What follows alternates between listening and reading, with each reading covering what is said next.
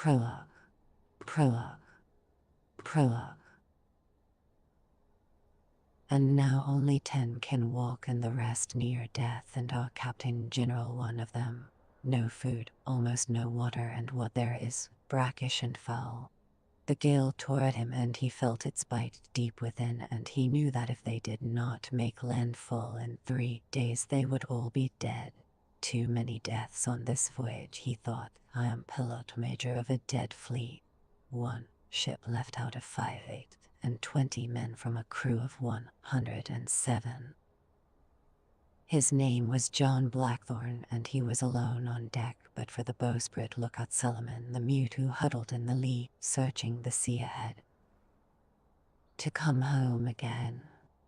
The ship heeled in a sudden squall, and Blackthorne held on to the arm of the sea chair that was lashed near the wheel on the quarterdeck until she righted, timbers squealing. She was the Erasmus, 260 tons, a 3-masted trader warship out of Rotterdam, armed with 20 cannon, and their orders to plunder Spanish and Portuguese possessions in the New World and put them to the torch, to open up permanent trading concessions, to discover new islands in the Pacific Ocean that could serve as permanent bases, and to claim the territory for the Netherlands. And within 3 years, sole survivor of the first expeditionary force sent from the Netherlands to ravage the enemy in the New World, the first Dutch ships ever to breach the secrets of the Strait of Magellan, 496 men, all volunteers, all Dutch except for 3 Englishmen, 2 pilots, 1 officer.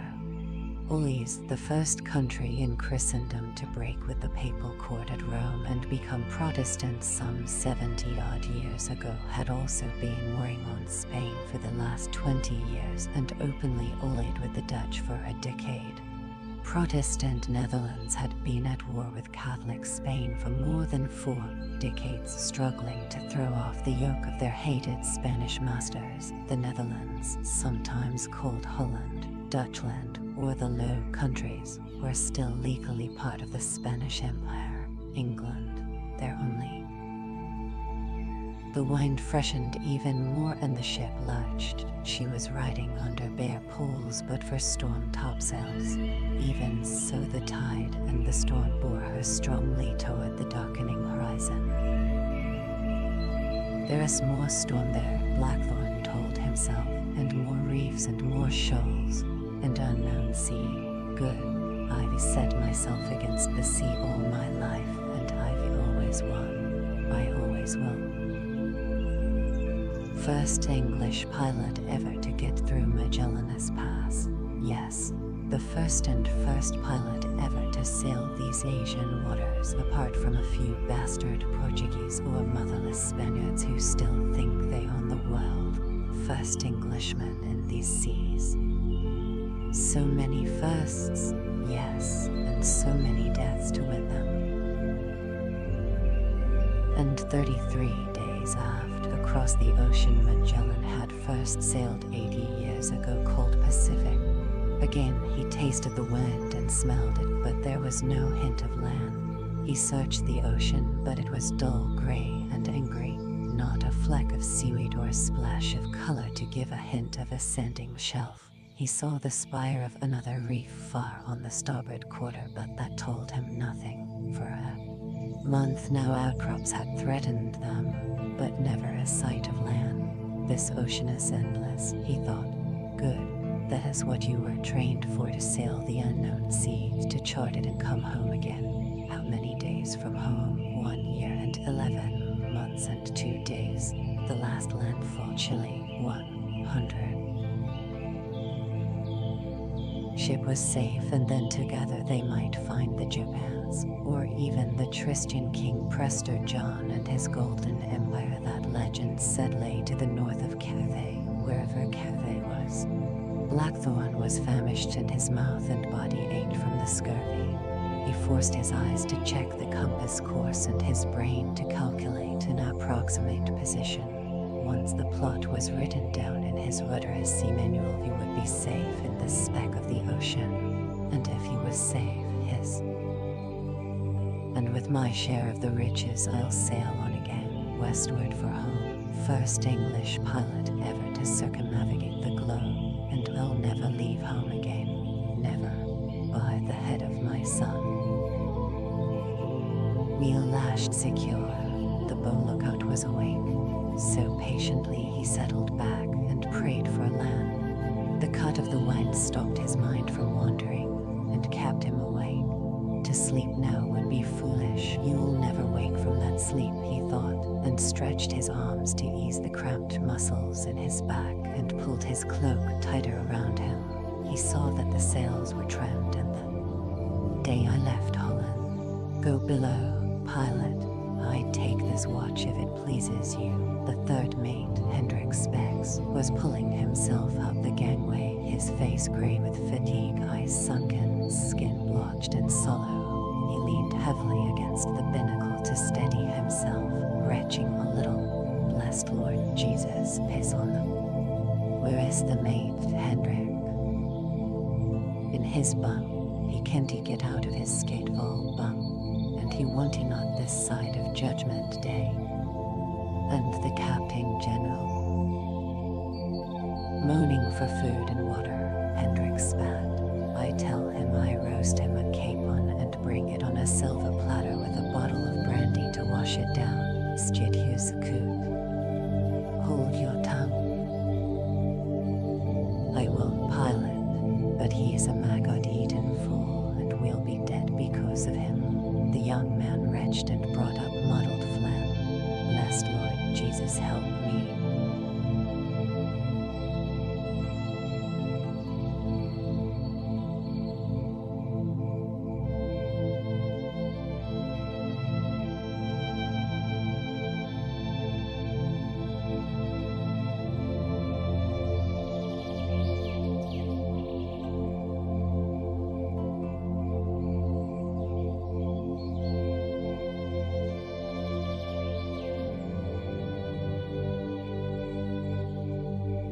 Go below, come back at dawn.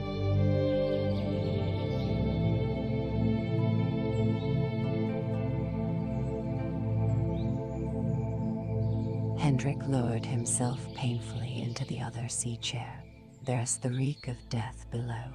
I take the watch if it pleases you. What has the course? Wherever the wind takes us.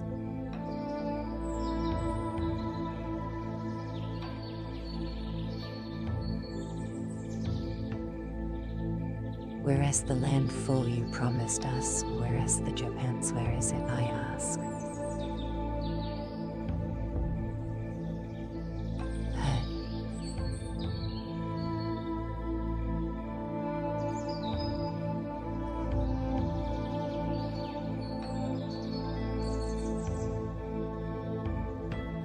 Always ahead, Godemhimmel. It wasn't he in our orders to sail into the unknown. We should be back home by now, safe, with our bellies full, not chasing Elmer's fire. Go below or hold your tongue.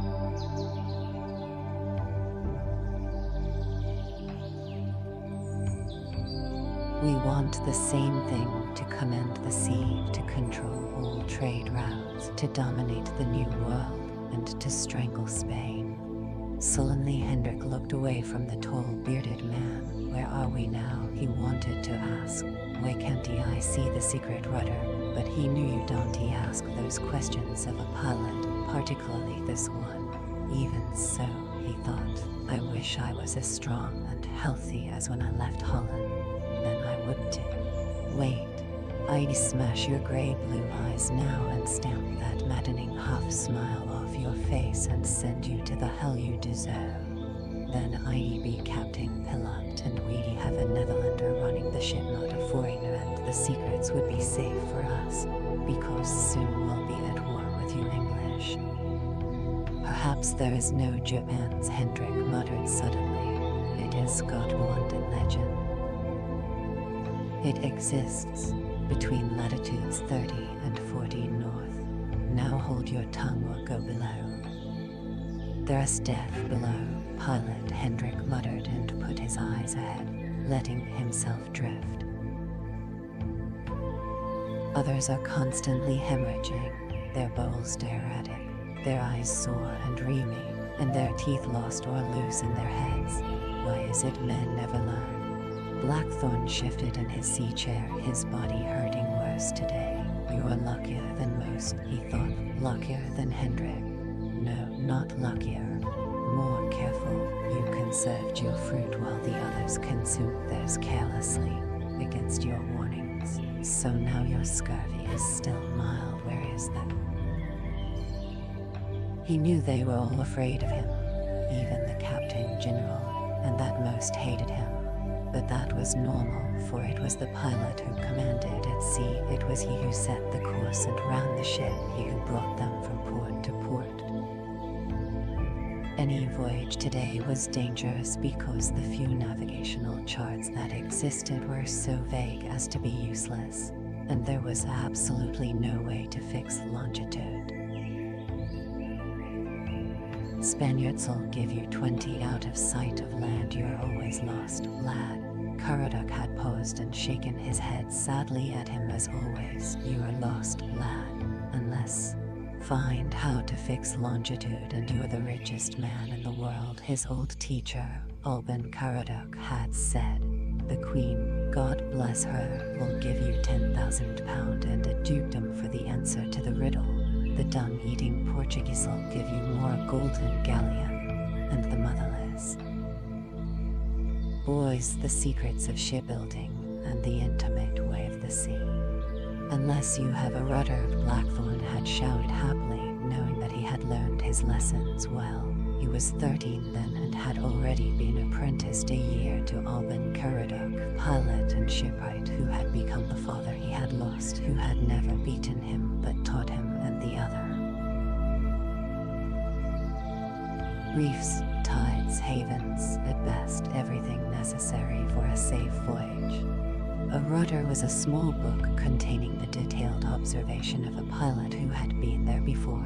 It recorded magnetic compass courses between ports and capes, headlands and channels. It noted the sounding and depths and color of the water and the nature of the seabed. It set down the how we got there and how we got back, how many days on a special tack, the pattern of the wind, when it blew and from where, what currents to expect and from where, the time of storms and the time of fair winds, where to careen the ship and where to water, where there were friends and where foes, shoals. The Pass of Magellan and the Cape of Good Hope, both Portuguese discoveries, and thence the seaways to Asia, were guarded as national treasures by the Portuguese and Spanish, and sought after with equal ferocity by their Dutch and English enemies. The English, Dutch, and French had rudders for their own waters, but the waters of the rest of the world had been sailed only by captains from Portugal and Spain, and these two countries considered all rudders secret, rudders that revealed the seaways to the New World or unraveled the mysteries of once. But a rudder was only as good as the pilot who wrote it, the scribe who hand-copied it, the very rare printer who printed it, or the scholar who translated it. A rudder could therefore contain errors, even deliberate ones. A pilot never knew for certain until he had been there himself, at least. At sea, the pilot was leader, sole guide, and final arbiter of the ship and her crew. Alone he commanded from the quarterdeck. That is heady wine, Blackthorn told himself, and once sipped, never to be forgotten, always to be sought and always necessary. That is one of the things that keep you alive when others die. He got up and relieved himself in the scuppers. Later the sand ran out of the hourglass by the binnacle and he turned it and rang the ship a spell. Can you stay awake, Hendrik? Yes, I believe so. His bunk. I'll send someone to replace the bow lookout. See, he stands in the wind and not in the lee. That'll keep him sharp and awake. For a moment he wondered if he should turn the ship into the wind and heaved for the night, but he decided against it, went down the companionway and opened the forecastle door. The companion were led into the crew's quarters. The cabin ran the width of the ship and had bunks and hammock space for 120 men. The warmth surrounded him and he was grateful for it and ignored the ever-present stench from the bilges below. None of the 20-odd men moved from. "Get aloft, Metsucker," he said in Dutch, the lingua franca of the Low Countries, which he spoke perfectly, along with Portuguese and Spanish and Latin. "Else, you and there's," he screamed as Blackthorn jerked him out of the bunk and hurled him against the door. Blood flecked his mouth and he was stunned. A brutal kick in his side brought him out of his stupor. "I am near death," the small, sharp-featured man said, cringing deeper into the bunk. "I am sick. Look, the scurvy has taken all my teeth. Lord Jesus, help us. We'll all perish if it wasn't for you. We all be home by now, safe. I am a merchant. I am not a seaman. I am not part of the crew. Take someone. You get your face aloft and stay there till you're dead or we make landfall." The man pulled the door open and fled in agony. Blackthorn looked at the others. They stared back at him. "How are you feeling, Johann?" "Good enough, pilot. Perhaps I'll let." Johann Vink was 43, the chief gunner and bosun's mate, the oldest man aboard. He was hairless and toothless, the color of aged oak and just as strong. 6 years ago he had sailed with Blackthorn on the ill-fated search for the Northeast Passage, and each man knew the measure of the other. "At your age most men are already dead, so you're ahead of us all." Blackthorn was 36. Vink smiled mirthlessly. "It is the brandy, pilot, that and fornication and the saintly life I've led." No one laughed. Then someone pointed at a bunk. "Pilot, the bosun is dead." "Then, get the body aloft, wash it and close his eyes, you, and you." The men were quickly out of their bunks this time, and together they half dragged, half carried the corpse from the cabin. "Take the dawn watch, Vink, and Ginsel, your bow lookout." "Yes, sir." Blackthorn went back on deck. He saw that Hendrik was still awake, that the ship was in order. The relieved lookout, Salomon, stumbled past him, more dead than alive, his eyes puffed and red from the cut of the wind. Blackthorn crossed to the other door and went below. The passageway led to the great cabin aft, which was the Captain General's quarters and magazine. His own cabin was starboard and the other, to port, was usually for the 3 mates. Now back is Van Neck, the chief merchant, Hendrik, the 3rd mate, and the boy, Crook, shared it. They were all very sick. Little. He went into the great cabin. The Captain General, Paulus Spilbergen, was lying half-conscious in his bunk. He was a short, florid man, normally very fat, now very thin, the skin of his paunch hanging slackly in folds. Blackthorn took a water flagon out of a cigarette drawer and helped him drink it. "Thanks," Spilbergen said weakly. "Where is land, where is land?" "Ahead," he replied, no longer believing it, then put the flagon away, closed his ears to the winds and left, hating him anew. Almost exactly a year ago they had reached here at Del Fuego, the winds favorable for the stab into the unknown of Magellanus Pass, but the Captain General had ordered a landing to search for gold and treasure. "Christ Jesus, look ashore, Captain General, there is no treasure in those wastes. Legend says it is rich with gold and we can claim the land for the glorious Netherlands. The Spaniards have been here in strength for 50 years. Perhaps, but perhaps not this far south, Pilot Major. This far south the seasons are reversed. May, June, July, August are dead winter here. The rudder says the timing is critical to get through the straits. The winds turn in a few weeks. Then we'll have to stay here, winter here for months. How many weeks, pilot? The rudder says 8, but seasons don't stay the same. Then we'll explore for a couple of weeks.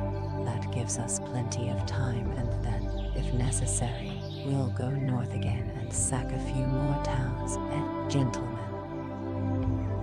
we've got to try now, Captain General.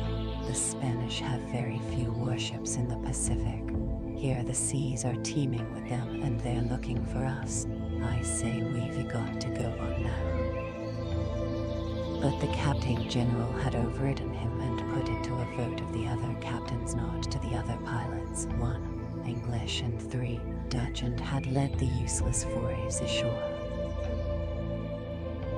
The winds had changed early that year, and they had had to winter there. The Captain General afraid to go north because of Spanish fleets. It was 4 months before they could sail.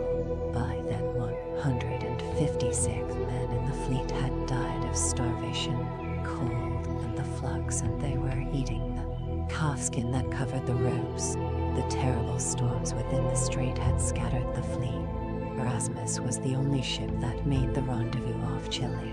They had waited a month for the others, and then, the Spaniards closing in, had set sail into the unknown. The secret rudder stopped at Chile. Blackthorn walked back along the corridor and unlocked his own cabin door, relocking it behind him. The cabin was low-beamed, small, and orderly, and he had to stoop as he crossed to sit at his desk. He unlocked a drawer and carefully unwrapped the last of the apples he had hoarded so carefully, all rubbed into the gums. They helped prevent your teeth from falling out. He chewed the fruit gently because his teeth were aching and his gums sore and tender, then sipped water from the wineskin. It tasted brackish. Then he wrapped the remainder of the apple and locked it away. The way from Santa Maria Island off Chile. It was bruised and tiny, with mold on the rotting section. He cut off a quarter. There were a few maggots inside. He ate them with the flesh, heeding the old sea legend that the apple maggots were just as effective against scurvy as the fruit, and that a rat scurried in the shadows cast by the hanging oil lantern over his head. Timbers creaked pleasantly. Cockroaches swarmed on the floor. I am tired. I am so tired. He glanced at his bunk, long, narrow, the straw pall is inviting. I am so tired. Go to sleep for this hour, the devil half of him said. Even for 10 minutes and you'll be fresh for a week. You've had only a few hours for days now, and most of that aloft in the cold. You must sleep, sleep. They rely on you. 2 leagues, each of 3 miles this hour. Large reefs shaped like a triangle were sighted at half the hour, bearing northeast by north, half a league distant. I'll sleep tomorrow, he said aloud, and forced his hand to unlock his chest and take out his rudder. He saw that the other one, the Portuguese one, was safe and untouched, and that pleased him. He took a clean quill and began to write. April 21, 1600. 5th hour, dusk, 133 day from Santa Maria Island, Chile, on the 32-degree north line of latitude. Sea still high and wind strong, and the ship rigged as before. The color of the sea dull gray-green and bottomless. We are still running before the wind along a course of 270 degrees, veering to north-northwest, making way briskly, about 3 men died in the night of the Scourger as sailmaker, Rice gunner, Tud mate Dehan. After commending their souls to God, the Captain General still being sick, I cast them into the sea without shrouds, for there was no one to make them. Today Bosun Rickloff died. I could not take the declension of the sun at noon today, again due to overcast, but I estimate we are still on course and that landfall in the Japan should be soon. But how soon, he asked the sea lantern that hung above his head, swaying with the pitch of the ship, how to make a chart. There must be a way, he told himself for the millionth time. How to set longitude. There must be a way. How to keep vegetables fresh. What is scurvy? They say it is a flux from the sea. Boy, Alban Karadak had said. He was a huge-bellied, great-hearted man with a tangled gray beard. But could you boil the vegetables and keep the broth? It sickens, lad. No one's ever discovered a way to store it. They say that Francis Drake sails soon. No, you can't go, boy. I am almost 14. You let Tim and Watts sign on with him and he needs apprentice pilots. They're 16, you're just 13. They say he is going to try from Magellan's Pass, then up the coast to the unexplored region to the Californias to find the Straits of Anian that join Pacific with Atlantic, from the Californias all the way to Newfoundland, the Northwest Passage at long last. The supposed Northwest Passage, lad, no one has proved that legend yet. He is Admiral now and will be the first English ship through Magellan's Pass, the first in the Pacific, the first. I'll never get another chance like this. Oh, yes, you will, and he'll never breach Magellan's secret way unless he can steal a rudder or capture a Portuguese pilot to guide him through. How many times must I tell you a pilot must have patience? Learn patience, boy. You've planned. Please. No. Wait. Because he'll be gone 2, 3 years, perhaps more. The weak and the young will get the worst of the food and the least of the water, and of the 5 ships that go, only his will come back. You'll never survive, boy. Then, I'll sign for his ship only. I'm strong. He'll take me.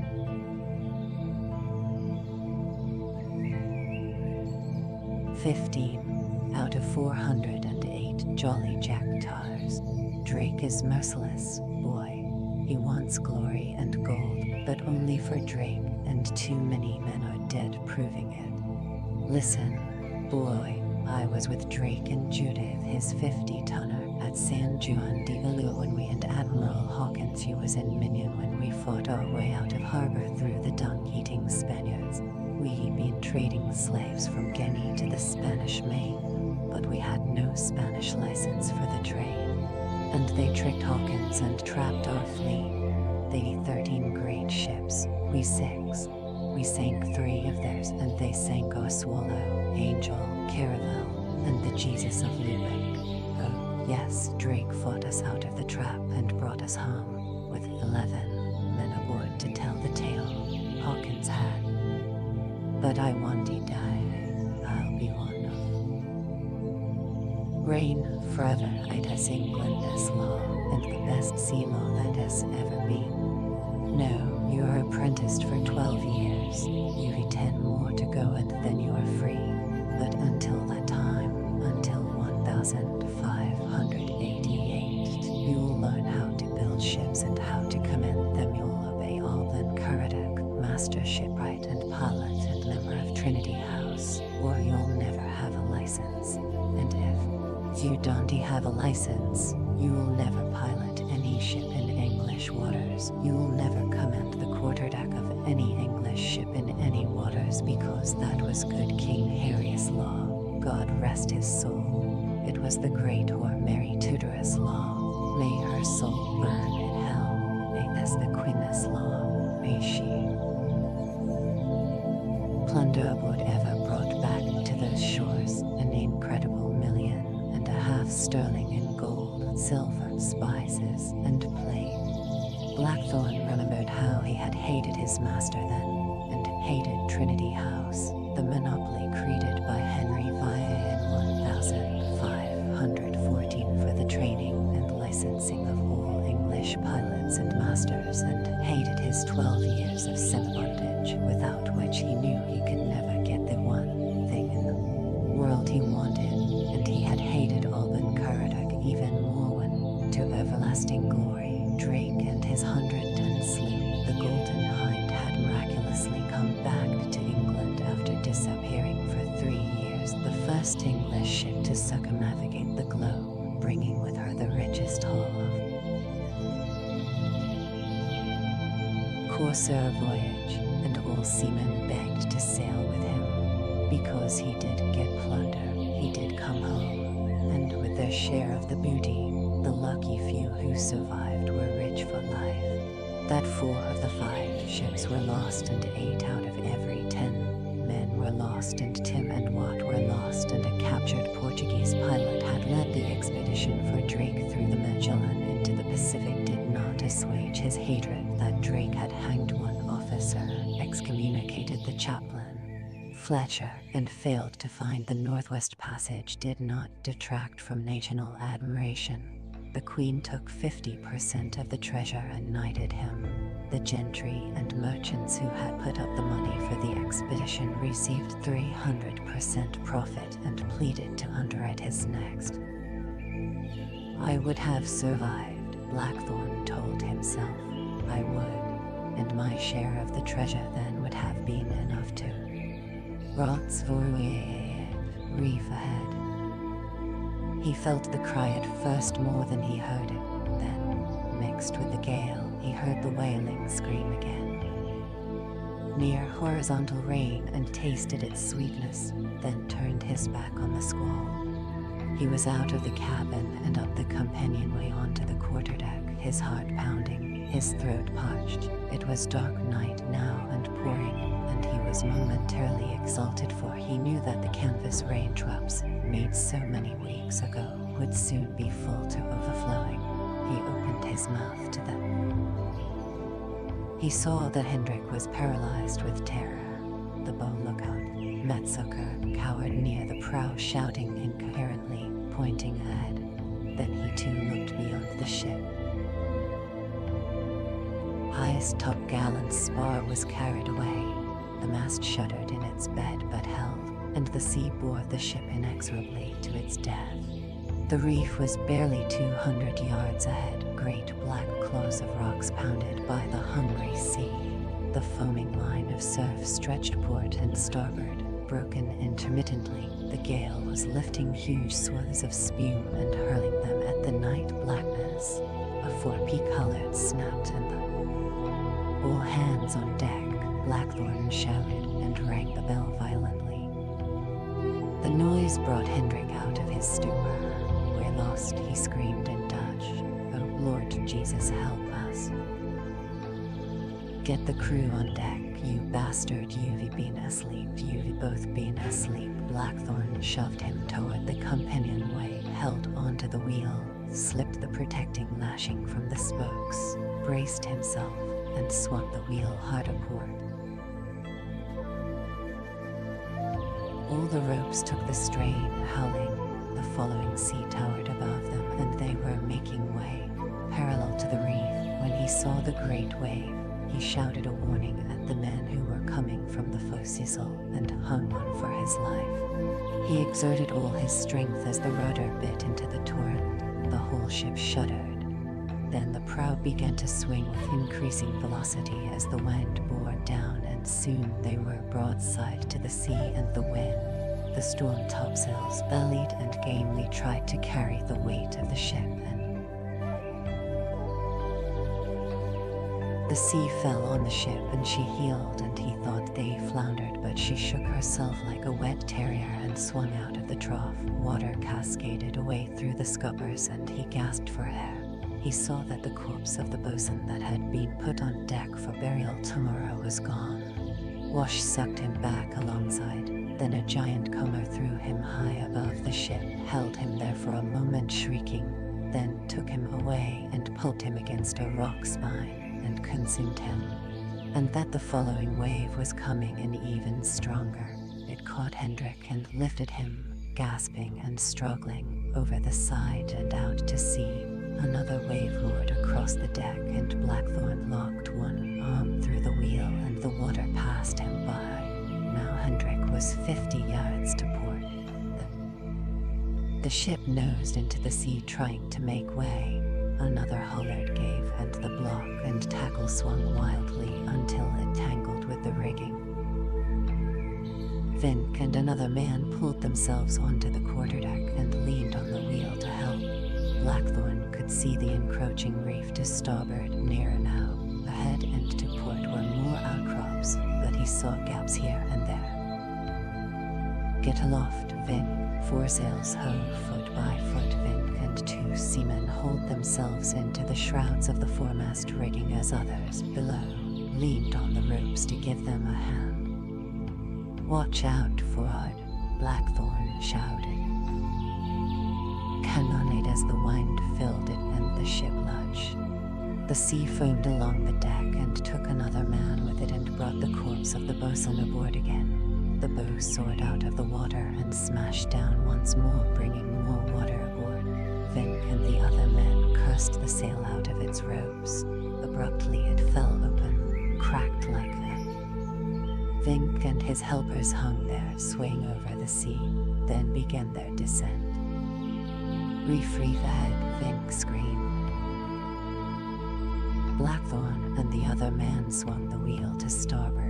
The ship hesitated, then turned and cried out as the rocks, barely awash, found the side of the ship, but it was in a leak below, and the rock nose crumbled. The timbers held safe, and the men aboard began to breathe once more. Burst into the foresail, smashing one man against the bulkhead, the whole deck awash like the one above. Blackthorn saw a break in the reef ahead and committed the ship to it. The wind was harder now, the sea more furious. The ship swerved with a gust and the wheels spun out of their hands. Together they grabbed it and set her course again. But she bobbed and twisted drunkenly. Sea flooded aboard and... "Man the pumps," Blackthorn shouted. He saw two men go below. The rain was slashing his face and he squinted against the pane. The binnacle light and aft riding light had long since been extinguished. Then as another gust shoved the ship farther off course, the seamen slipped and again the wheels spun out of their grasp. The man shrieked as a spoke smashed the side of his head and he lay there at the mercy of the sea. Blackthorn pulled him up and held him until the frothing comber had passed. Then he saw that the man was dead, so he let him slump into the sea chair and the next sea cleaned the quarterdeck of him. Fraction and held course. The gulch through the reef was 3 points to windward, and try as he could, Blackthorn could not gain way. He searched desperately for another channel, but knew there was none, so he let her fall off from the wind momentarily to gain speed, then swung her hard to windward again. She gained way. There was a wailing, tormented shudder as the keel scraped the razor's spines below, and all aboard imagined they saw the oak timbers burst apart and the sea flood in. The ship reeled forward out of control now. Blackthorn shouted for help, but no one heard him, so he fought the wheel alone against the sea. Once he was flung aside, but he groped back and held on again, wondering in his thickening mind how the rudder had survived so long. Broadside and helpless. In the neck of the pass, the sea became a maelstrom, driven by the tempest and hemmed in by the rocks. Huge waves smashed at the reef, then reeled back to fight the incomer until the waves fought among themselves and attacked on all quarters of the compass. The ship was sucked into the vortex. "Piss on you," stormed Blackthorn rage. "Get your dung-eating hands off my ship." More. The wheel spun again and threw him away, and the deck heeled sickeningly. The bowsprit caught a rock and tore loose part of the rigging with it, and she righted herself. The foremast was bending like a bow, and it snapped. The men on deck fell on the rigging with axes to cut it adrift as the ship floundered down the raging channel. They hacked the mast free and it went over the side, and one man went with it caught in the tangled mess. The man cried out, "Trapped," but there was nothing they could do, and they watched as he and the mast appeared and disappeared alongside, then came back now. Vink and the others who were left looked back at the quarterdeck and saw Blackthorn defying the storm like a madman. They crossed themselves and doubled their prayers, some weeping with fear, and hung on for life. The strait broadened for an instant and the ship slowed, but headed narrowed ominously again, and the rocks seemed to grow, to tower over them. The current ricocheted off one side, taking the ship with it, turned her abeam again and flung her to her doom. Blackthorn stopped cursing the storm and fought the wheel to port and hung there, his muscles knotted against the strain, but the ship knew not her rudder and neither did the sea. "Turn, you whore from hell," he gasped, his strength ebbing fast. "Help me." Head, the rudder bit into the sea, and then the wind and the sea joined to help, and together they spun her before the wind, and she sped through the pass to safety, into the bay beyond. The sea race quickened, and he felt his heart near bursting, but still he strained against the press of the sea. He tried to keep his eyes focused, but his vision reeled, the colors wrong and fading. The ship was in the neck and dead, but just then the keel scraped a mud shoal. The shock turned her. Chapter 1. Thick porridge of wheat or barley, and he finished it quickly, eating with his fingers. The water in an odd-shaped gourd was warm and tasted curious, slightly bitter but savory. Blackthorn was suddenly awake. For a moment he thought he was dreaming because he was ashore and the room unbelievable. It was small and very clean and covered with soft mats. He was lying on a thick quilt and another was thrown over him. The ceiling was polished cedar and the walls were layers of cedar in squares covered with an opaque paper that muted the light pleasantly. Beside him was a scarlet tray bearing small bowls. One contained cold-cooked vegetables and he wafted them, hardly noticing the piquant taste. Another contained a fish soup and he drained that. Another was filled with it. Then he noticed the crucifix in its niche. "This house is Spanish or Portuguese," he thought aghast. "Is this the Japan's or cafe?" Soul, and a wide purple band around her waist. A panel of the wall slid open. A middle-aged, heavy-set, round-faced woman was on her knees beside the door, and she bowed and smiled. Her skin was golden, and her eyes black and narrow, and her long black hair was piled neatly on her head. She wore a gray silk robe and short white socks with a thick "Gashijin-sama, gokuban wa ikaga dizuka," she said. She waited as he stared at her blankly, then said it again. "Is this the Japan's?" he asked. "Japan's or cafe?" She stared at him uncomprehendingly and said something else he could not understand. Then he realized that he was naked. His clothes were nowhere in sight. With sign language, he showed her that he wanted to get dressed. Then he pointed at the food bowls and she knew that he was still hungry. She smiled and bowed and slid the door shut. "Ashore, and put me here." He lay back exhausted, the untoward, nauseating non-motion of the floor making his head spin. With an effort he tried to collect himself. "I remember getting the anchor out," he thought, "with Vink. I think it was Vink. We were in a bay, and the ship had nosed ashore and stopped. We could hear waves breaking on the beach, but everything was safe. There were lights ashore, and then I was in my cabin and blackness. I don't remember anything. Then there were lights through the blackness and strange voices. I was talking English, then Portuguese. One of the natives talked a little Portuguese. Or was he Portuguese? No, I think he was a native. Did I ask him where we were? I don't remember.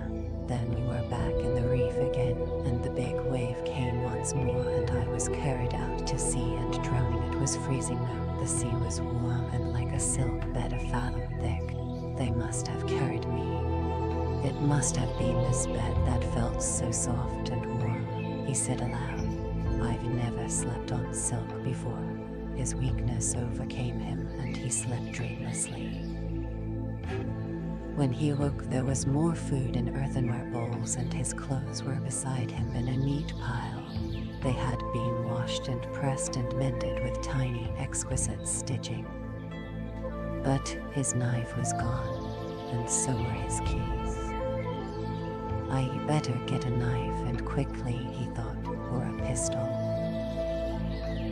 Bondage, where gold was as cheap as pig iron, and emeralds, rubies, diamonds, and sapphires as plentiful as pebbles on a beach.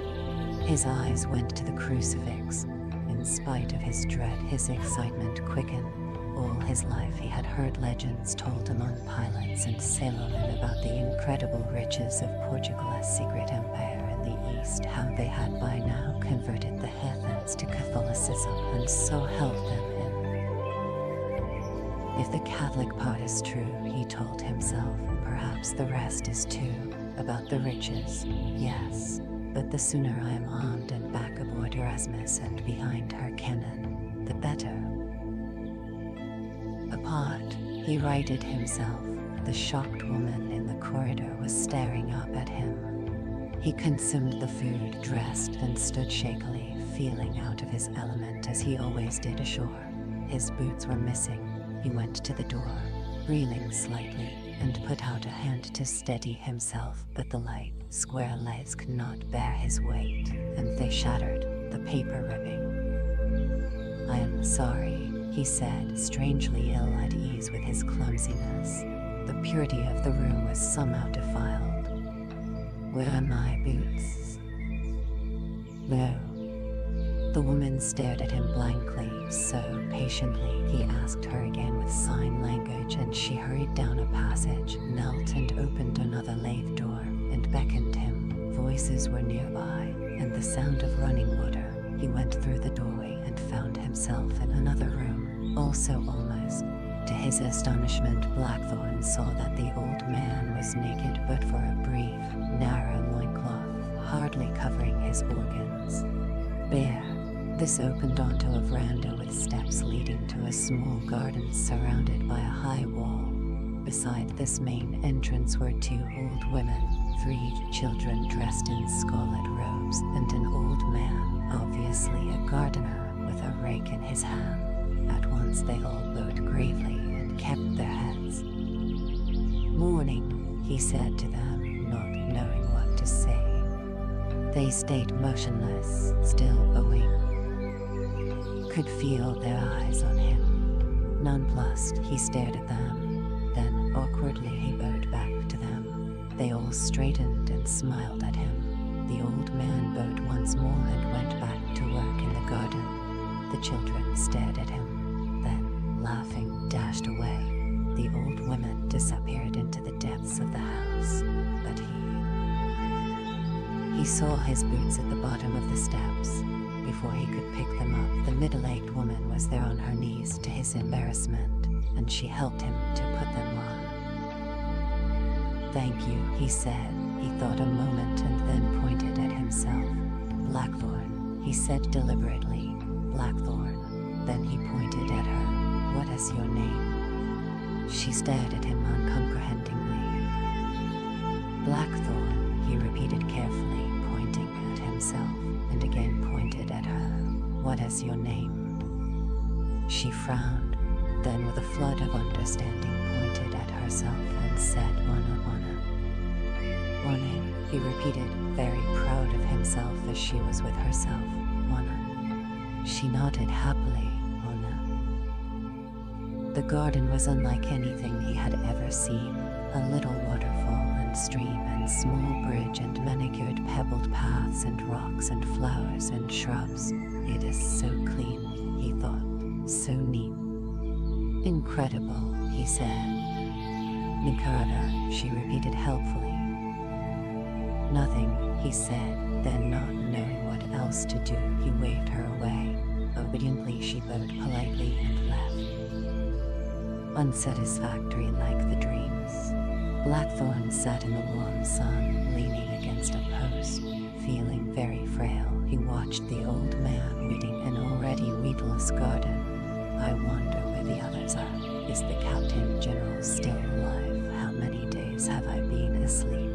I can remember waking and eating and sleeping again. The eating closed it after him, and far off high mountains, a crisp wind broomed the sky and kept the cumulus advancing. Bees were foraging, and it was a lovely spring day.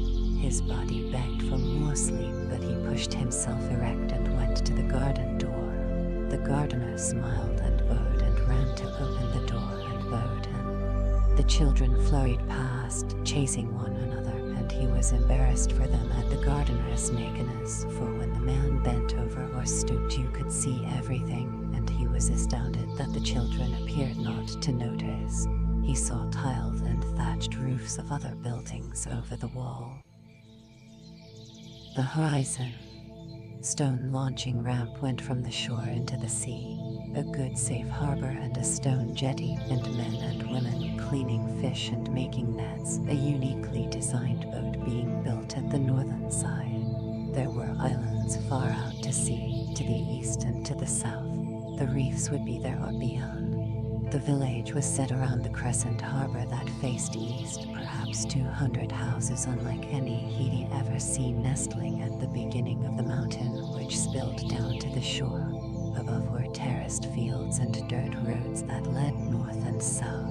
Below, the waterfront was cobbled and in the harbor were many other quaintly shaped boats, mostly fishing craft, some with one large sail, several being scull, the oarsmen standing and pushing against the sea, not sitting and pulling as he would have done. A few of the boats were heading out to sea, others were nosing at the wooden dock, and Erasmus was anchored neatly 50 yards from shore, in good water with 3 bow cables. Who did that, he asked himself.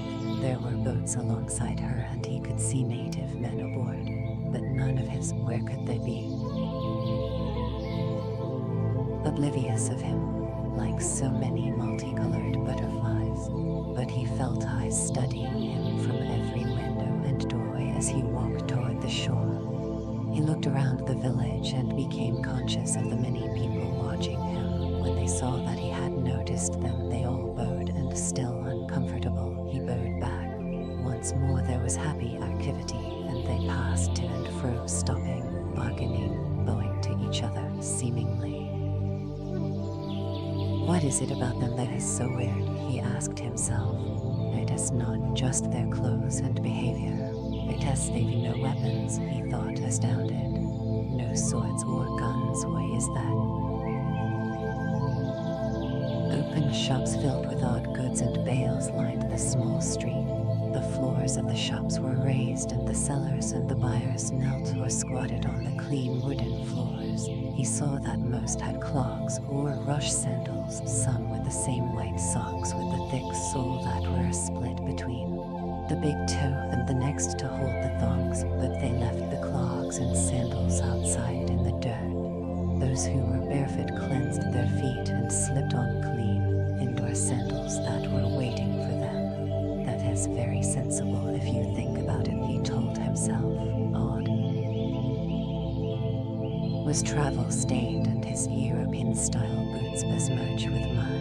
He was looking out into the harbor at Erasmus, and Blackthorn knew that he must recognize her as Dutch or English, new to most seas, leaner, faster, a merchant fighting ship, patterned and improved on the English privateers that. Then, he saw the tonsured man approaching, and fear swept sickeningly from his testicles into his stomach. The priest was obviously Portuguese or Spanish, and, though his flowing robe was orange, there was no mistaking the rosary and crucifix at his belt, or the cold hostility on his face. His robe had wreaked so much havoc on the Spanish main, where the priest were 10 natives, black-haired and black-eyed, one dressed like him except that he had thong slippers. The others wore varicolored robes or loose trousers or simply loincloths, but none was armed. Blackthorn wanted to run while there was time, but he knew he did not have the strength and there was nowhere to hide. His height and size and the color of his eyes made him alien in this world. He put his back against the wall. "Who are you?" the priest said in Portuguese. He was a thick, dark, well-fed man in his middle 20s with a long beard. "Who are you?" Blackthorn stared back at him. "That is a Netherlander privateer. You are a heretic Dutchman. You are pirates. God have mercy on you." "We're not pirates. We're peaceful merchants except to our enemies. I am pilot of that ship. Who are you?" "Father Sebastian, how did you get here? How?" "We were blown ashore. What is this place? Is it the Japan's?" Blackthorn, all of them were shocked and one made the sign of the cross protectively. "Yes, Japan, Nippon," the priest said impatiently. He turned to one of the men, older than the rest, small and lean with strong arms and calloused hands, his page shaved and his hair drawn into a thin queue as gray as his eyebrows. The priest spoke haltingly to him in Japanese, pointing at, "Dutchmen are heretics, rebels and pirates. What is your name? Is this a Portuguese settlement?" The priestess' eyes were hard and bloodshot. "The village headman says he has told the authorities about you. Your sins have caught up with you. Where is the rest of your crew?" "We were blown off course. We just need food and water and time to repair our ship. Then we'll be off. We can pay for every." "Where is the rest of your crew?" "I don't know. Aboard. I suppose they're aboard."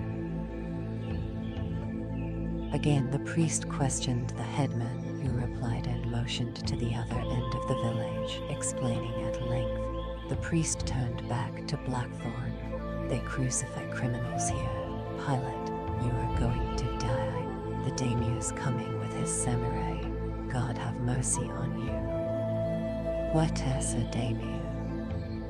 "A feudal lord. He owns this whole province. How did you get here?" "And samurai?" "Warrior soldiers, members of the warrior caste," the priest said with growing irritation. "Where did you come from and who are you?"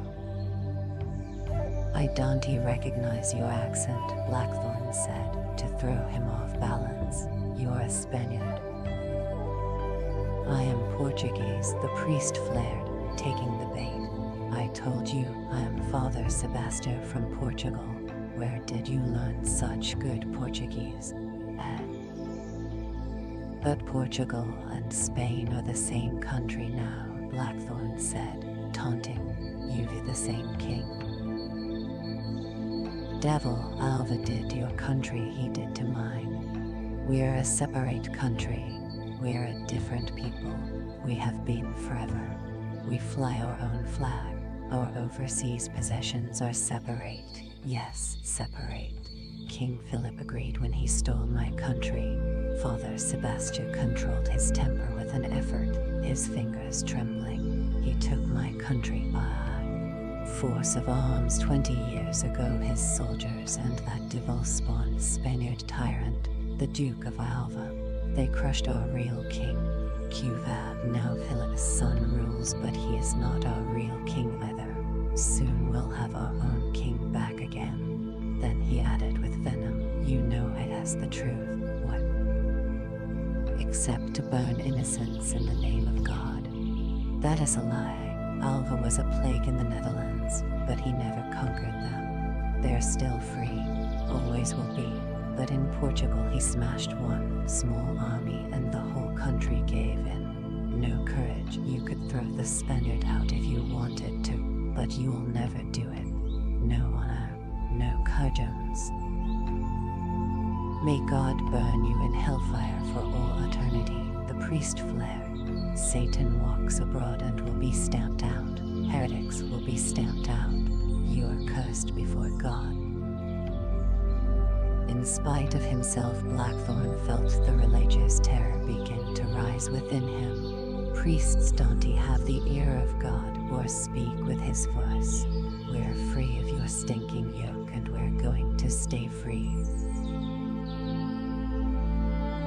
And had reversed her father's curbs and historic changes to the Church of Rome in England against the will of the majority. She had ruled for 5 years and the realm was torn asunder with hatred and fear and bloodshed. But she had died and Elizabeth became queen at 24.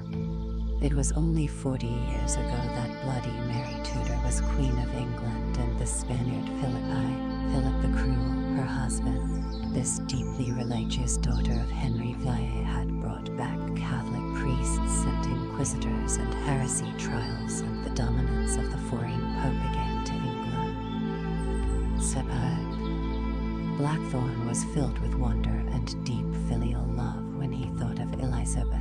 For 40 years she has battled with the world. She has outfoxed and outfought popes, the Holy Roman Empire, France and Spain combined, excommunicated, spat one, reviled abroad. She has led us into harbor safe, strong. We are free, Blackthorn said to the priest. You are broken. We've our own schools now, our own books, our own Bible, our own church. You Spaniards are all the same. Awful, you monks are all the same, idol worshippers. The priest lifted his crucifix and held it between Blackthorn and himself as a shield. Oh God, protect us from this evil. I am not Spanish, I tell you. I am Portuguese, and I am not a monk. I am a brother of the Society of Jesus. All one of them, a Jesuit. Yes, may God have mercy on your soul, Father. Sebastian snapped something in Japanese and the men surged toward Blackthorn. He backed against the wall and hit one man hard, but the others swarmed over him and he felt himself choking. Nanigotida. Abruptly, the melee ceased. The young man was 10 paces away. He wore breeches and clogs, and a light kimono and 2 scabbarded swords were stuck into his belt. One was dagger-like, the other, a 2-handed killing sword, was long and slightly curved. His right hand was casually on the hilt. Nanigotida, he asked harshly, and when no one answered instantly, Nanigotida. The Japanese fell to their knees, their heads bowed into the dirt. Only the priest stayed on his feet. He bowed and began to explain haltingly, but the man contemptuously cut him short and pointed at the headman. Mora, the headman, kept his head bowed and began explaining rapidly. Several times he pointed at Blackthorn, once at the ship and twice at the priest. Now there was no movement on the street. All who were visible were on their knees and bowing low. The headman finished. The armed man arrogantly questioned him for a moment, and he was answered differentially and quickly. Then the soldier said something to the headman and waved with open contempt at the priest, then at Blackthorn, and the gray-haired man put it more simply to the priest, who flushed. The man, who was a head shorter and much younger than Blackthorn, his handsome face slightly pockmarked, stared at the stranger. Onashi ite doku kara ketanada, doku no kuni no monoda. The priest said nervously, Kasuge Ome senseis, where do you come from and what is your nationality? Is Mr.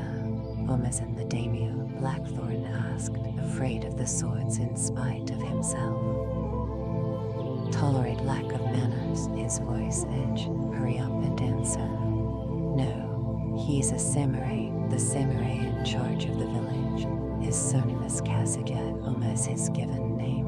Here they always put their surnames first. San means honorable, and you add it to all names as a politeness. You'd better learn to be polite and find some manners quickly. Here they don't. Amsterdam, I am English.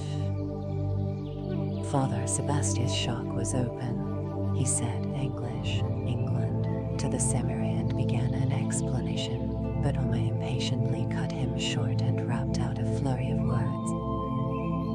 Oma-san asks if you're the leader.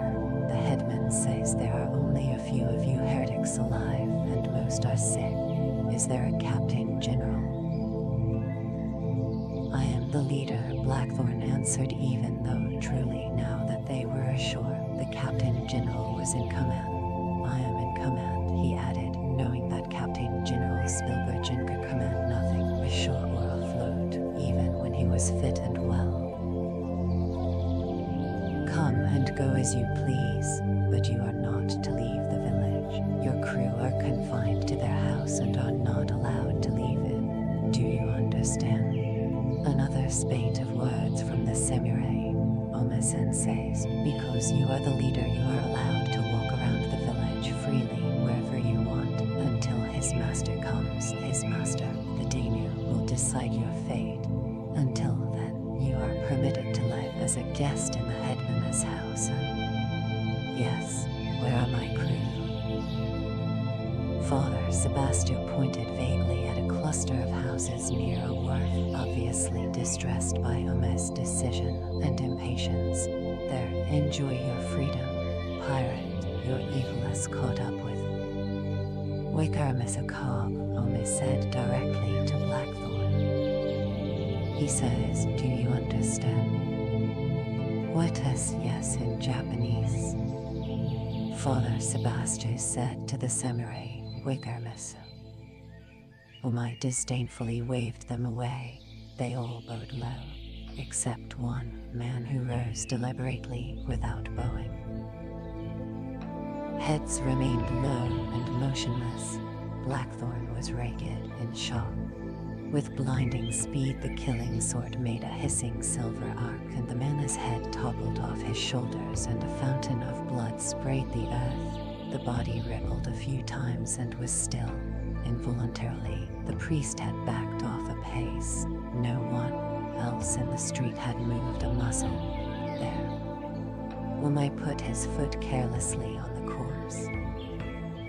Ekenase, he said, motioning them away.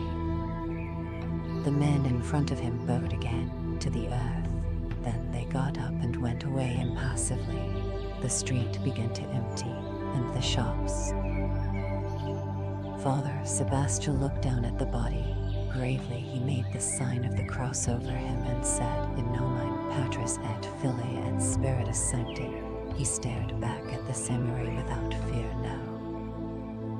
Ekenase, the tip of the gleaming sword rested on the body. After a long moment, the priest turned and walked away. With dignity, Oma watched him narrowly, then glanced at Blackthorn. Blackthorn backed away, and then, when safely distant, he quickly turned a corner and vanished. Umai began to laugh uproariously.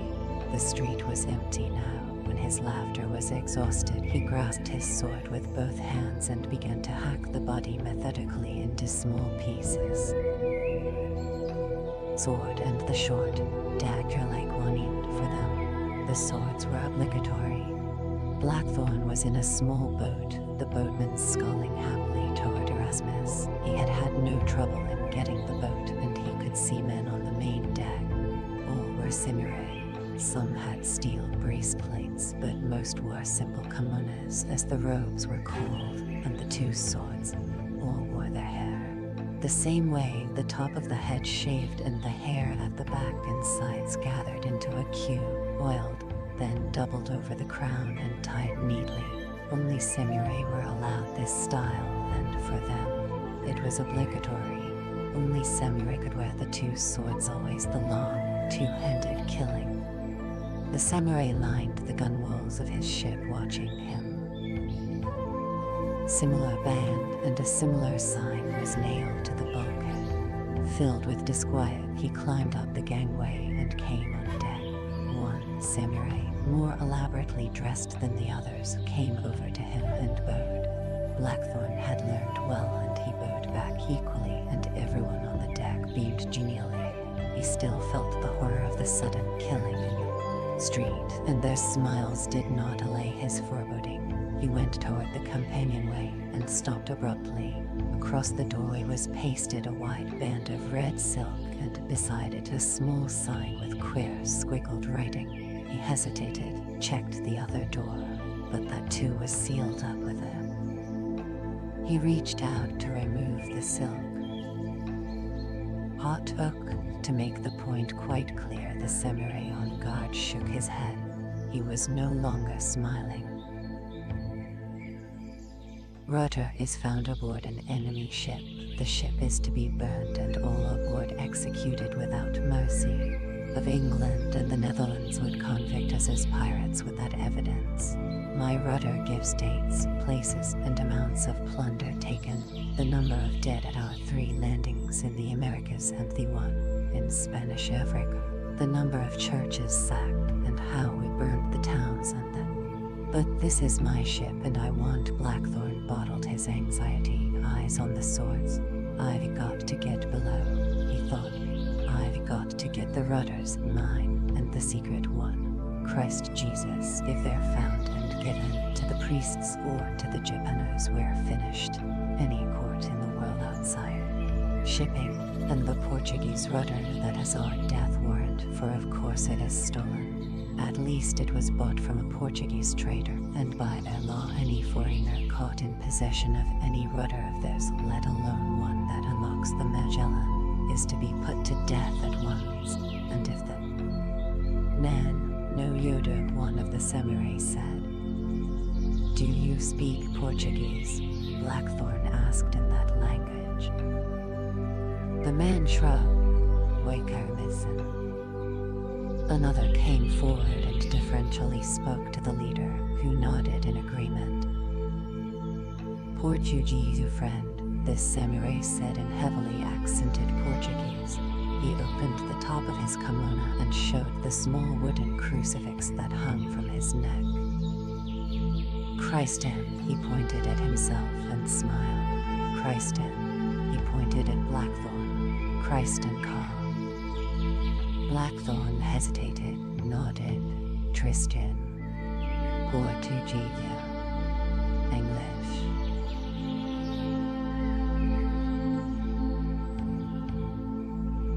The man chatted with the leader, then both shrugged and looked back at him. Portuguese.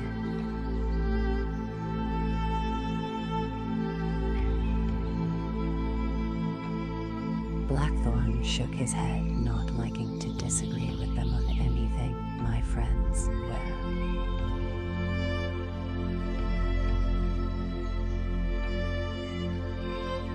The samurai pointed to the east end of the village.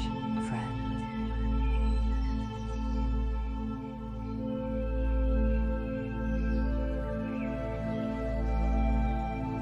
This is my ship. I want to go below. Blackthorn said it in several ways and with signs, and they understood.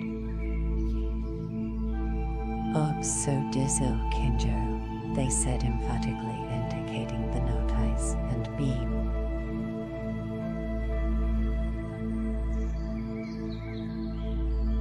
It was quite clear that he was not allowed to go below. Kinjo must mean forbidden. Blackthorn thought irritably.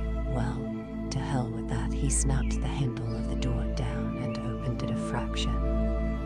Kinjo.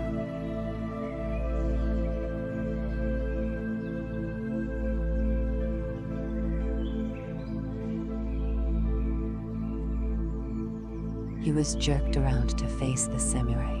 Their swords were half out of the scabbards. Motionlessly, the 2 men waited for him to make up his mind. Others on deck watched impassively. Sweat trickling down his spine, and he hated everything about the Japans and wished himself and his crew back aboard, armed and out to sea. Blackthorn knew he had no option but to back down, so he shrugged and walked away and checked the hawsers and the ship as best he could. The tattered sails were down and tied in place, but the lashings were different from any he'd ever seen, so he presumed that the Japanese had made the vessel secure. He started down the gangway and stopped. He felt the cold sweat as he saw them all staring at him malevolently, and he thought, Christ Jesus, how could I be so stupid? He bowed politely, and at once the hostility vanished and they all bowed and were smiling again. But he could still feel that. By the Lord Jesus, I think you're wrong, Pilate, Vinck said. His toothless grin was wide and obscene. If you can put up with the swill they call food, it is the best place I've been, ever. I've had 2 women in 3 days and they're like rabbits. They'll do anything if you show them how. That is right, but you can't do nothing without meat or brandy, nor for long. I am tired out, and I could only do it once, Matsuko said, his narrow face twitching. The yellow bastards want to understand that we need meat and beer and bread, and brandy or wine. Possible.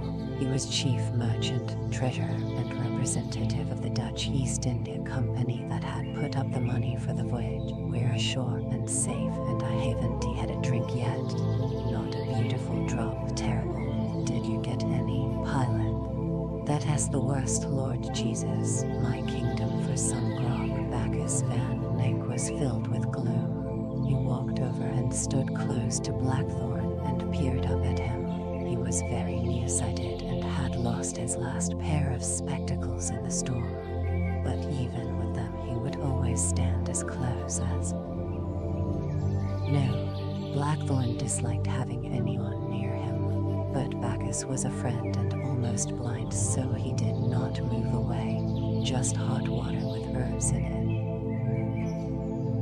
They simply want to understand grog, nothing to drink but hot water and herbs. The good Lord help us, suppose there's no liquor in the whole country. His eyebrows soared. Do me a huge favor, Pilate. Ask for some liquor, will you? Various ages, both men and women. Blackthorn had found the house that they had been assigned on the eastern edge of the village. The samurai god had let him pass, but his men had confirmed that they themselves could not go out of the garden gate. The house was many roomed like his, but bigger and staffed with many servants of. Not helped, by nightfall he expected them to die. The captain general was in another room, still very sick. There were 11 of his men alive. The dead had been taken away by the Japanese. Lavish portions of fresh vegetables had begun to banish the scurvy, and all but 2 of the men were healing rapidly. These 2 had blood in their bowels and their insides were flounced. Vinck had bled them, but this had sunk. The cook, a stocky little man, was saying with a laugh, "It is good here, like Johann says, Pilate, accepting the food and no grog, and it is all right with the natives so long as you don't wear your shoes in the house. It sends the little yellow bastards mad if you don't take off your shoes." Listen, Blackstone said, there's a priest here, a Jesuit. Christ Jesus, all banter left them as he told them about the priest and about the beheading. Whitey, he chopped the man's head off, Pilate. I don't know. We better get back aboard, if papists catch us ashore. There was great fear in the room now. Salomon, the mute, watched Blackthorn. His mouth worked, a bubble of phlegm appearing at the corners. No, Salomon, there's no mistake, Blackthorn said kindly, answering the silent question. He said he was Jesuit. Christ, Jesuit or Dominican or what the hell ever makes no muck-eating difference, Vinck said. We'd better get back aboard. Pilate, you ask that samurai, eh? We're in God's hands, Jan Roper said. He was one of the merchant adventurers, a narrow-eyed young man with a high forehead and thin nose. He will protect us from the Satan worshippers. Vinck looked back at Blackthorn. What about Portuguese, Pilate? Did you see any around? No, there were no signs of them in the village. They'll swarm here soon as they know about us. Matsucker said it for all of them, and the boy Crook let out a moan. Yes, and if there's one priest, there's got to be others. Ginsel licked dry lips, and then their god-cursed conquistadors are never far away. That's right, Vink added uneasily. They're like lies. Christ Jesus, papists, someone muttered, and conquistadors. But we're in the Japans, Pilot Van Nick asked. He told you that? Yes, Van Nick moved closer and dropped his voice. If priests are here, and some of the natives are Catholic, perhaps the other part is true about the riches, the gold and silver and precious stones. A hush fell on them. Did you see any, Pilot, any gold, any gems on the natives, or gold? No, none. Blackthorn thought a moment. I don't remember seeing any. No necklaces or beads or bracelets. Listen, there's something else to tell you. I went aboard Erasmus, but she is sealed up. He related what had happened and their anxiety increased. Jesus, if we can't go back aboard and there are priests ashore and papists, we've got to get away from here. Matsucker's voice began to tremble. Pilot, what are we going to do? They'll burn us conquistadors, those bastards will shove their swords. We're in God's hands, Jan Roper called out confidently. He will protect us from the Antichrist. That is his promise. There is nothing to be afraid of. Blackthorn said, the way the Samurai-Oma-sen snarled at the priest, I am sure he hated him. That is good, and what I'd like to know is why the priest wasn't wearing their usual robes. Why the orange one? I've never seen that before. Yes, that's curious, Van Nick said. Blackthorn looked up at him. Maybe their hold here isn't strong. That could help us greatly. What should we do, Pilot? Ginsel asked. Be patient and wait till their chief, this daimyo, comes. He'll let us go. Why shouldn't he? We've done them no harm. We've goods to trade. We're not pirates. We've nothing to fear. Back that as the idea. We'll be aboard before you know it. Very true, and don't forget the pilot said the savages aren't all papists. Van Nick said, more to encourage himself than the others. Yes, it is good the samurai hated the priest, and it is only the samurai who are armed. That is not so bad, and just watch out for the samurai and get our weapons. What happens if this daimyo's papist? Jan Roper asked. No one answered him. Then Ginsel said, Pilot, the man with the sword, he cut the other walk into pieces after chopping his head off, yes. Christ, they're barbarians, lunatics. Ginsel was tall, a good-looking youth with short arms and very bowed legs. The scurvy had taken all his teeth. After he chopped his head off, the others just walked away without saying anything. Yes. Christ Jesus, an unarmed man, murdered just like that. Why did he do it? Why did he kill him? I don't know, Ginsel, but you've never seen such speed. One moment the sword was sheathed, the next the man's head was rolling. God protect us. Dear Lord Jesus, Van Nick murmured, if we can't get back to the ship, God damn that storm. I feel so helpless without my spectacles. How many samurai were aboard, Pilot? Ginsel asked. 22 were on deck, but there were more ashore. The wrath of God will be upon the heathen and on sinners, and they'll burn in hell for all eternity. I like to be sure of that, Jan Roper, Blackthorn said, an edge to his voice as he felt the fear of Goddess vengeance sweep through the room. He was very tired. wanted to sleep. You can be sure, pilot. Oh yes, I am. I pray that your eyes are opened to God's truth, that you come to realize we're here only because of you, what is left of us. What? Blackthorn said dangerously. Why did you really persuade the Captain General to try for the Japans? It wasn't in our orders. We were to pillage the New World, to carry the war into the enemy's belly, then go home. There were Spanish ships south and north of us and nowhere else to run. Has your memory gone along with your wits? We had to sail west, it was our only chance. I never saw enemy ships, pilot. None of us did. Come now, Jan, Van Nick said wearily. The pilot did what he thought best. Of course the Spaniards were there.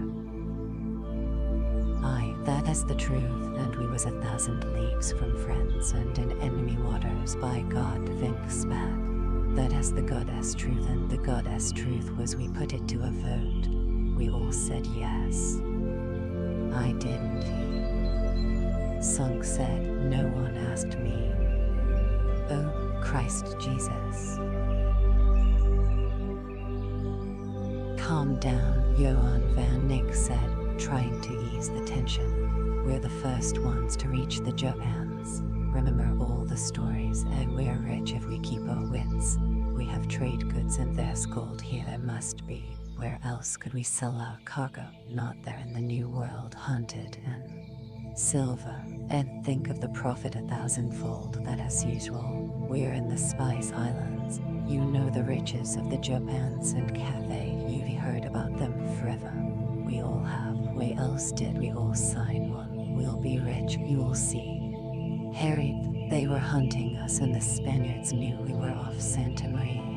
We had to quit Chile and there was no escape back through the strait. Of course they'd be lying in wait for us, of course they would know here was our only chance and a good idea. Our cargo exchanged for spices and gold, and we are dead men like all the others. We're in the land of Satan. Vink said angrily, shut your mouth, Roper. The pilot did right. Not his fault, the others died, not his fault. Men always die on these voyages. Jan Roper's eyes reflect, the pupils tiny. Yes, God rest their souls. My brother was one. Circumnavigating. Blackthorn looked into the fanatic eyes, hating Jan Roper. Inside he was asking himself if he had really sailed west to elude the enemy ships. Or was it because he was the first English pilot through the strait, first in position, ready and able to stab west and therefore first with a chance of... Jan Roper hissed, didn't the others die through your ambition? Pilot, God will punish you. Now hold your tongue. Blackthorn's words were soft and final. Jan Roper stared back with the same frozen hatchet face, but he kept his mouth shut. Good. Blackthorn sat tiredly on the floor and rested against one of the uprights. What should we do, pilot? Wait and get fit. Their chief is coming soon, then we'll get everything settled. Vink was looking out into the garden at the samurai who sat motionless on his heels beside the gateway. Look at that bastard. Been there for hours, never moves, never says anything. Doesn't he even pick his nose? He has been no trouble though, Johan. None at all, Van Nick said. Yes, but all we've been doing is sleeping and fornicating and eating the swell.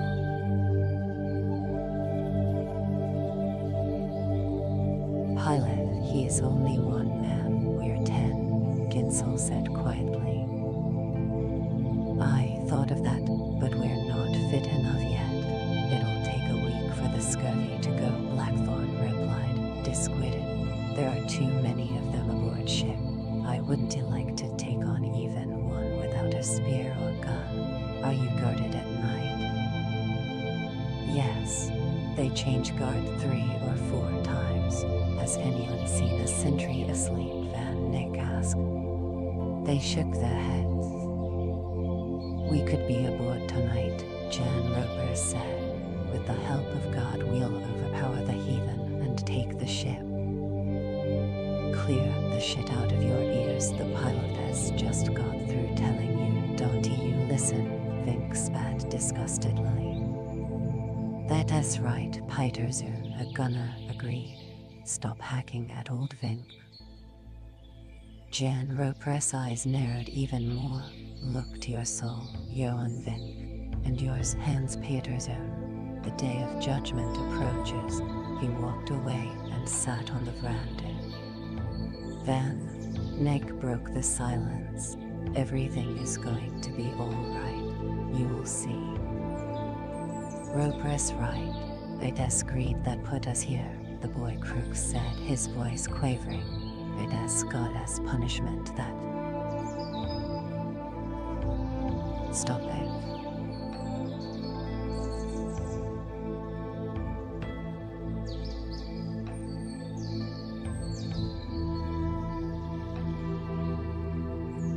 Among them, sorry, I'm sorry.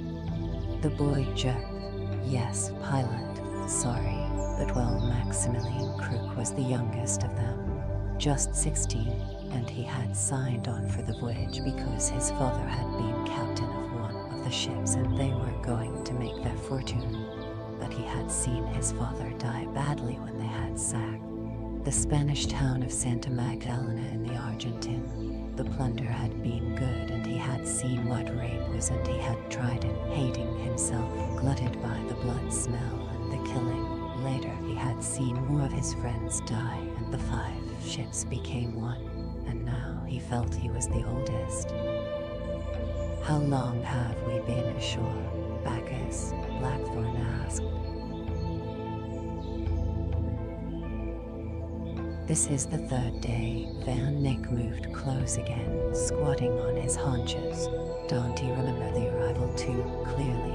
But when I woke up, the savages were all over the ship, very polite and kind though. Gave us food and hot water. They took the dead away and put the anchors out. Don't you remember? But there was nothing we could do. Will you ask the headman about wine or brandy? Pilot Van Nick licked his lips thirstily, then added, now that I think of it, he mentioned Damu too. What is going to happen when the Damu arrives? Much, but I think they towed us to a safe mooring. You were delirious when they carried you ashore. We wanted to keep you with us, but they wouldn't let us. One of them spoke a few words of Portuguese. He seemed to be the headman. He had gray hair. He didn't understand Pilot Major, but knew Captain. It was quite clear he wanted our captain to have different quarters from us, but he said we shouldn't worry because you'd be well looked after. Us too. Then he guided us here. They carried us mostly, and said we were to stay inside until his captain came. We didn't want to let them take. Has anyone got a knife or a pistol? Magazine? No, Van Neck said, scratching absently at the lice in his hair. They took all our clothes away to clean them and kept the weapons. I didn't think anything about it at the time. They took my keys too, as well as my pistol. I had all my keys on a ring, the strong room, the strong box, and the... Everything is locked tight aboard. No need to worry about that. I don't like not having my keys. Makes me very nervous. Damn my eyes, I could use a brandy right now. Even a flagon of ale. Lord Jesus, the Samurai cut him into pieces. Did he? Sunk said to no one in particular. For the love of God, shut your mouth. It is Samurai. You're enough to make a man shit himself, Ginsel said. I hope that bastard priest doesn't come here, Vink said. The Catholics will go to hell, and that is the end of it. We're safe in the good Lord's hands. Van Nick was still trying to sound confident. When the Daimyo comes, we'll be released. We'll get our ship back and our guns. You'll see. we'll sell all our goods and we'll get back to Holland rich and safe, having gone round the world, the first Dutchman ever. No, it isn't he, Vink said. Papists make my skin crawl. I can't help it, that and the thought of the conquistadors. You think they'll be here in strength, pilot? I don't know. I'd think yes. I wish we had all our squadron here. Poor bastards, Vink said. At least we're alive. Metsuka said, maybe they're back home. Maybe they turned back at the Magellan when the storms scattered us. I hope you're right, Blackthorn said, but I think they're lost with all hands. Ginsel shuddered. At least we're alive. With papists here, and these heathens with their stinking tempers, I wouldn't give an old horse crack for our lives. Goddamn the day I left Holland, Petersen said. Goddamn all grog, if I hadn't been drunker than a fiddler's bitch, I'd still be heads down in Amsterdam with my old woman. Damn what you like, Petersen, but don't damn liquor, I'd the stuff of life. I'd say we're in the sewer up to our chins, and the tide is coming in fast. Vink rolled his eyes. Yes, very fast. Looked at him. Just bad luck, that is all. I never thought we'd reach land, Metzucker said. He looked like a ferret, except he had no teeth. Never. Least of all the Joans. Lousy stinking papists, we'll never leave here alive. I wish we had some guns. What a rotten landfall. I didn't mean anything, pilot, he said quickly as Blackthorn had wearied of their fears and hates and obscenities. He told them that he would return after dawn. Later, servants brought them food again. Always the same vegetables cooked and raw with a little vinegar, fish soup, and the wheat or barley porridge. They all spurned the small pieces of raw fish and asked for meat and liquor, but they were not understood. And then, near sunset, Blackthorn left. The shops were busy on the narrow streets. He found his street and the gate of his house. The stains on the earth had been swept away, and the body had vanished. It is almost as though I dreamed the whole thing, he thought. The garden gate opened before he could put a hand on it. The old gardener, still loinclothed, although there was a chill on the wind, beamed and bowed. Convenwa. Hello, Blackthorn said without thinking. He walked up the steps, stopped, remembering his boots. He took them off and went barefoot onto the veranda and into the room. He crossed it into a corridor but could not find his room. Wanna, he called out. An old woman appeared. Hey, where is Anna? The old woman frowned and pointed to herself. Anna. Oh, sorry, he said, and pulled the door to. Oh, for the love of God, Blackthorn said irritably. Where is my room? Where is Anna? He slid open another lattice door. 4 Japanese were seated on the floor around a low table, eating. He recognized one of them as the gray-haired man, the village headman, who had been with the priest. They all. Wanna, he called out. The old woman thought a moment, then beckoned. He followed her into another corridor. She slid a door aside. He recognized his room from the crucifix. The quilts were already laid out neatly. Thank you, he said, relieved. Now fetch Anna. Lady. The old woman padded away. He sat down, his head and body aching, and wished there was a chair, wondering where they were kept. How to get aboard, how to get some guns. There must be a way. Feet padded back, and there were 3 women now. The old woman, a young round-faced girl, and the middle-aged. The old woman pointed at the girl, who seemed a little frightened. Something that made the others laugh, went over to the bed and began to undress. the other two squatted, wide-eyed and expectant. No, Blackthorn got up ill-temperedly and jerked a finger at the middle-aged woman. This is Anna, for God's sake. Don't you know your name, Anna? I am hungry. Could I have some food? He rubbed his stomach, parodying hunger. They looked at each other. Then the middle-aged woman shrugged, said, Blackthorn was appalled. What are you doing? Ishimasho, she said, setting aside her wide waistband and opening her kimono. Her breasts were flat and dried up and her belly huge. It was quite clear that she was going to get into the bed. He shook his head and told her to get dressed and took her arm, and they all began chattering and gesticulating, and the woman was becoming quite angry. She stepped out of her long underskirt and, naked, tried to get back into bed. Their chattering stopped and they all bowed as the headman came quietly down the corridor. Nanda, he asked. The old woman explained what was the matter. You want this woman? He asked incredulously in heavily accented, barely understandable Portuguese, motioning at the naked woman. No, of course not. I just wanted Anna to get me some food. Blackthorn pointed impatiently at her. Anna, mean woman. The Japanese motioned at all of them. Anna, you want Anna? Blackthorn wearily shook his head. No, thank you. I made a mistake. Sorry. What is her name? Please. What is her name?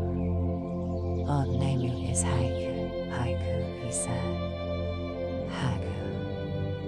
Hey, Haiku. I am sorry, Haiku-san. Thought only your name. The man explained to Haiku and she was not at all pleased, but he said something and they all looked at Blackthorn and tittered behind their hands and left. Haiku walked off naked, her kimono over her arm, with a vast amount of dignity.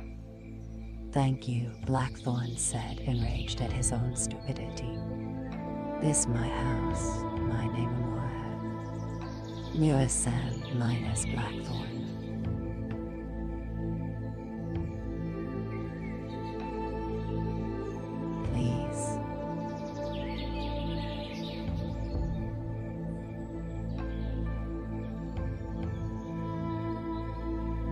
My name, Blackthorn.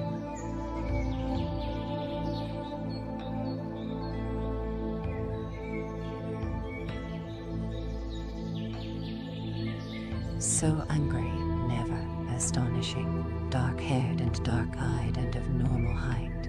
But this man, tall and golden-haired and golden-bearded with blue eyes and a weird pallor to his skin where it is covered and redness where it is exposed. Astonishing, I thought all men had black hair and dark eyes. We all do, the Chinese do, and isn't he? Oh, Barakvan. Mora tried to say it several times but could not. Eventually he gave up and continued to study the colossus in front of him. This was the first barbarian he had ever seen except for Father Sebastio and the other priest so many years ago. But anyway, he thought, the priests are China, the whole world except for the land of the southern Portuguese barbarians. Astonishing. And why does Father Sebastio hate this man so much? Because he's a Satan worshipper. I wouldn't he think so, because Father Sebastio could cast out the devil if he wanted. I've never seen the good Father. Are blue eyes and golden hair the mark of Satan? Him, more than just a little curious. Mora looked up at Blackthorn and remembered how he had tried to question him aboard the ship, and then, when this captain had become unconscious, he had decided to bring him to his own house because he was the leader and should have special consideration. They had laid him on the quilt and undressed. His peerless parts are certainly impressive, nay, Mora's mother, Seiko, had said. I wonder how large he would be when erect. Large, he had answered, and they had all laughed, his mother and wife, and friends and servants, and the doctor. I I expect their women must be as well endowed, his wife, Najid, said. Nonsense, girls, said his mother. Any number of our courtesans could happily make the necessary accommodation. She shook her head in wonder. I've never seen anything like him in my whole life. Very odd indeed, nay. Mistake. Obviously he is at the limit of his strength. We should exercise patience. They had washed him and he had not come out of his coma. The doctor had thought it unwise to immerse him in a proper bath until he was awake. Perhaps we should remember Mura-san. We don't know how the barbarian really is, he had said with careful wisdom. So sorry, but we might kill him by. But what about the lice in his hair? Murad asked. They will have to stay for the time being. I understand all barbarians have them. So sorry. Heidi advised patience. Don't you think we could at least shampoo his head? His wife had said. We'd be very careful. I am sure the mistress would supervise our poor efforts. That should help the barbarian and keep our house clean. I agree, you can shampoo him, his mother had said with finality. But Heidi certainly liked to know how large he is when erect. Now Mora glanced down at Blackthorn involuntarily. Then he remembered what the priest had told them about these Satanists and pirates. God the Father protect us from this evil, he thought. If I'd known that he was so terrible, I would never have brought him into my house. No, he told himself, you are obliged to treat him as a special guest until Omasen says otherwise. But you were wise to send word to the priest and send word to Omasen instantly. Very wise, you are headman. You've protected the village and you alone are responsible. Yes, and Omasen will hold you responsible for the death this morning and the dead men's impertinence, and quite rightly. Don't be stupid, Tamazaki, you risk the good name of the village. No, he had warned his friend the fisherman a dozen times. Stop your intolerance. Omasen has no option but to sneer at Christians. Doesn't he ordain you detest Christians? What else can Omasen do? The Zen Buddhist sect, since it suited, seemed almost to be designed for a proud, death-seeking warrior. Nothing. I agree, Mura-san. Please excuse me. Tamazaki had always replied as formally. But Buddhists should have more tolerance. Aren't they both Zen Buddhists? Zen Buddhism was self-disciplining. It relied heavily on self-help and meditation to find enlightenment. Most samurai belonged to. Yes, Buddhism teaches tolerance. But how many times must you be reminded they're samurai, and this is Izu and not Kyushu, and even if it were Kyushu, you are still the one that is wrong. Always. No. Yes, please excuse me, I know I am wrong, but sometimes I feel I cannot live with my inner shame when Omasen is so insulting about the true faith. The stain from my village. And now, Tamazaki, you are dead of your own choosing because you insulted Omasen by not bowing simply because he said this smelly priest of the foreign religion. Even though the priest does smell and the true faith is foreign, my poor friend, that truth will not feed your family now or remove. Oh, Madonna, bless my old friend and give him the joy of thy heaven. Expect a lot of trouble from Omasen, Mora told himself. And if that isn't bad enough, now our daimyo is coming. Mora asked himself which side will he ever declare for, Lord Ishido or Lord Tornagat. We're trapped between the giants and in pawn to both. A pervading anxiety always filled him whenever he thought of his feudal lord Kasugeyaba, daimyo of Ezio, Omis uncle the menace cruelty and lack of honor. the way he cheated all the villagers of their rightful share of their catch and their crops, and the grinding weight of his rule when war comes. Of the west, and to the north the Tokade, the great coastal road that links Yedo, Toranage's capital city, to Osaka, Ishida's capital city 300 miles westward, over which their legions must march. Northwards Toranaga, the greatest general alive, lord of the quantum, the 8 provinces, the most important daimyo in the land, chief general of the armies of the east. To the west the domains of Ishido, lord of Osaka Castle, conqueror of Korea, protector of the air, chief general of the armies. Who will win the war? Never. First time in history. Because their war will envelop the empire again, alliances will fall apart, provinces will fight provinces until it is village against village as it ever was, except for the last 10 years. For the last 10 years, incredibly, there had been a lawlessness called peace throughout the empire. For them, I was beginning to like peace, more thought. In pawn, between the giants, and war inevitable. Now not even the Take himself can protect his beloved son, his dynasty, his inheritance, or his empire. But the man who made the peace is dead, the peasant soldier who became a samurai, and then a general, and then the greatest general, and finally the Take, the absolute lord protector of Japan, is dead a year, and his 7-year-old son is far too young to inherit supreme power. So the boy, like us, is.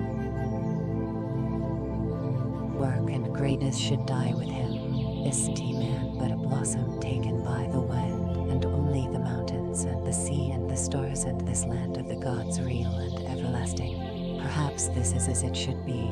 The Take subdued the land, made the peace, forced all the daimyos in the land to grovel like peasants before him, rearranged feasts to suit his whim-promoting some, deposing others, and then he died. He was a giant among pygmies, but perhaps it is right that all is. We are all trapped, and that is a fact. War will come soon, and that is a fact. Yabu alone will decide which side we are on, and that is a fact. The village will always be a village, because the paddy fields are rich and the sea abundant, and that is a last fact. Moore brought his mind back firmly to the barbarian pirate in front of him. You were a devil sent to plague us, he thought, and you've caused us nothing but trouble since you arrived. Why couldn't you have picked another village? Lee Sun's more than compensated for the money which had to be invested. Captain Sen want honor, he asked helpfully. At his suggestion, the village council made physical arrangements for the other barbarians, both as a politeness and as a simple means of keeping them occupied until the authorities came. That the village was entertained by the subsequent stories of them. Honor, he repeated, naturally presuming that as the pirate was on his feet, he would be equally content to be on his belly, his heavenly spear warmly encased before sleeping, and anyway, all the preparations had been made. No, Blackthorn wanted only to sleep, but because he knew that he needed this man on his side, he forced a smile, indicated the crucifix. You're a Christian? Moore nodded. Tristan. I am Tristan. Father, say not Tristan. I am a Tristan, not a Catholic, but I am still Tristan. But Moore could not understand. Neither was there any way Blackthorn could explain, however much he tried. Want honor. That daimyo and come. Daimyo no understand. Daimyo, I mean daimyo.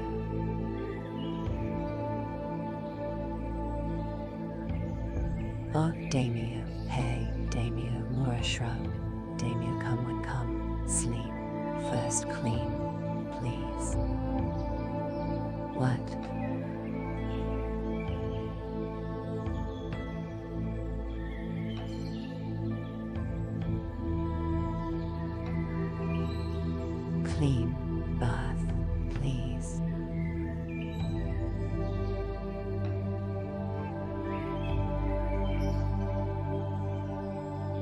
don't you understand?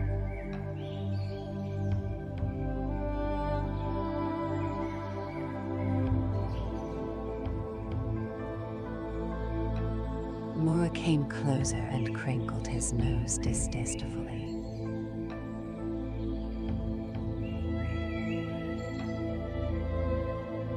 Stinko, bad, like all Portuguese. Bath, this clean house.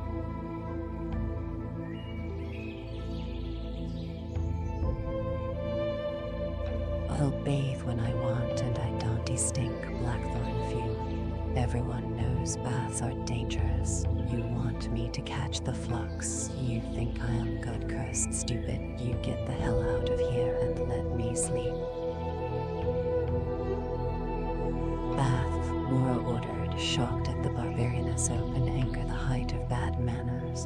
And it was not just that the barbarian stank, as indeed he did, but he had not bathed correctly for 3 days to his knowledge, and the courtesan quite rightly would refuse to pillow with him however much the fee. These awful foreigners, he thought, astonishing how astoundingly filthy their habits are. Never mind. I am responsible for you. You will be taught manners. You will bathe like a human being, and mother will know that which she wants to know. Bath. Now get out before I snap you into pieces. Blackthorn glowered at him, motioning him away. There was a momentous pause, and the other 3 Japanese appeared along with 3 of the women. Moore explained curtly what was the matter, then said with finality to Blackthorn, "Bath, please. Out." He charged, but the room spun and he was flat on his face, and there was another stabbing, paralyzing pain in his back, and he could not move. Moore came forward alone into the room. Blackthorn shoved out his arm, not wanting to hurt the man, just to push him away. Suddenly Blackthorn let out a bellow of pain. Somehow Moore had chopped his elbow with the side of his hand, and now Blackthorn's arm hung down, momentarily paralyzed, enraged. By God. He tried to get up, but his legs buckled under him. Then Moore calmly put out his small but iron-hard finger and touched a nerve center in Blackthorn's neck. There was a blinding pain. Good, sweet Jesus. Bath, please. Yes, yes, Blackthorn gasped through his agony, astounded that he had been overcome so easily by such a tiny man, and now lay helpless as any child, ready to have his throat cut. Those who dealt with dead bodies, the curing of leather and handling of dead animals, who were also the public executioners, branders, and mutilators. Of course, any barbarian was beneath consideration in this scale. Years ago, Moore had learned the arts of judo and karate, as well as how to fight with sword and spear. This was when he was a warrior and fought for Nakamura, the peasant general. The take long before the take had become the take, when peasants could be samurai and samurai could be peasants, or them weapons forever, and set up the immutable caste system that now controlled all the lives in all the empire. Samurai above all, below them the peasants, next craftsmen, then the merchants, followed by actors, alchemists, and bandits, and finally at the bottom of the scale, the Etat, the non-humans, craftsmen, or even lowly merchants and warriors again. Strange, Moore thought absently, looking down at the fallen giant, that almost the first thing the take did when he became all-powerful was to order all peasants to cease being soldiers and at once give up all weapons. The take had forbidden. Your fate, clean. Bath, very good. Please excuse me, Captain Sam, Moore said, bowing low, ashamed for the barbarian's loss of face as he lay groaning like a baby still had sucked. Yes, I am very sorry, he thought, but it had to be done. You provoked me beyond all reasonableness, even for a barbarian. You shot like a lunatic, upset Moore. That won't help you at all. Our daimyo hates the true faith and barbarians and tolerates them only because he has to. but you're not a Portuguese or a Christian, therefore not protected by law. Nay, so even though you are a dead man or at least a mutilated one, it is my duty to see that you go to bad, because you barbarians really have no face to lose, except the priests. They're different. They still smell horrible, but they're the anointed of God the Father, so they have great face. But you are a liar as well as a pirate. No honor. How astonishing, claiming to be a Christian, unfortunately. Mother, interrupt my house's tranquility, disturb the servants, and my wife has already had to replace one shoji door. I could not possibly permit your obvious lack of manners to go unopposed, or allow you to go against my wishes in my own house. It is really for your own good. Then, too, it is not so. He helped the other men carry the still dazed Blackthorn through the house, out into the garden, along a roofed-in walk of which he was very proud, and into the bathhouse. The women followed. Headman in the first year after the death of the Take, and therefore temporarily responsible for the leader of the strange barbarians who came out of the Eastern Sea. It became one of the great experiences of his life. He knew at the time that he would tell and retell the tale to his incredulous friends over barrels of hot sack, as the national wine of Japan was called, to his fellow elders, fishermen, villagers, to his children, who also would not at first believe him, but they in their turn would regale their children, and the name of Mora the fisherman would live forever in the village of Injaro, which was in the province of Izu on the southeastern coast of the main island of Honshu, all because he, Mora the fisherman, had the good fortune to be. Chapter 3. Yeba lay in the hot bath, more content, more confident than he had ever been in his life. The ship had revealed its wealth, and this wealth gave him a power that he had never dreamed possible. I want everything taken ashore tomorrow, he had said. Repack the muskets in their crates. Camouflage everything with nets or sacking. Igarashi-san, I want all this armament, including the cannon, in my castle at Mishima forthwith, in secret. You will be responsible. 500 muskets, he thought exultantly, with more gunpowder and shot than Tornaga has in all the 8 provinces, and 20 cannon, 5,000 cannonballs with an abundance of ammunition. Fire arrows by the crate, all of the best European quality. More, you will provide porters. 4. Samurai. He knew they did not understand his exhilaration or the need to be clandestine. Good, he thought. Yes, Lord. They had been in the main hold of the ship, and everyone had gaped at him. Igarashi, a tall, lithe, one-eyed man, his chief retainer, Tsukumoto his quartermaster, together with 10 sweet-stained villagers who had opened the crates under Mora's supervision, and his personal bodyguard of Sully.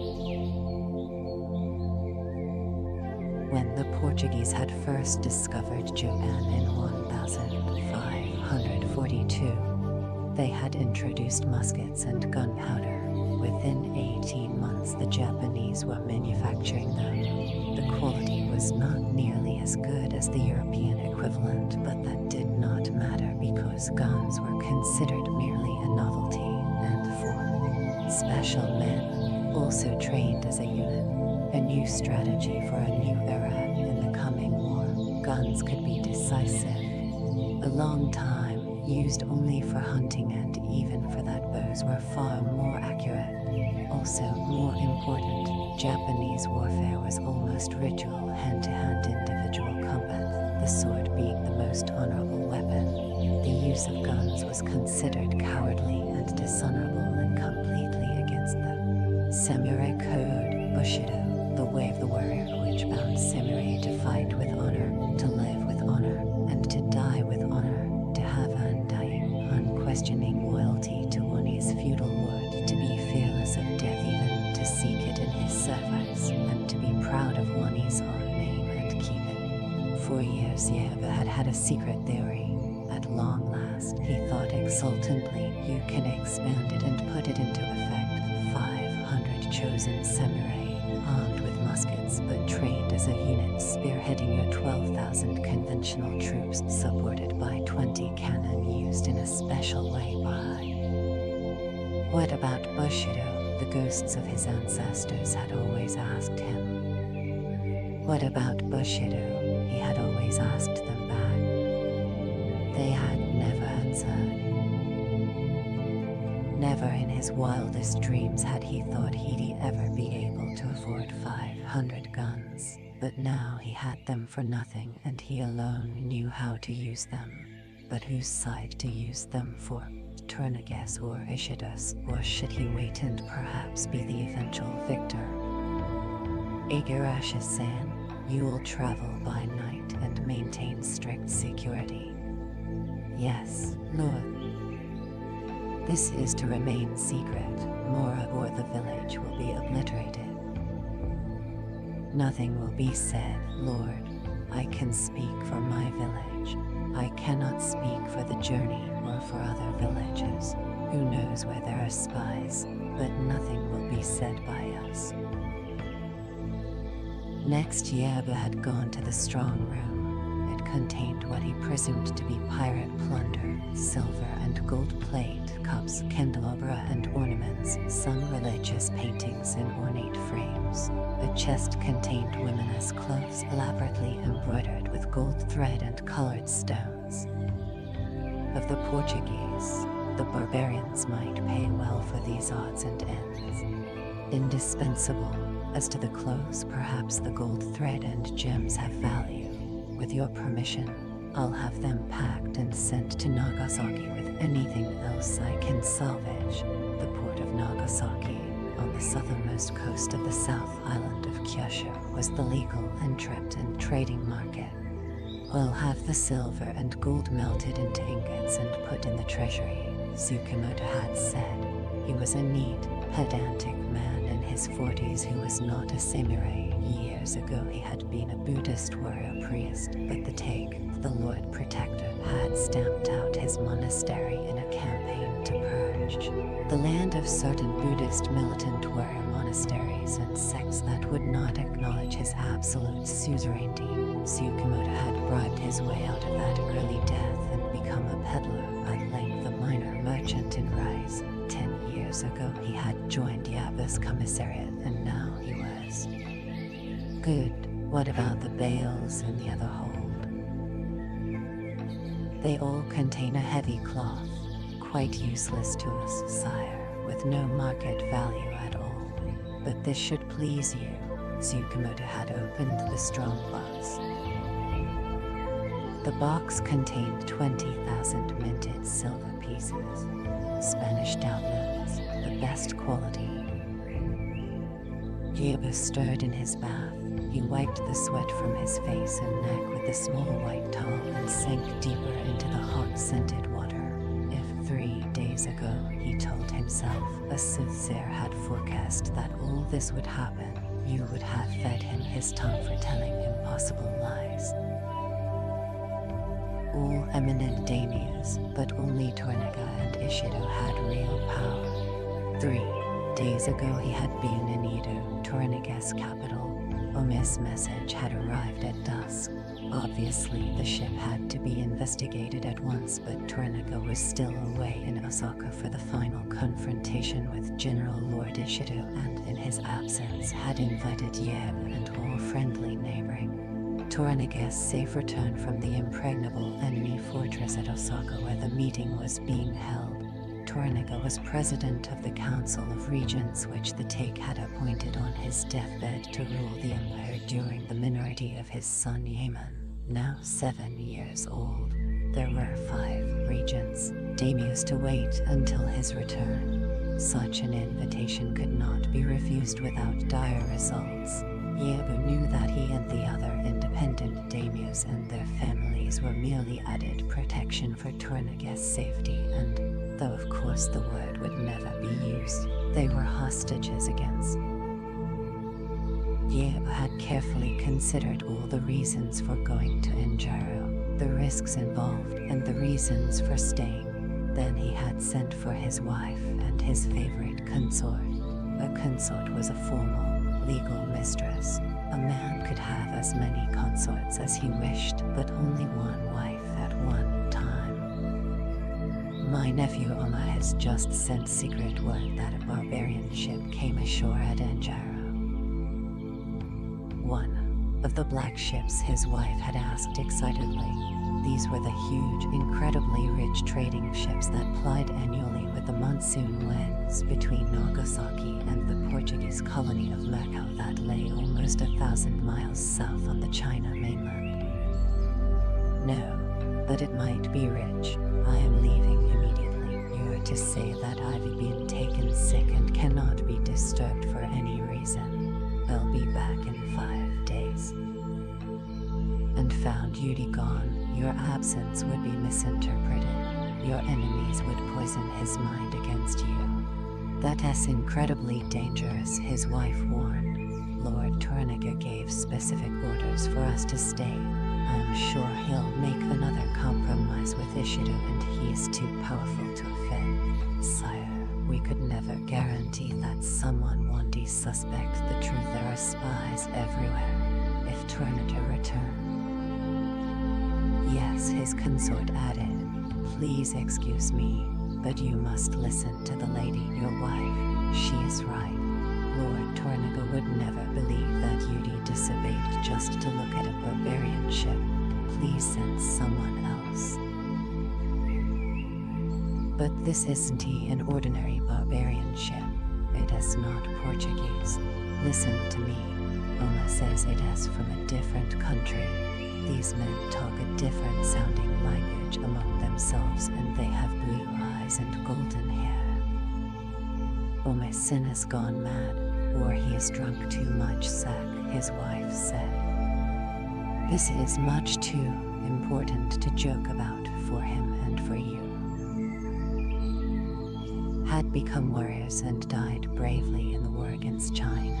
Another had become a Buddhist priest, and the last, now 19, he despised.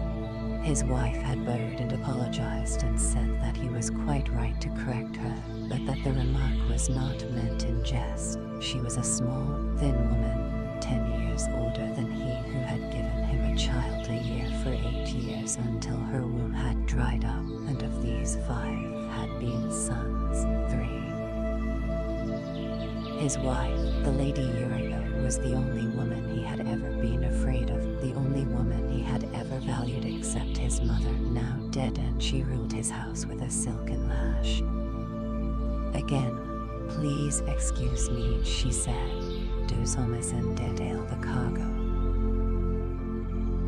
No, he didn't examine it, Yuriko-san. He says he sealed the ship at once because it was so unusual. There has never been a non-Portuguese ship before. He says also it has a fighting ship with 20 cannon on its decks. Oh, then someone must go immediately. I am going myself. Please reconsider. Send Mizuno. Your brother's clever and wise. I implore you not to go. Mizuno is weak and not to be trusted. As well as men were prepared from infancy, either for the act itself or to take part in the ceremony as a second. Women committed seppuku only with a knife in the throat. Then, order him to commit seppuku and have done with him, she said harshly. Seppuku, sometimes called harakiri, the ritual suicide by disembowelment, was the only way a samurai could expiate a shame, a sin, or a fault with honor, and was the sole prerogative of the samurai caste, all samurai women. Later, not now, Yabu told his wife. Then, send Tsukamoto, he is certainly to be trusted. Peasants, I have to have more horses, armaments, weapons, and more samurai. Perhaps the ship will supply the means. If Torniga hadn't ordered all wives and consorts to stay here too, I'd send you. but that would be too risky. I have to go. I have no option. Yuriko-san, you tell me my treasury is empty. You say I've no more credit with the filthy moneylenders. Tsukamoto says we're getting the maximum tax out of mine. Lord Tornigas' orders were quite clear, sire.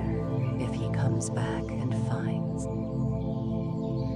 Yes, if he comes back, lady, I still think he has put himself into a trap. The Lord Ishido has 80,000 samurai in and around Osaka Castle alone. For Torniga to go there with a few hundred men was the act of a madman. He is much too shrewd to risk himself unnecessarily, she said confidently. If I were Ishido and I had him in my grasp, I would kill him at once. Yes, Yuriko said, but the mother of the heir is still hostage in Edo until Torniga returns. General Lord Ishido dare not touch Torniga until she is safely back at Osaka. I kill him. If the Lady Ocheba lives or dies, it doesn't matter. The heir is safe in Osaka. With Torniga dead, the succession is certain. Torniga is the only real threat to the heir, the only one with a chance at using the Council of Regents, usurping the Tagus power, and killing the boy.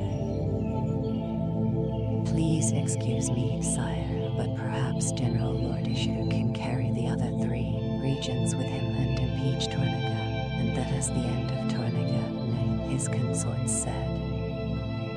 Until Yemen inherits. Yes, Lady, if Ishido could he would, but I don't think he can nor can Torniga. The Take picked the 5 regents too cleverly. They despise each other so much it is almost impossible for them to agree on anything. Before taking power, the 5 great daemons had publicly sworn eternal allegiance to the dying Take and to his son and his line forever. And they had taken public, sacred oaths agreeing to unanimous rule in the council, and vowed to pass over the realm intact to Yemen when he came of age on his 15th birthday. Unanimous rule means nothing really can be changed. But someday, sire, 4 regents will join against one through jealousy, fear, or ambition. The 4 will bend the Tagus orders just enough of war, nay, is to decide who will be the one this time, Ishido or Torniga. Yes, but it will be a small war, lady, and the one will always be smashed and his lands divided up by the victors, who will then have to appoint a 5th regent, and in time it will be 4 against 1, and again the one will be smashed and his lands forfeit all as the Take plan. My only problem, Torniga will be the one isolated. Wait. The others fear him too much because they all know he secretly wants to be Shogun. However much he protests, he doesn't. Grant the title. Shogun was the ultimate rank a mortal could achieve in Japan. Shogun meant supreme military dictator. Only one daimyo at a time could possess the title, and only His Imperial Highness, the reigning emperor, the divine son of heaven, who lived in seclusion with the imperial families at Kyoto, could. Throne, and at once outcast and all his lands forfeit. With the appointment of Shogun went absolute power, the emperor's seal and mandate. The Shogun ruled in the emperor's name. All power was derived from the emperor because he was directly descended from the gods. Therefore, any daimyo who opposed the Shogun was automatically in rebellion against them, and ruled and was obeyed without question. But in practice, for more than 6 centuries real power had rested behind the throne. The reigning emperor was worshipped as a divinity because he was descended in an unbroken line from the sun goddess, Amaterasu-Makema, one of the children of the gods Izuneji and Izunima, who had formed the islands of Japan from the firmament. By divine right, the ruling emperor owned all the land. Family that had stayed neutral bided its time. 6 centuries ago there had been a schism when two of the three great rival Semirgal samurai families, the Minawara, Fujimoto, and Takashima, backed rival claimants to the throne and plunged the realm into civil war. After 60 years, the Minawara prevailed over the Takashima and the Fujimoto. From then on, jealously guarding their rule, the Minawara shoguns dominated the realm, decreed their shogunate hereditary, and began to intermarry some of their daughters with the imperial line. The emperor and the entire imperial court were kept completely isolated in walled palaces and gardens in the small enclave at Kyoto, most times in penury, and their activities perpetually confined to observing the rituals of Shinto, the ancient animistic religion of Japan, and to intellectual pursuits such as calligraphy, painting, philosophy, and poetry. Stipend granted the court at the whim of the shogun, the Kwampeg, the civil chief advisor of the ruling military junta of the day. Few were generous. Some emperors had even had to barter their signatures for food. Many times there was not enough money for a coronation. The court of the Son of Heaven was easy to dominate because, though it possessed all the land, it had no revenue. Only daimyos, samurai, possessed revenue and the right to tax. And so it was that although all members of the imperial court were above all samurai in rank, they still existed on him. At length the Minawara shoguns lost their power to others, to Takashima or Fujimoto descendants, and as the civil wars continued unabated over the centuries, the emperor became more and more the creature of the daimyo who was strong enough to obtain physical possession of Kyoto. The moment the new extend his rule outward from Kyoto until he in his turn was swallowed by another. Emperors married, abdicated, or ascended the throne at the whim of the shogunate, but always the reigning empress bloodline was inviolate and unbroken. Conqueror of Kyoto had slaughtered the ruling shogun and his line. He would, providing he was Minawara, Takashima, or Fujimoto, with humility swear allegiance to the throne and humbly invite the powerless emperor to grant him the now vacant rank of shogun. Then, like his predecessors, he would try to. So, the shogun was all-powerful until he was overthrown. Many were unseated over the centuries as the realm splintered into ever smaller factions. For the last 100 years, no single daimyo had ever had enough power to become shogun. 12 years ago, the peasant general Nakamura had had the power, and he had obtained the mandate from the present emperor. Quite customary, he had to be content with take.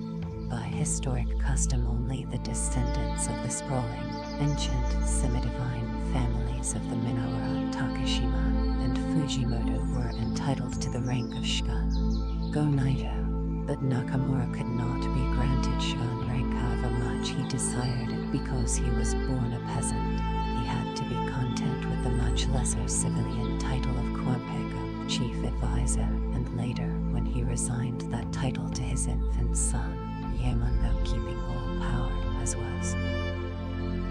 Toranaga was descended from the Minawara. Yaba could trace his lineage to a vague and minor branch of the Takashima, enough of a connection if ever he could become supreme. Lady Yaba said, of course Toranaga wants to be shogun, but he'll never achieve it. The other regents despise and fear him. They neutralize him as the take plan. He leaned forward and studied his wife intently. You say Toranaga is going to lose to Ishe. He will be isolated, yes, but in the end I don't think he'll lose, sire. I beg you not to disobey Lord Toranaga, and not to leave Yidu just to examine the barbarian ship, no matter how unusual Omesen says it is. Please send Tsukumoto to Anjara. What if the ship contains bullion, silver or gold? Would you trust Tsukumoto or any of our officers with it? No, his wife had said. Tomorrow the guns and the bullion would begin their secret journey. So that night he had slipped out of Yidu secretly with only 50 men, and now he had wealth and power beyond his dreams and unique captives, one of whom was going to die tonight. He had arranged for a courtesan and a boy to be ready later. At dawn tomorrow he would return to Yidu by sunset. The guns, he thought exultantly. The guns and the plan together will give me the power to make Ishido win, or Tornag whomever I choose. Then I'll become a regent in the loserous place, nay, then the most powerful region. Why not even Shogun? Yes, it is all possible now. Enough, 500, even 100 in the right hands would be plenty. He let himself drift pleasantly. How to use the 20,000 pieces of silver. I can rebuild the castle keep, and buy special horses for the cannon, and expand our espionage web. What about Ikowa Jikyu? Would 1,000 pieces be enough to bribe Ikowa Jikyu's cooks to poison him? More than serene and worthy. The afternoon sun was slanting through the small window set into the stone walls. The bath water was very hot and heated by a wood fire built into the outside wall. This was Ome's house, and it stood on a small hill overlooking the village and the harbor. The garden within its walls was neat, and the bathroom door opened. The blind man bowed. Kasige Omesen sent me, sire. I am Suru, his master. He was tall and very thin and old, his face wrinkled. Awakening, and the sweat streaming. Good. Yaeba had always had a terror of being blinded. As long as he could remember, he had had dreams of waking in blackness, knowing it was sunlight, feeling the warmth, but not seeing, opening his mouth to scream, knowing that it was dishonorable to scream, but screaming even so, then the real. But this horror of blindness seemed to increase his pleasure at being massaged by the sightless. He could see the jagged scar on the man's right temple and the deep cleft in the skull below it. That as a sword cut, he told himself. Did that cause his blindness? Was he a samurai once? For whom? Is he a spy? And hang it up without seeking the peg. There were more sword scars on his chest. His loincloth was very clean. He knelt, waiting patiently. Yabu knew that the man would have been searched very carefully by his guards before being allowed to enter, so he had no fear of a concealed weapon. His own prized longsword was within reach, an ancient blade made by the master swordsmith Murasawa. He watched the old man take off his cotton kimono. Yabu got out of the bath when he was ready and lay on the stone bench. The old man dried Yabu carefully, put fragrant oil on his hands, and began to knead the muscles in the daimyo's neck and back. Tension began to vanish as the very strong fingers moved over Yabu, probing deeply with surprising skill. That is good, very good, he said after a while. Thank you, Yabu-sama, Su said. Sama, meaning lord, was an obligatory politeness when addressing a superior. Have you served Omesenno?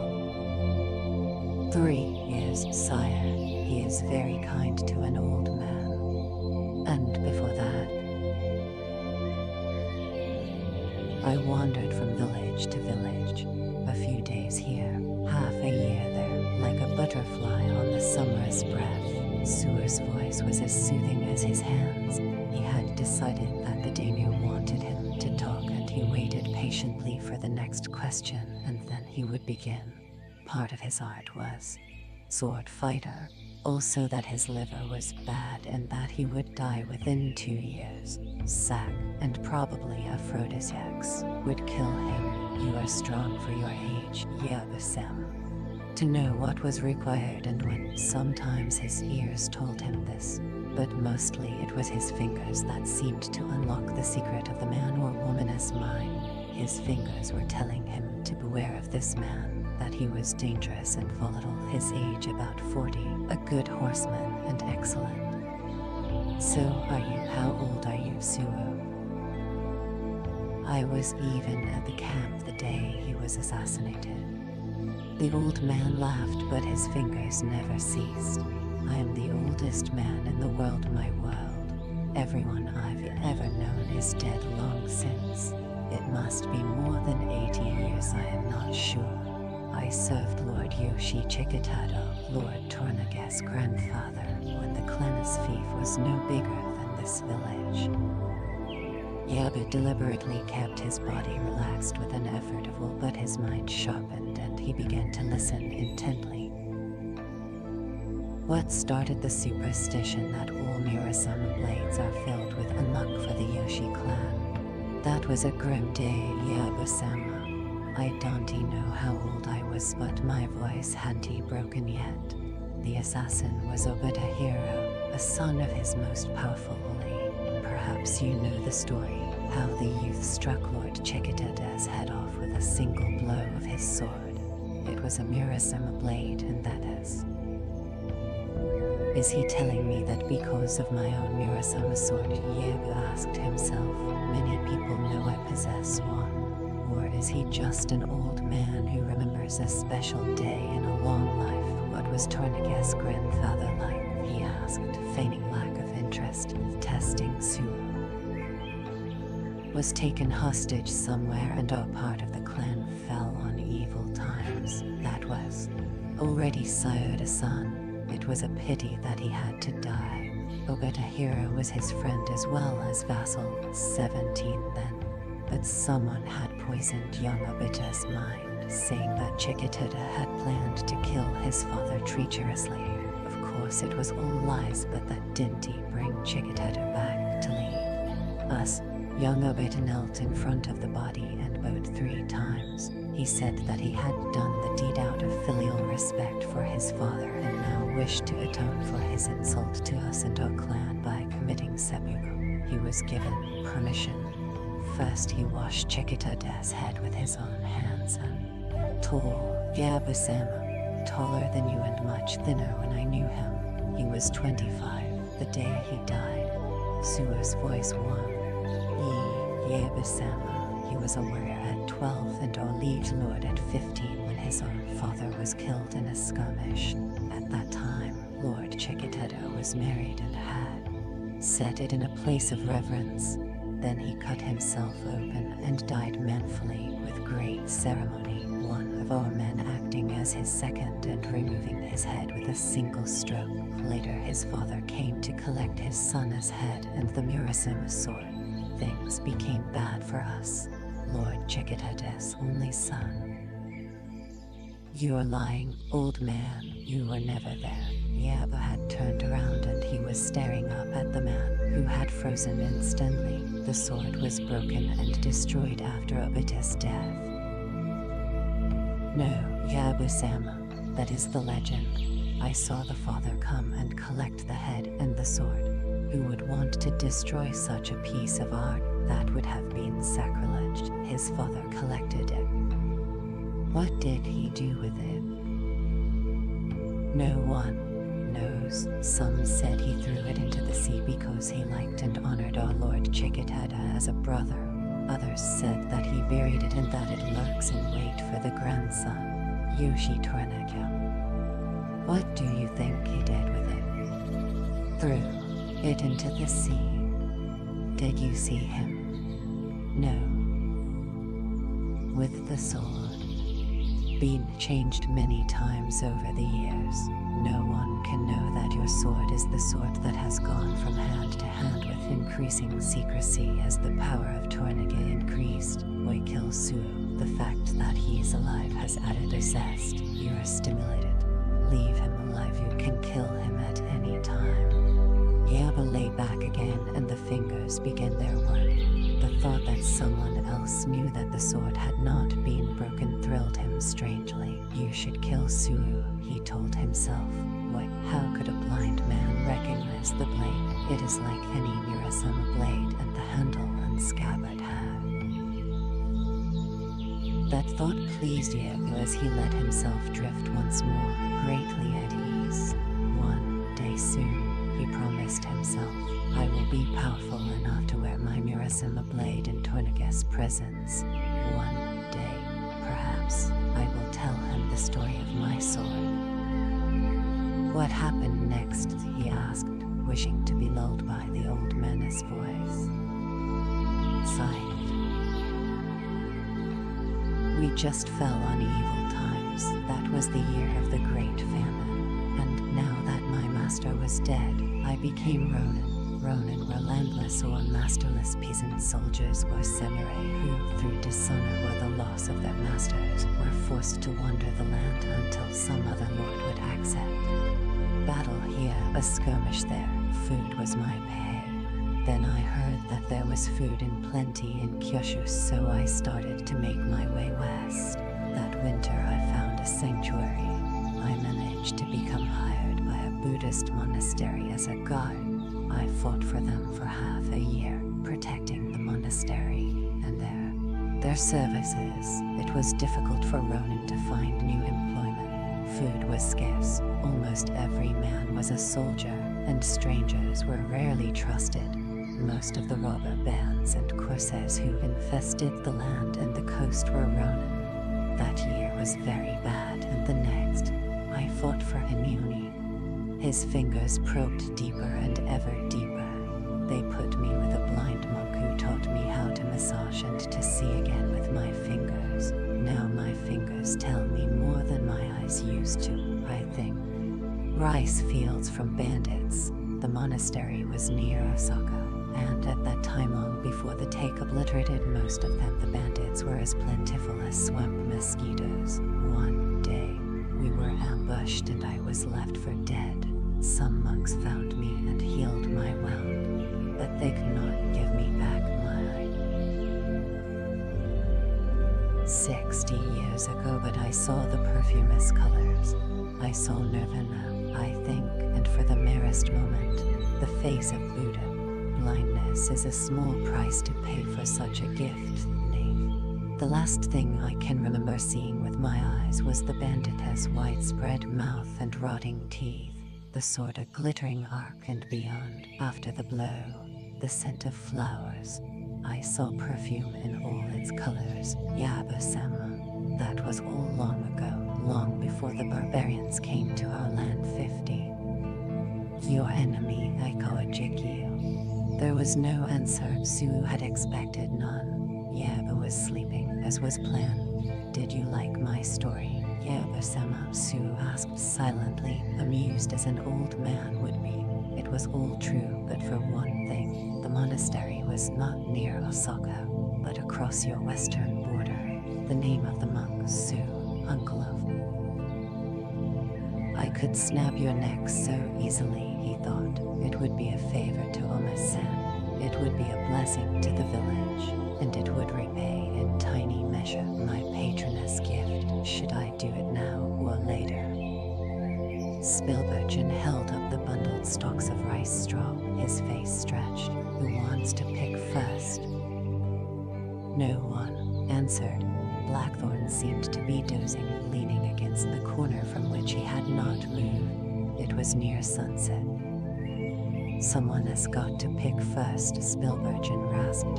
Come on, there is not much time. Fair. They had been given food and a barrel of water and another barrel as a latrine, but nothing with which to wash away the stinking offal or to clean themselves. And the flies had come. The air was fetid, the earth mudmucus. Most of the men were stripped to the waist, sweating from the heat. And from Spilbergen looked from face to face. He came back to Blackthorn. Why are you eliminated? And white. The eyes opened and they were icy. For the last time, I don't know. It is not fair, not fair. Blackthorn returned to his reverie. There must be a way to break out of here. There must be a way to get the ship. That bastard will kill us all eventually, as certain as there's a North Star. There's not much time, and I was eliminated because they've some particular rotten plan for me. When the trapdoor had closed, they had all looked at him, and someone had said, "What are we going to do?" "I don't know," he had answered. "We aren't you to be picked." "I don't know." "Lord Jesus, help us," someone whimpered. "Get the mess cleared up," he ordered. "Pile the filth over there. We've no mops or use your hands."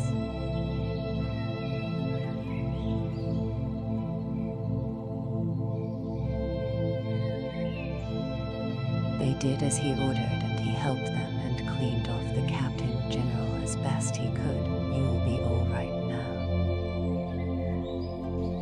"How are we to choose someone?" Spilbergen asked.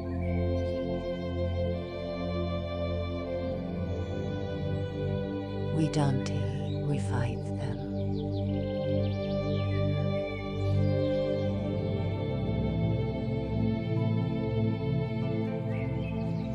"With what?"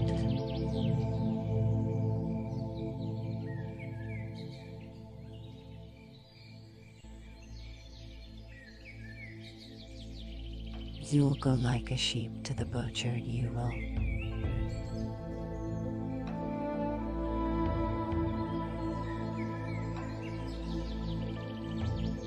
"Don't be ridiculous, they don't want me, it wouldn't be right for me to be the one."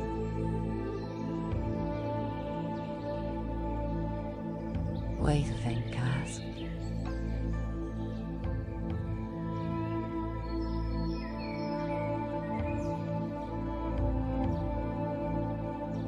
"I am the Captain General."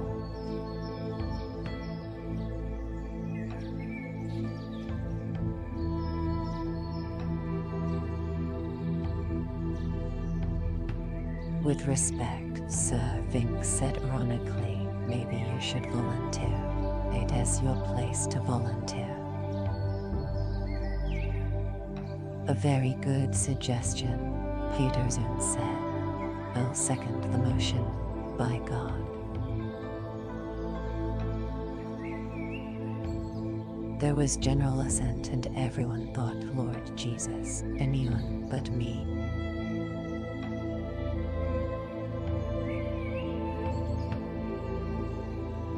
"Ourselves into the hands of God. Pilate, you will hold the straws." Spilbergen had begun to bluster and order, but he saw the pitiless eyes, so he stopped and stared at the ground, filled with nausea. Then he said, "No, it wouldn't be right for someone to volunteer. We'll draw lots, straws, one shorter than the rest. We'll put our hands, I want tea. I'll have nothing to do with it. I say we fight." "They'll kill us all." You heard what the Simray said. "Our lives are spared except one." Spilbergen wiped the sweat off his face, and a cloud of flies rose and then settled again. "Give me some water. It is better for one to die than all of us." Then, Nick dumped the gourd in the barrel and gave it to Spilbergen.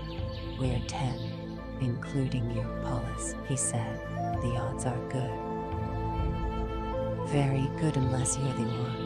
Vink glanced at Blackthorn. "Can we fight those swords? Can you go meekly to the torturer if you're the one picked?" "I don't know."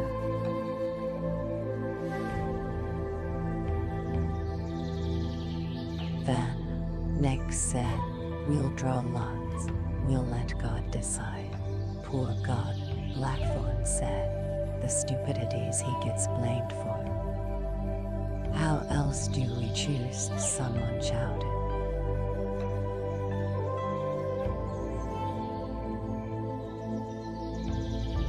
"We don't."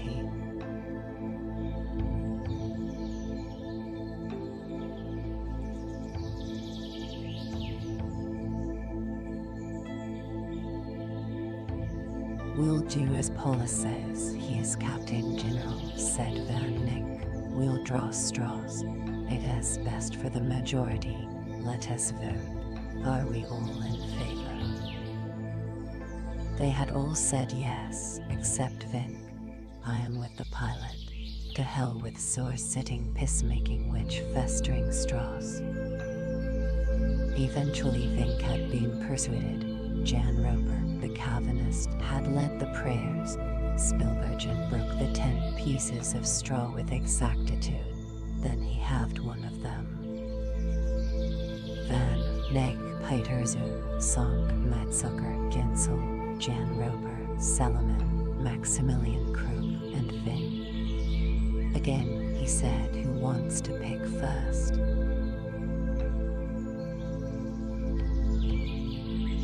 How do we know that the one who picks the wrong, the short straw go? How do we know that? Madsucker's voice was raw with terror. We don't, not for certain. We should know for certain, Krug, the boy, said.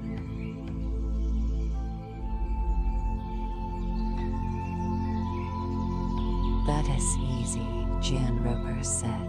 Let us swear we will do it in the name of God. In his name. To die for the others in his name. Then there's no worry. The anointed Lamb of God will go straight to everlasting glory. They all agreed. Go on, Vink, do as Roper says.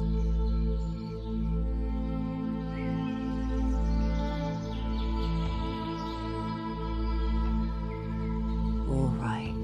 Vink's lips were parched. If it is me, swear by the Lord God that I'll go with them if I pick the wrong straw, in God's name. They all followed. Madsucker was so frightened he had to be prompted before he sank back into the quagmire of his living nightmare.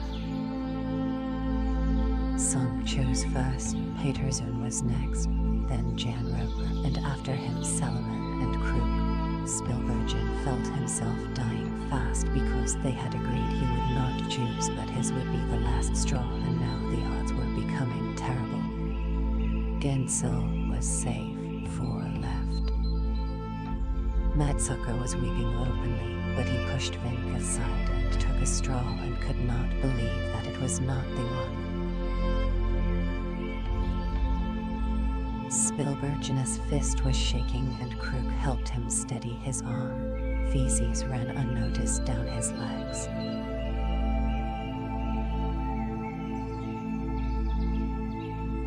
Which one do I take? Van Nick was asking himself desperately. Oh, God help me, he could barely see the straws through the fog of his mopia. If only I could see, perhaps I'd have a clue which to pick. Which one? He picked and brought the straw close to his eyes to see his sentence clearly. But the straw was not short. Vink watched his fingers select the next to last straw and it fell to the ground, but everyone saw that it was the shortest thus far. Spilbergen unclenched his knotted hand and everyone saw that the last straw was long. Spilbergen fainted. They were all staring at Vink. Helplessly he looked at them, not seeing them. He half shrugged and half smiled and waved absently at the flies. Then he slumped down. They made room for him, kept away from him as though he were a leper. Blackthorn knelt in the ooze beside Spilbergen. Is he dead? Van Nick asked, his voice almost inaudible.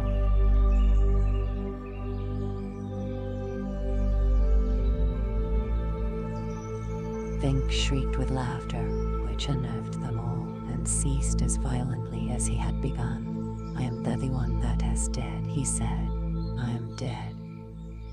Don't be afraid, you're the anointed of God. You are in God's hands, Jan Roper said, his voice confident. Yes, Van Nick said, don't be afraid.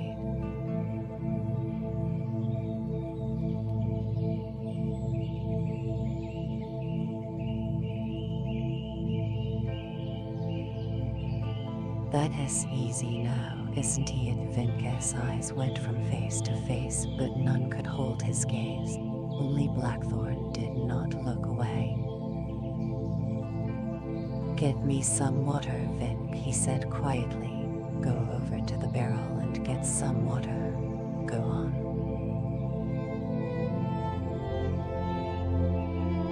Vink stared at him. Then he got the gourd and filled it with water and gave it to him. "Lord Jesus God." "Pilate," he muttered, "what am I going to do?" "First help me with Paulus. Vink, do what I say. Is he going to be all right?"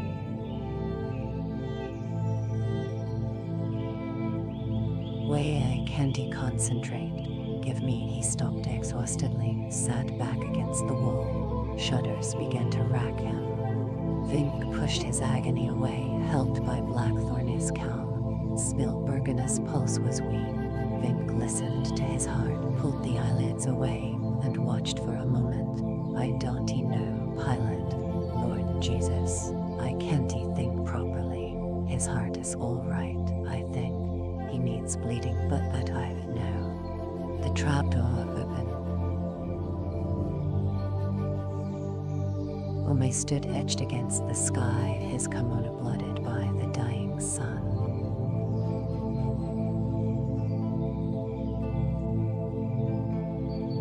Chapter 5.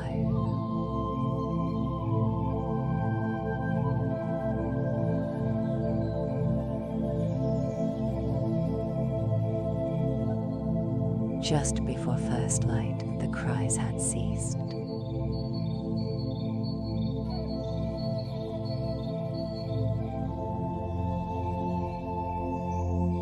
Now Ome's mother slept, and Yaba.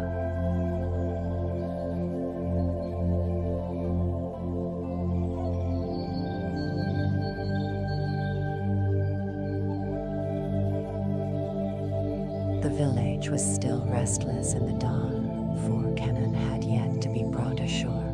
50 more kegs of powder, 1,000 more cannon shot. Coverlets, one arm thrown over his eyes to shut out the light. Kig was lying under the coverlet watching the shadows on the shoji wall. She had not slept even though she was more exhausted than she had ever been. Wheezing snores from the old woman in the next room drowned the soft, deep breathing of the daimyo beside her. The boy slept soundlessly on the other. Profession and bring honor to our world, the will world. A slight tremor went through Yabu and Kika held her breath, but he remained in sleep, and this pleased her, for she knew that very soon she would be able to leave without disturbing him. As she waited patiently, she forced herself to think of pleasant things. Always remember, child, her first. About. So train your mind to dwell on sweet perfumes, the touch of this silk, tender raindrops against the shoji, the curve of this flower arrangement, the tranquility of dawn. Then, at length, you won't have to make such a great effort, and you will be of value to yourself, of value to our teacher had impressed on her that to think bad thoughts is really the easiest thing in the world. If you leave your mind to itself, it will spiral you down into ever-increasing unhappiness. To think good thoughts, however, requires effort. This is one of the things that discipline training is. To send to her father, who was a peasant farmer, through the money exchanger, and still some for herself. Soon she would see her lover, and it would be a perfect evening. She thought about the sensuous glory of the bath she soon would have that would banish this night, and afterwards the soothing caress of Shu's hands. She thought of the laughter she would have with the other girls and with Gyuko-san, the Mima-san, as they swapped gossip and rumors and stories, and of the clean, oh so clean, kimono that she would wear tonight. The golden one with yellow and green flowers and the hair ribbons that matched. After the bath, she would have her hair dressed, and from the money of last night, there would be very much to pay off her debt to her employer, Gyuko-san. Some. Life is very good, she thought. EU, where life begins and is. Yes, but it is very difficult to put away the screams. impossible. The other girls will be just as unhappy, and poor Gyoko-san, but never mind. Tomorrow we will all leave Anjuro and go home to our lovely tea house in Mishima, the biggest city in Izu, which surrounds the daimyo's greatest castle in. I am sorry the Lady Midori sent for me. And if you are lucky, someone will write a ballad about you, and perhaps the ballad will even be sung in Edo itself. Oh, that would be very good. Then certainly your lover will buy your contract and you will be safe and content and bear sons. Be serious, Kiko, she told herself sharply. You shouldn't be sorry. You are not sorry, Nip. It was an honor to serve our Lord. Now that you have been honored, your value to Gyoko-sen is greater than ever, Nip. It was an experience, and now you will be known as the Lady of the Night of the Screams. Pillowing, what did the Lady Kiga do and say, and what did Lord Yabu do and say? Was his peerless pestle insignificant or full? Was it once or twice or never? Did nothing happen? She smiled to herself. Ah, what stories the troubadours will make up about tonight that will be told in every tea house throughout Izu. About the Lord Daimyo, who sat motionless in the screams, his sweat streaming. What did he do in the bed? They will all want to know. And why the boy? How was that? A perfect coiffure or fold of the kimono was all that was allowed, and always enough if the girl had wit. 1,000 questions, but none ever directly asked or ever answered. That as wise Kika thought. The first and last rule of the Willow World was absolute secrecy, never to tell about a client or his habits or what was paid, and thus to be completely trustworthy. If someone else told, well, that was his affair. But with walls of paper and houses so small and people being what they are, stories always sped from the bed to the ballad, never the truth, always exaggerated, because people are people, but nothing from the lady. An arched eyebrow perhaps, or hesitant shrug, a delicate smoothing of tears that the torment had brought. She had smiled at him reassuringly, forcing a calm that she did not feel. When the screams stopped, Yeba had remained statue-like in the moonlight for what had seemed a further eternity, and then he had got up. At once she had hurried back into the other room, her silk kimono sighing like a midnight sea. The boy was frightened, trying not to show it, and wiped away the finger on her lips. Then Yeba was at the door. He was bathed in sweat, his face taut and his eyes half closed. Kika helped him take off his swords, then his soaking kimono and loincloth. She dried him, helped him into a sun-fresh kimono and tied its silken belt. Once she had begun to greet him, but he had put a gentle. Then he had gone over to the window and looked up at the waning moon, trance-like, swaying slightly on his feet. She remained quiescent without fear, for what was there now to fear? He was a man and she a woman, trained to be a woman, to give pleasure in whatever way, but not to give or to receive pain. There were other courtesans who specialized in that form of sensuality.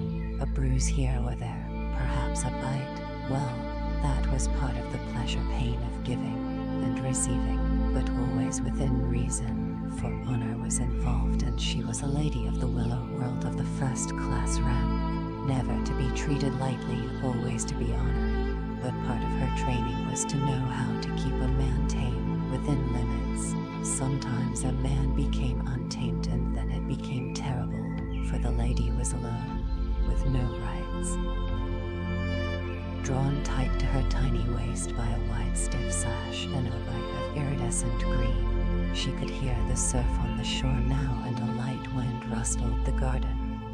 Her coiffure was impeccable, but for the tiny locks of hair so carefully loosed over her ears to suggest erotic disarray, yet, at the same time, to enhance the purity of the whole. The red and black checkered outer kimono, bordered with the purest green that increased the whiteness of her skin, was. Finally Yeba had turned and looked at her. then at the boy. The boy was 15, the son of a local fisherman, apprenticed at the nearby monastery to a Buddhist monk who was an artist, a painter and illustrator of books.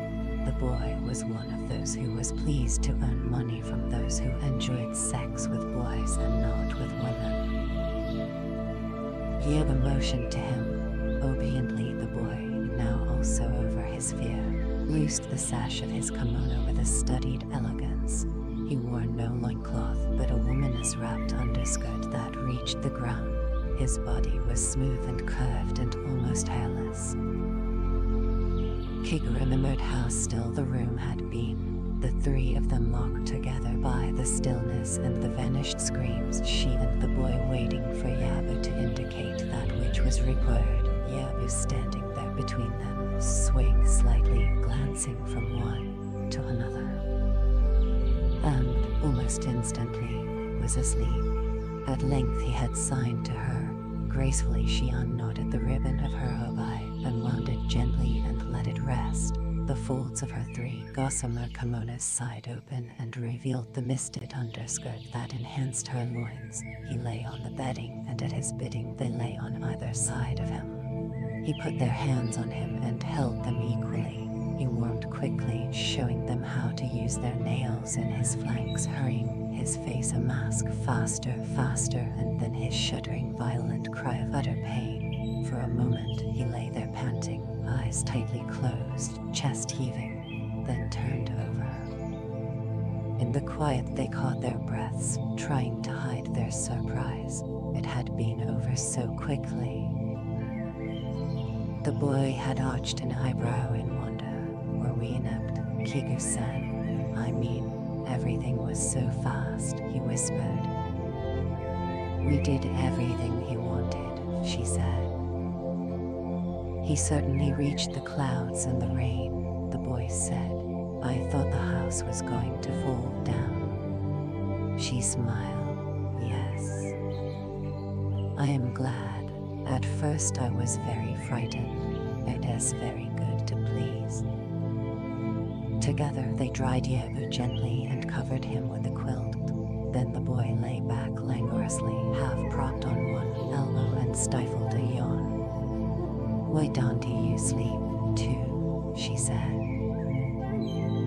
The boy pulled his kimono closer and shifted his position to kneel opposite her. She was sitting beside Yabu, her right hand gently stroking the daimyo's arm, gentling his tremored sleep.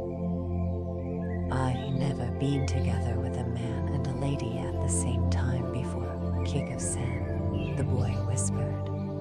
Neither have I. The boy frowned. I've never been with a girl either. I mean, I've never pillowed with one. Would you like me? She had asked politely. If you wait a little, I am sure our Lord want to wake up. The boy frowned. Then he said, yes, please, and afterwards he said, that was very strange, Lady Kiku. She smiled within. Which do you prefer?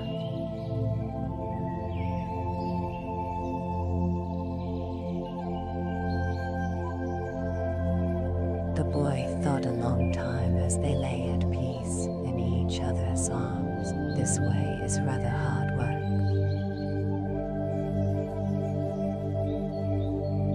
She buried her head in his shoulder and kissed the nape of his neck to hide her smile. You are a marvelous lover, she whispered. Now you must sleep after so much hard work. She caressed him to sleep, then left him and went to the other quilts.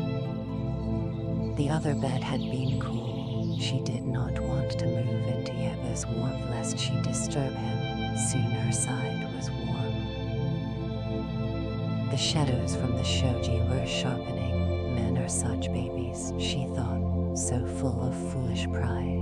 All the anguish of this night for something so transitory, for a passion that is in itself but an illusion. Men. The boy stirred in his sleep. Why did you make the offer to him? She asked herself. For his pleasure for him and not for me, though it amused me and passed the time and gave him the peace he needed. Wait, don't you sleep a little later? I'll sleep later, she told herself. When it was time, she slipped from the soft warmth and stood up. Her kimonos whispered apart and the air chilled her skin. Quickly, she folded her robes perfectly and redid her oven, a deft but careful touch to her coiffure and to her makeup. She made no sound as she left. The samurai sentry at the veranda entrance bowed and she bowed back, and she was in the dawning sunshine. Her maid was waiting for her. Good morning, Keiko-san.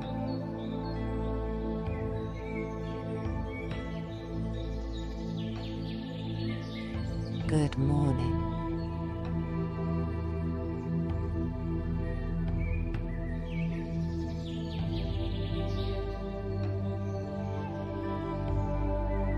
The sun felt very good and washed away the night. It is very fine to be alive, she thought.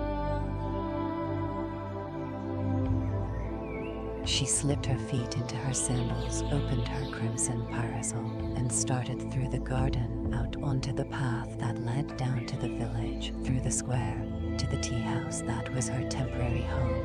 Her maid followed. Good morning, Kiku-san, Mura called out, bowing. He was resting momentarily on the veranda of his house, drinking cha, the pale green tea of Japan. His mother was serving him. Good morning, Kiku-san, she echoed. Good morning, Mura-san.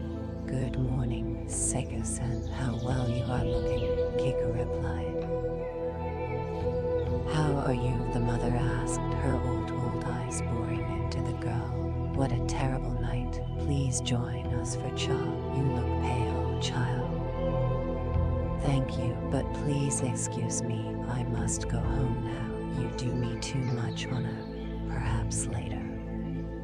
Of course, Kiku-san, you honor our village by being here.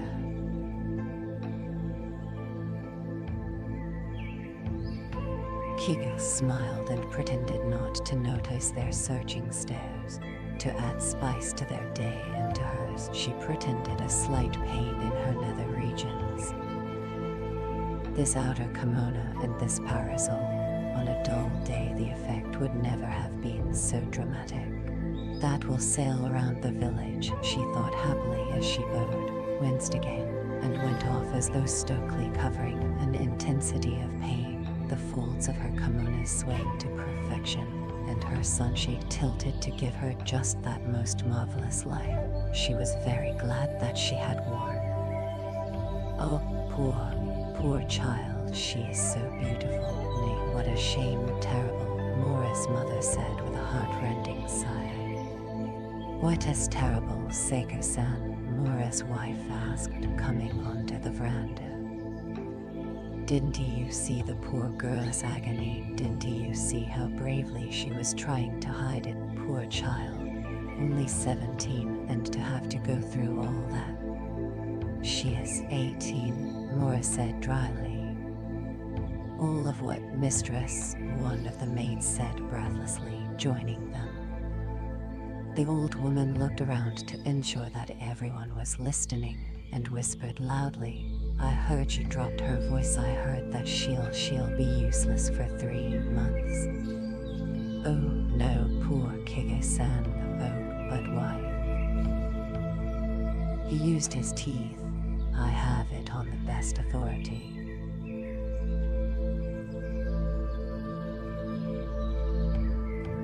Oh.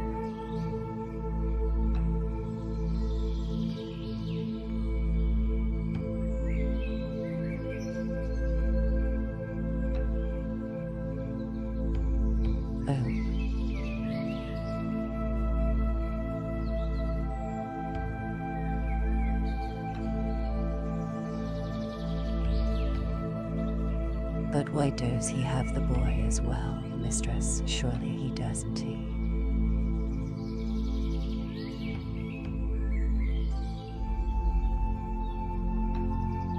Oh, run along back to your work, good for nothings. This isn't he for your ears. Go on, off with the lot of you. The master and I have to talk. She shooed them all off the veranda, even Laura's wife, and sipped her cha, benign and very content. Moore broke the silence, teeth.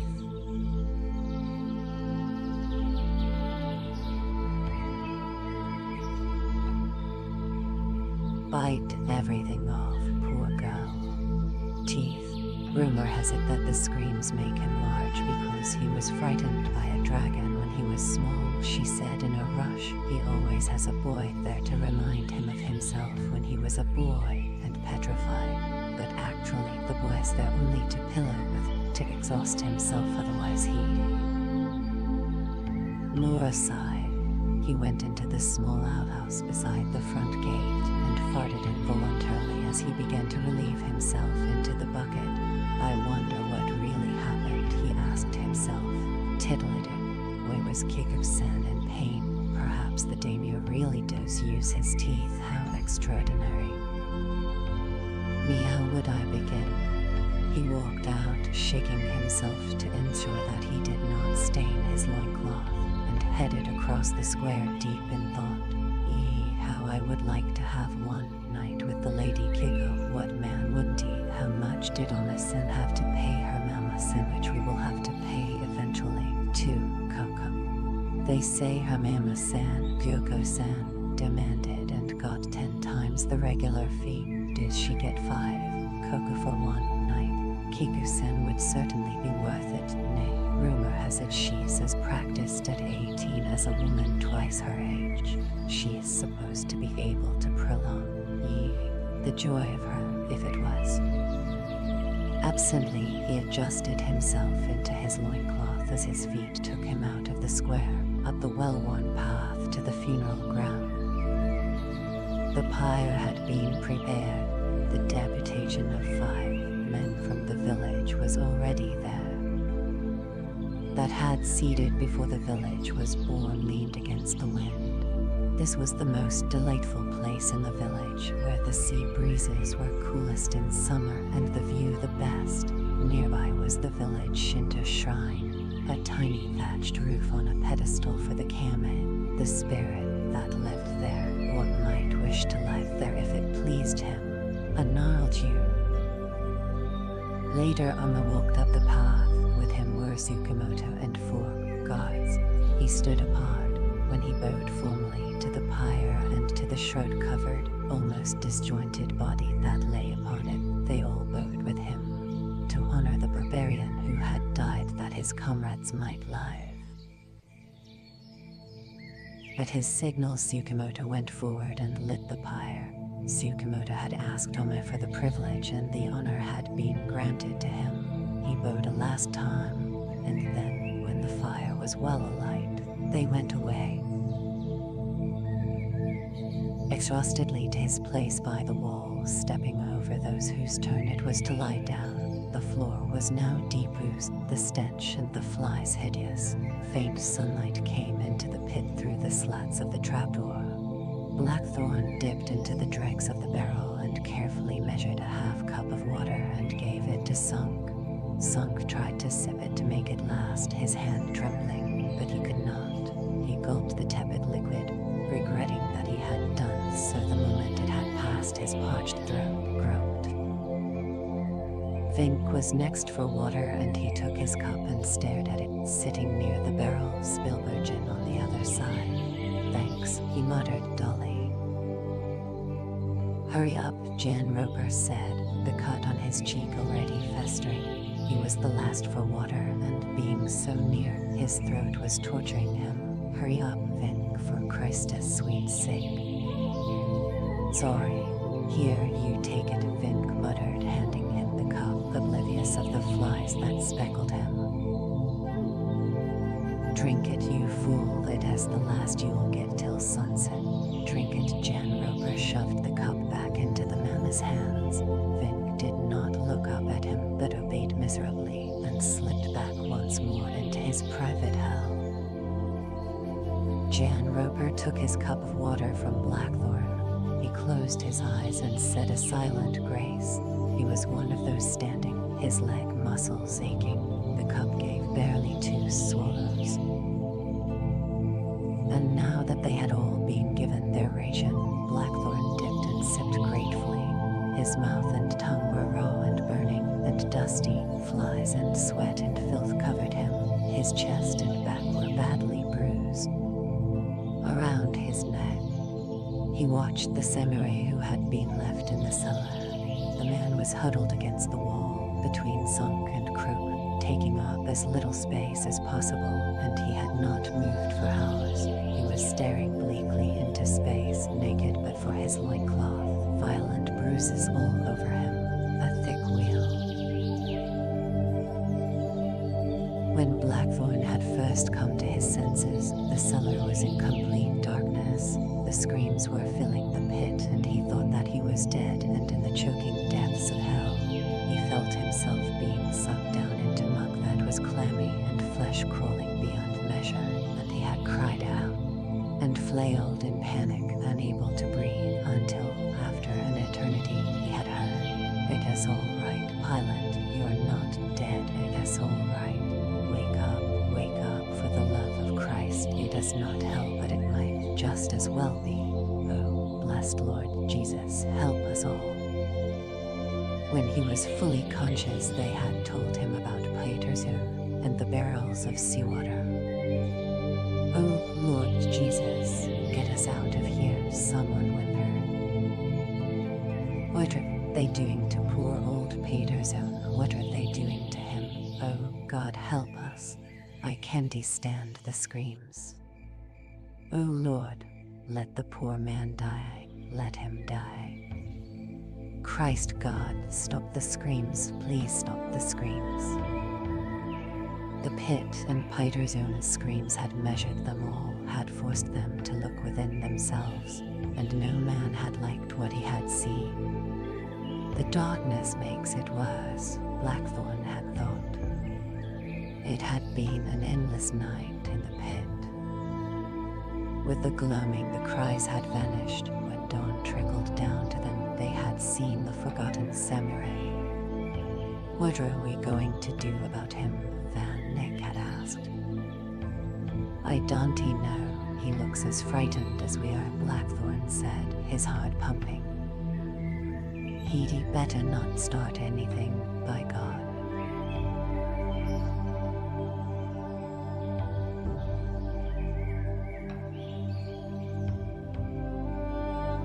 "Oh, Lord Jesus, get me out of here," Kruka's voice started to crescendo. "Help."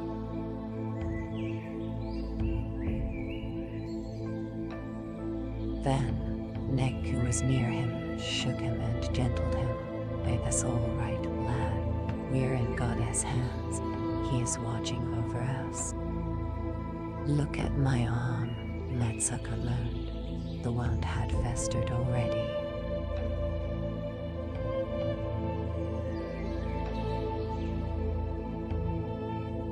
Blackthorn stood shakily. "We'll all be raving lunatics in a day or two if we don't get out of here," he said to no one in particular.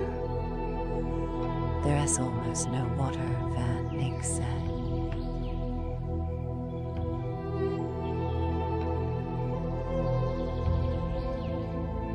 "We'll ration what there is, some now, some at noon. With luck, there'll be enough for 3 tons.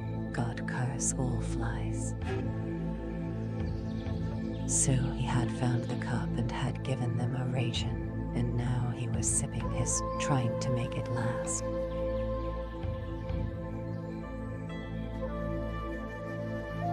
"What about him?" the Jupiter Spilbergen said.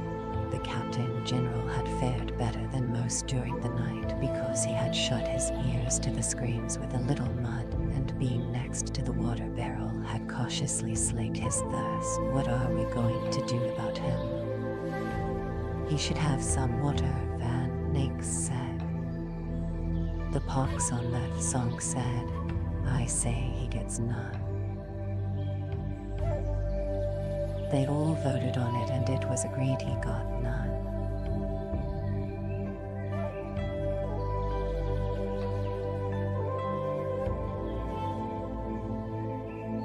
I don't agree, Blackthorn said.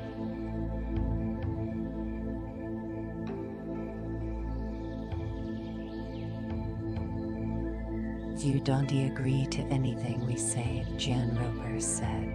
He is the enemy. He is a heathen devil, and he almost killed you. You've almost killed me half a dozen times. If your musket had fired at Santa Magdalena, you'd have blown my head off. I wasn't aiming at you, I was aiming at stinking Satanists.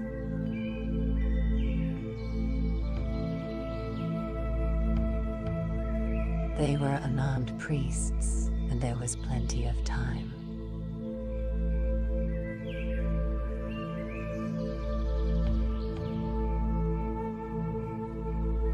I wasn't aiming at you.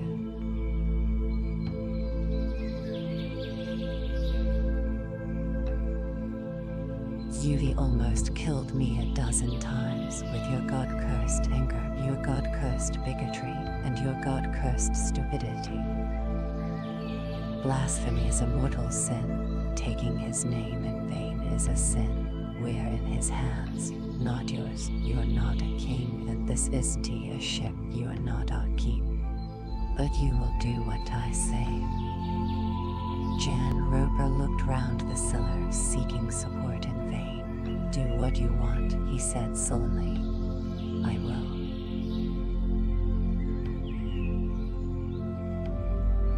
Man made no further move, just looked away into space. The samurai was as parched as they, but he shook his head to the offered cup. Blackthorn hesitated, put the cup to the samurai's swollen lips, but the man smashed the cup away, spilling the water, and said something harshly. Blackthorn, ready to parry the following blow, but it never came. He is mad. They're all mad, Spilbergen said. There is more water for us. Good, Jan Roper said. Let him go to the hell he deserves. What is your name, Naima? Blackthorn asked. He said it again in different ways, but the samurai appeared not to hear. They left him alone, but they watched him as if he were a scorpion. He did not watch them back. Blackthorn was certain the man was trying to decide on something, but he had no idea what it could be. Us out.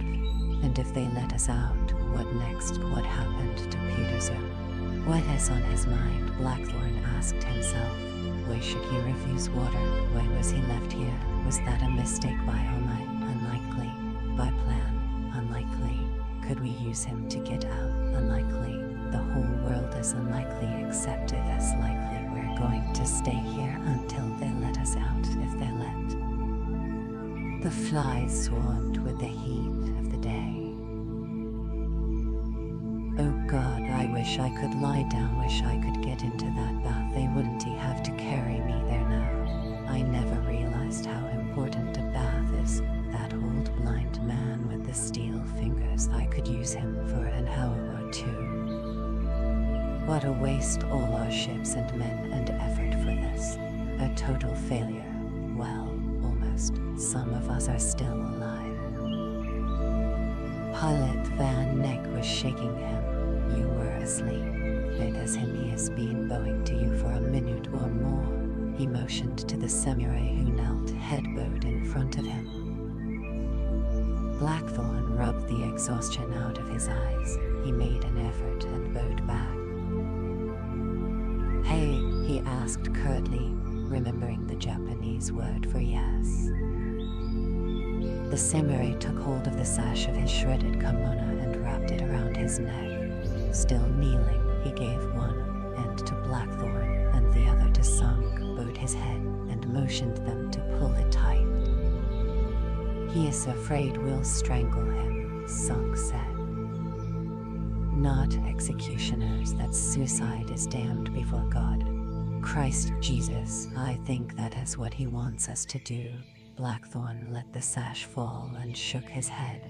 Kinjiro, he he said, thinking how useful that word was. How do you say to a man who doesn't speak your language that it is against your code to commit murder, to kill an unarmed man, that you are struggling? The samurai asked again, clearly begging him, but again Blackthorn shook his head. Kinjiro. The man looked around wildly. Suddenly he was on his feet and he had shoved his head deep into the latrine bucket to try to drown himself. Jan Roper and Sunk immediately pulled him out, choking. Let him go, Blackthorn ordered. They obeyed. He pointed at the latrine. Samurai, if that is what you want, go ahead. The man was retching, but he understood. He looked at the foul bucket and knew that he did not have the strength to hold his head there long enough. In abject misery, the samurai went back to his place by the wall. Jesus, someone muttered. Blackthorn dipped half a cup of water from the barrel, got to his feet, his joints stiff, went over to the Japanese and offered it. The samurai looked past the cup. I wonder how long he can hold out, Blackthorn said. Forever, Jan Roper said. They are animals, they are not human. For Christ's sake, how much longer will they keep us here? Gitzel asked. As long as they want. We'll have to do anything they want, Van Nix said. We'll have to if we want to stay alive and get out of this hellhole. Won't we, pilot? Yes. Blackthorn thankfully measured the sun as shadows. It is high noon. The watch changes. Spilbergen, Matsucker, and Sunk began to complain, but he cursed them to their feet, and when all were rearranged he lay down gratefully. The mud was foul and the flies worse than ever, but the joy of being able to stretch out full length was enormous. What did they do to Peiterzu? He asked himself as he felt his fatigue engulfing him. Oh God, help us to get out of here. I am so frightened. There were footsteps above, the trapdoor open. The priest stood there flanked by samurai. Pilot, you are to come up, you are to come up alone, he said. Chapter 7.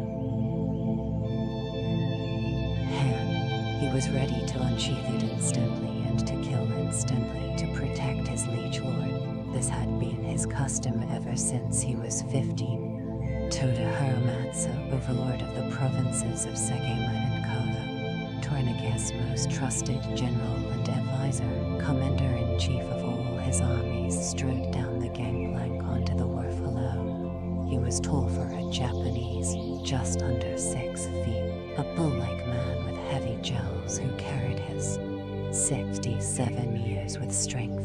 His military kimono was brown silk, stark but for the 5 small Torniga crests, 3 interlocked bamboo sprays.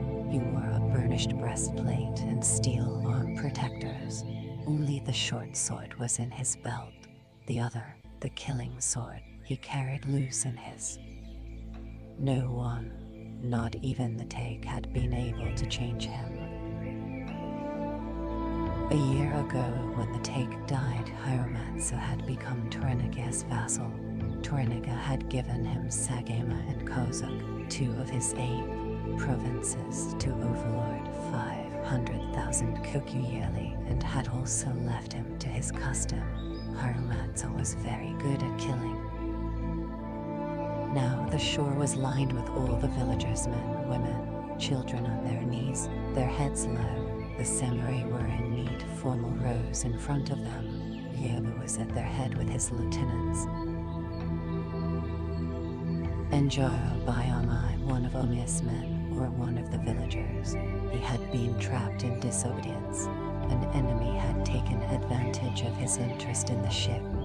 If Yeba had been a woman or a weaker man, he knew that he would be beating his breast and wailing and tearing his hair out. This was too much of a coincidence.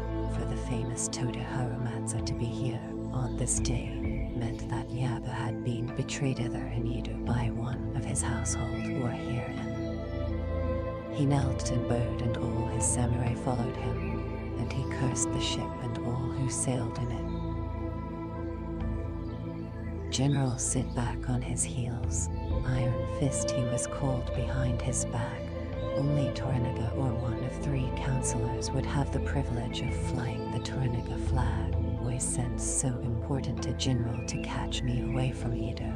Oh, Yeba-sama, he heard Haramatsu say, and saw him kneel on the matting that had been set out for him and return his bow. But the depth of the bow was less than correct, and Haramatsu did not wait for him to bow again. So he knew without being told that he was in vast jeopardy. He saw them. You honor me by coming to one of my poor villages, Haramatsu-sama, he said. My master ordered me here. Haramatsu was known for his bluntness. He had neither guile nor cunning, only an absolute trustworthiness to his liege lord. I am honored and very glad, Yeba said. I rushed here from Edo because of that barbarian ship. Lord Toranaga invited all friendly daimyos to wait in Edo until he returned from Osaka. How is our lord? I hope everything goes well with him. Disciplined and equally well-armed, all fanatic supporters of Yemen. The heir. I've told him a dozen times that he was mad to put himself into Ishido's power. Lunatic. Away from him, the Take had built Osaka Castle to be invulnerable. It was the greatest in the empire, with interlocking keeps and moats, lesser castles, towers and bridges, and space for 80,000 soldiers within its walls. And around the walls of the huge city were other armies, equally. The sooner Lord Toranaga is safe in his own castle at Edo, the better. The sooner the clash with Ishido is open and we marshal our armies and cut a path back to Osaka Castle and burn it to the bricks, the better. The old man's jowls reddened as his anxiety for Toranaga increased. He hated being. Other daimyos were equally obliged to visit the castle with their families to pay their respects to the heir, also twice a year. So all were controlled, all defenseless for part of the year, every year. The meeting was fixed. Nay, if he did go, it would be treason. Nay. Lord Toranaga had to go. Nay, he had no choice. The Take had ordered that the Council of Regents, who ruled in Yemen's name, were to meet for 10 days at least twice a year and always within Osaka's castle keep, bringing with them a maximum of 500 retainers within the walls, and all. Rebirth. The general was involuntarily twisting the well-used sheath of the sword that he carried in his left hand. His right hand, gnarled and calloused, lay ready in his lap. He studied Erasmus. Where are the cannon? Treason against whom Haramatsu reddened even more. Ishido's trying to isolate our master. Listen, if I had Ishido in my power like he has Lord Toranaga, I wouldn't hesitate for a moment whatever the risks. Ishido's head would have been off his shoulders long since, and his spirit awaiting. I had them brought ashore for safety. Will Toranaga-sama make another compromise with Ishido? When I left Osaka, all was quiet. The council was to meet in 3 days. Will the clash become open? I'd like it open. But my lord, if he wants to compromise, he will compromise. Haramatsu looked back at Yedo. He ordered all allied daimyos to wait for him at Yedo until he returned. This is not Yedo. Yes, I felt that the ship was important enough to our cause to investigate it immediately.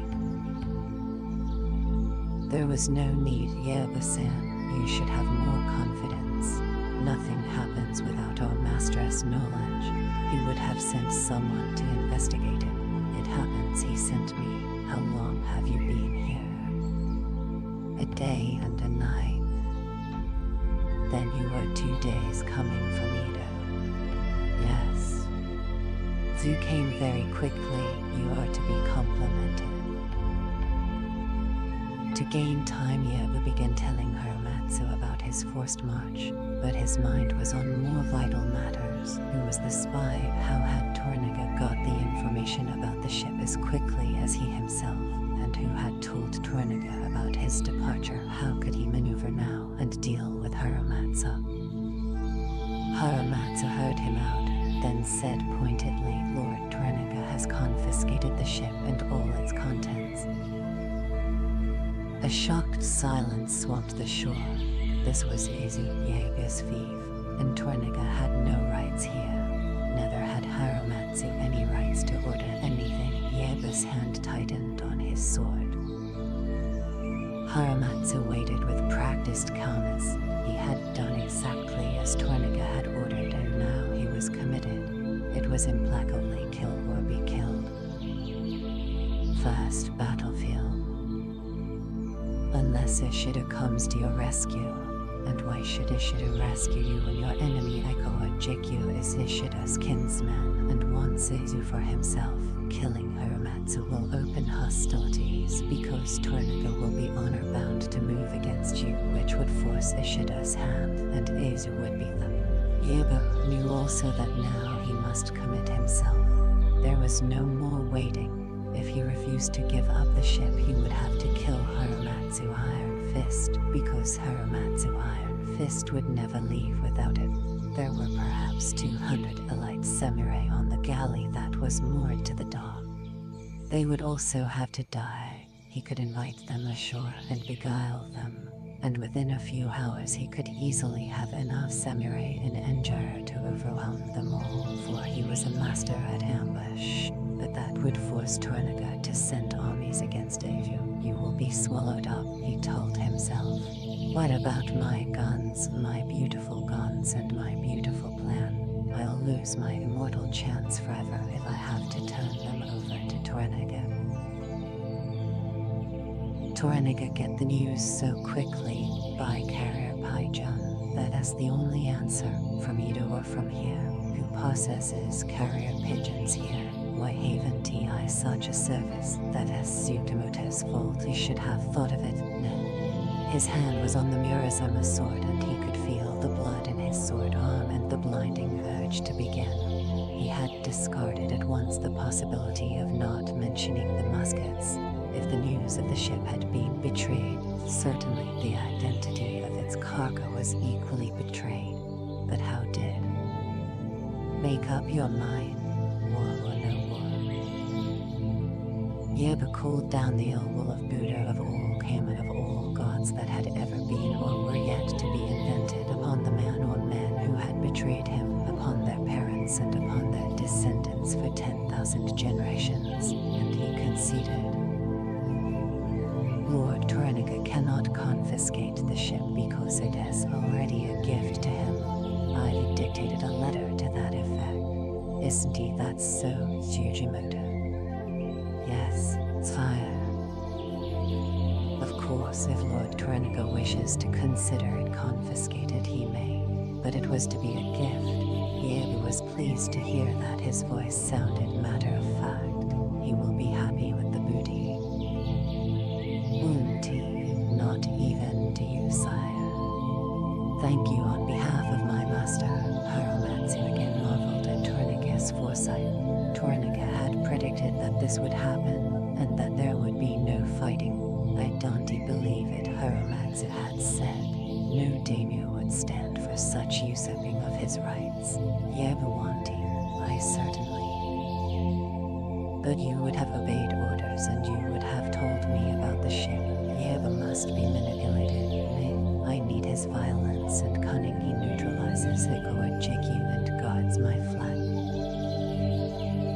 Here on the beach under a good sun, Haramatsu forced himself into a polite bow, hating his own duplicity. Lord Torniga will be delighted with your generosity. Yeba was watching him closely. It is not a Portuguese ship. Yes, so we heard. And it has pirate. He saw the general's eyes narrow. Treasure, muskets, powder, and shot. As he told him what the priest had said, Yabe thought, if that is news to you as it was to me, doesn't that mean that Tornaga had the same original information as I? But if you know the contents of the ship, then the spy is only one of his samurai or a villager. There is an abundance of cloth, some. Hiramatsu hesitated. Then he said, the cloth is Chinese silks. And the stars? No, Hiramatsu-sen, he said, using the sen. They were daimyos equally. But now that he was magnanimously giving the ship, he felt safe enough to use the less differential term. He was pleased to see that the word had not gone unnoticed by the older man. I am daimyo of Asia, by the sun, the moon. It is very unusual, a thick heavy cloth, totally useless to us, he said. Ivy had everything worth salvaging brought ashore. Good. Please put all of it aboard my ship. What? Yeba's bowels almost burst. All of it at once. Now. Yes, so sorry, but you'll naturally understand that I want to return to Osaka as soon as possible. Yes, but will there be space for everything? Put the cannon back on the barbarian ship and seal it up.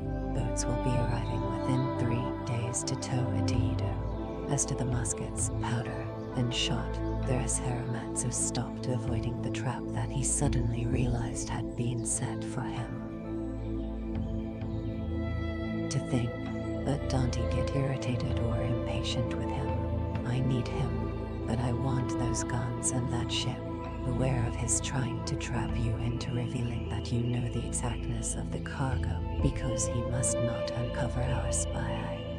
There is just enough space for the 500 muskets, Tornaga had told him, and all the powder and the 20,000 silver doubloons aboard the galley. Leave the cannon on the deck of the ship and the cloth in the holds.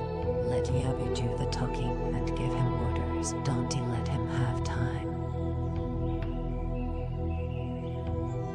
Hiramatsu cursed his inability to play these necessary games. As to the space needed, he said shortly, perhaps you should tell me. And just exactly what is the cargo, how many muskets and shot and so forth, and is the bullion in bar or coins, is it silver or gold? Tsukimoto. Yes, Yaba-sama. Get the list of the contents. I'll deal with you later, Yaba thought. Tsukimoto hurried away. You must be tired, Hiramatsu-san. Perhaps some job accommodations have been prepared for you, such as they are. The baths are totally inadequate, but perhaps one would refresh you a little. Thank you, you are very thoughtful. Some cha and a bath would be excellent. Later. First tell me everything that has happened since the ship arrived here. Have offended Hiramatsu, whose own, at his age, might be few and far between. Yaba told him the facts, omitting the part about the courtesan and the boy, which was unimportant. On Yaba's orders, Oma told his story, except for his private conversations with Yabu, and Mora told his, excluding the part about the ingenious erection, which Mora reasoned, though interesting, might. Hiramatsu looked at the plume of smoke that still rose from the pyre. How many of the pirates are left? 10, sire, including the leader, Ome said. Where's the leader now? In Moa's house. What did he do? What was the first thing he did thereafter getting out of the pit? He went straight to the bathhouse, sire, Mora said quickly. Now he is asleep, sire, like a dead man. So didn't he have to carry him this time? No, sire. He seems to learn quickly. Hiramatsu glanced back at him. You think they can be taught to behave? No, not for certain, Hiramatsu-sama.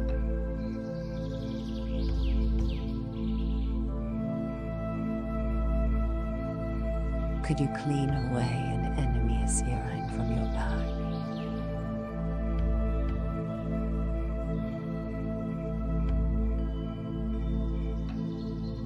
No, Lord.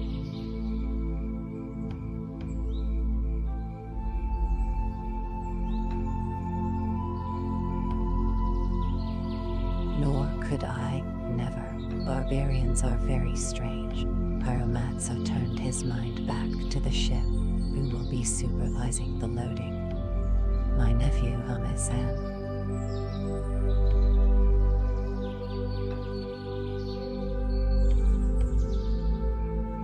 Good, Ame-san, I want to leave before dusk. My captain will help you be very quick, within 3 sticks. The unit of time was the time it took for a standard stick of incense to smolder away, approximately 1 hour for 1 stick. Yes, Lord. Ordered, and then he said as Tornica had ordered, I insist. In Lord Tornica's name, I insist. Your generosity needs to be rewarded. Why not come with me to Osaka? Yabu-san, Haramatsu said as though it was a sudden thought. Lord Tornica would be delighted to receive all these things from your hands. Personally, please, there's room enough. When Yabu began to protest, he allowed him to continue for a time, as Tornica had. With my head and my lands, Yabu asked himself bitterly, knowing that there was nothing he could do now but accept gratefully. Thank you, I would be honored. Good, well then. That is all done, Iron Fist said with obvious relief. Now some cha and a bath. Drainless nap. Yabu politely led the way up the hill to Ume's house. The old man was washed and scoured, and then he lay gratefully in the steaming heat. Later, Sua's hands made him new again. A little rice and raw fish and pickled vegetables taken sparingly in private. Cha sipped from good porcelain. A short.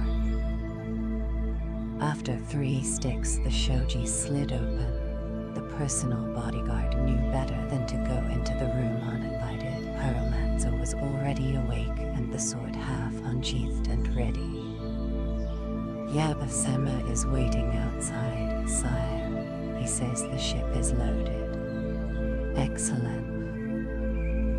Haramatsu went onto the veranda and relieved himself into the bucket. Your men are very efficient, Yabu-san. Your men helped Haramatsu-san. They are more than efficient.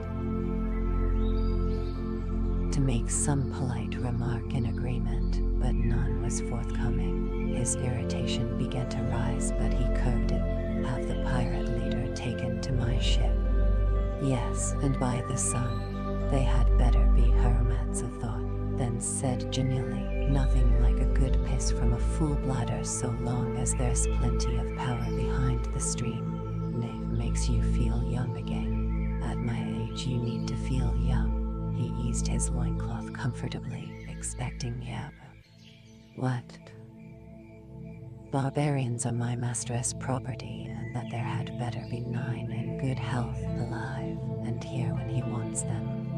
You were generous enough to make a gift of the ship and the contents.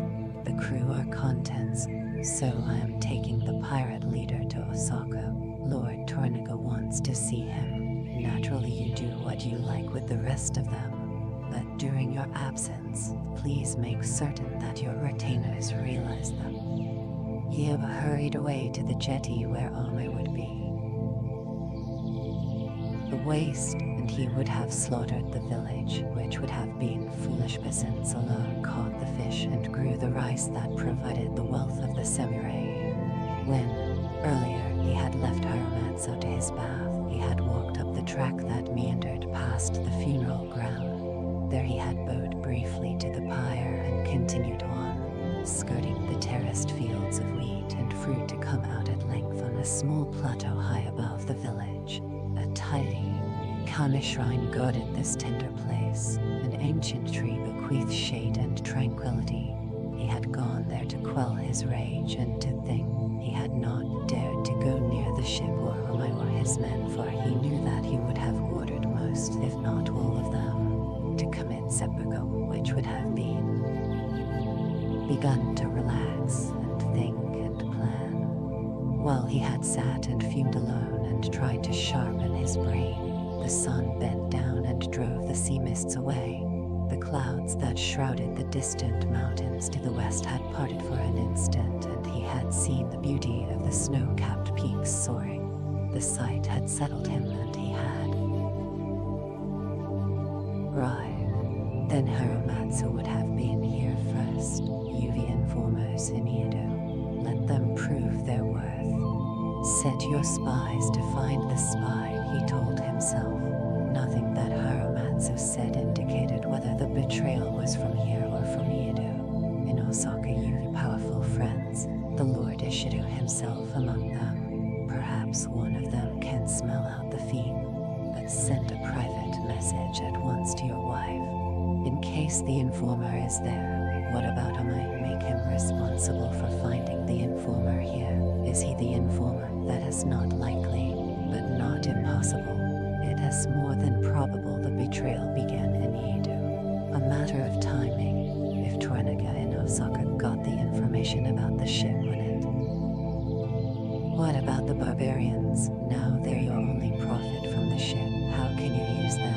Wait, didn't Iona give you the answer? You could use their knowledge of the sea and ships to barter with Toranaga for guns. Nay.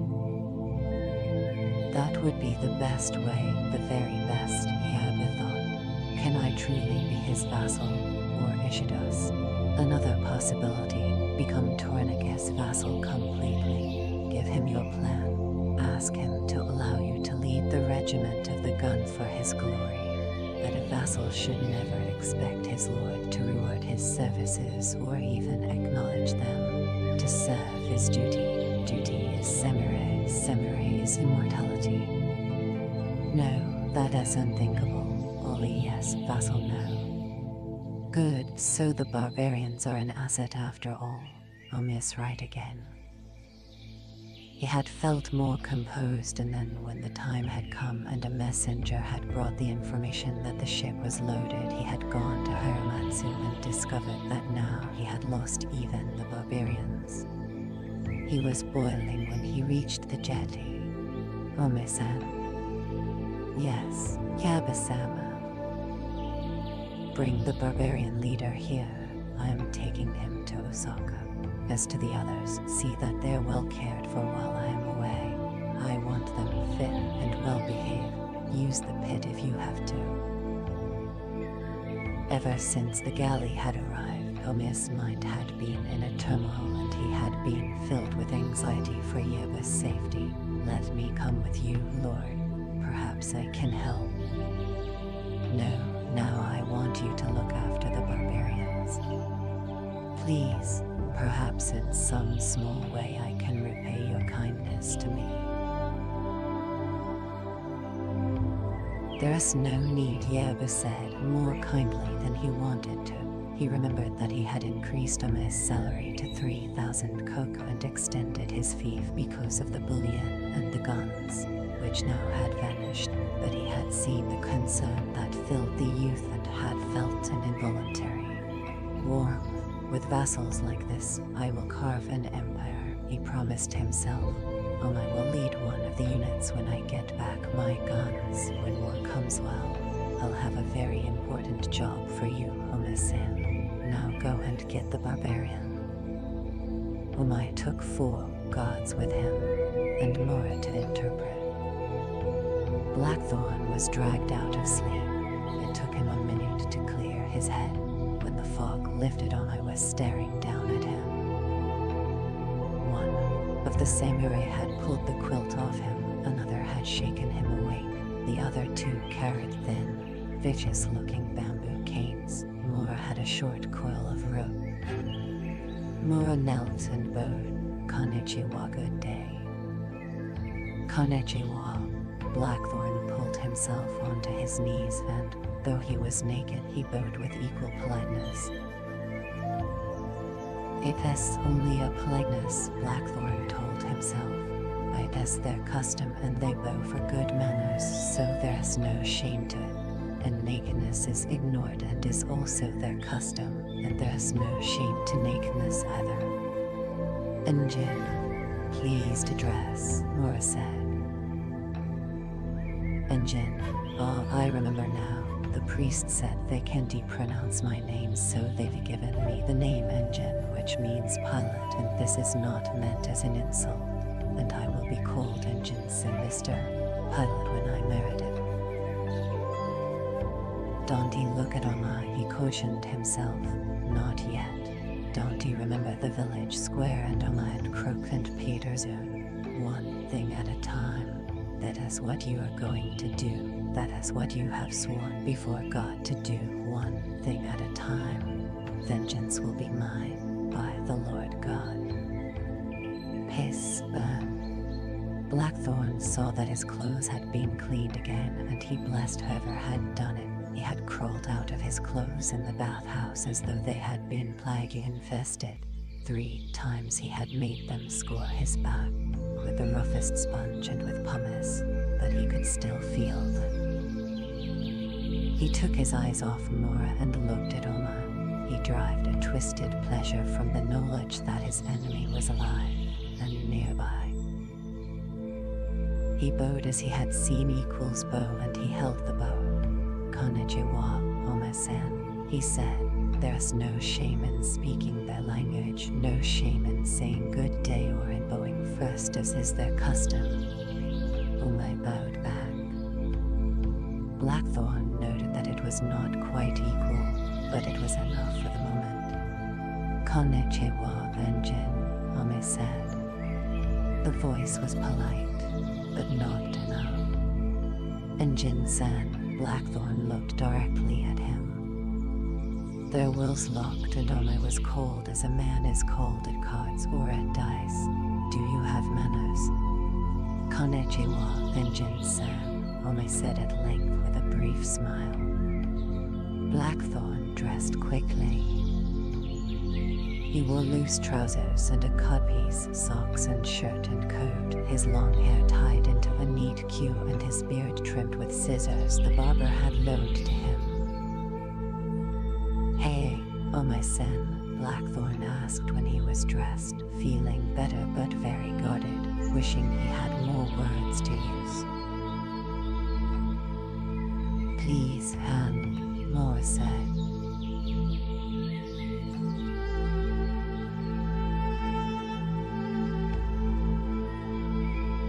Blackthorn did not understand and said so with signs. Mora held out his own hands and parodied tying them together. Hand, please. No, Blackthorn said it directly to Oma and shook his head. That is not necessary, he said in English, not necessary at all. I've given my word. He kept his voice gentle and reasonable, then added harshly, copying Oma, Wickermus call. Oma-san, do you understand? Oma laughed. Then he said, Hey, Engine-san, Wickermus. He turned and left. Mora and the others stared after him, astounded. Blackthorn followed Oma into the sun. His boots had been clean. Before he could slip them on, the maid owner was there on her knees and she helped him. Thank you, Haku-san, he said, remembering her real name. What is the word for thank you? He wondered. He walked through the gate. Oh my God.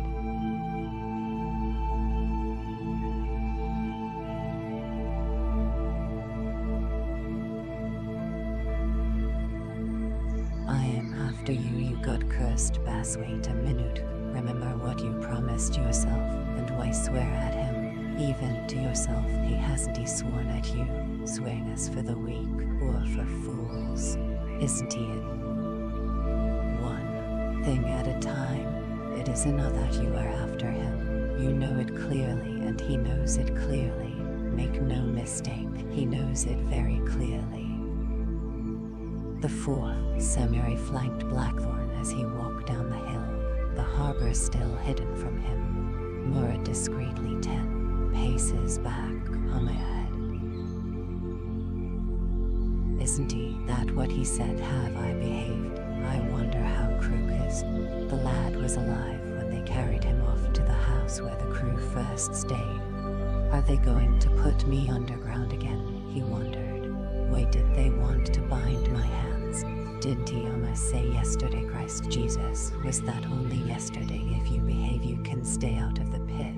If you behave, tomorrow another man will be taken out of the pit. Perhaps, and more, perhaps. Blackthorn felt better today.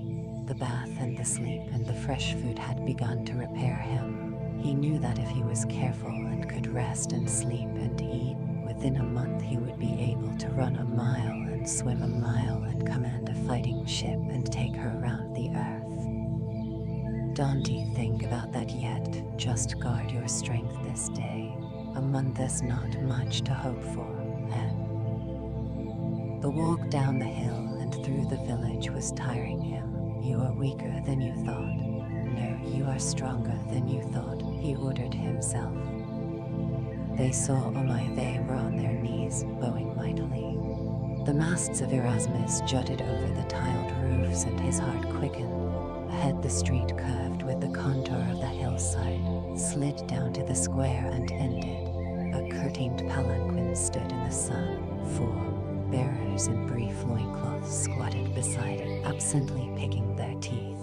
The moment Umai barely nodded at them as he strode past, but then a girl came out of the neat gateway to go to the palanquin, and he stopped. Blackthorn caught his breath and stopped also. A young maid ran out to hold a green parasol to shade the girl. Umai bowed and the girl bowed, and they talked happily to each other, the strutting arrogance vanishing from Umai. Warmth of her presence. He wondered if she and Umai were lovers, or if she was Umai's wife, and he thought, is she truly real? The girl wore a peach-colored kimono and a wide sash of gold and gold-thorned slippers. Blackthorn saw her glance at him. Clearly she and Umai were discussing him. He did not know how to react, or what to do, so he did nothing but wait patiently, glorying in the sight of her, the cleanliness and the Umai asked her something, and she answered and fluttered her green fan that shimmered and danced in the sunlight, her laugh musical, the delicacy of her exquisite. Umai was smiling too. Then he turned on his heel and strode off, samurai once more. Blackthorn followed. Her eyes were on him as he passed, and he said, "Konnichiwa." "Konnichiwa, Injin-san," she replied, her voice touching him. She was barely 5 feet tall and perfect. As she bowed slightly, the breeze shook the outer silk and showed the beginnings of the scarlet under kimono, which he found surprisingly erotic. The girl's perfume still surrounded him as he turned the corner. He saw the trapdoor and Erasmus, and the galley. The girl vanished from his mind. Where are gun ports empty? Where are our cannon? And what in the name of Christ is a slave galley doing here, and what has happened in the pit? One thing at a time. Of island, half a day to step the spare mast, and then all sails ho and away into the far deep. Maybe it'd be better not to anchor, but to flee to safer waters. But who do crew? You can't take her out by yourself. First Erasmus, the stub of the foremast that the storm had carried away jutted nastily. That doesn't matter, he thought. We could get her out to sea easily. We could slip the moorings the night airflow, and the tide would take us out silently, and we could clean tomorrow on the far side of that speck. Where did that slaver come from, and why is it here? Outward bound, all 5 ships together. She had been a rich coastal trader, a Portuguese, and she was fleeing from him against the wind. Erasmus could not catch her, to capture her or sink her. He could see knots of samurai and sailors down at the wharf. The 60-oared vessel, 30 oars aside, was neat and trim. The oars stacked with care, ready for instant departure, and he shivered involuntarily. The last time he seen a galley was off the Gold Coast 2 years ago when his fleet was. Ottomans, the infidel Turks, swarmed the seas with slave galleys and with fighting ships. Africa, south as far as Lagos, north and eastward through the treacherous Straits of Gibraltar, Spanish patrolled as far as Salerno in the Kingdom of Naples. The Mediterranean was dangerous to English and Dutch shipping. Spanish and Portuguese enemy were there in strength and worse than. Blackthorn knew the North African coast well. He had been a pilot and ship's master for 10 years for the London Company of Barbary Merchants, the joint stock company that fitted out fighting merchantmen to run the Spanish blockade and trade the Barbary coast. He had piloted to west and north. These voyages had been very profitable for him, and he had bought his own ship, a 150-ton brig, to trade on his own behalf, but he had had her sunk under him and lost everything. They had been caught a lee windlass off Sardinia when the Turk galley had come out of the sun. The fight was cruel, and then, towards sunset, the enemy ram caught their stem and they were boarded fast. He had never forgotten the screaming cry Allah as the corsairs came over his gunwales. They were armed with swords and with muskets. He had rallied his men, and the first attack had been beaten off. But the second overwhelmed them, and he ordered the magazine fired. His ship was in flames, and he decided that it was better to die than to be put to the oars. He had always had a mortal terror of being taken alive, and made a galley slave not an unusual fate for a captured seaman. When the magazine blew, the explosion tore the bottom out of his ship and destroyed part of the corsair galley, and in the confusion, he managed to swim to the longboat and escape with 4 of the crew. Those who could not swim to him he had had to leave, and he still remembered their cries for help. In God's name, but God had turned his face from those men that day, so they had perished or gone to the oars. And God had kept his face on Blackthorn and the 4 men that time, and they had managed to reach Cagliari in Sardinia, and from there they had made it home, penniless. To bring it home again. Spice Islands of Asia that was supposed to exist in the ice seas north of Tsarist Russia. They searched for 2 years. Then Keyes Veerman died in the Arctic wastes with 80% of the crew, and Blackthorn turned back and led the rest of the men home. Then, 3 years ago, he been approached by the newly formed Dutch East India Company and asked to pilot their first expedition to the New World. They whispered secretly that they had acquired at huge cost a contraband Portuguese rudder that supposedly gave away the secrets of Magellan's Strait, and they wanted to prove it. That was 8 years ago, the same year that plague had erupted again in London. Plague and famine and riots of the starving unemployed.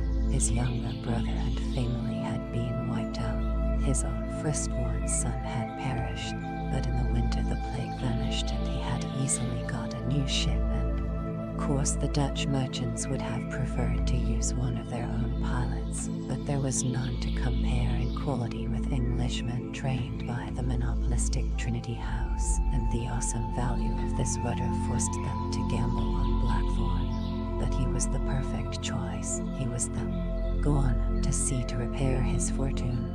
First for the London Company of Barbary Merchants, then a voyage to the West Indies hunting Spaniards.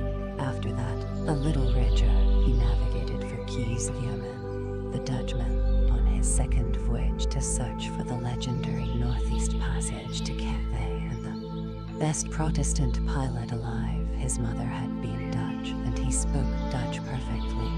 Blackthorn had agreed enthusiastically and accepted the 15% of all profit as his fee, and as was custom, had solemnly, before God, sworn allegiance to the company and vowed to take their fleet out.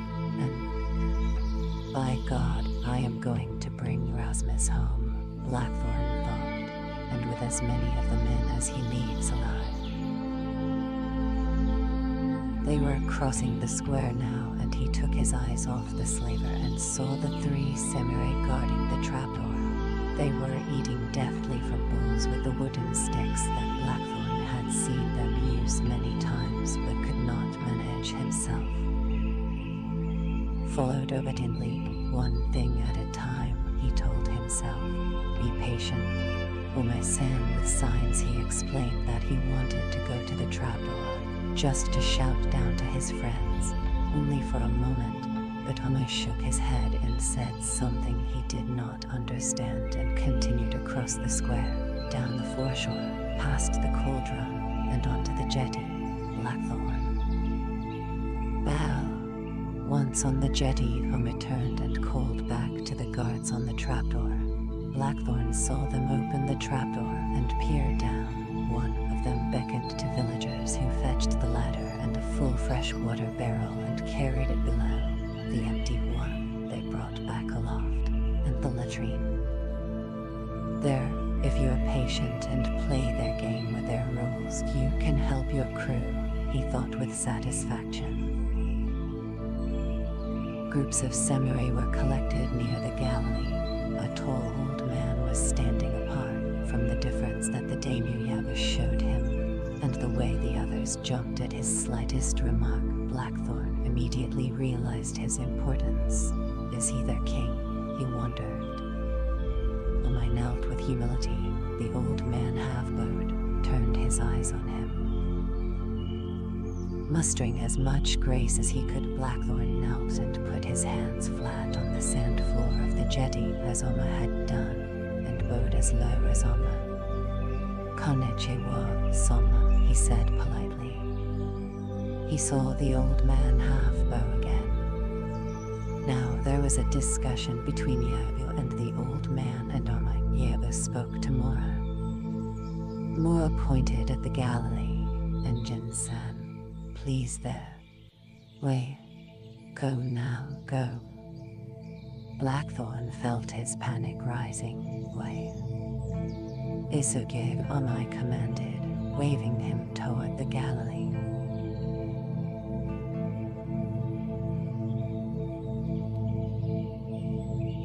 No, I am not going to.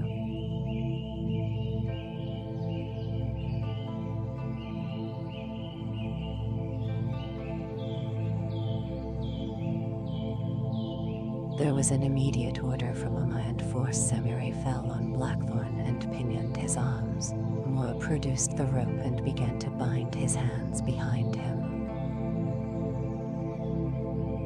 You sons of bitches, Blackthorn shouted. I am not going to go aboard that god-cursed slave ship.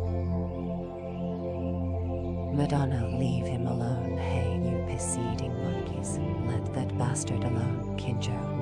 Is he the pilot, the engine, car? His belt, a jeweled crucifix hung from his neck. He wore a jaunty cap, and a smile split his face. Blackthorn could scarcely believe his ears. The boisterous abuse in Portuguese had come from the deck of the galley. Then he saw the man start down the gangway, as tall as he and about his age, but black-haired and dark-eyed and carelessly dressed in seaman-esque clothes, rapier by his side, pistols in. Are you the pilot of the Dutchman? Yes, Blackthorn heard himself reply. Blackthorn, and stuck it back in his belt, his Japanese heavily laced with sweet vulgarities in gutter Portuguese that only seafarers would understand. Good, good. I am Vasco Rodriguez, pilot of this galley. He turned to the old man and spoke a mixture of Japanese and Portuguese and called him Monkey Sama, and sometimes did a sound, but the way it sounded it came out Todi Sama. Twice he pulled out his pistol and pointed it emphatically at. Hiramatsu spoke briefly, and the samurai released Blackthorn, and Mora untied him. That is better. Listen, pilot, this man is like a king. I told him I'd be responsible for you, that I'd blow your head off as soon as drink with you. Rodriguez bowed to Hiramatsu, then beamed at Blackthorn. to the bastard Sem. Dreamlike, Blackthorn did as he was told. "So you do that like a Japa," Rodriguez said with a grin. "You are really the pilot." "Yes." "What is the latitude of the lizard?" 49 degrees 56 minutes north, and watch out for the reefs that bear so by southwest. "You're the pilot, by God." Rodriguez shook Blackthorn's hand warmly. "Come aboard. There's food and brandy and wine and grog, and all pilots should love all pilots who are the sperm of the earth. Amen, right?" "Yes," Blackthorn said weakly. "When I heard we were carrying a pilot back with us, good says I. It is years since I had the pleasure of talking to a real pilot. Come aboard. How did you sneak past Malacca? How did you avoid our Indian Ocean patrols? At whose rudder did you steal? Where are you taking me?" "Ahsoka, the great Lord High Executioner himself wants to see you." Blackthorn felt his panic returning. "Who?" "Toranagal, Lord of the 8 provinces, wherever the hell they are, the chief daimyo of Japan. A daimyo is like a king or feudal lord, but better. They're old despots." "What does he want with me?"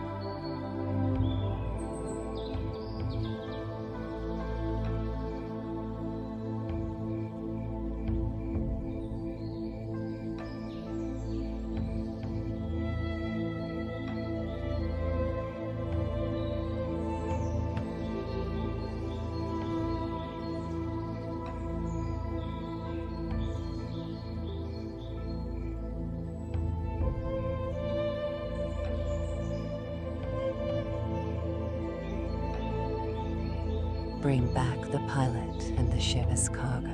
Take old Toda Haramatsu there to examine the ship, and oh yes, pilot, it has all confiscated, so I hear, your ship and everything in it. I don't know, but that's why we're here, and if Tornaga wants to see you, pilot, he'll see you. They say he has got 1,000,000 of these slant-eyed fanatics who'll die for the honor of wiping his arse if that is his pleasure. Tornaga wants you to bring back the pilot, Vasco," his interpreter said. "Confiscated. It may be a rumor. Jabbers sometimes confiscate things with one hand, give them back with the other, pretend they've never given the order. It is hard to understand the poxy little bastards."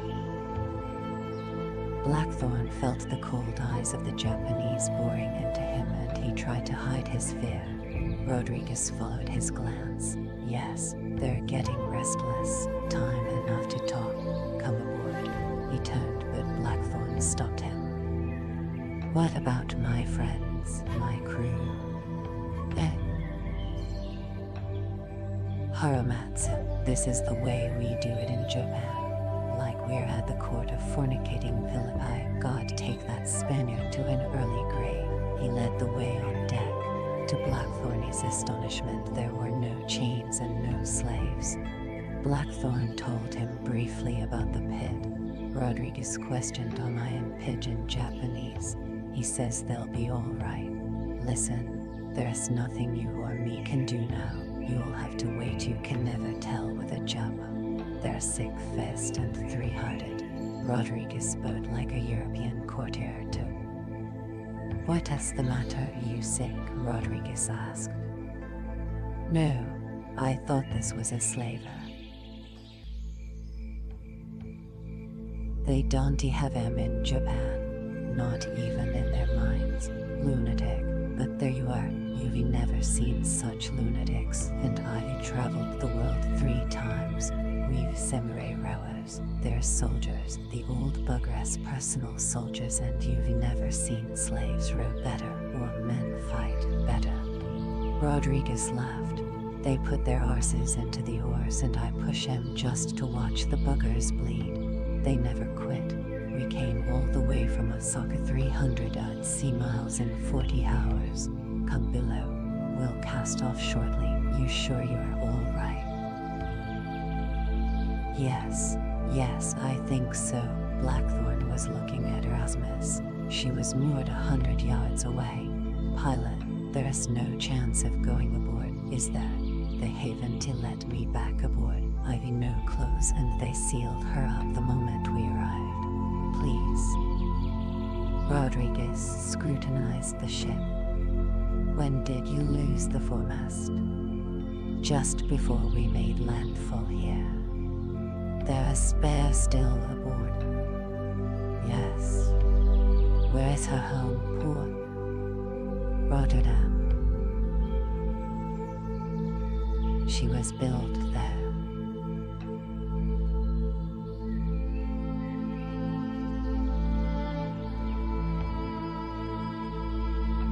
Yes.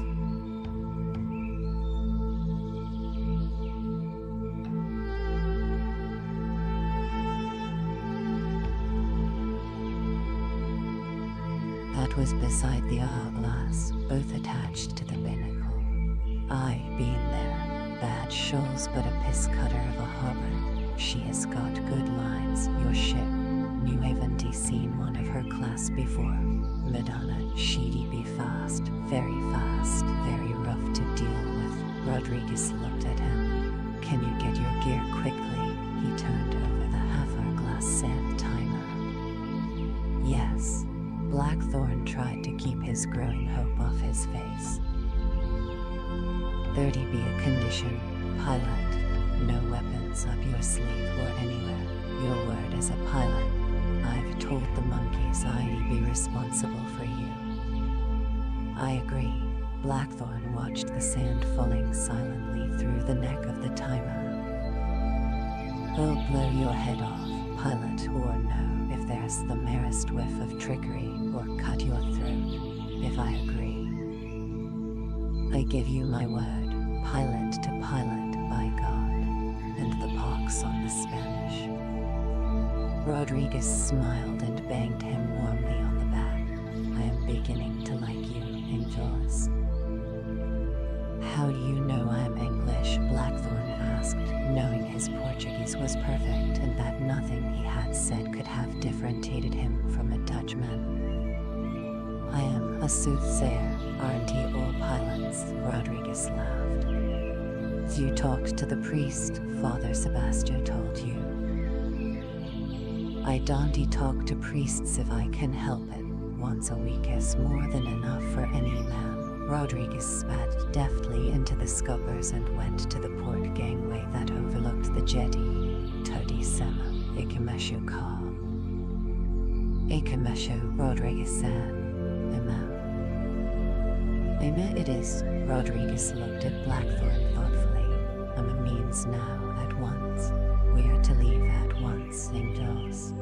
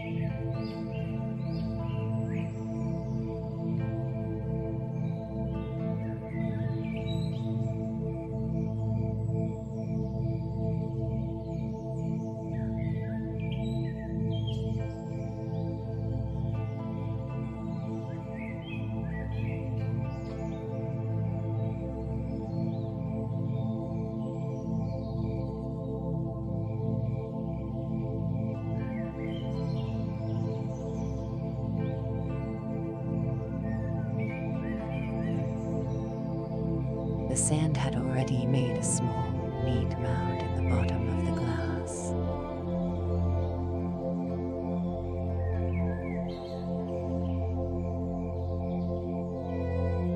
Will you ask him, please, if I can go aboard my ship?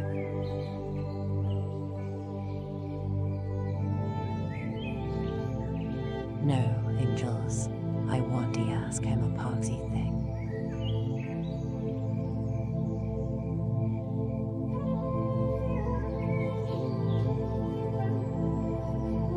Blackthorn suddenly felt empty and very old.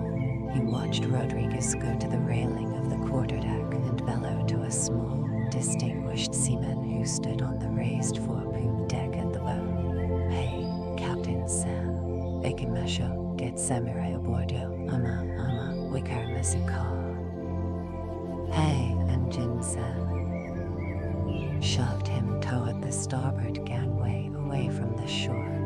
Immediately, Rodriguez rang the ship's bell loudly 6 times, and the Captain-san began shouting orders to the seamen and samurai ashore and aboard. Seamen hurried up on deck from below to prepare for departure, and in the disciplined, controlled confusion, Rodriguez quietly took Blackthorn's arm and... There's a dinghy below, Angels. Don't move fast, don't look around, and don't pay attention to anyone but me. If I tell you to come back, do it quickly. Blackthorn walked across the deck, down the gangway, toward the small Japanese skiff. He heard angry voices behind him, and he felt the hairs on his neck rising, for there were many samurai all over the ship, some armed with bows and arrows, a few with muskets. You don't have to worry about him, Captain San. I am responsible. Me, Rodriguez-san, Ichiban Engine-san. By the Virgin, Wikarmasuka was dominating the other voices, but they were getting angrier every moment. Blackthorn was almost in the dinghy now, and he saw that there were no rowlocks. I can't scull like they do, he told himself. I can't use the boat, it is too far to swim. Or is it? He hesitated, checking the distance. If he had had his full strength, he would not have waited a moment. But now, feet clattered down the gangway behind him, and he fought the impulse to turn. Sit in the stern, he heard Rodriguez say urgently. Hurry up. He did as he was told, and Rodriguez jumped in nimbly, grabbed the oars, and, still standing, shoved off with great skill. A samurai was at the head of the gangway, very perturbed, and 2 other samurai were beside him, bows ready. The captain's samurai called out, unmistakably beckoning them to come back. Angelus watched him carefully. What are they doing now? A few yards from the vessel, Rodriguez turned. Just go there, he shouted up at him, pointing at Erasmus. Get samurai aboard. He set his back firmly to his ship and continued sculling, pushing against the oars in Japanese fashion, standing amidships. Tell me if they put arrows in their bows. The captain is very angry. You want to get into trouble, will you? If we don't sail at the turn, old Toddy might have cause for complaint. What are those bowmen doing? Nothing. They're listening to him.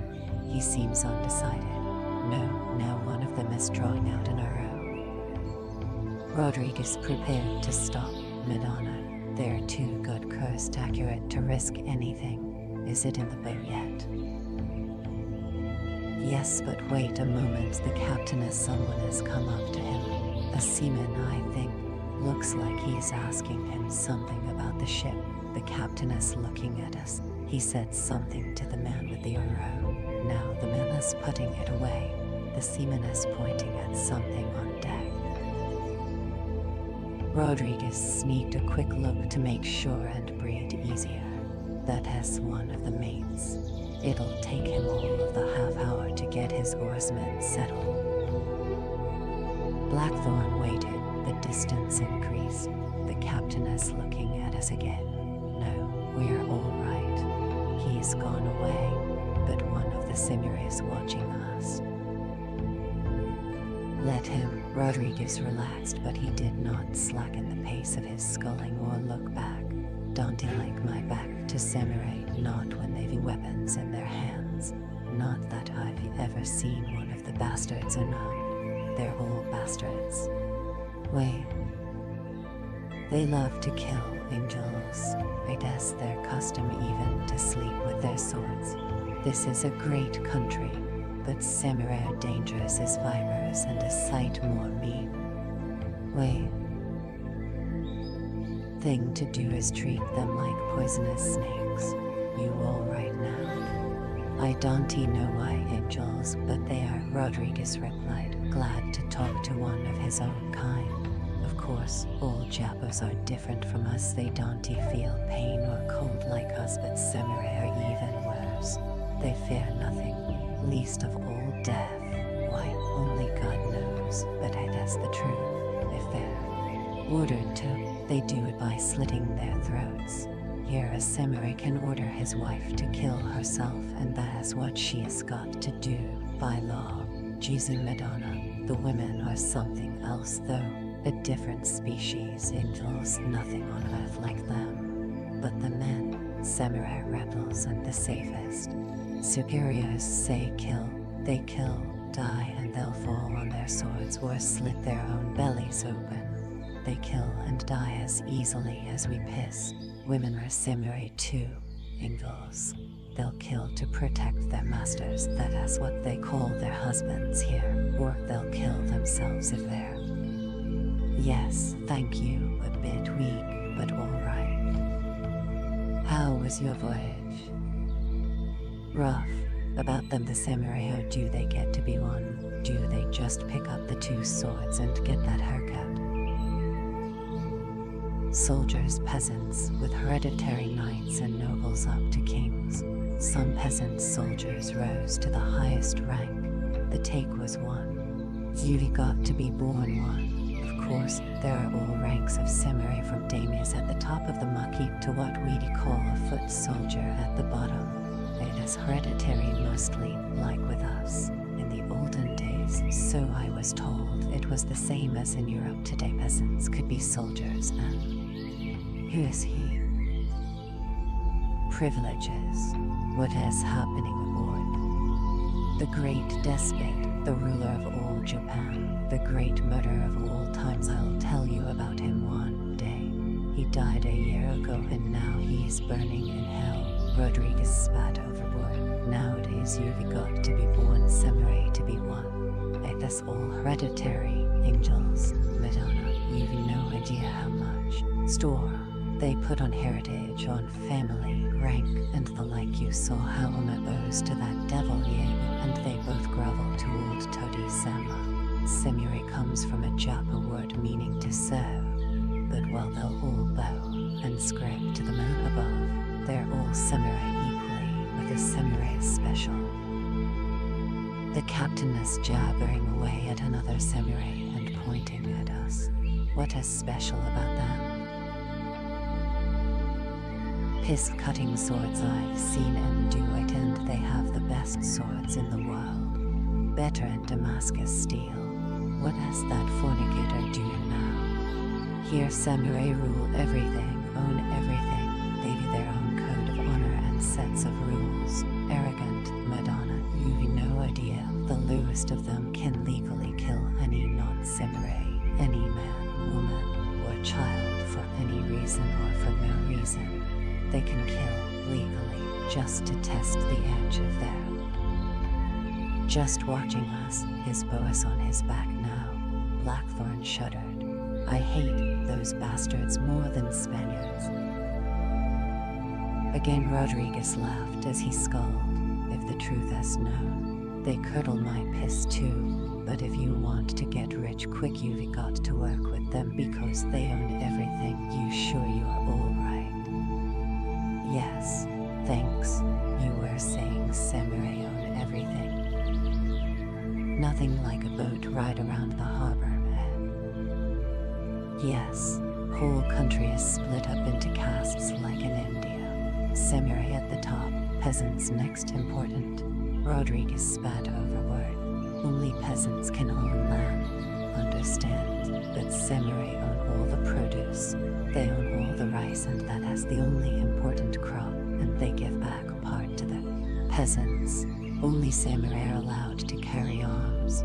For anyone except a samurai to attack a samurai is rebellion, punishable by instant death. And anyone who sees such an attack and doesn't report it at once is equally liable, and so are their wives and even their kids. The whole family is put to death. If one doesn't report it by the Madonna, they're Satan as whelps. Samurai, I've seen kids chopped into mincemeat. Rodriguez hawked and spat. Even so, if you know a thing or two, this place is heaven on earth. He glanced back at the galley to reassure himself. Then he grinned. Well, angels. Blackthorn laughed. The years dropped off him as he reveled in the familiar dip of the waves, the smell of the sea salt, gulls calling and playing overhead, the sense of freedom, the sense of arriving after so very long. I thought you weren't going to help me get to Erasmus. Killed if you act wrong. That is the trouble with all angels. No patience. Listen, here you don't ask Chapman anything samurai or others. They're all the same. If you do, they'll hesitate. Then ask the man above for the decision. Here you have to act. Of course his hearty laugh ran across the waves. Sometimes you get... You scull very well. I was wondering how to use the oars when you came. You don't think I'd let you go alone, do you? What is your name? Blackthorn, John Blackthorn. Have you ever been north, angels, into the far north? I was with Keys Veerman in Der 8 years ago. It was his second voyage to find the Northeast Passage. Why? I like to hear about that and all the places you've been. Do you think they'll ever find the way, the northern way to Asia, east or west? Yes, you and the Spanish bloc both southern routes, so we'll have to. Yes, we will, or the Dutch way. And you piloted the Barbary coast, eh? Yes, way. And you know Tripoli. Most pilots have been there, way.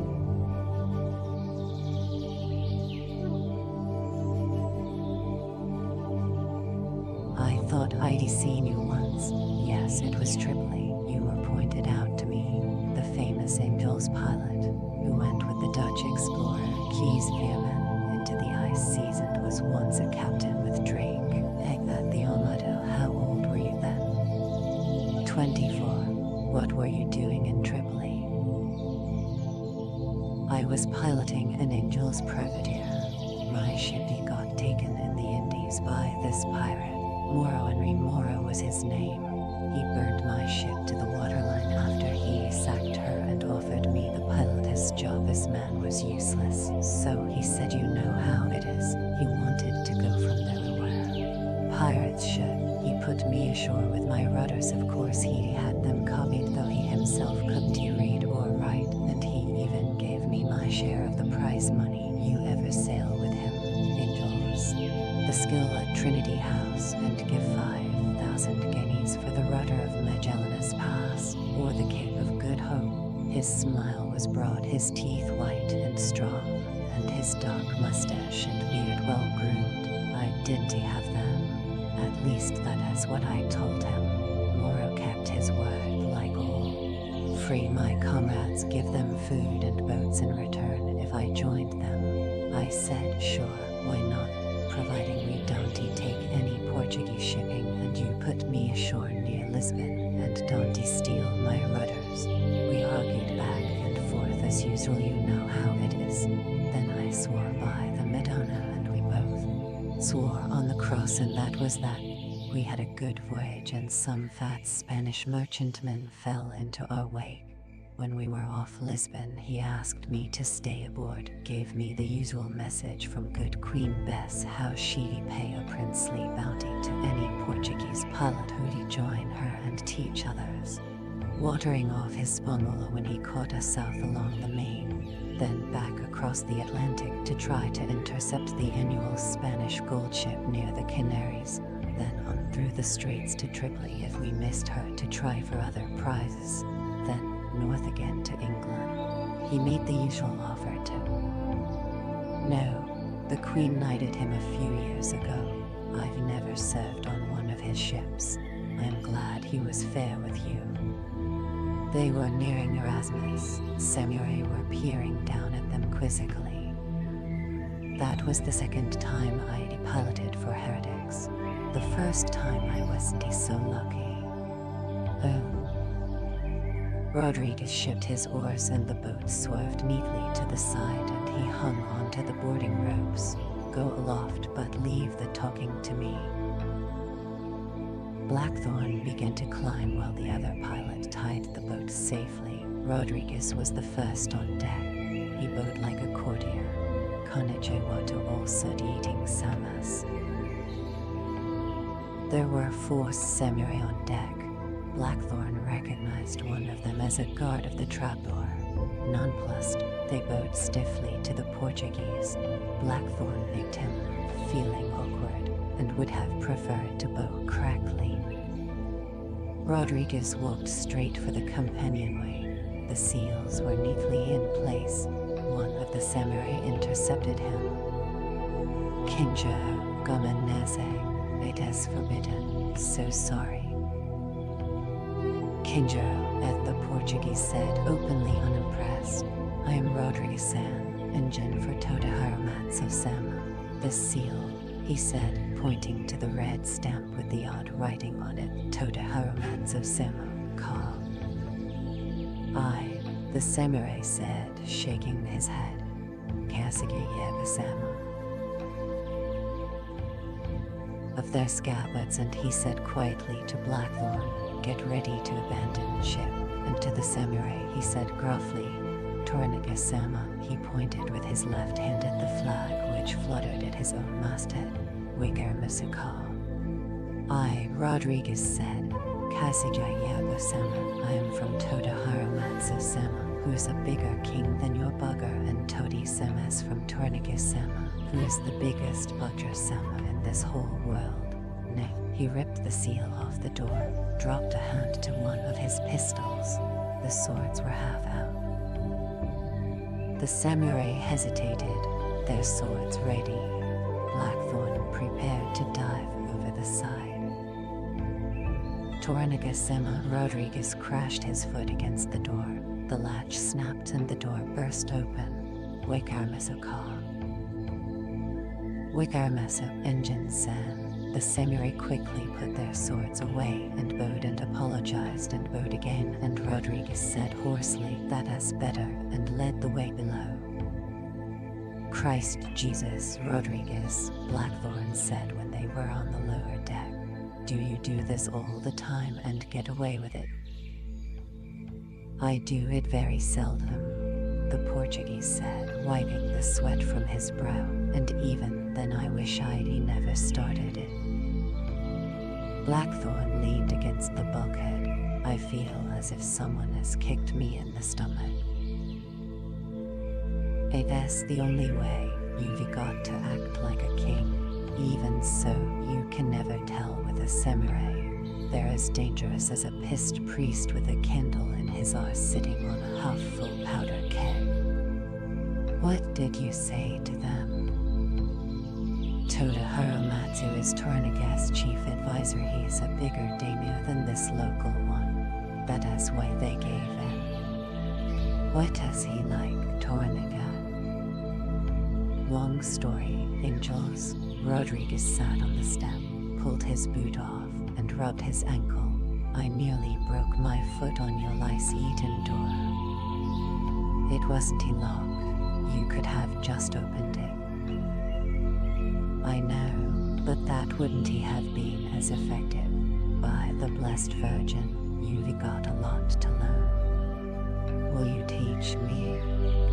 Rodriguez pulled his boot back on. That depends, he said. On what? We'll have to see, won't we? I've done all the talking so far, which is fair and fit, you're not. Soon it'll be your turn. Which is your cabin? Blackthorn studied him for a moment. The smell below decks was stiff and weathered. Thanks for helping me come aboard. He led the way aft. His door was unlocked. The cabin had been ransacked and everything removable had been taken. There were no books or clothes or instruments or quills. His sea chest too was unlocked and empty. White with rage, he walked into the great cabin, Rodriguez watching intently. Even the secret compartment had been found and looted. They'd taken everything, the sons of plague-infested lice. What did you expect? I don't know. I thought with the seals Blackthorn went to the strong room. It was bare, so was the magazine. The holds contained only the bales of woolen cloth. God curse old Jappers. He went back to his cabin and slammed his sea chest closed. Where are they? Rodriguez asked. What? Your rudders. Where are your rudders?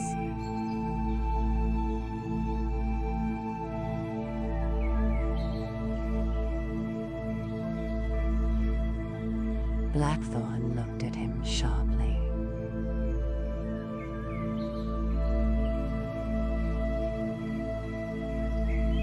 No piloty worry about clothes. You came for the rudders, didn't you?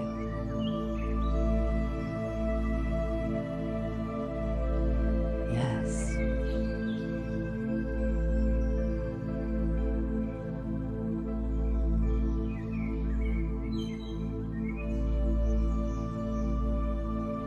Why are you so surprised, angels? Why do you think I came aboard? To help you get more rags. They're threadbare as it is and you'll need others.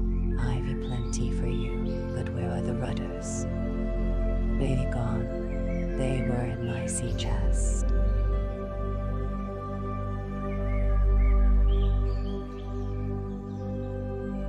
I am not going to steal them, angels. I just want to read them and copy them if need be. I'll cherish them like my own, so you've no need to worry. His voice hardened.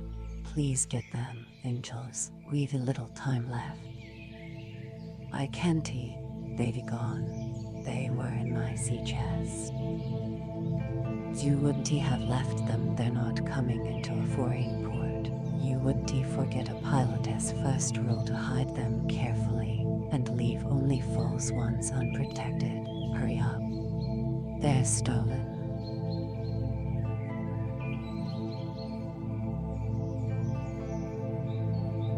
I don't believe you, but I'll admit you've hidden them very well. I searched for 2 hours and didn't get a fornicating whiff. What?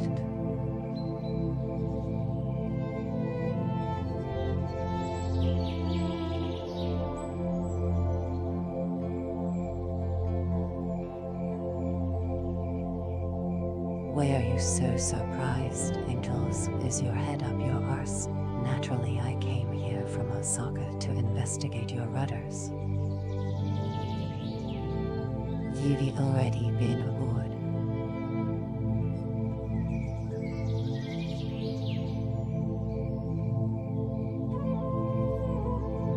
Madonna, Rodriguez said impatiently. Yes, of course, 2 or 3 hours ago with Haramatsu, who wanted to look around.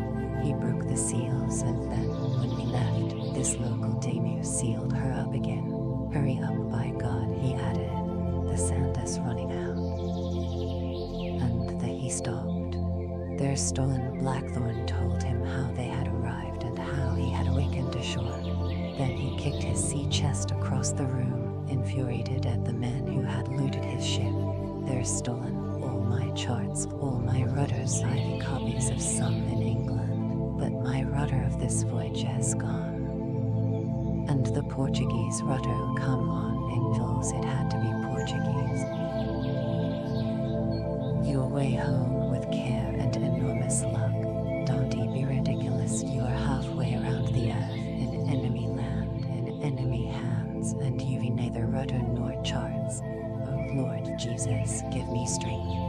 Yes, and the Portuguese one, it has gone too. Get hold of yourself, he thought. They're gone, and that is the end. Who has them? The Japanese, or did they give them to the priest? Without the rudders and the charts you can't pilot your way home. You'll never get home. That is not true, you can pilot. Rodriguez was watching him intently. At length he said, I'm sorry for you, angels. I know how you feel. It happened to me once. He was an angel's too. The thief made his ship drown and he burned in hell forever. Come on, let us go back aboard. Omai and the others waited on the jetty until the galley rounded the headland and vanished. To the west, layers of night already edged the crimson sky. To the east, night joined the sky and the sea together, horizonless. Moral, how long will it take to get all the cannon back on the ship? If we work through the night, by midday tomorrow, Thomas said. If we begin at dawn, we'll be finished well before sunset. It would be safer to work during the day. Work through the night. Bring the priest to the pit at once. Uma glanced at Igarashi, Yaba's chief lieutenant, who was still looking out toward the headland, his face stretched, the livid scar tissue over his empty eye socket eerily shadowed. You'd be welcome to stay, Igarashi-san. My house is poor, but perhaps we could make you comfortable. Thank you, the older man said, turning back to him. But our master said to return to Yidu at once, so I will return at once. More of his concern showed. I wish I was on that galley. Yes. I hate the thought of Yaba-san being aboard with only 2 men. I hate it. Yes. He pointed at Erasmus, a devil ship that has what it is, so much wealth, then nothing. Surely everything wanting Lord Torniga be pleased, enormously pleased with Lord Yaba's gift. That money-infected proven scrubber is so filled with his own importance, he won't even notice the amount of silver he'll have stolen from our master. Where are your brains? I presume only your anxiety over the possible danger to our Lord prompted you to make such a remark. Earth, I tell you to your face, but then I have to kill you, and I would have spurned my master's trust. He is the one to say when, not me. You are right, Ame-san. No insult was intended. You've been very clever and helpful to our master. Perhaps you are right about Torniga too, Igarashi said, but he was thinking, enjoy your newfound wealth, you poor fool. I know my master better than you, and your increased fief will do you no good. Have been safely away by now with the money and arms. Are you a traitor? Are you acting for yourself, or your stupid father, or for an enemy for Torniga? Perhaps it doesn't matter. You can believe me, Oma, you dung-eating young fool. You and your branch of the Kasija clan are not long for this. Or your advancement would have been a fair return for the ship, the bullion, and the arms, but now they've vanished, and because of you, my master is in jeopardy. You sent the message, and you said, see the barbarians first, tempting him. We should have left yesterday. Yes, then my master would. Thank you for your hospitality, Ame-san, he said. I'll look forward to seeing you soon. But I'll be on my way now. Would you do something for me? Please give my respects to my father. I appreciate it very much. I'd be happy to. He is a fine man, and I haven't congratulated you yet on your new fief. You're too kind. Thank you again, Ame-san. He raised his hand in friendly salutation, motioned to his men, and led the phalanx of horsemen out of the village. When I went to the pit, the priest was there, Ome could see the man was angry, and he hoped that he would do something overt, publicly, so he could have him thrashed. Clear. Priest, tell the barbarians they are to come up one by one. Tell them Lord Yaba has said they may live again in the world of men. Ome kept his language deliberately simple, that the smallest breaking of a rule, and two will be put back into the pit. They are to behave and obey all orders. Is that? Yes.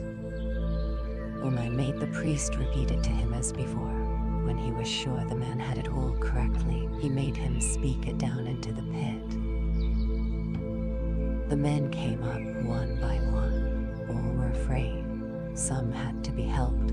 One man was in great pain and screamed every time someone touched his arm. There should be 9. One is dead. His body is down there in the pit, the priest said. We'll continue. Ome thought for a moment. Mora, burn the corpse and keep the ashes with those of the other barbarian. Put these men in the same house as before. Give them plenty of vegetables and fish, and barley soup and fruit. Have them washed. They stink. Priest, tell them that if they behave and obey the food. Ome watched and listened carefully. He saw them all react gratefully, and he thought with contempt how stupid. I'd deprive them for only 2 days, then give them back a pittance, and now they'll eat dung. They really will. Mora, make them go properly and take them away. Then he turned to the priest. Well, I go now, go my home. Leave Enjer. The indiscriminate spread of the foreign dogma in their feasts, for the foreign priests were protected, their Japanese converts were not. Better you leave and stay away forever, you and every priest like you. Perhaps the next time one of you comes into my fief, it is because some of my Tristian peasants or vassals are considering treason, he said, using the veiled threat and classic ploy that anti-Tristian samurai used to control. Tristians good Japanese, always, only good vassals, never had bad thoughts, no. I am glad to hear it. Don't you forget my fief stretches 20 rai in every direction. Do you understand? I understand. Yes, I understand very well.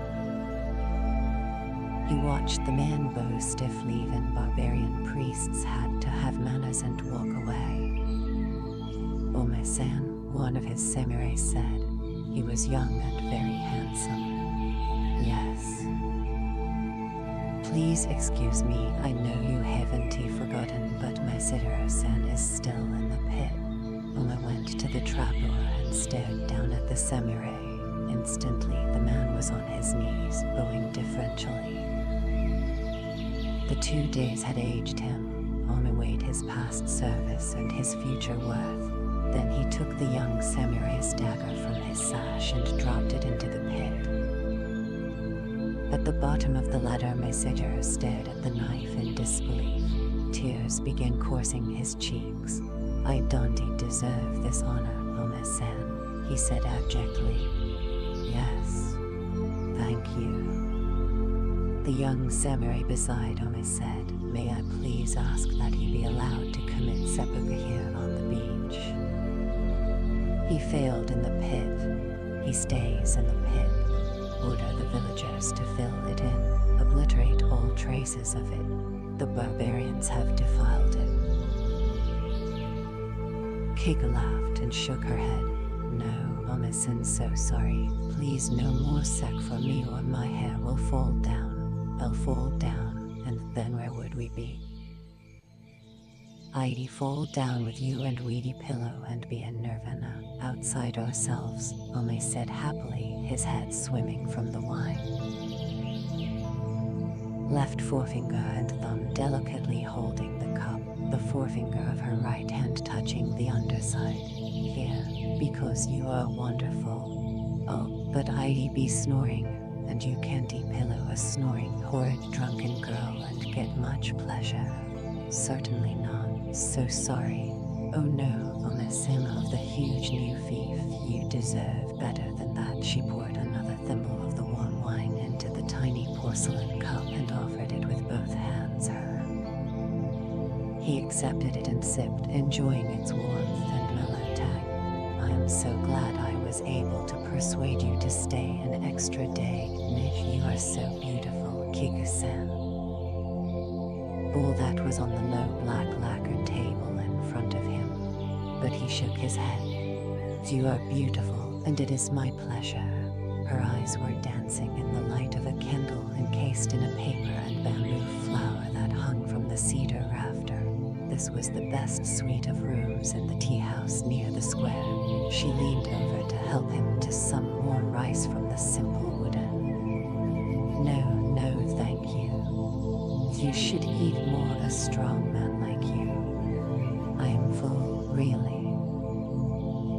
Vegetables served with a piquant sauce of soy and ginger, and rice. He did not offer her any because she had barely touched her small salad, thinly sliced cucumbers and tiny sculptured radishes pickled in sweet vinegar, which was all she would accept of the whole meal. There had been slivers of raw fish on bowls of tacky rice, soup, the salad, and some fresh. She clapped her hands softly and the shoji was opened instantly by her personal maid. Yes, mistress. Susan, take all these things away and bring more sek and a fresh pot of cha and fruit. The sek should be warmer than last time. Hurry up, good for nothing. She tried to sound imperious. Susan was 14, sweet, anxious to please, and an apprentice courtesan. She had been with Kiku for 2 years, and Kiku was responsible for her training. Her teacher used to say, guests eat and drink, the more the better. Ladies don't eat, and certainly never with guests. How can ladies talk or entertain or play the samisen or dance if they're stuffing their mouths? You will eat later. Be patient. Concentrate on your guess. With an effort, Kiku took her eyes off the pure white rice that she would have loved to have eaten, and dismissed her own hunger. You ate before you arrived, and you will eat later, she reminded herself. Yes, but even then it was so little. Ah, but ladies have tiny appetites, very tiny appetites. As noiselessly, and closed the door completely. Flask poured to make sure it was empty. It would have been very bad manners to have shaken the flask, then got up with the tray, noiselessly carried it to the shoji door, knelt, put the tray down, opened the shoji, got up, stepped through the door, knelt again, lifted the tray out, put it down again. While she watched Susan critically gauging her skill, she told Ome stories to make him laugh and forget the world outside. The young girl knelt beside Ome, tittied the small bowls and chopsticks on the lacquer tray into a pleasing pattern as she had been taught. Then she picked up the empty sack. From my share to buy little Susan 20 kimonos. She is such a sweet child, and really very graceful. She makes so much noise it disturbs the whole room, so sorry. I'll really have to get another maid, Kiku said, not displeased. That color suits her, she was thinking. I must send to Yudo for some more of that silk. What a shame it is so expensive. Never mind, with all the money Gyoko-sen was given for last night and tonight, there will be more than enough. I didn't notice her, only you, Ome said, finishing his wine. Kiku fluttered her fan, her smile lighting her face. You make me feel very good, Ome-san. Yes, and beloved. With vast relief, sat back on her heels and waited. Susan brought the sek quickly, and the cha, her mistress poured Ome some wine and gave it to him. The young girl unobtrusively filled the cups. She did not spill a drop, and she thought the sound that the liquid made going into the cup had the right quiet kind of ring to it, so she sighed inwardly. Leaves. She removed a fleck of pith and offered it with both hands as if this were the usual way a lady would serve the fruit to her guest. Kika was telling an amusing story that she had heard from one of her friends in Mishima, and Omai was laughing. As she did so, she took one of the small oranges and, using her long fingernails, opened it as though it were a flower, the sections of the fruit, the petals, the divisions of the skin. It's... Would you like an orange, Ome-san? Femo. Ome's first reaction was to say, I can't destroy such beauty. But that would be inept, he thought, dazzled by her artistry. How can I compliment her and her unnamed teacher? How can I return the happiness that she has given me, letting me watch her fingers create something so precious yet so... Made still another blossom. He held the flower in his hands for a moment, then nimbly removed 4 sections equidistant from each other and ate them with enjoyment. This left a new flower. He removed 4 more sections, creating a 3rd floral design. Next he took 1 section and moved a second so that the remaining 3. Then he took 2 sections and replaced the last in the orange cradle in the center on its side, as though a crescent moon within a sun. He ate one very slowly. When he had finished, he put the other in the center of his hand and offered it. This you must have because it is the second to last. This is my gift to you. Susan could hardly breathe. What was the last one for? Kika took the fruit and ate it. It was the best she had ever tasted. This, the last one, Ome said, putting the whole flower gravely into the palm of his right hand. This is my gift to the gods, whoever they are, wherever they are. I will never eat this fruit again, unless it is from your hands. That is too much, Ome-sama, Kiku said. I release you from your vow that was said under the influence of the kame who lives in all sek bottles. I refuse to be released. They were very happy together. Susan, she said, now leave us, and please, child, please try to do it with grace. Relief fanned the heat out of her face with her lilac fan, and contentedly waited. Yes, mistress. The young girl went into the next room and checked that the futons were meticulous, the love instruments and pleasure beads near at hand, and the flowers perfect. An imperceptible crease was smoothed from the already smooth cover. Then, satisfied, Susan sat down, sighed with... Again, then louder, softer, and sighing sweetly, ever sweetly, she sang of love and unrequited love and happiness and sadness. In the next room, which was the finest of all the rooms in the tea house, the only one with a garden of its own, Kika picked up the long-handled samisen. It was 3-stringed, guitar-like, and Kiku's first soaring chord filled the room. Then she began to sing, at first soft, then trilling, soft. Mistress, the whisper would not have awakened the lightest sleeper, but Susan knew that her mistress preferred not to sleep after the clouds and the rain, however strong. She preferred to rest half awake in tranquility. Yes, Su-chin, Kika whispered as quietly, using Chan as one would to a favorite child. Ome-san's wife has returned. Her palanquin has just gone up the path to his house.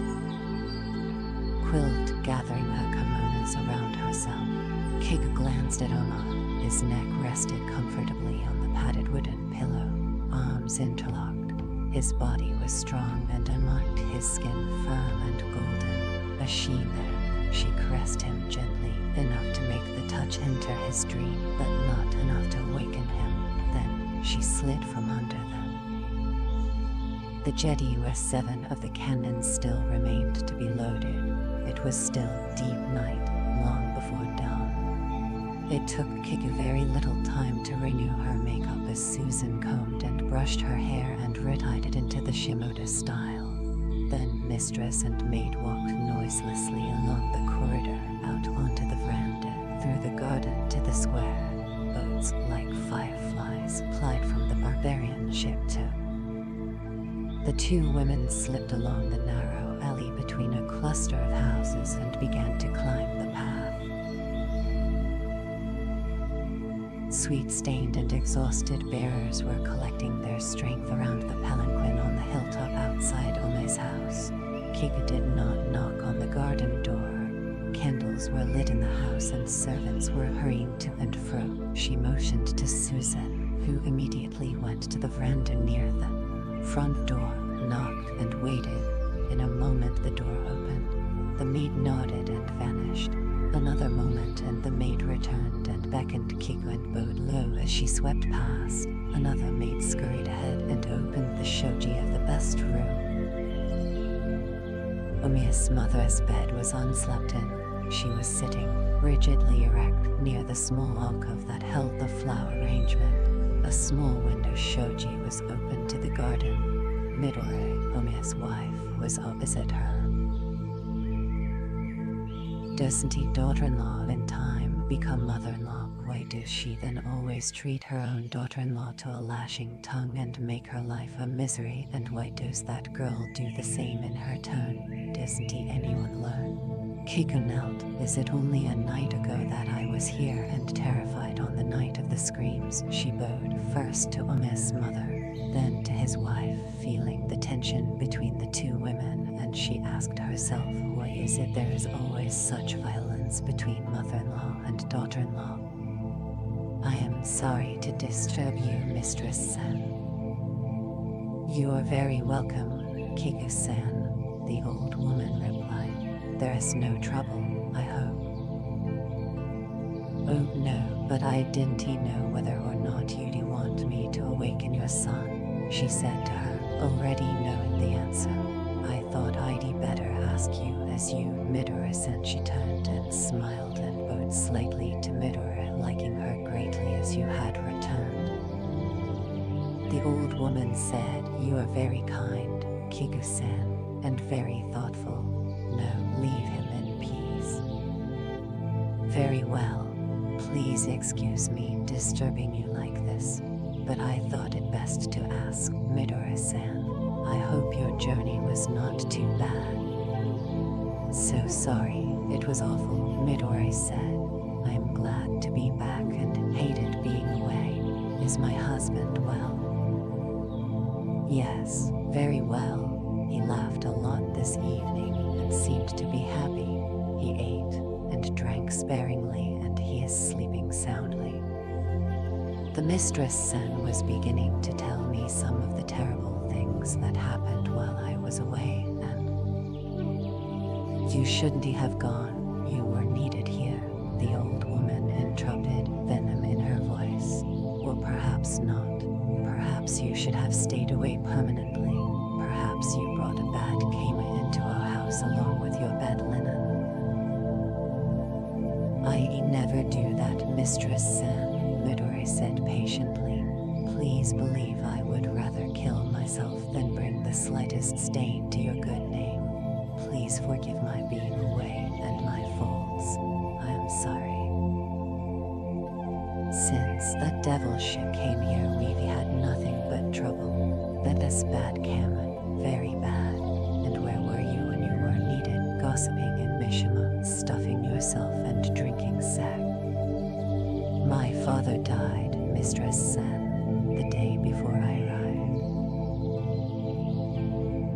You haven't even got the courtesy or the foresight to be at your own father's deathbed. The sooner you permanently leave our house, the better for all of us. I want some cha. We have a guest here and you haven't even remembered your manners enough to offer her refreshment.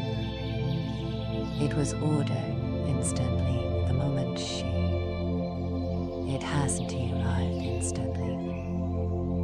Suppose that is only to be expected in this house. The shoji opened. A A maid nervously brought cha and some sweet cakes. First Midori served the old woman, who cursed the maid roundly and chomped toothlessly on a cake, slurping her drink. "You must excuse the maid, Kiku-san," the old woman said. "The cha's tasteless and scalding. Here, please have mine." Midori blew gently on the tea to cool it. The old woman took it grudgingly. Why can't it be correct the first time? She lapsed into sullen silence. "What do you think about all this?" Midori asked Kiku, the ship, and Yabu-sama, and Todaharu Matsu-sama. "I don't know what to think. As to the barbarians, who knows? They're certainly an extraordinary collection of men. And the great daimyo, Iron Fist, it is very curious that he arrived almost the same time as Lord Yabu. Well, you must excuse me." "No, please, I can see myself out." "Oh, no, Kiku-san, I wouldn't hear of it." "There, you see, Midori-san," the old woman interrupted impatiently. "Our guest is uncomfortable and the cha awful." "Oh, the cha was sufficient for me, Mistress San. Really, no, if you'll excuse me, I am a little tired. Perhaps before I go tomorrow, I may be allowed to come to see you. It is always such a pleasure to talk with you." The old woman allowed herself to be cajoled, and Kiku followed Midori onto the veranda and into the garden. "Kiku-san, you are so thoughtful," Midori said, holding her arm, warmed by her beauty. "It was very kind of you, thank you." Kiku glanced back at the house momentarily and shivered. Is she always like that? Tonight, she was polite compared to sometimes. If it wasn't for Oma and my son, I swear I'd shake her dust off my feet, shave my head, and become a nun. But I have Oma and my son, and that makes up for everything. I only thank all Kama for that. Fortunately, Mistress Sen prefers Yedu and can to stay away from there for very long. Midori smiled sadly. "You train yourself not to listen. You know how it is." She sighed. "So beautiful in the moonlight. But that isn't important. Tell me what has happened since I left." Not important to his wife. What had happened in the room with Yabu? She added the rumors she had heard and the stories the other girls had passed on to her or invented. And everything that Oma had told her, his hopes and fears and plans, everything about him. Except what had happened in the room tonight. She knew that this was why Kik had come to the house so urgently, for obviously neither the mother nor the wife would wish Oma's sleep disturbed. She came to tell the lovely Lady Midori everything, so she could help to guard Kasuji Oma as she herself would try to guard him. She told her all that she knew except, "I am afraid, Kiku-san, afraid for my husband." Everything he advised was wise, lady. I think everything he did was correct. Lord Yabu doesn't reward anyone lightly, and 3,000 koku is a worthy increase. But the ship as Lord Tornagas now, and all that money is to be will be, she reminded herself, but it does no harm to ease the brow of a nice woman. Yes, but for Yabu-sama to offer the ship as a gift was an idea of genius. Oma-san gave the idea to Yabu. Surely this itself is payment enough. Oma-san must be recognized as a preeminent vassal. Kiku twisted the truth just a trifle, knowing that Oma was in great danger, and all his house. What? "Yes, I can see that," Midori said. "Let it be the truth," she prayed. "Please let it be the truth." She embraced the girl, her eyes filling with tears. "Thank you, you are so kind, Kiku-san, so kind." She was 17. Chapter 9. Automatically quartered the bay, looking for shoals or hidden reefs. measuring bearings, his mind docketing the important things for future transcription. They were quickly on land. Blackthorn intended to lead, but Yabu usurped that position and set a strong pace, which he was hard put to keep up with. The other 6 samurai were watching him carefully. "I've nowhere to run, you fools," he thought, misunderstanding their concern as his eyes. Surf hurled against the rocks below sprayed into the air. Soon they were soaked. Their way led first along the pebbled shore, then a short climb over sea-smooth rocks up onto a path that skirted the cliff and crept precariously around the headland southward. The rain had stopped, but the gale had not. The closer they came to the exposed tongue of land, the higher the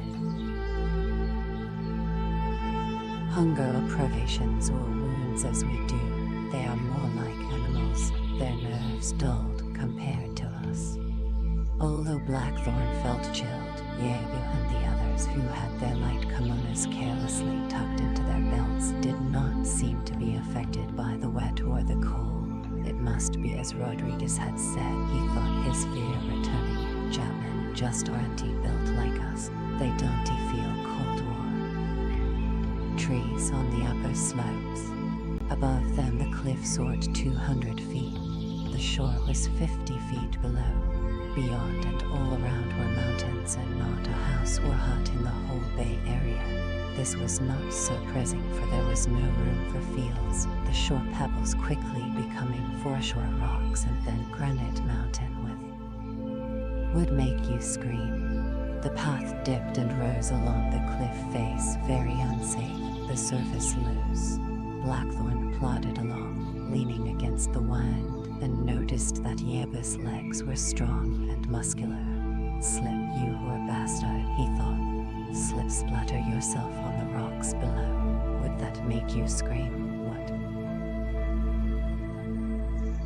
Caves and hidden places that could never be investigated. But he had had to come ashore to try. He owed Rodriguez the try. All pilots prayed helplessly for death ashore and burial ashore.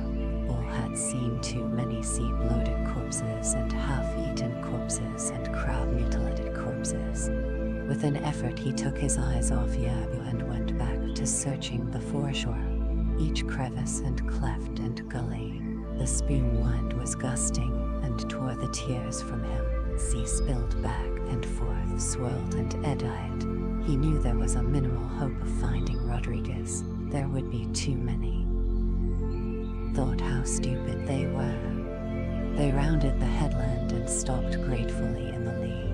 There was no need to go further. If the body wasn't to windward, then it was hidden or swallowed up or already carried out to sea into the deep. Half a mile away, a small fishing village nestled on the white-frothed shore. Yabu motioned to 2 of the samurai. Immediately they bowed and looked off toward it. A last look. Then Yabu wiped the rain out of his face, glanced up at Blackthorn, motioning their return. Blackthorn nodded and they set off again, Yabu leading, the other samurai still watching him so carefully, and again he. Then, when they were halfway back, they saw Rodriguez. Wind trudging in Yabu's wake. The body was caught in a cleft between 2 great rocks, above the surf but washed by part of it. One arm was sprawled in front, the other was still locked to the broken oar, which moved slightly with the ebb and flow. It was this movement that had attracted Blackthorn's attention as he bent into them. The only way down was over the short cliff. The climb would only be 50 or 60 feet, but it was a sheer drop and there were almost no footholds. What about the tide? Blackthorn asked himself. It is flowing, not ebbing. That'll take him out to sea again. Jesus, it looks full down there. What is it to be? He went closer to the edge and immediately Yabu moved in his way, shaking his head, and the other samurai surrounded him. "I am only trying to get a better look for the love of Christ," he said. "I am not trying to escape. Where the hell can I run to?" He backed off a little and peered down. They followed his look and chatted among themselves, Yabu doing most of the talking. All at once he realized that they were concerned only for his safety. They're only trying to protect me. There's no chance, he decided. It is too dangerous. We'll come back at dawn with ropes. If he's here, and I'll bury him ashore. Reluctantly he turned, and as he did, the edge of the cliff crumbled and he began to slip. Immediately Yeb and the others grabbed him and pulled him back. Bastard, how can I use it? Why should they want me safe? Because of Torod was his name, Tourniquet. Because of him, yes. But also perhaps because there's no one else aboard to pilot us. Is that why they let me come ashore? Gave me my way? Yes, it must be. So now I have power over the ship, over the old daimyo, and over this. We've got to get Rodriguez-san. Look, there's not much time, light is going. He relaxed and thanked them and let his eyes roam below. We've got to get him. Yaba-san. Hey, the only way is that way. Over the cliff. I'll bring him up.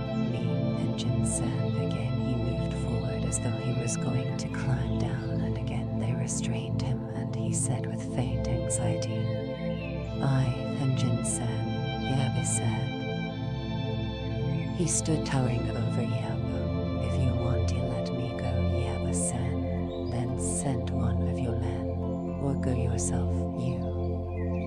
Ankles, then drown. The wind tore around them, winding off the cliff face.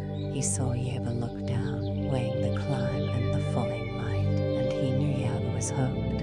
You're trapped, bastard. Your vanity has trapped you. If you start down there, you'll get hurt. But don't kill yourself, please. Just shatter your legs or... A samurai began to climb down, but Yabu ordered him back. Return to the ship. Fetch some ropes immediately, Yabu said. The man ran off. Yabu kicked off his thong slippers. He took his swords out of his belt and put them safely under cover. Watch them and watch the barbarian. If anything happens to either, I'll set you on your own swords. Please let me go down there, Yaba-sama, Takatashi said. If you're hurt or lost, you think that you can succeed where I will fail? No, sire, of course not. Good. Please wait for the ropes then. I'll never forgive myself if anything happens to you. Takatashi was short and stocky with a heavy beard. Amuse, you're really very simple. Owner was right. Why not wait for the ropes? Yeb asked himself. It would be sensible, yes, but not clever. He glanced up at the barbarian and nodded briefly. He knew that he had been challenged. He had expected it and hoped for it. That is why I volunteered for this mission, Engine-san, he said to himself silently. Cut into him. The Tebe will give you a firmer grip for a time. You will need all your strength and skill to get down there alive. Is it worth it? Yeba took off his soaking kimono and, clad only in his loincloth, went to the cliff edge and tested it through the soles of his cotton Tebe sock shoes. Better to keep them on, he thought. His will and his body, forged by a lifetime of training all samurai had to undergo, dominating the cool that below. During the storm and the stab for the bay, he had come on deck and, unnoticed by Blackthorn, had taken a place at the oars. Gladly he had used his strength with the rowers, detesting the miasma below and the sickness he had felt. He had decided that it was better to die in the air than suffocate. A board could match them for skill or courage or knowledge, and gradually this awareness had spawned a majestic concept. Modern barbarian ships filled with samurai, piloted by samurai, captained by samurai, sailed by samurai, his samurai. As he worked with the others in the driving cold, he began watching the pilots. He saw very clearly that at sea, The ship and all aboard were in the power of these two men. The pilots were in their element, riding the pitching decks as carelessly as he himself rode a galloping horse. No Japanese. If I had 3 barbarian ships initially, I could easily control the sea lanes between Edo and Osaka. Based in Asia, I could strangle all shipping or let it pass. So nearly all the rice and all the silk. Wouldn't I then be arbiter between Toranaga and Ishida? At the very least, a balance between. No daimyo has ever yet taken to the sea. No daimyo has ships or pilots. Except me. I have a ship at a ship, and now I might have my ship back if I am clever. I have a pilot and therefore a trainer of pilots if I can get him away from Toranaga, if I can dominate him. Once he is my vassal of his own accord, he will train my men and build ships. But how to make him a true vassal, the pit did not break his spirit. First get him alone and keep him alone, isn't he that what Ome said? Then this pilot could be persuaded to manners and taught to speak Japanese. Yes, Ome is very clever. Too clever perhaps. I'll think about Ome later. Concentrate on the pilot. How to dominate a barbarian Tristian filth eater. What was it Ome said? They value life. Their chief deity, Jesus the Christ, teaches them to love one another and to value life. Could I give him back his life, save it? Yes, that would be very good. How to bend him? Floundering, the engine sin had miraculously laughed at death and given them the strength to pull away from the rocks. Eva had been so swept by his excitement he had hardly noticed the motion of the ship or the seas. A wave cascaded over him. He saw it envelop the pilot, but there was no fear in the man at all. Eva was astounded. How could someone who had meekly allowed an enemy to piss on his back to save them? Life of an insignificant vassal, how could this man have the strength to forget such eternal dishonor and stand there on the quarterdeck calling the gods of the sea to battle like any legendary hero to save the same enemies? And then, when the great wave had taken the Portuguese away, and they were... They'll never understand them, he thought. On my terms, not on yours. I will try, and if I die it is nothing. But if I succeed, then you, as a man, you will know I am better than you on your terms. You will be in my debt, too, if I bring the body back. On the cliff edge, Yaba looked back a last time. Ah, Engine San, I know you think I go to my death, that you trapped me. I know you wouldn't go down there yourself. I was watching you closely.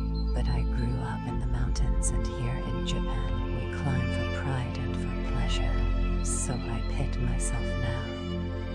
You will be my vassal, Engine-san. Outcrop gave way too. He fell the last 20 feet. Whole.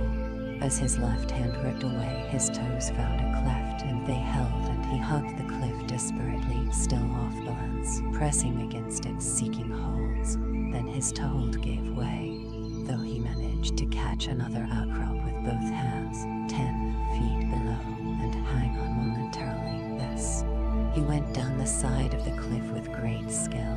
When he was halfway down, he slipped. His left hand held onto an outcrop. This stopped his fall, and he swung between life and death. His fingers dug deeply as he felt his grip failing, and he ground his toes into a crevice, fighting for another. To clear it and got up, one ankle was twisted. A searing pain shot up his leg into his bowels, and the sweat started. His toes and fingernails were bleeding, but that was to be expected. He had prepared as best he could and landed on his feet like a cat, tumbled the sloping rock face to break the shock, and came to rest in a wheezing ball. He clutched his lacerated arms around his head, protecting himself against the stone avalanche that could follow. But none did. He shook his head. There is no pain, you will not feel pain. Stand upright, the barbarian is watching. A column of spray doused him, and the cold helped to ease the hurt. With care, he slid over the seaweeded boulders and eased himself across the crevices, and then he was at the body. Abruptly, Yabu realized that the man was still alive. He made sure, then sat back for a moment. Do I want him alive or dead? Which is better? A crab scuttled from under a rock and plopped into the sea. Waves rushed in. He felt the salt rip his wounds. Which is better, alive or dead? He got up precariously and shouted, "Takatashi-san, this pilot is still alive. Go to the ship, bring a stretcher and a doctor, if there's one on the ship."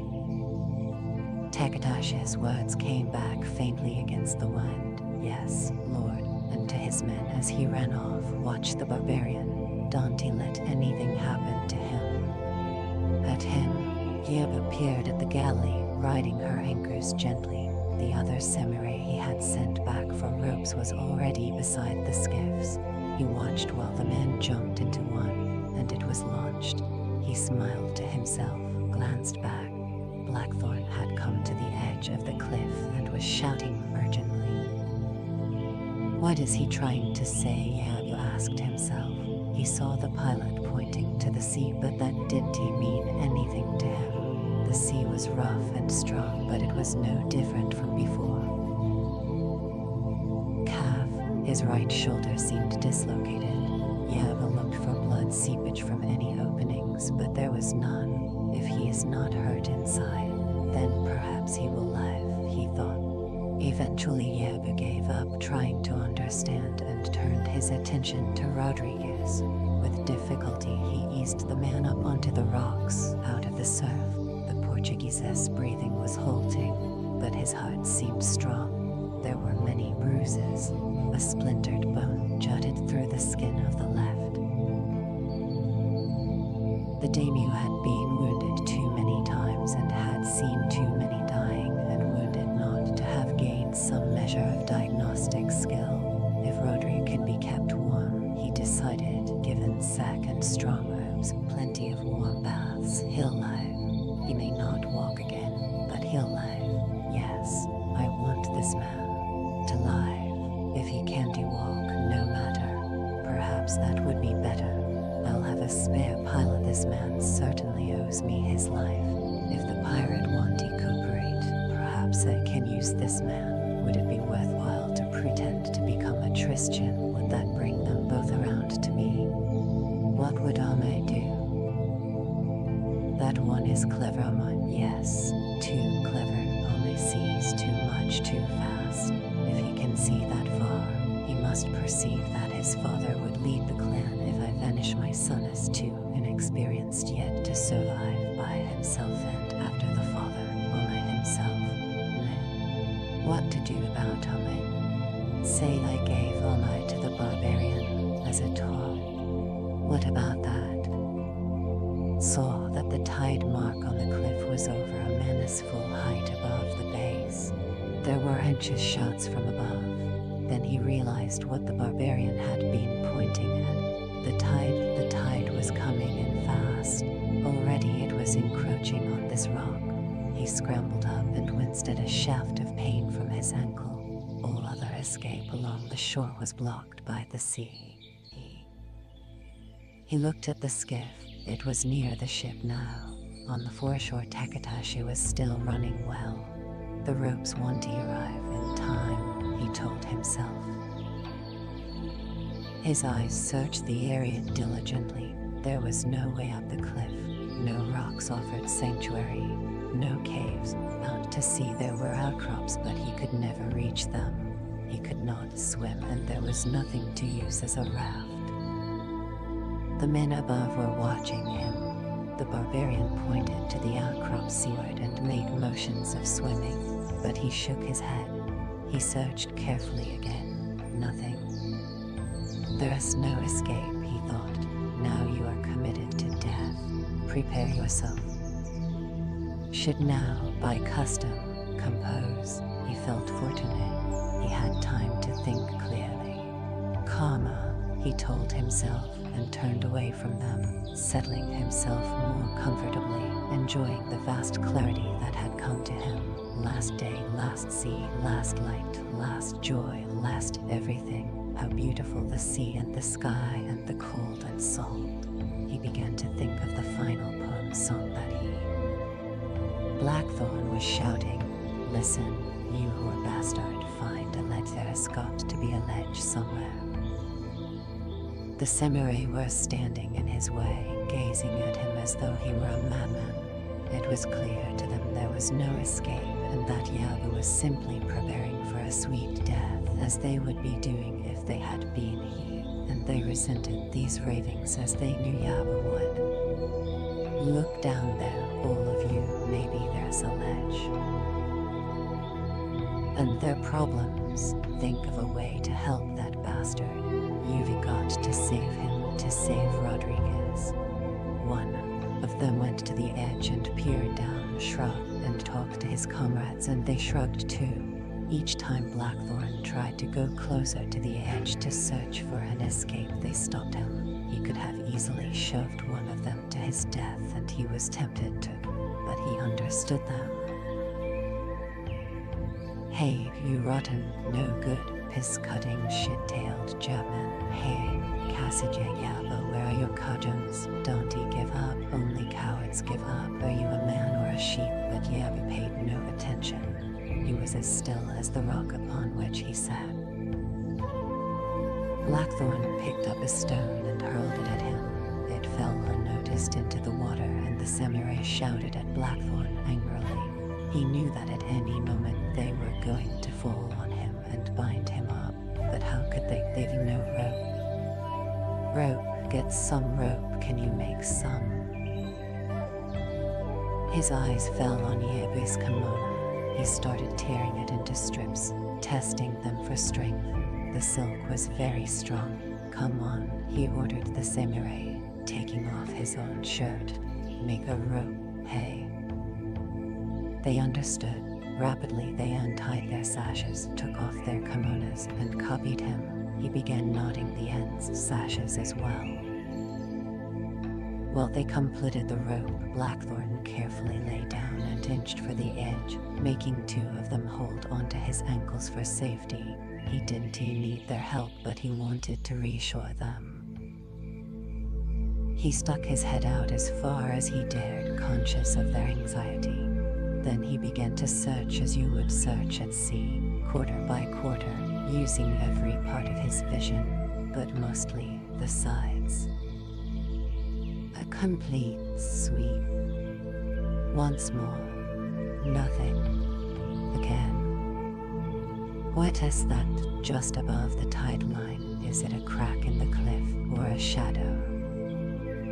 Blackthorn shifted position, keenly aware that the sea had almost covered the rock that Yabu sat on, and almost all of the rocks between him and the base of the cliff. Now he could see better, and he pointed. "There, what is that?"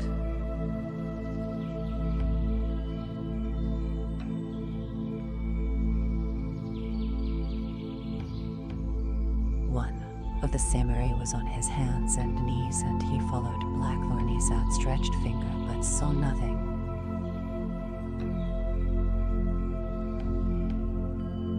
"There, isn't he that a ledge?"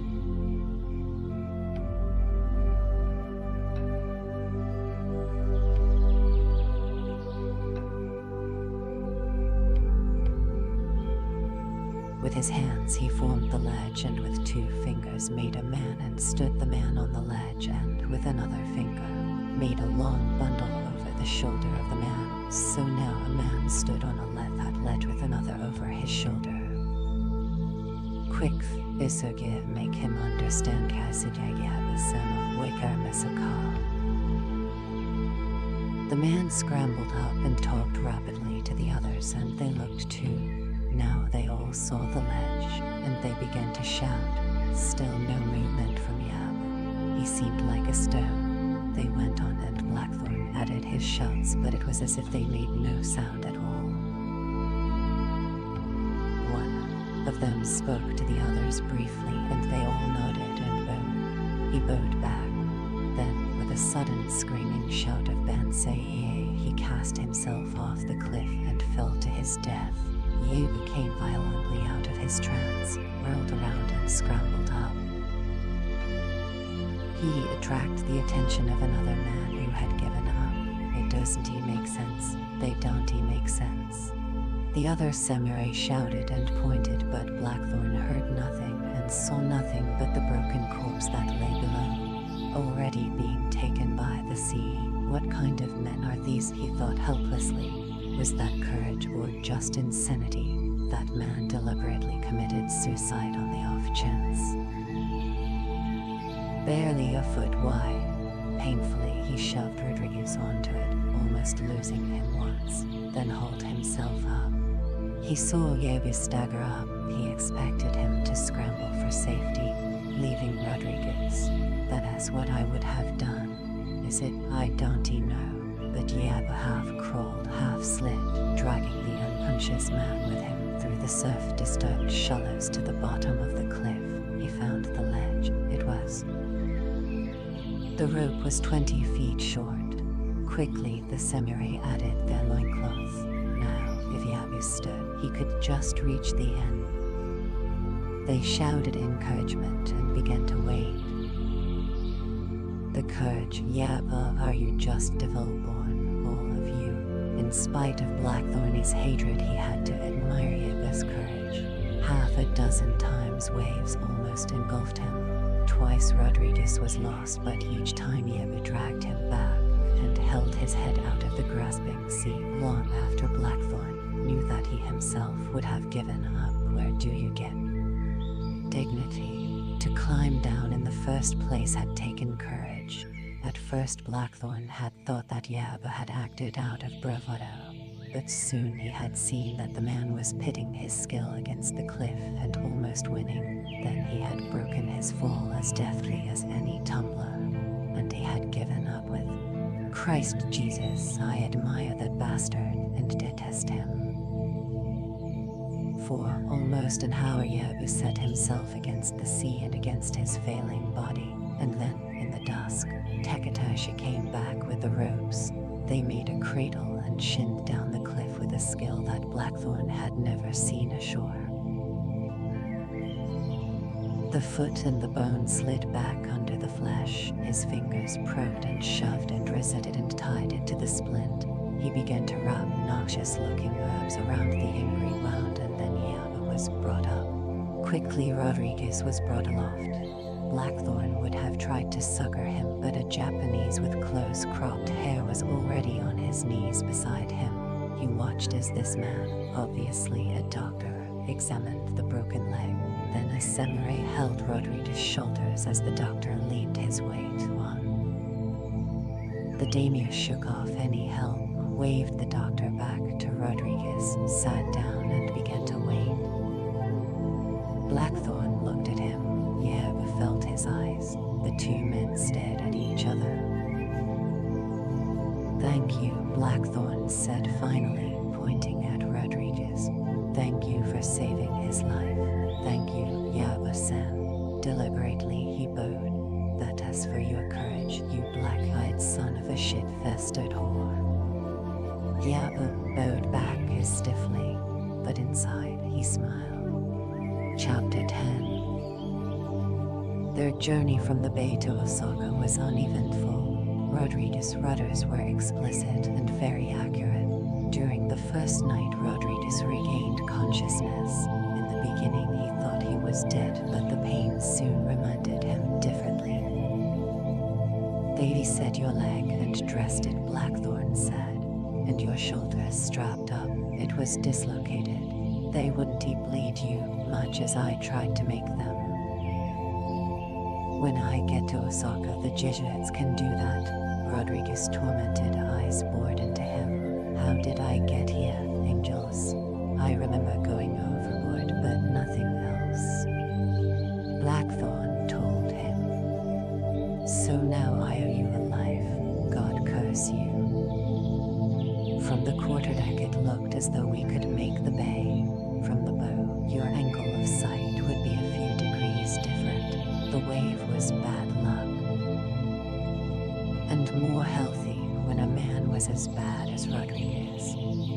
mustn't you worry me, Angels. You had the quarterdeck, you had the helm. We both knew it.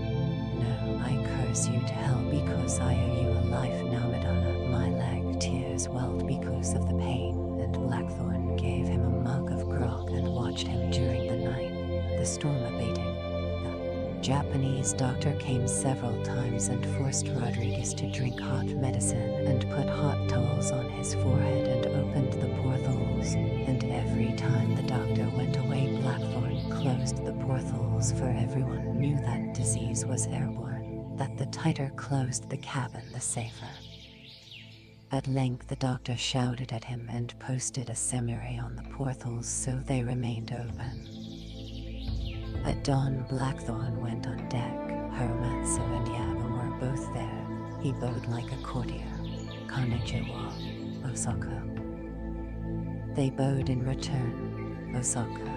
Hey, Enjin-san, Haramatsu said. Hey, Izuki Haramatsu-sama. Captain San weigh anchor. Hey, Enjin-san. He smiled involuntarily at Yabu. Yabu smiled back, then limped away, and Blackthorn thought, there's one hell of a man. Although he's a devil and a murderer, aren't you a murderer too? Yes, but not that way, he told himself. Blackthorn conned the ship to Osaka with ease. The journey took that day and the night, and just after dawn the next day they were near the Osaka roads. A Japanese pilot came aboard to take the ship to her wharf, so, relieved of his responsibility, he gladly went below to sleep. Later, the captain shook him awake, bowed, and pantomimed that Blackthorn should be ready to go with Haramatsu as soon as they docked. Wake Masaka and Jin-san. Hey. The seaman went away. Blackthorn stretched his back, aching, then saw Rodriguez watching him. How do you feel? Good, Angels. Considering my leg is on fire, my head is bursting, I want to piss, and my tongue tastes like a barrel of pig shit looks. Blackthorn gave him the chamber pot, then emptied it out the porthole. He refilled the tankard with grog. You make a foul nurse, Angels. It is your black heart. Rodriguez laughed, and it was good to hear him laugh again. His eyes went to the rudder that was open on the desk, and to his sea chest. He saw that it had been unlocked. Did I give you the key? No. I searched you. I had to have the true rudder. I told you when you woke the first night. That is fair. I don't remember, but that is fair. Listen, Angels, ask any Jesuit where Vasco Rodriguez is in Osaka, and they'll guide you to me. Come to see me, then you can make a copy of my rudder, if you wish. Thanks. I've already taken one. At least, I copied what I could, and Ivy read the rest very carefully. Thy mother, Rodriguez said in Spanish. And thine. Rodriguez turned to Portuguese again. Speaking Spanish makes me want to retch, even though you can swear better in it than any language. There's a package in my sea chest. Give it to me, please. The one with the Jesuit seals.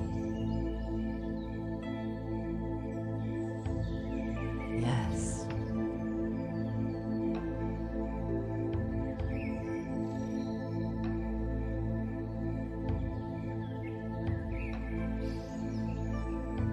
He gave it to him. Rodriguez studied it, fingering the unbroken seals, then seemed to change his mind and put the package on the rough blanket under which he lay, leaning his head back again. Ah, Angel's life is so strange. Wait.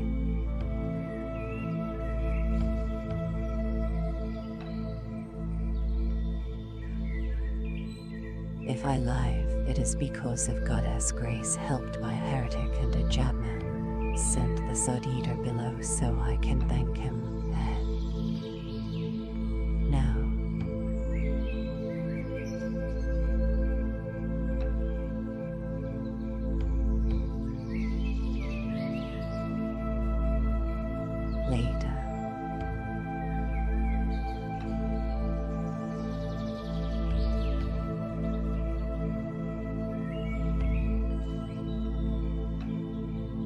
All right.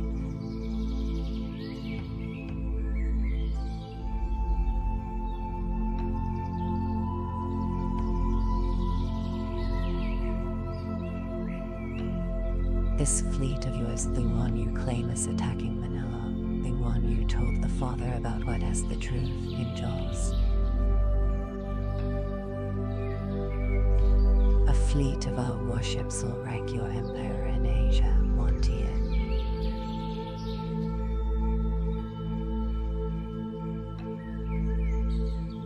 Is there a fleet?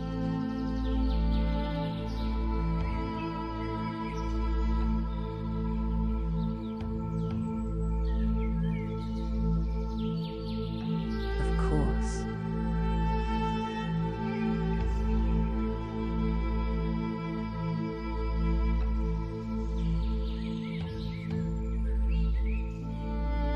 How many ships were in your fleet?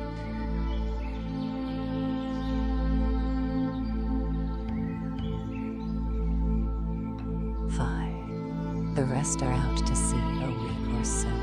I came ahead to probe Japan and got caught in the storm. More lies in Jaws, but I don't mind I've told my captors as many. There are no more ships or fleets. Wait and see.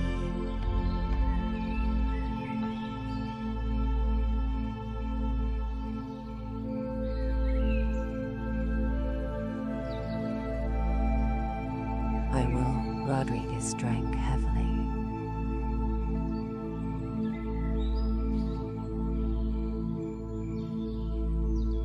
Blackthorn stretched and went to the portal, wanting to stop this conversation, and looked out at the shore and the city. I thought London was the biggest city on Earth, but compared to Osaka, it is a small town.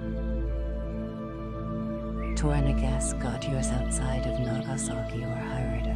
That is their law. They've dozens of cities like this one, Rodriguez said, also glad to stop the cat and mouse game that would never bear fruit without the rack. Miko, the capital, or Kyoto as it is sometimes called, is the biggest city in the empire, more than twice the size of Osaka, so they say. Next comes forbidden to us except the ports of Nagasaki and Hirado. Our priests rightly don't pay much attention to the orders and go where they please, but we seamen can't or traders unless it is on a special pass from the regents, or a great daimyo like Tornaga. Any daimyo can seize one of our ships like Edo, Tornaga's capital. I've never been there, nor any priest or Portuguese. Tornaga keeps his capital locked away, a forbidden city. Still, Rodriguez added, lying back in his bunk and closing his eyes, his face stretched with pain. Still, that is no different to everywhere. All Japan is officially. Do you want to rest now? No, angels. Talking is better. Talking helps to take the pain away. Madonna, my head hurts. I can't think clearly. Let us talk until you go ashore. Come back and see me. There's lots I want to ask you. Give me some more grog. Thank you, angels. Why are you forbidden to go where you please? Fathers filled him with lies when they almost converted him. Yes, the great murderer himself almost had his soul saved, but he missed his chance for salvation. Yes, anyway, he ordered all of our priests to leave Japan. Did I tell you this was 10 odd years ago? Take the blanket off my foot, it is burning. Yes, oh, Madonna, be careful there. Thank you, angels. Yes, where was I? Oh yes, many believe the take was Satan's penis. 10 years ago he issued edicts against the Holy Fathers, angels, and all who wanted to spread the word of God, and he banished everyone except traders 10, 12 odd years ago. It was before I came to these waters. I've been here 7 years off and on. The Holy Fathers say it was because of the heathen priests, the Buddhists, the stinking jealous idol worshippers, these heathens, they turned the take against our holy. What though here in Japan, it was the takey started all the trouble. Ever since we first came here in 1542 to begin goddess work and to bring them civilization, we and our priests could move freely. But when the take got all power, he started the prohibitions. Many believe, could you shift my leg? Blackthorn nodded, glad to let him rumble and glad to listen, desperate to learn. The take had all the fathers collected at Nagasaki, ready to ship them out to Macau with written orders never to return on pain of death. Then, as suddenly, he left them all alone and did no more. I told you Japmen are upside downers. Yes, he left them alone, and soon it was as before, except that most of the fathers stayed in Kyushu where we are welcome. Did I tell you Japan is made up of 3 big islands, Kyushu, Shikoku, and Honshu, and thousands of little ones? There's another island far to the north. Some say it has the mainland called Hokkaido, but only hairy natives live there.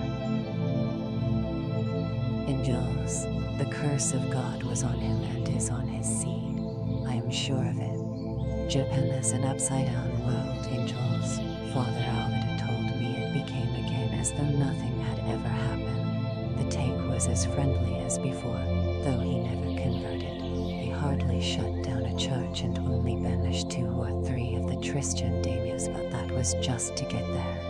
Lanzan never enforced his expulsion edicts. Then, 3 years ago, he went mad again and murdered 26 fathers.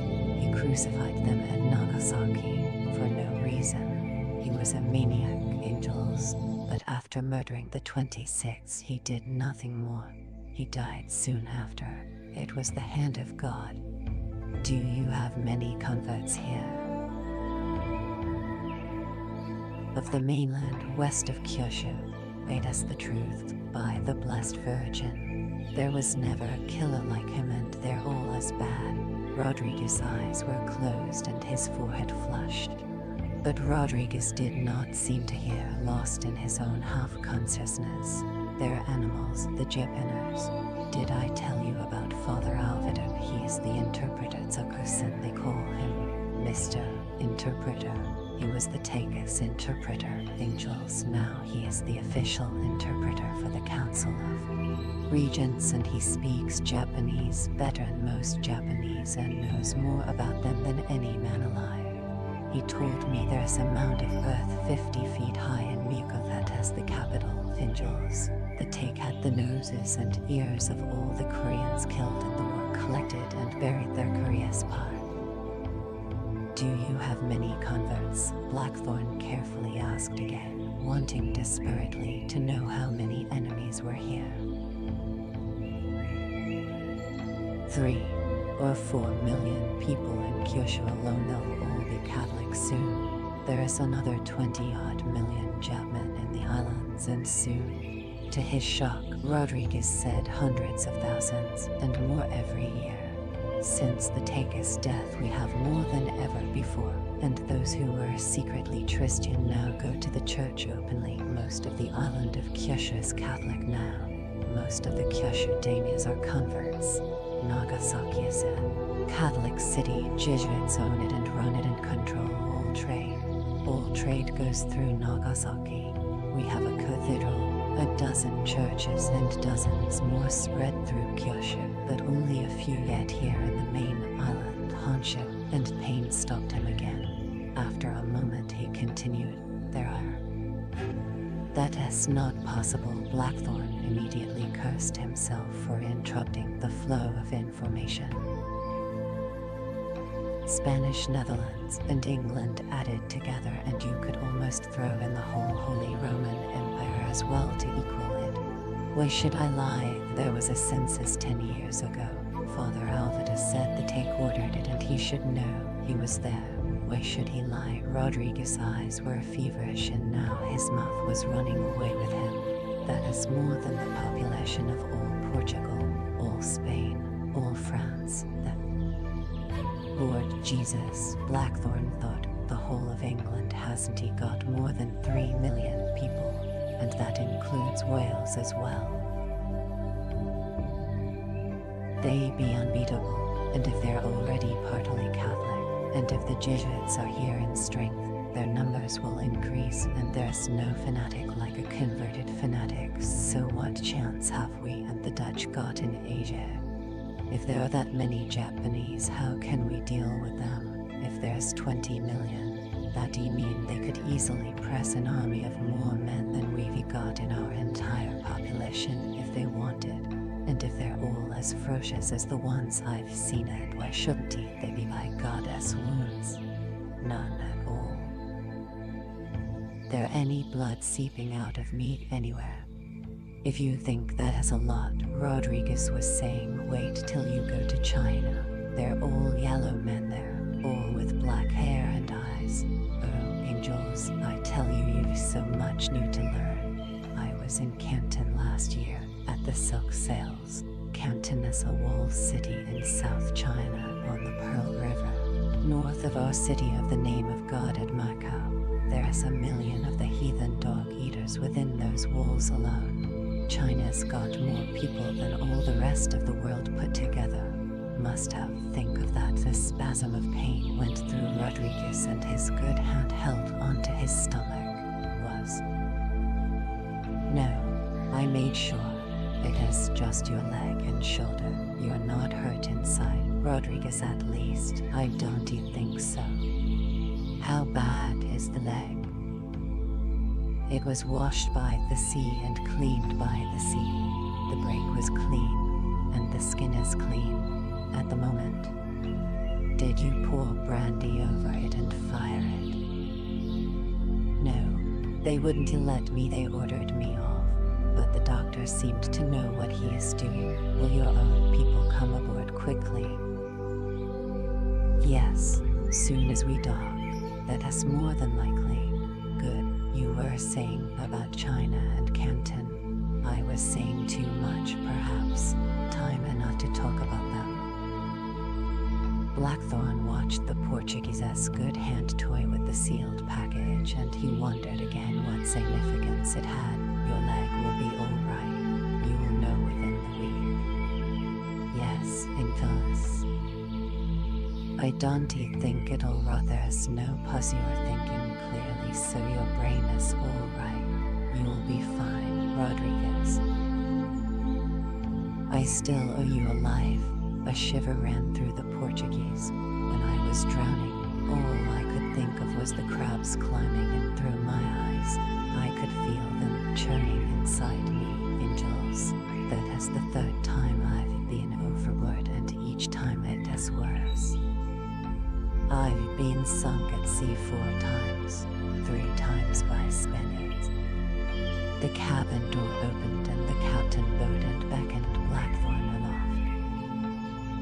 Hey, Blackthorn got up. You owe me nothing, Rodriguez, he said kindly. You gave me life and succor when I was desperate, and I thank you for that. We're even.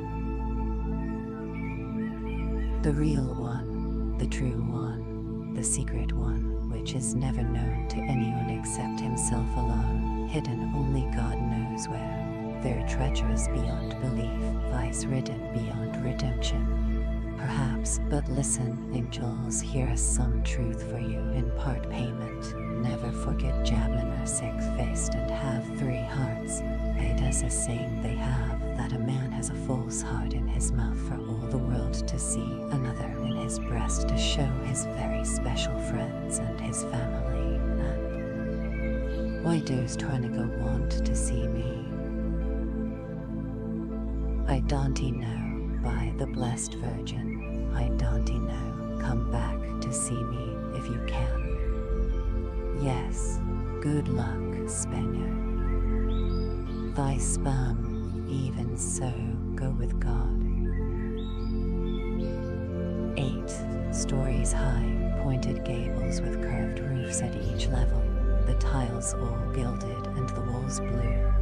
Blackthorn smiled back, unguarded, and then he was on deck and his mind whirled from the impact of Osaka. It its immensity, the teeming and hills of people, and the enormous castle that dominated the city. From within the castle's vastness came the soaring beauty of the dungeon, the central keep 7, or that is where Tornica will be, he thought, an ice barb suddenly in his bowels.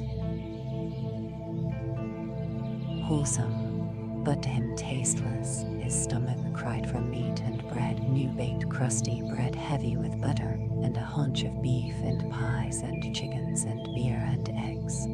A closed palanquin took him to a large house. There he was bathed and he ate. Inevitably, fish soup, raw and steamed fish, a few pickled vegetables, and the hot herbed water. Instead of wheat gruel, this house provided him with a bowl of rice. He had seen rice once in Naples. It was white and palanquin of phalanx of samurais surrounded him. The leader motioned him to hurry up and get in. The next day a maid came for him.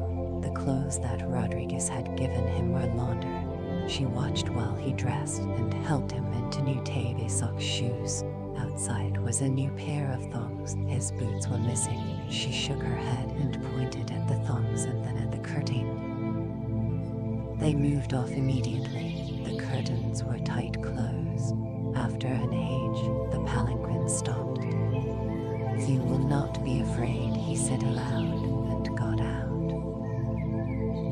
Spanned the moat and ended at an enormous drawbridge and another gate that was set into the second wall, equally vast. The gigantic stone gate of the castle was in front of him. It was set into a 30-foot wall with interlocking battlements, bastions, and outworks. The door was huge and iron-plated and open. The forged iron portcullis up. Beyond was a wooden bridge 20 paces wide and 200 long. Hundreds of samurai were everywhere.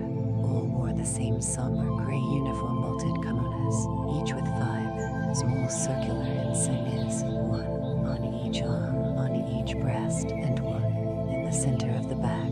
The insignia was blue, seemingly a flower or flowers. Anjin-san. Toranigas cipher. These samurai carried long gleaming spears with tiny flags at their heads. Haramatsu was seated stiffly on an open palanquin carried by 4 liveried bearers. His kimono was brown and stark, his belt black, the same as the 50 samurai that surrounded him. Their kimonos, too, had 5 insignias, but these were scarlet, the same that had fluttered at the masthead. Blackthorn bowed without thinking, taken by Haramatsu's majesty. The old man bowed back formally, his long sword loose in his lap, and signed for him to follow.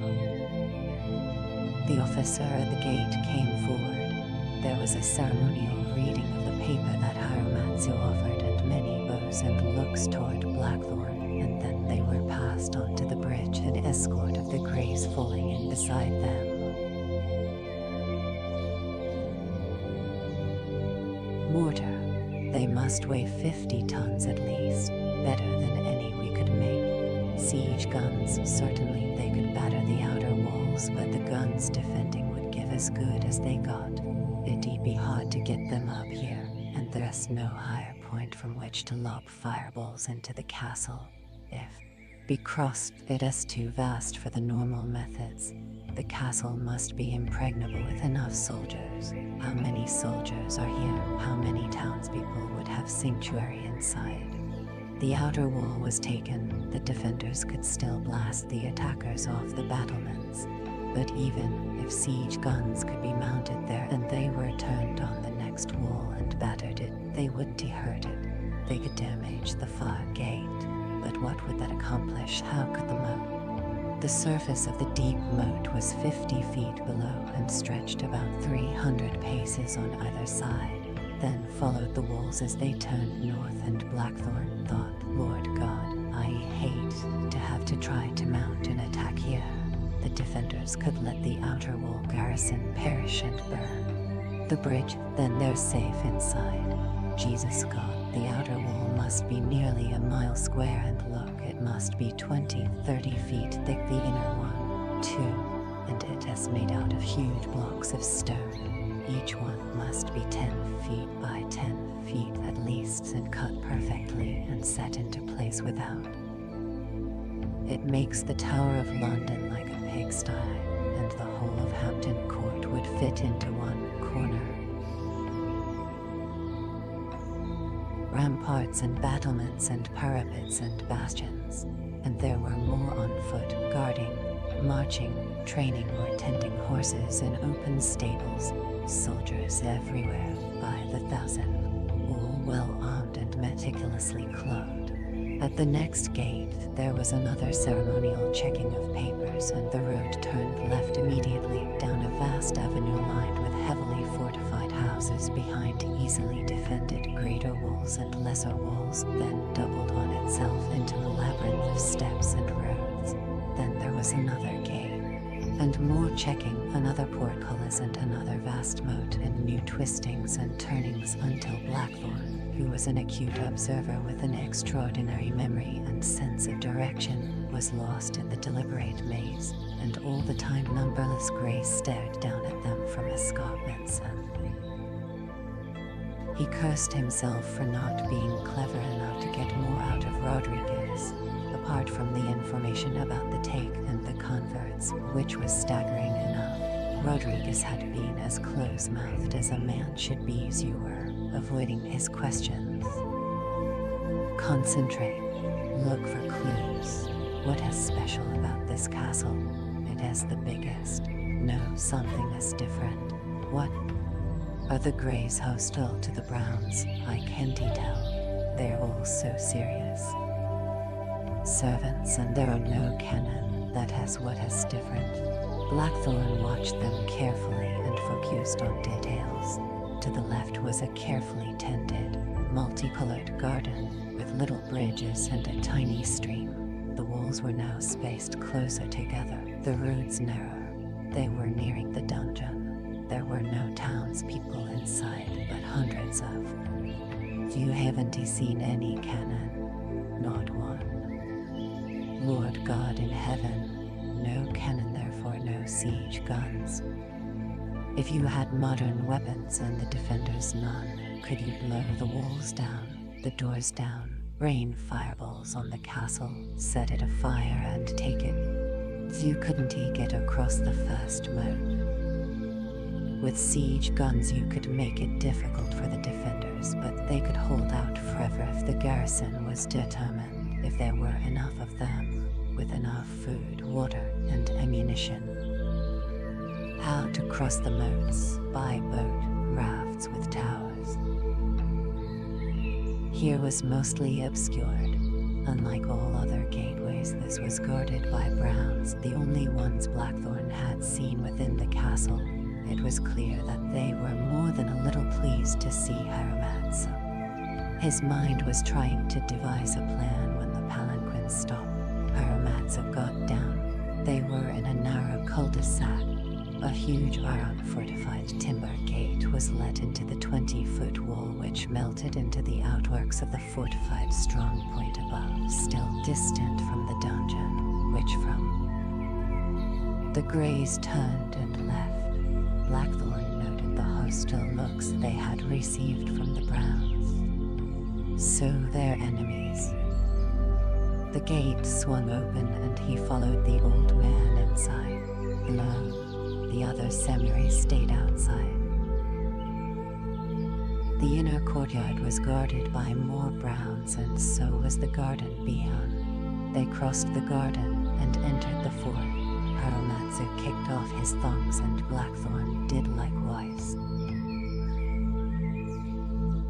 The corridor inside was richly carpeted with tatamis, the same rush mats, clean and kind to the feet, that were set into the floors of all but the poorest houses. Blackthorn had noticed before that they were all the same size, about 6 feet by 3 feet. Come to think of it, he told himself, I've never seen any mats shaped or cut to size, and there has never been an odd-shaped room, haven't all the rooms been exactly square or rectangular, of course. course, that means that all houses or roofs must be constructed to fit an exact number of masts, so they're all standard. How very odd. The harbor were patterned quilt below. They climbed winding, defendable stairs and went along additional corridors and more stairs. There were many guards, always browns, shafts of sunlight from the wall embrasures cast intricate patterns. Blackthorn could see that now they were high over the three encircling main walls, the city, and the corridor turned a sharp corner and ended 50 paces away. Blackthorn tasted bile in his mouth. Don't you worry, he told himself. You've decided what to do, you are committed. Masked samurai, their young officer in front of them, protected the last George with right hand on the sword hilt, left on the scabbard, motionless and ready, staring toward the two men who approached. Had changed the guard and the passwords and had again begged Toranaga to leave, to no avail. Haramatsu was reassured by their readiness. He had personally selected these guards. He hated the castle and thought again how dangerous it had been for Toranaga to put himself into the enemy's power. Directly he had landed yesterday, he had rushed to Toranaga to tell him what had happened and to find out if anything untoward had occurred in his absence. But all was still quiet, though their spies whispered about dangerous enemy buildups to the north and east, and that their main allies, the regents Unashe and Kayama, the greatest of the Tristan daimyos, were going to defect to Ishido. 10 paces from the officer, he stopped. Chapter 12. As Toranaga watched the barbarian leave the room, he took his mind regretfully off the startling interview and came to grips with the more immediate problem of Ishido. The Tristan daimyos be for me or against me. Until today I would have trusted him implicitly, but there were some strange moments with the barbarian that I don't yet understand. Toranaga had decided not to dismiss the priest, knowing it would further infuriate Ishido, even though he was equally certain the continued presence of the priest might be dangerous. The less foreigners know, the better. The less anyone knows, the better, he thought. Bultsuko Sinna's influence on. Ishido deliberately did not follow the usual courtesies, but came instantly to the point. Again I must ask, what is your answer to the Council of Regents?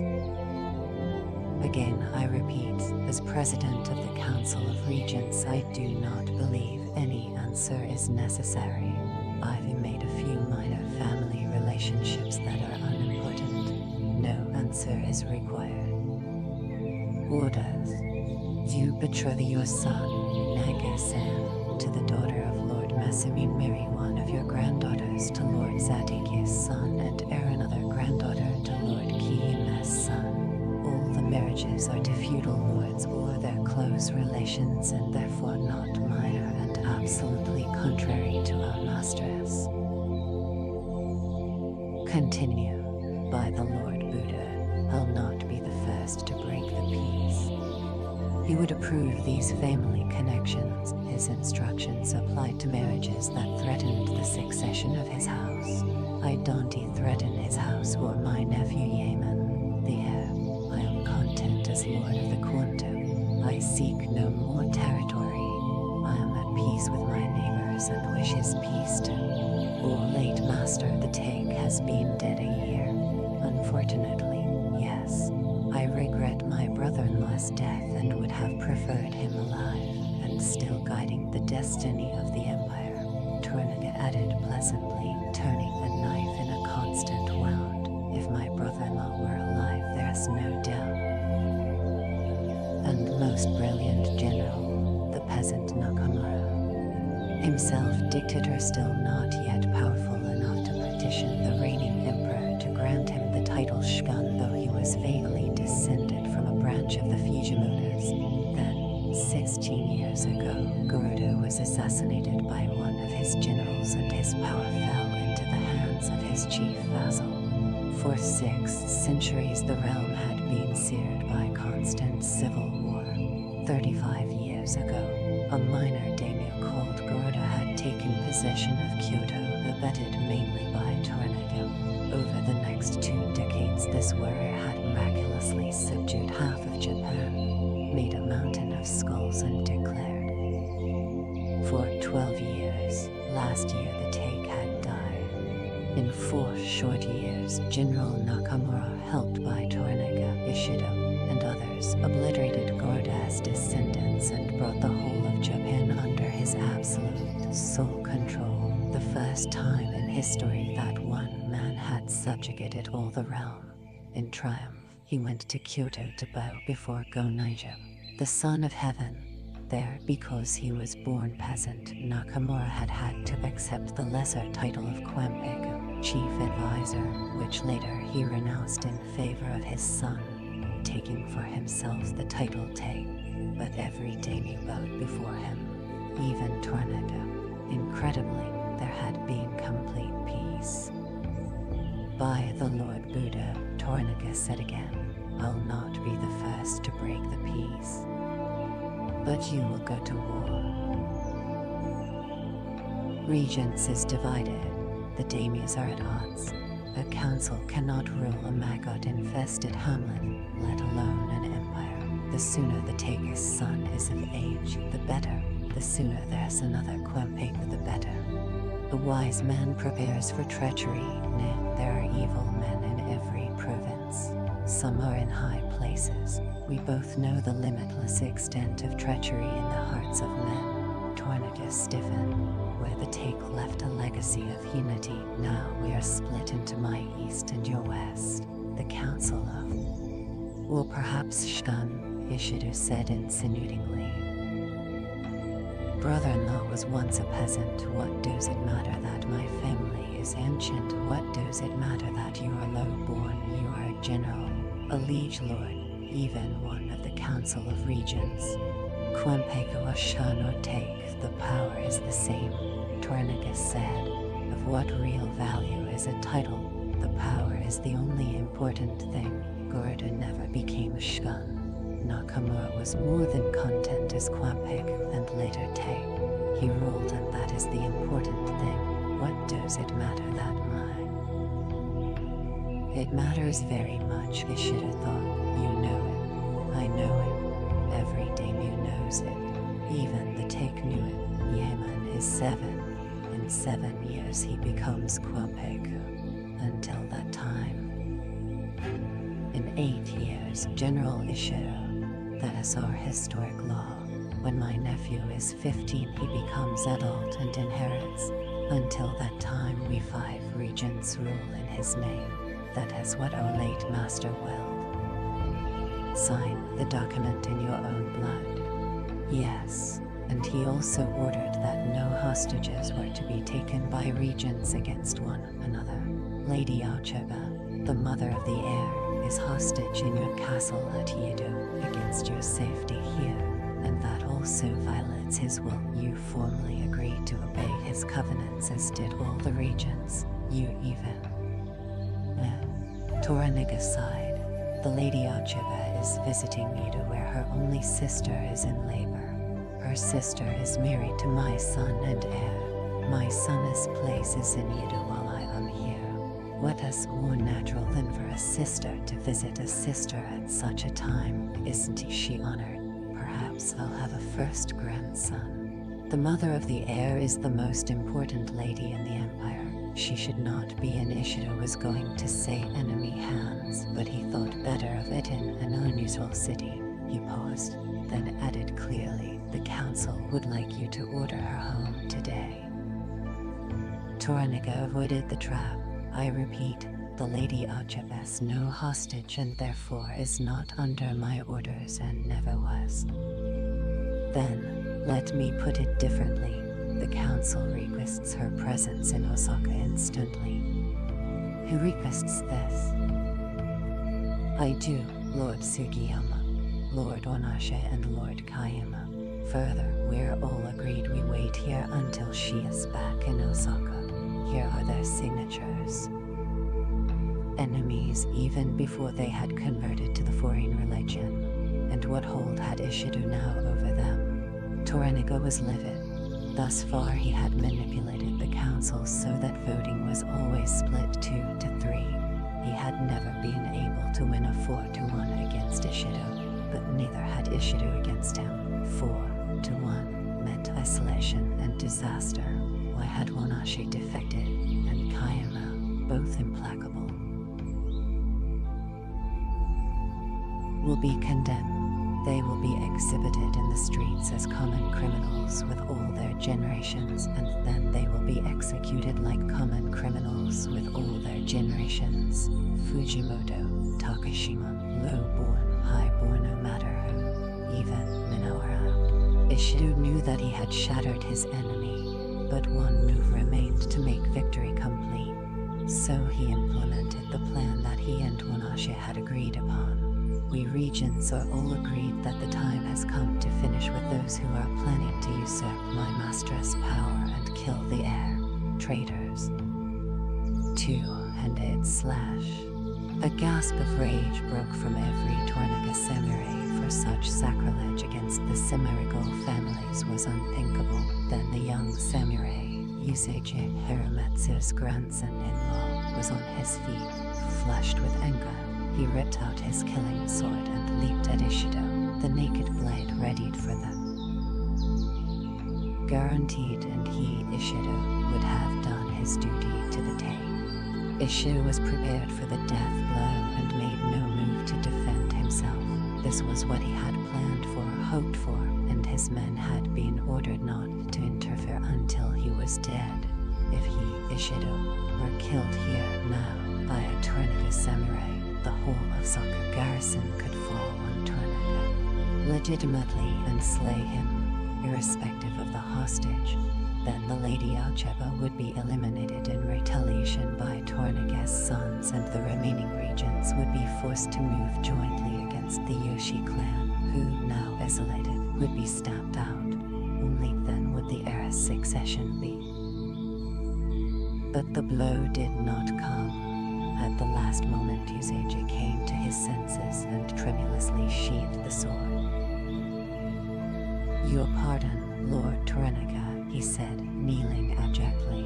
I could not bear the shame of having you hear such insults. I ask permission, I apologize, and I ask permission to commit seppuku immediately, for I cannot live with this shame. An enormity of interest, Ishido, he promised silently. Though Toranaga had remained still, he had been ready to intercept the blow, and he knew Hiramatsu was ready, and that others would have been ready also, and that probably Ishido would only have been wounded. He understood, too, why Ishido had been so insulting and inflammatory. I will repay you with. Was born samurai by mistake. His name has ceased to be. Toranaga gave his attention to the kneeling youth. How dare you imply that anything Lord Ishido said was meant in any way as an insult to me? Of course he would never be so impolite. How dare you listen to conversations that do not concern you? No, you will not be allowed to commit seppuku. That is an honor. You have no honor and no self-discipline. You will be crucified like a common criminal today. Your swords will be broken and buried in the Eta village. Your son will be buried in the Eta village. Your head will be put on a spike for all the population to jeer at with a sign on it, this man. With a supreme effort, Yuseiji controlled his breathing, but the sweat dripped and the shame of it tortured him. He bowed to Toranaga, accepting his fate with outward calm. Hiramatsu walked forward and tore both swords from his grandson-in-law's belt. Lord Toranaga, he said gravely, with your permission I will personally see that your orders are carried out. Toranaga nodded. The youth bowed a last time and then began to get up, but Hiramatsu pushed him back on the floor. Samurai walk, he said. So do men, but you are neither. You will crawl to your death. Silently, Yuseiji obeyed. and all in the room were warmed by the strength of the youth's self-discipline now, and the measure of his courage. He will be reborn samurai, they told themselves contentedly. Chapter 14. Could hide weapons. For Blackthorn it was a hellish dawn. He was locked in a death battle with a fellow convict. The prize was a cup of gruel. Both men were naked. Whenever a convict was put into this vast, single-storied, wooden cell block, his clothes were taken away. A clothed man occupied more space and clothes. The murky and suffocating room was 50 paces long and 10 wide and packed with naked, sweating Japanese. Scarcely any light filtered through the boards and beams that made up the walls and low ceiling. Aside and charged through the sweating mass to the place he had claimed in the corner, and he readied himself for another attack. Blackthorn could barely stand erect. His skin was blotched and scratched from the menace broken nails and the wood burns from the walls. Finally, he butted his head into the menace's face, grabbed his throat, and hammered the menace's head against the beams until he was senseless. Then he threw the body. At dawn it had been feeding time, and the guards began passing the cups of gruel and water through the small opening. This was the first food and water that had been given them since he was put inside at dusk the previous day. The lining up for food and water had been unusually calm. Without discipline, no one would eat. Then this ape-like men unshaven, filthy, lice-ridden had chopped him over the kidneys and taken his ration while the others waited to see what would happen. But Blackthorn had been in too many seafaring brawls to be beaten with one treacherous blow, so he feigned helplessness, then kicked out viciously, and the fight had been joined. Now, in the corner, Blackthorn saw to his amazement that one of the men was offering the cup of gruel and the water that he had presumed lost. He took it and thanked the man. When the stronger men in the outer rows wanted to stretch their legs, they had to do so over those in the middle. The corners were the choicest areas. A beam ran lengthwise along the earthen floor, partitioning the room into 2 sections. In each section were 3 rows of men, 2 rows facing each other. Their backs to the wall were beamed, the other row between them. Only the weak and the sick took the center. Blackthorn saw 2 corpses, swollen and floodbound, in one of the middle rows, but the feeble and dying men nearby seemed to ignore them. He could not see far in the heating gloom. Sun was baking the wood already. There were latrine buckets, but the stench was terrible because the sick had befooled themselves in the places in which they hunched. Immediate neighbors. From time to time guards opened the iron door and names were called out. The men bowed to their comrades and left, but others were soon brought in and the space occupied again. All the prisoners seemed to have accepted their lot and tried, as best they could, to live unselfishly in peace with their. One man against the wall began to vomit. He was quickly shoved into the middle row and collapsed half suffocated under the weight of legs. Blackthorn had to close his eyes and fight to control his terror and claustrophobia. Bastard Tornagab, I pray I get the opportunity of putting you inside here one day. Bastard guards last night when they had ordered him to strip, he had fought them with a bitter hopelessness, knowing he was beaten, fighting only because he refused to surrender passively, and then he had been forced through the door. The corpses into pieces with their long swords, laughing all the while. Wrists and ankles, and while Blackthorn had walked on the perimeter following his samurai guards, he saw executioners with long lances thrust the lances crisscross into the victims' chests while the crowd jeered. Then the 5 were cut down and 5 more put up, and samurai came forward and hacked. There were 4 such cell blocks. They were on the edge edge of the city, in a paved compound within high stone walls. Outside the walls was a roped-off area of beaten earth beside the river. 5 crosses were erected there. Naked men and one woman had been bound straddled to the cross pieces by their bloody gutter-festering bastards. Unnoticed, the man Blackthorn had fought was coming to his senses. He lay in the middle row. Blood had congealed on one side of his face and his nose was smashed. Suddenly he leaped at Blackthorn, oblivious of the men in his way. Menla's head sagged. Blackthorn saw him coming at the last moment, frantically parried the onslaught and knocked him in a heap. The prisoners that the man fell on cursed him, and one of them, heavy-set and built like a bulldog, chopped him viciously on the neck with the side of his hand. There was a dry snap, and the bulldog man lifted the half-shaven head by its scraggy, lice-infected top knot and let it fall. He looked up at Blackthorn, said something gutturally, smiled with bare, toothless gums, and shrugged. "Thanks," Blackthorn said, struggling for breath, thankful that his assailant had not had more skill at unarmed combat. "My name is Engine-san," he said, pointing at himself. "You." "Oh, so diso, Engine-san." Bulldog pointed at himself and sucked in his breath. Menika-san.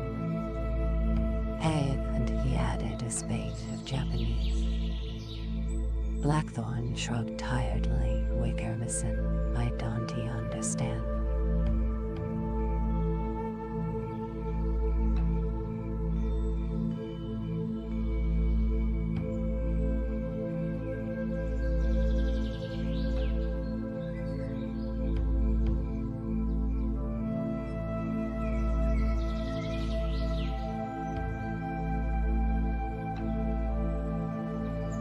"Oh, so diso," Bulldog chattered briefly with his neighbors. Then he shrugged again, and Blackthorn shrugged, and together they lifted the dead man and put him with the other corpses. When they came back to the corner, no one had taken their places. Most of the inmates were asleep or fitfully trying to sleep. Fire. Blackthorn felt filthy and horrible and near death. "Don't you worry," he told himself. "You've a long way to go before you die. No, I can't live long in this hellhole. There are too many men. Oh God, let me out. Why is the room swimming up and down? And is that Rodriguez floating up from the depths? With moving pincers for eyes, I can't breathe. I can't breathe. I've got to get out of here. Please, please, don't put more wood in the fire. What are you doing here, crook lad? I thought they let you go. I thought you were back in the village, but now we're here in the village, and how did I get the cauldron? And no more wood, no more wood. I am drowning in liquid filth. Oh God, oh God, oh God, I am dying, in nomen Patris et Filii et Spiritus Sancti.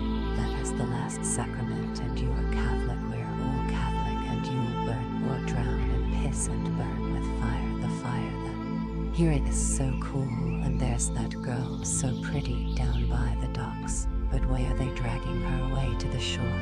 The naked samurai, they're laughing, way down across the sand. Blood marks in the sand, all naked, me naked hags and villagers and children. And there's the cauldron, and we're in. Caught it momentarily, then he closed the dead man's eyes and mumbled a prayer and glanced up. He saw Blackthorn staring at him. He dragged himself out of the nightmare, his ears exploding with the peaceful, earth-shattering finality of the Last Sacrament. For a moment he did not know if he was awake or asleep, because his disbelieving ears heard the Latin benediction again, and his incredulous eyes were seeing a wrinkled hold. Scarecrow of a European stooped over the middle row, 15 paces away. The toothless old man had long, filthy hair and a matted beard and broken nails, and wore a foul, threadbare smock. He raised a hand like a vulture's claw and held up the wooden cross over the half-hidden body, a shaft of sun. Mother of God, art thou real? The man croaked in coarse peasant Spanish, crossing himself. Yes, Blackthorn said in Spanish, who are you? The old man groped his way over, mumbling to himself.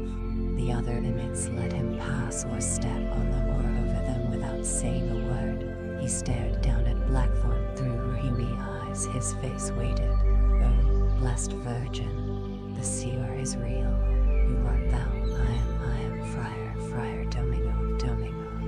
Domingo of the Sacred Order of Francis the Order, and then for a while his words became a jumble of Japanese and Latin and Spanish. His head twitched and he wiped away the ever-present spittle that dribbled to his chin. The seer is real. Yes, I am real. Blackthorn eased himself up. The priest muttered another Hail Mary, the tears coursing his cheeks. He kissed the cross repeatedly and would have got down on his knees if there had been space. Bulldog shook his neighbor awake. Both squatted and made just enough room for the priest to sit. By the blessed Francis, my prayers have been answered. Thou, I thought that I was seeing another apparition. Sure, a ghost, yes, an evil spirit. I've seen so many. How long is the seer here? It's hard for a body to see in the gloom, and my eyes, they're not good. How long? Yesterday. And you? I don't know, seer. A long time. I am put here in September. It was in the year of our Lord 1598. It is me now, 1600.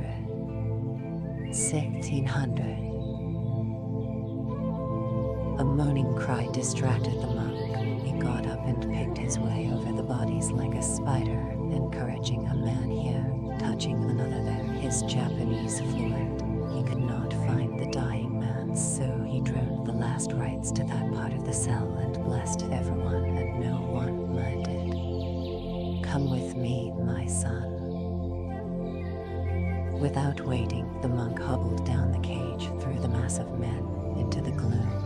Blackthorn hesitated, not wanting to leave his place. Then he got up and followed. After 10 paces, he looked back. His place had vanished. It seemed impossible that he had ever been there at all. He continued down the length of the hut. In the far corner was, incredibly, an open space. Just enough room for a small man to lie down in. It contained a few pots and bowls and an ancient straw mat. Father Domingo stepped through the men into the space and beckoned him. The surrounding Japanese watched silently, letting Blackthorn pass.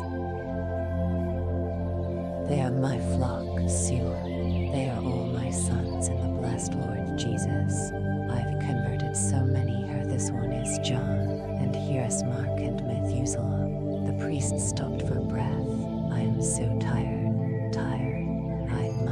I must. His words trailed off, and he slept. At dusk, more food arrived. When Blackthorn began to get up, one of the nearby Japanese motioned him to stay and brought him a well-filled bowl. Another man gently patted the priest awake, offering the food. The old man said, shaking his head, a smile on his face, and pushed the bowl back into the man's hands.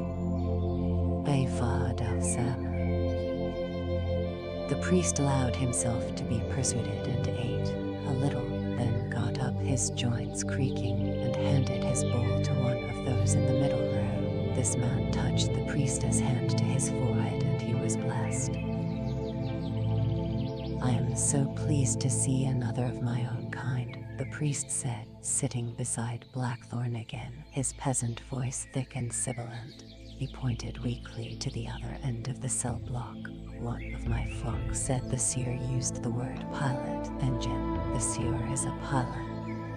Yes. There are others of the seer's crew here. No, I am alone. Why are you here? If the seer is alone, the seer came from Manila. No, I've never been to Asia before, Blackthorn said carefully, his Spanish excellent. This was my first voyage as pilot. I was outward bound. Why are you here?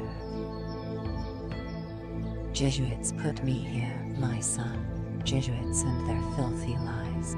The seer was outward bound. Thou art not Spanish, no nor Portuguese. The monk peered at him suspiciously, and Blackthorn was surrounded by his reeking breath. Was the ship Portuguese? Tell the truth before God.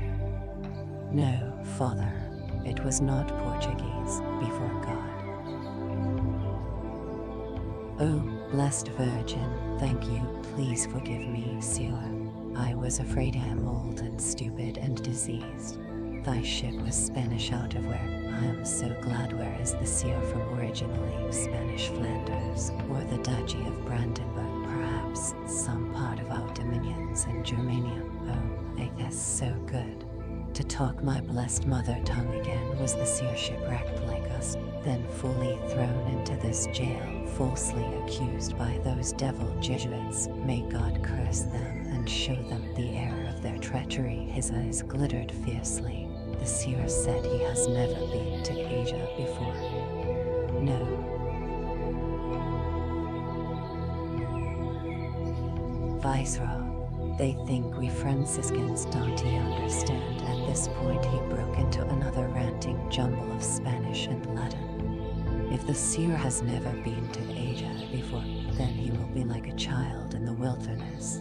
Yes, there's so much to tell. Does the seer know that Jesuits are merely traders, gun runners, and usurers, that they control all the silk trade here, all trade with China, that the annual black ship is of His Holiness Pope Clement of King Philip, and against the laws of this land, that they secretly smuggled guns into Japan for Christian kings here, inciting them to rebellion, that they meddle in politics and pimp for the kings, lie and cheat and bear false witness against us, that their father Superior himself sent a secret message to our Spanish viceroy in Luzon asking him for conquistadors to conquer the land. They begged for a Spanish invasion to cover more Portuguese mistakes. All our troubles can be put at their threshold, Sieur. I test the Jesuits who have lied and cheated and spread poison against Spain and our beloved King Philip. Their lies put me here and caused 26 holy fathers to be martyred. They think that just because I was a peasant once, I don't understand, but I can read and write, Sieur.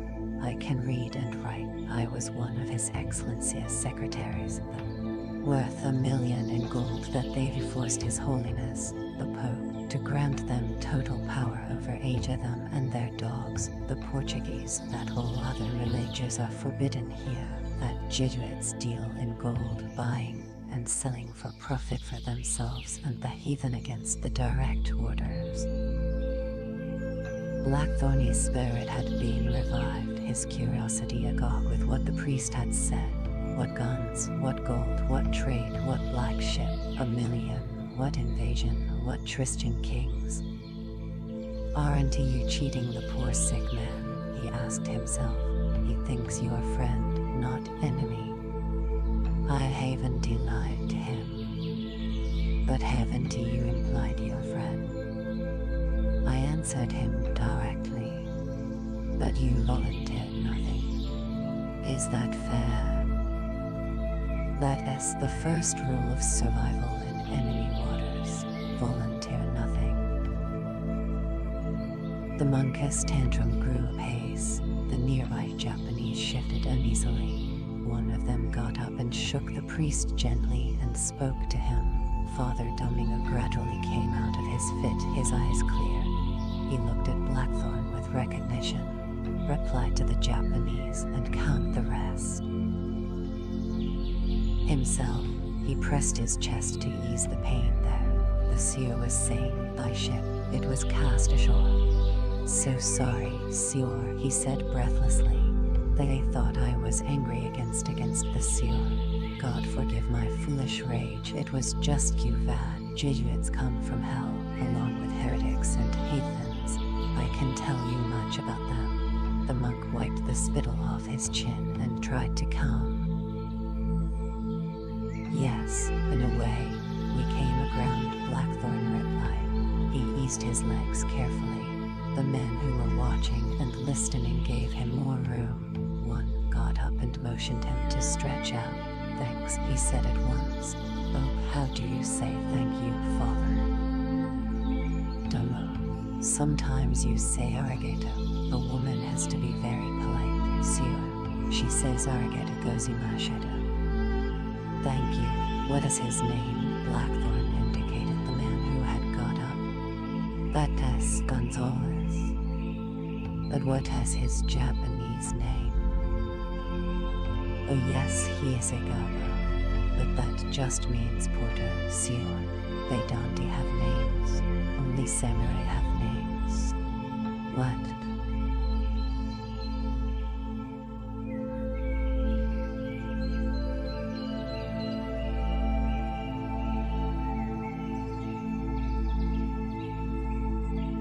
Names when we baptize them, bringing them salvation and the word of God. His words trailed off and he slept.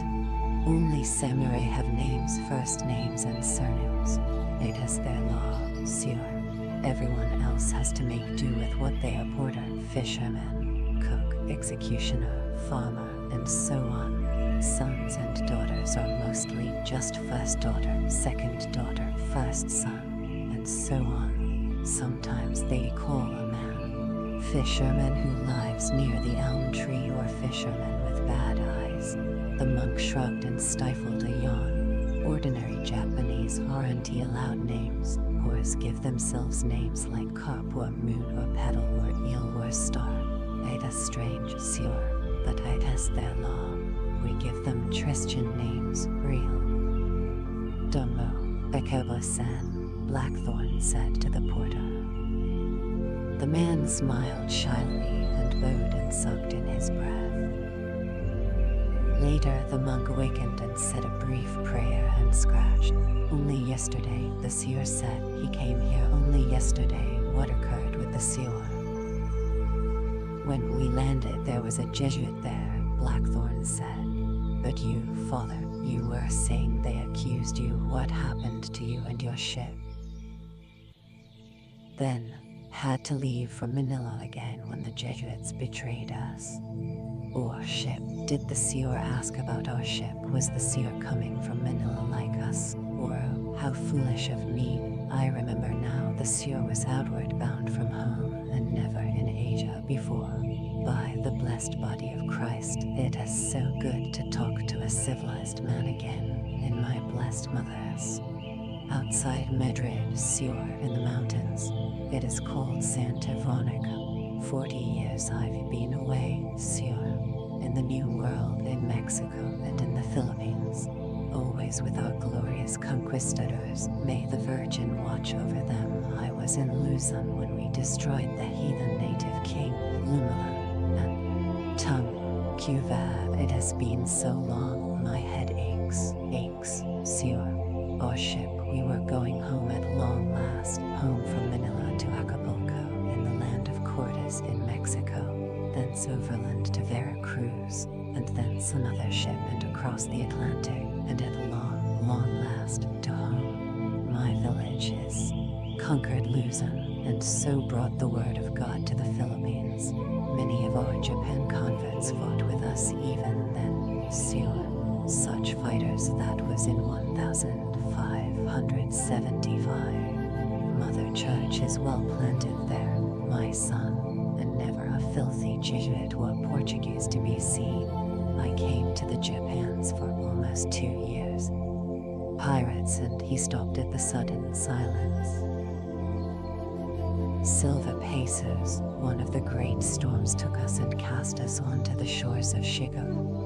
Our ship broke her back on the sandbar on the 3rd day. By that time we had landed our bullion and most of our cargo. Then word came that everything was confiscated by the take himself, that we were. The monk stopped and closed his eyes, drifting off.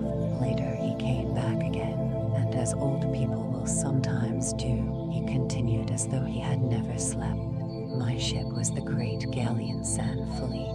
We carried a cargo of spices, gold and silver, and specie to the value of $1.5 million. The iron door of the cell cage had swung open. Gave him the last sacrament. The man kissed the cross and walked away. Guards began to call names from the list. Bulldog, the man who had befriended Blackthorn, was one of those called. He walked out and did not look back. One of the men in the circle also was chosen. Bikova knelt to the monk, who blessed him and made the sign of the cross over him, and quickly the door closed again. "They're going to execute him?" Blackthorn asked. "Yes, his cavalry is outside the door. May the Holy Madonna take his soul swiftly and give him his everlasting reward." What did that man do? Hair from women sometimes, but the old man sighed, but most always it is death. He broke the law, their law, Sior. The Japanese are a simple people, and very severe. They truly have only one punishment: death, by the cross, by strangulation, or by decapitation. For the crime of arson, it is death by burning. They have almost no other punishment, sometimes cutting them. You forgot imprisonment. The monk's nails picked absently at the scabs on his arm. It is not one of their punishments, my son. To them, prison is just a temporary place to keep the man until they decide his sentence. Only the guilty come here for just a little while. That is nonsense. What about you? You've been here a year, almost 2 years. One day they will come for me like all the others. This is but a resting place between the hell of earth and the glory of everlasting life. I don't believe you. Have no fear, my son. It is the will of God. I am here and can hear the Sior's confession and give him absolution and make him perfect. The glory of everlasting life is barely 100 steps and moments away from that door. Would the Sior like me to hear his confession now? No, thank you, not now. Blackthorn looked at the iron door. Has anyone ever tried to break out of here? Why should they do that? There is nowhere to run, nowhere to hide. The authorities are very strict. Anyone helping an escaped convict, or even a man who commits a crime. He pointed vaguely at the door of the hut. Gonzalezakub, of the man who has left us. He is a Kagaman, he told me. What is a Kagaman? Believe me, to try to escape or even to help someone to escape, the man would lose his life and all his family. They are very severe, Sior. Oh, those are the porters, Sior, the men that carry the palanquins, or the smaller 2-man kaga that is like a hammock swung on a pole. He told us his partner stole a silken scarf from a customer, poor fellow, and because he himself did not report the theft, his life is forfeit also, the Sior made. So everyone goes to execution like sheep then. There is no other choice. It is the will of God. Don't get angry or panic, Blackthorn warned himself. Be patient, you can think of a way. Not everything the priest says is true. He is deranged. Who wouldn't he be after so much time? These prisons are new to them, Sior, the monk was saying. The Take instituted prisons here a few years ago, so they say. Before him there were none. In previous days, when a man was caught, he confessed his crime and he was executed. And if he didn't, he confess. Everyone confesses sooner is better, Sior. It is the same in our world, if you are caught. The monk slept a little, scratching in his sleep and muttering. When he woke up, Blackthorn said, "Please tell me, Father, how the cursed Jesuits put a man of God in this pest hole." of the greatest and richest empire in the world, the most powerful monarch in the world, were we not friends? Was not the take asking Spanish Manila to trade direct with Japan, to break the filthy monopoly of the Portuguese? It was all a mistake, the confiscation. It had to be. There is not much to tell, and everything. After the Tagus men came and took all our bullion and goods, our Captain General insisted on going to the capital to protest. There was no cause for the confiscation. Were we not servants of His Most Imperial Catholic Majesty, King Philip of Spain, ruler? Asked our Viceroy in Manila to send Franciscan monks and an ambassador to Japan. So the blessed Friar Braganza had come, and we, Sieur, we of the San Felipe, we knew that he was to be trusted, not like the Jesuits. I went with our Captain General because I could speak a little Japanese, not much in those days. Sieur, the San Felipe had floundered and come ashore in October of 1597. The Jesuit son was of the name Father Martin Ovid. They dared to offer to mediate for us there in Kyoto, the capital. The impertinence of our Franciscan Father Superior Friar Braganza. He was in the capital, and he was an ambassador, a real ambassador from Spain to the court of the Take. The blessed Friar Braganza, he had been there in the capital, in Kyoto, for 5 years. Sieur, the Take himself, personally had. Flock prospered, Sieur, greatly. We were about to convert many of their kings, and then one day we were betrayed. After many days of waiting, we had one interview with the Take. He was a tiny, ugly little man, Sieur, and we asked for our goods back and another ship or passage on another ship, which our Captain General offered to pay for handsomely. The interview went well, we thought, and the Take dismissed us. We went to our monastery in Kyoto and waited, and then, over the next months while we waited for his decision, we continued to bring the word of God to the heathen. We held our services openly, not like thieves in the night as the Jesuits do. Friar Domingo's voice was edged with contempt. We wore our habits and vestments. We didn't go disguised like native priests as they do. We brought the word to the people, the halt and sick and poor, not like the Jesuits who consort with princes only. Our congregations increased. We had a hospital for lepers, our own church, and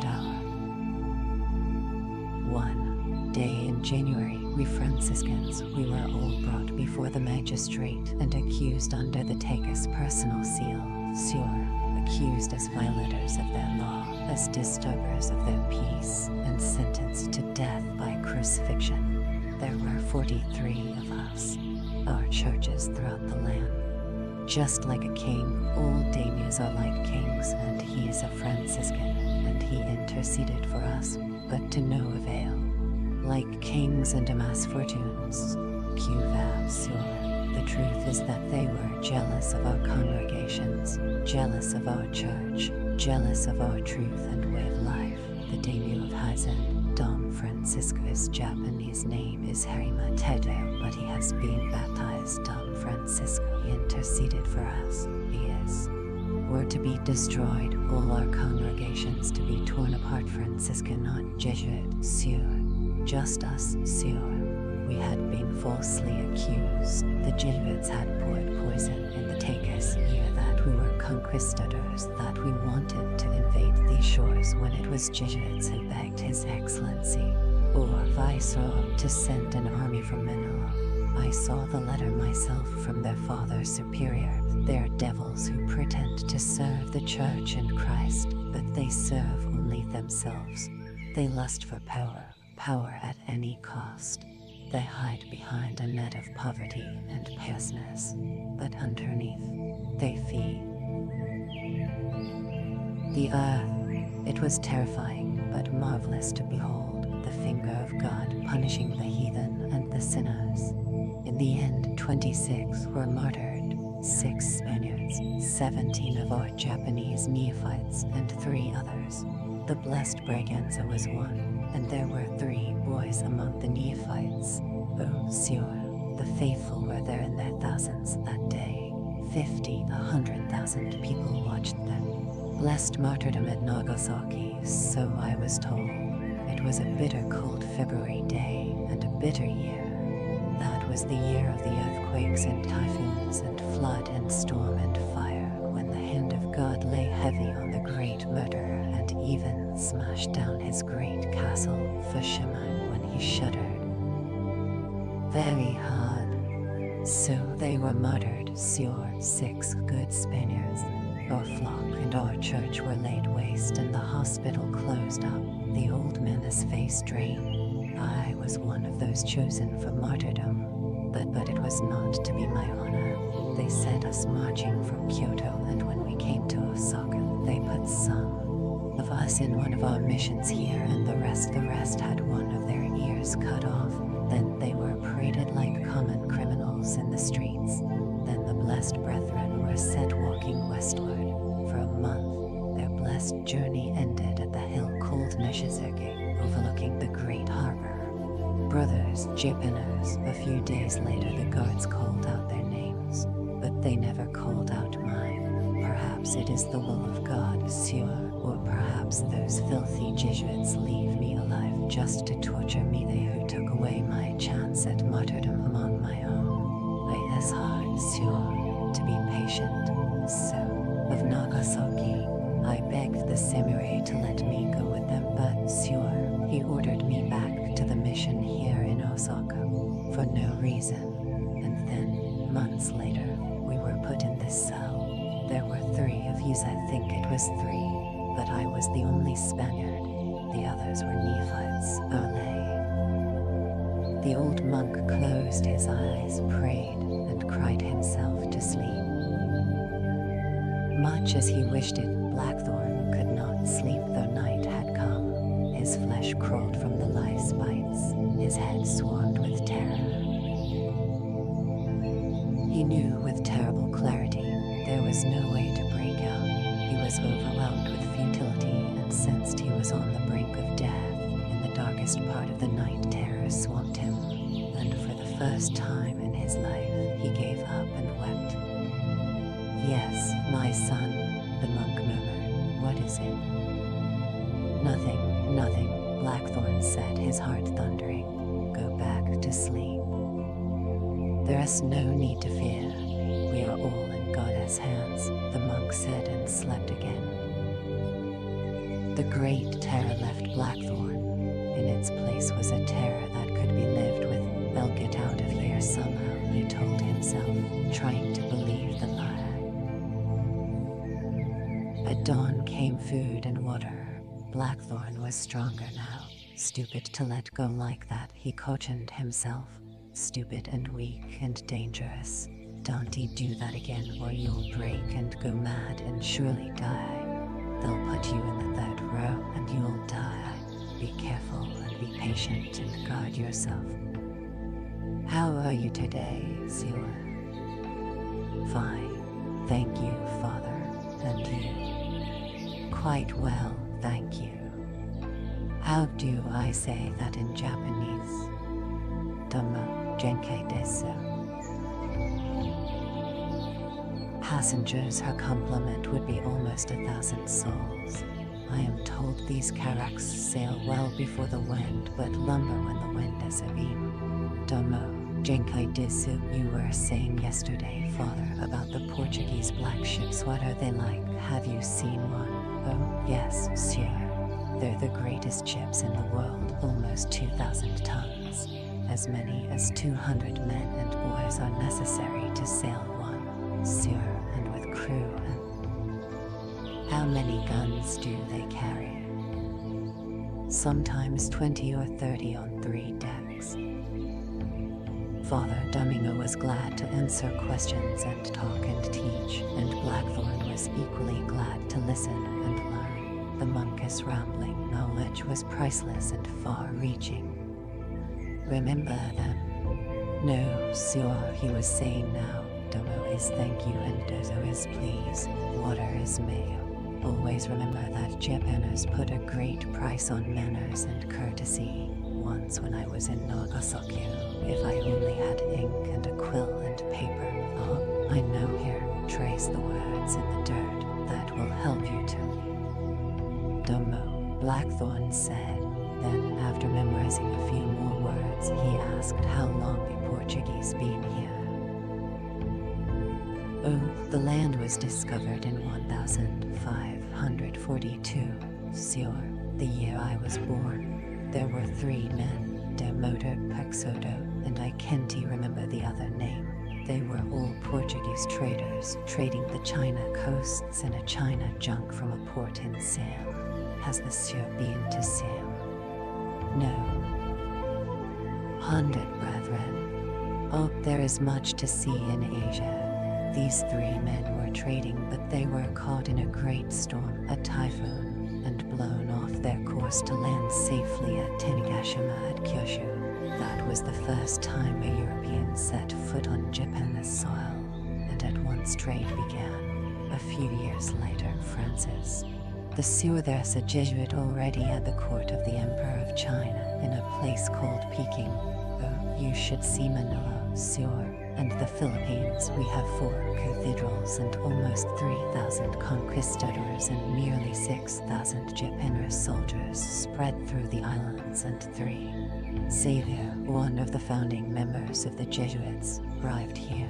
That was in 1549, a bad year for Japan. Sure, one of our brethren should have been first. Then we would have inherited this realm, not the Portuguese. Francis Xavier died 3 years later in China, alone and forsaken. Did I tell? From Macau. For 3 days and 3 nights Blackthorn sat with Father Domingo and questioned and listened and learned and slept in nightmare, to awaken and ask more questions and gain more knowledge. Blackthorn's mind filled with facts and Japanese words and phrases. He asked about life in Japan and daimyos and samurai and trade in Nagasaki and war and peace and Jesuits and Franciscans and Portuguese in Asia and about Spanish Manila, and always more about the black ship that plied annually. Then, on the 4th day, they called out his name. Anjin-san. Chapter 16.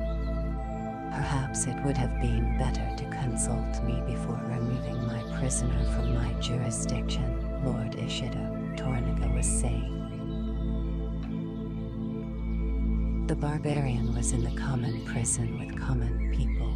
Naturally, I presumed you'd no further interest in him, otherwise I wouldn't have had him taken out of there. Of course, I never meant to interfere with your private affairs.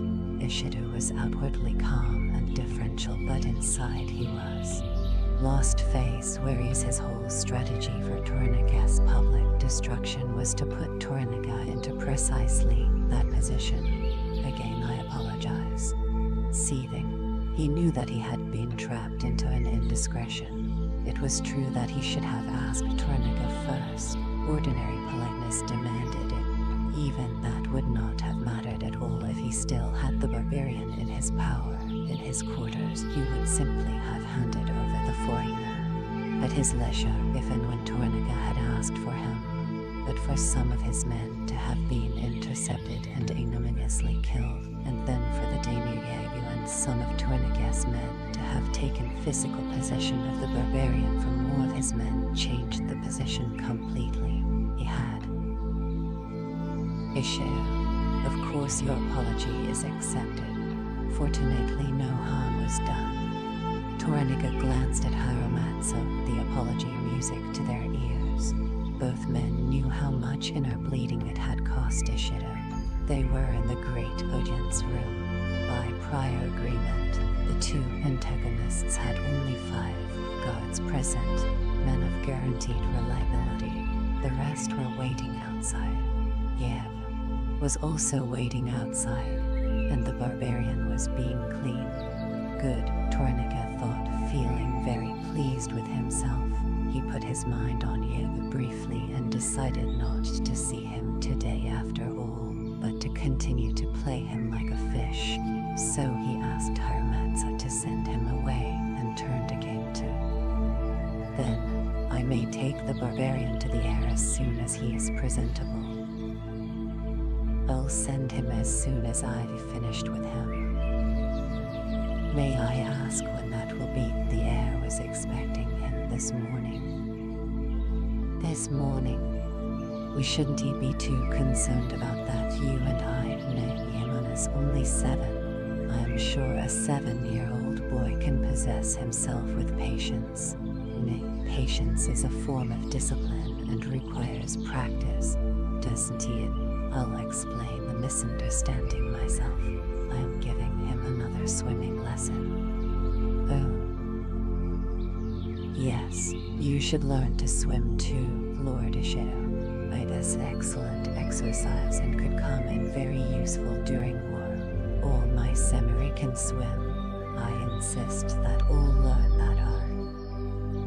Mine spend their time practicing archery, swordsmanship, riding, and shooting. Mine at poetry, penmanship, flower arranging, the Chernobyl ceremony. Samurai should be well versed in the arts of peace to be strong for the arts of war. Most of my men are already more than proficient in those arts, Ishido said, conscious that his own writing was poor and his learning limited. Samurai are birthed for war. I understand war very well. That is enough at the moment. That and obedience to our master's will. Followed. And the cycle ended with the hour of the tiger between 3 a.m. and 5 a.m. Would you like to join the lesson? Yamana's swimming lesson is at the hour of the horse. The day and the night were each split into 6 equal parts. The day began with the hour of the hare from 5 a.m. to 7 a.m. Then the dragon from 7 a.m. to 9 a.m. The hours of the snake, horse, goat, monkey, cock, dog, boar, rat, and ox. Thank you, no, I am too old to change my ways, Ishido said thinly. I hear the captain of your men was ordered to commit seppuku. Naturally, the bandits should have been caught. At least one of them should have been caught. Then we would have found the others. I am astounded that such carrion could operate so close to the castle. I agree. Perhaps the barbarian could describe them. What would a barbarian know? Toranaga laughed. As to the bandits, they were Ronin, weren't they? Ronin are plentiful among your men. Inquiries that might prove fruitful. Nay. Only supportable way of life open to a samurai unlucky enough to become Ronin was to become a monk or bandit. Guaranteed loyalty, for Ronin knew they would never get another such chance. It brought into his camp all the angry ones, many of whom had been made Ronin by Toranaga's conquests and those of his allies. And lastly, it removed a danger to the realm and increase in the bandit population for almost them. Inquiries are being pressed in many directions. Ishido passed over the veiled sneer about Ronin, the masterless, almost outcast mercenary samurai who had, in their thousands, flocked to the heiress banner when Ishido had whispered it abroad that he, on behalf of the heir and the mother of them, heir, would accept their fidelity, would incredibly forgive and forget their indiscretions or past, and would, in the course of time, repay their loyalty with a slavishness. Ishido knew that it had been a brilliant move. It gave him an enormous pool of trained samurai to draw upon. Wanted. Ransom from whom? What is the barbarian's value? None. And how did they know where he would be? It was only yesterday that I gave the order to bring him to the air, thinking it would amuse the boy. Very curious. There are many things I don't understand about this ambush, Ishido said, his voice tinged with venom. Yes, why, for instance, should bandits try to capture this barbarian for ransom? There are plenty of others in the city, vastly more important. Isn't it that what the bandits said? It was ransom, he. Very, Toranaga said. Then, There's the coincidence of Lord Yabu being in the vicinity with some of your men and some of mine at that exact time. Very curious. Very. Of course he was there because I had sent for him. And your men were there because we agreed at your suggestion that it was good policy and a way to begin to heal the breach between us, that your men accompany mine wherever they go while I am on this official visit. On a main path to the castle, very curious.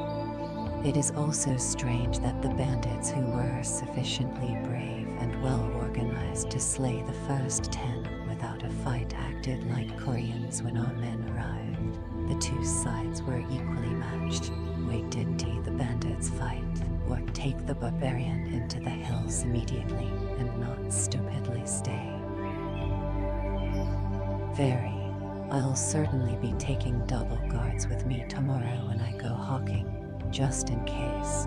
It is disconcerting to know bandits are so close to the castle. Yes, perhaps you like to hunt too. Fly one of your hawks against mine. I'll be hunting the hills to the north. Thank you, no, I'll be busy tomorrow. Perhaps the day after. I've ordered 20,000 men to sweep all the forests, woods and glades around Osaka. There won't be a bandit within 20 rai in 10 days. That I can promise you. Tomorrow, Lord Ishido, you'll keep your men away from my hunting area. I wouldn't want my game disturbed, he added thinly. Toranaga knew that Ishido was using the bandits as an excuse to increase the number of his troops in the vicinity. If he says 20, he means 50. The neck of the trap is closing, he told himself. Why so soon? What new treachery has happened? Why is Ishido so confident? Good. Then the day after. Of course, then the barbarian. He is and always was my property, and his ship, but you can have him when I've finished with him, and afterwards you can send him to the execution ground if you wish. Thank you, yes, I'll do that. Ishido closed his fan and slipped it into his sleeve. He is unimportant. What is important and the reason for my coming to see you is that, oh, by the way, I heard that the lady, my mother, is visiting the Jochai Monastery. Oh, I would have thought the season is a little late for looking at cherry blossoms. Surely they'd be well past their prime now. I agree. But then if she wishes to see them, why not? You can never tell with the elderly. They have minds of their own and see things differently. But her health isn't good. I worry about her. She has to be very careful. She takes a chill very easily. Before the Empire, old Damius would realize that in the chess game for power he had used a helpless old woman, the mother of his enemy, as a pawn, and failed in his responsibility to her. Taking a hostage was in truth a dangerous ploy. It is the same with my mother. You have to watch the health of the old. Toranaga made a mental note to send an immediate message to remind the abbot to watch over the old woman's health very carefully. If she were to die in the monastery, the repercussions would be terrible. He would be shamed. The torch, how is the lady, your mother, Lord Toranaga? He asked politely.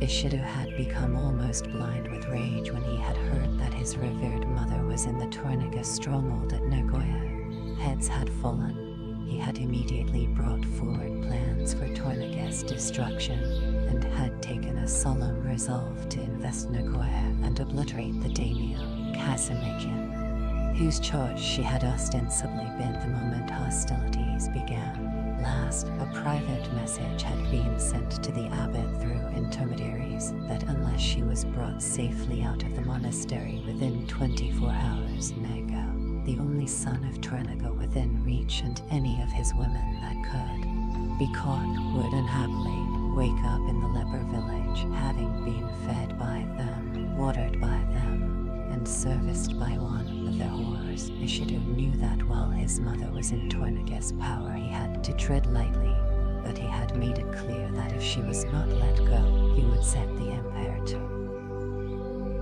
She is very well, thank you. Tornaga allowed his happiness to show, both at the thought of his mother and at the knowledge of Ishido's impotent fury. She is remarkably fit for 74. I only hope I am as strong as she is when I am her age. Difficulty, he added. Oh, yes, the important matter I wanted to see you about was that the last formal meeting of the regents has been postponed. We do not meet tonight at sunset. You're 58, Tornaga, but you'll never reach 59, Ishido promised himself. Please give her my best wishes for a continued happy life. Thank you again, and I'm sorry that you were inconvenienced. He bowed with great politeness, and then, holding in his soaring pleasure with. Tornaga kept the smile on his face, but inside he was wroth. Oh, why? Lord Kayama is sick. Lord Sugiyama and Lord Onashi have agreed to the delay. So did I. A few days are unimportant, aren't they, on such important matters? We can have the meeting without Lord Kayama. We have agreed that we should not. Ishido's eyes were taunting. Formally. Here are our 4 seals. Tornaga was seething. Any delay jeopardized him immeasurably. Could he barter Ishido's mother for an immediate meeting? No, because it would take too much time for the orders to go back and forth, and he would have conceded a very great advantage for nothing. When will the meeting be? I understand Lord Kayama should be well tomorrow, or perhaps the next day. Good. I'll send my personal physician to see him. I am sure he'd appreciate that, but his own has forbidden any visitors. The disease might be contagious then. What disease? I don't know, my lord. That is what I was told.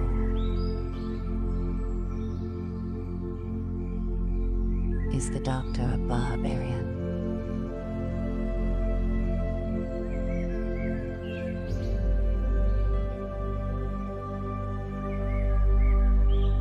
Yes, I understand the chief doctor of the Tristians. A Tristian doctor pressed for a Tristian daimyo. Ours are not good enough for so important a daimyo, Ishido said with a sneer. Truly has Onashi and Kayama with him, and all the Tristian daimyos would follow these two if they acted jointly. Then I am isolated, he thought. Then my only way left is Crimson Sky. Tornaga's concern increased. If the doctor were Japanese, there were many things he could do, but with a Tristian doctor, inevitably a Jesuit priest, well, to go against one of them, or even to interfere with one of them, might alienate all Tristian daimyos, which he could not afford to risk. He knew his friendship with Tsuko-sen would not help him against the Tristian daimyos Onashi or Kayama. It was in Tristian interests to present a united front. Soon he would have to approach them, the barbarian priests, to make an arrangement, to find out the price of their cooperation, if Ishido. I'll visit Lord Kayama the day after tomorrow, he said, naming a deadline. But the contagion, I'd never forgive myself if anything happened to you while you are here in Osaka, my lord. You are our guest in my care. I must insist you do not.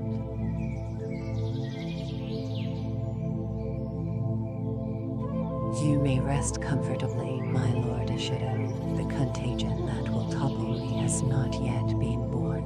And if you forget the soothsayer's prediction, when the Chinese embassy had come to the take 6 years ago to try to settle the Japan-Korean-Chinese war, a famous astrologer had been among them. King of the country of war, as the Chinese called Japan. So he had sent them home alive, and not in the very small boxes that had already been prepared.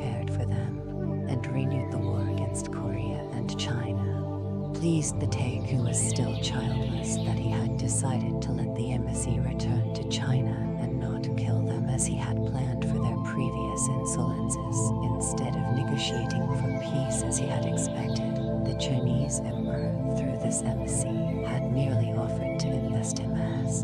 This Chinese had forecast many things that had since come true. At one of the Taig's incredibly lavish ceremonial dinners, the Taig had asked the soothsayer to predict the deaths of certain of his counselors. The astrologer had said that Toranaga would die by the sword when he was middle-aged. Ishido, the famous conqueror of Korea chosen as Chinese, called that land would die on disease. An old man, his feet firm in the earth, the most famous man of his day. But the Taig himself would die in his bed, respected, revered of old age, leaving a healthy son to follow him. This had so. No, Lord Toranaga, I haven't forgotten, Ishido said, remembering very well. But contagion can be uncomfortable. Why be uncomfortable? You could catch the pox like your son Noboru. So sorry to become a leper like Lord Onashe. He is still young, but he suffers. Oh, yes, he suffers. You are a brilliant soldier, a better administrator than Sodara, and very cunning. You must have done many bad things in a previous life to have had to carry so many burdens in this one. Momentarily, Toranaga was thrown off balance. He knew the ravages of both diseases too well. Noboru, his eldest living son, had caught the Chinese pox when he was 17 10 years ago, and all the cures of the doctors, Japanese, Chinese, Korean, and Christian, had not managed to allay the disease, which had already defaced him but would not kill him. If I become all-powerful, Toranaga promised himself, perhaps I can stamp out that disease. Does it really come from women? How do women get it? How can it be cured? Poor Noboru, Toranaga thought. Except for the pox, you'd be my heir, because... By the Lord Buddha, I do not wish either of those on any, he said. I agree, Ishido sighed, believing Toranaga would wish them both on him if he could. He bowed again and left. Toranaga broke the silence. Well. 4-1 decision. You swore to do it. You cannot go against your solemn word as a regent. Ocheba Vinido, and clearly Ishido's decided to risk her to get you. It is obvious you are betrayed, and the 4 regents will make a decision against you. A 4 against 1 vote in council impeaches you. If you leave, they'll still issue whatever orders Ishido wishes. You are bound to hold it. Haramatsu said if you stay or leave now, it has the same disaster, because now you've been betrayed and you are isolated, sire. If you stay for the meeting you want to get a meeting for a week, Ishido will have mobilized his legions around Osaka, and you'll never escape, whatever happens to the lady. I agree. The silence held. Hiramatsu waited with growing anxiety. What are you going to do? First, I am going to have my swim, Toranaga said with surprising joviality. Then, I'll see the barbarian. The woman walked quietly through Toranaga's private garden in the castle toward the little thatched hut that was set so prettily in a glade of maples. Her silk kimono and obe were the most simple yet the most elegant that the most famous craftsmen in China could make. She wore her hair in the latest kudo fashion, piled high and held in place with long silver pins. A colorful sunshade protected her very fair skin. She was tiny, just 5 feet, but perfectly proportioned. Around her neck was a thin golden chain, and hanging from it, a small golden crucifix. Kiri was waiting on the veranda of the hut. She sat heavily in the the shade, her buttocks overflowing her cushion, and she watched the woman approach along the stepping stones which had been set so carefully into the moss that they seemed to have grown there.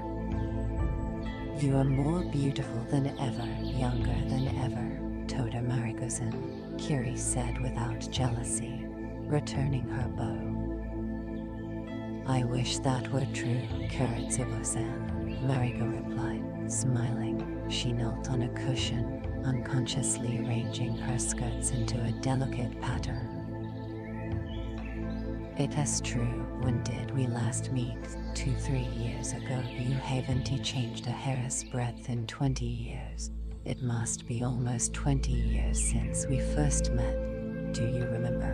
It was at a feast Lord Gorda gave. You were 14, just married and rare. And frightened." "No, not you, not frightened. Liege Lord. It was 16 years ago, Kuretsubo-san, not 20. Yes, I remember it very well. Too well," she thought, heartsick. "That was the day my brother whispered that he believed our revered father was going to be revenged on his liege lord, the dictator Gorda, that he was going to assassinate him, his beloved father who desecrated the honor of 1,000 years. Oh my God, O Lord Jesus of Nazareth, save this sinner from eternal damnation." "Oh yes, Kura-san, I remember that day and that year and that hour. It was the beginning of all the horror. I've never admitted to anyone that I knew what was going to happen before it happened. I never warned my husband or Hieromancer, his father, both faithful vassals of the dictator, that treachery was planned by one of his greatest generals. Worse, I never warned Gorda, my liege lord. So I failed in my duty to my liege lord, to my husband, to his family, which because of my marriage is my only family. Oh, Madonna, forgive me my sin. Help me to cleanse myself. I kept silent to protect my... It was 16 years ago, Mariko said certainly. Daintily, Kiri laughed. The answer is simple, because I eat too much. I was carrying Lord Tornica's child that year, Kiri said, and she thought if Lord Gorda had not been fully betrayed and murdered by your father, my Lord Tornica would never have had to fight the Battle of Negekud. I would never have caught a chill there, and my child would never have miscarried. Perhaps, she told herself, and perhaps not. It was just karma, my karma, whatever happened. Nay, oh, Mariko-san, she said, normalizing her. That is so long ago, it almost seems like another lifetime. But you are ageless. Why can't I have your figure and beautiful hair and walk so? What does it matter? You bask in Lord Tornica's favor, nay, so you are fulfilled. You are wise and warm and whole and happy in yourself. I'd rather be thin and still able to eat and be in favor, Kiri said. But you are not happy in yourself. I am only an instrument for my Lord Bunter to play upon. If the Lord, my husband, is happy, then of course I am happy. His pleasure is my pleasure. It is the same with you, Mariko said. There is no shadow of them on your face or in your soul. You are an amazing woman, Toda Bunter Mariko-san. He is so opposite to his father, Lord Hieromancer. Now, there's a wonderful man, but Buntero, how do fathers have such terrible sons? I wish I had a son. Oh, how I wish. But you, Mariko, how have you borne such ill treatment all these years? How have you endured your tragedies? It seems impossible that... Yes, but not the same. Kiri moved her fan, the golden silk catching the afternoon sun. I am so glad I am not you, Mariko, with all your beauty and brilliance and courage and learning. No, I couldn't bear being married to that hateful, ugly, arrogant, violent man for a day, let alone 17 years. Thank you, Kuretsubo Toshiko-san. Oh, Kura-san, It is so good to see you.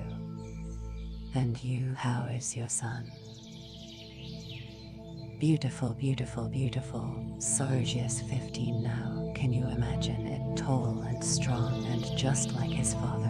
And Lord Haramatsu has given Sarge his own fief. And yes, did you know that he is going to be married? No, to whom? But I think you'd agree, she isn't really trained yet. She is a granddaughter of Lord Kyamas. Lord Tornagas arranged it so well. A very fine match for our family. I only wish the girl herself was more attentive to my son. More worthy. Do you know she? Marika laughed, a little shyly. There, I sound like every mother-in-law that has ever been. You'll have time to do that. Oh, I hope so, yes. I'm lucky I don't have a mother-in-law. I don't know what I do. Duty enchant her and train her as you train all your household, Nev. I wish that was also true. Mariko's hands were motionless in her lap. She watched a dragonfly settle, then dart away. My husband ordered me here. Lord Tornaga wishes to see me. Yes, he wants you to interpret for him. Mariko was startled. With whom? The new barbarian. Oh, but what about Father Zoku-san? Is he sick? Times the clothes of our lords, but they don't really tell us anything, do they? No. Kiri played with her fan. I suppose it is left to us to wonder why Lord Tornaga wants you here and not the priest as in the first interview. Why is it, Mariko-san, that we have to guard all the monies, pay all the bills, train all the servants, buy all the food and household goods even most? Perhaps that is what our intention is for. Probably. Curious gaze was level and friendly, but I imagine that this would all be a very private matter. So you would swear by your Christian God not to divulge anything about this meeting to anyone. The day seemed to lose its warmth. Learned about the Christ child or his truth or about the life everlasting. So she could withhold information freely from him. But to her confessor, could she say nothing to him? And why was she the interpreter and not Father Zoku-san? She knew that once more, against her will, she was involved in the kind of political intrigue that had bedeviled her life and wished. Of course, Mariko said uneasily.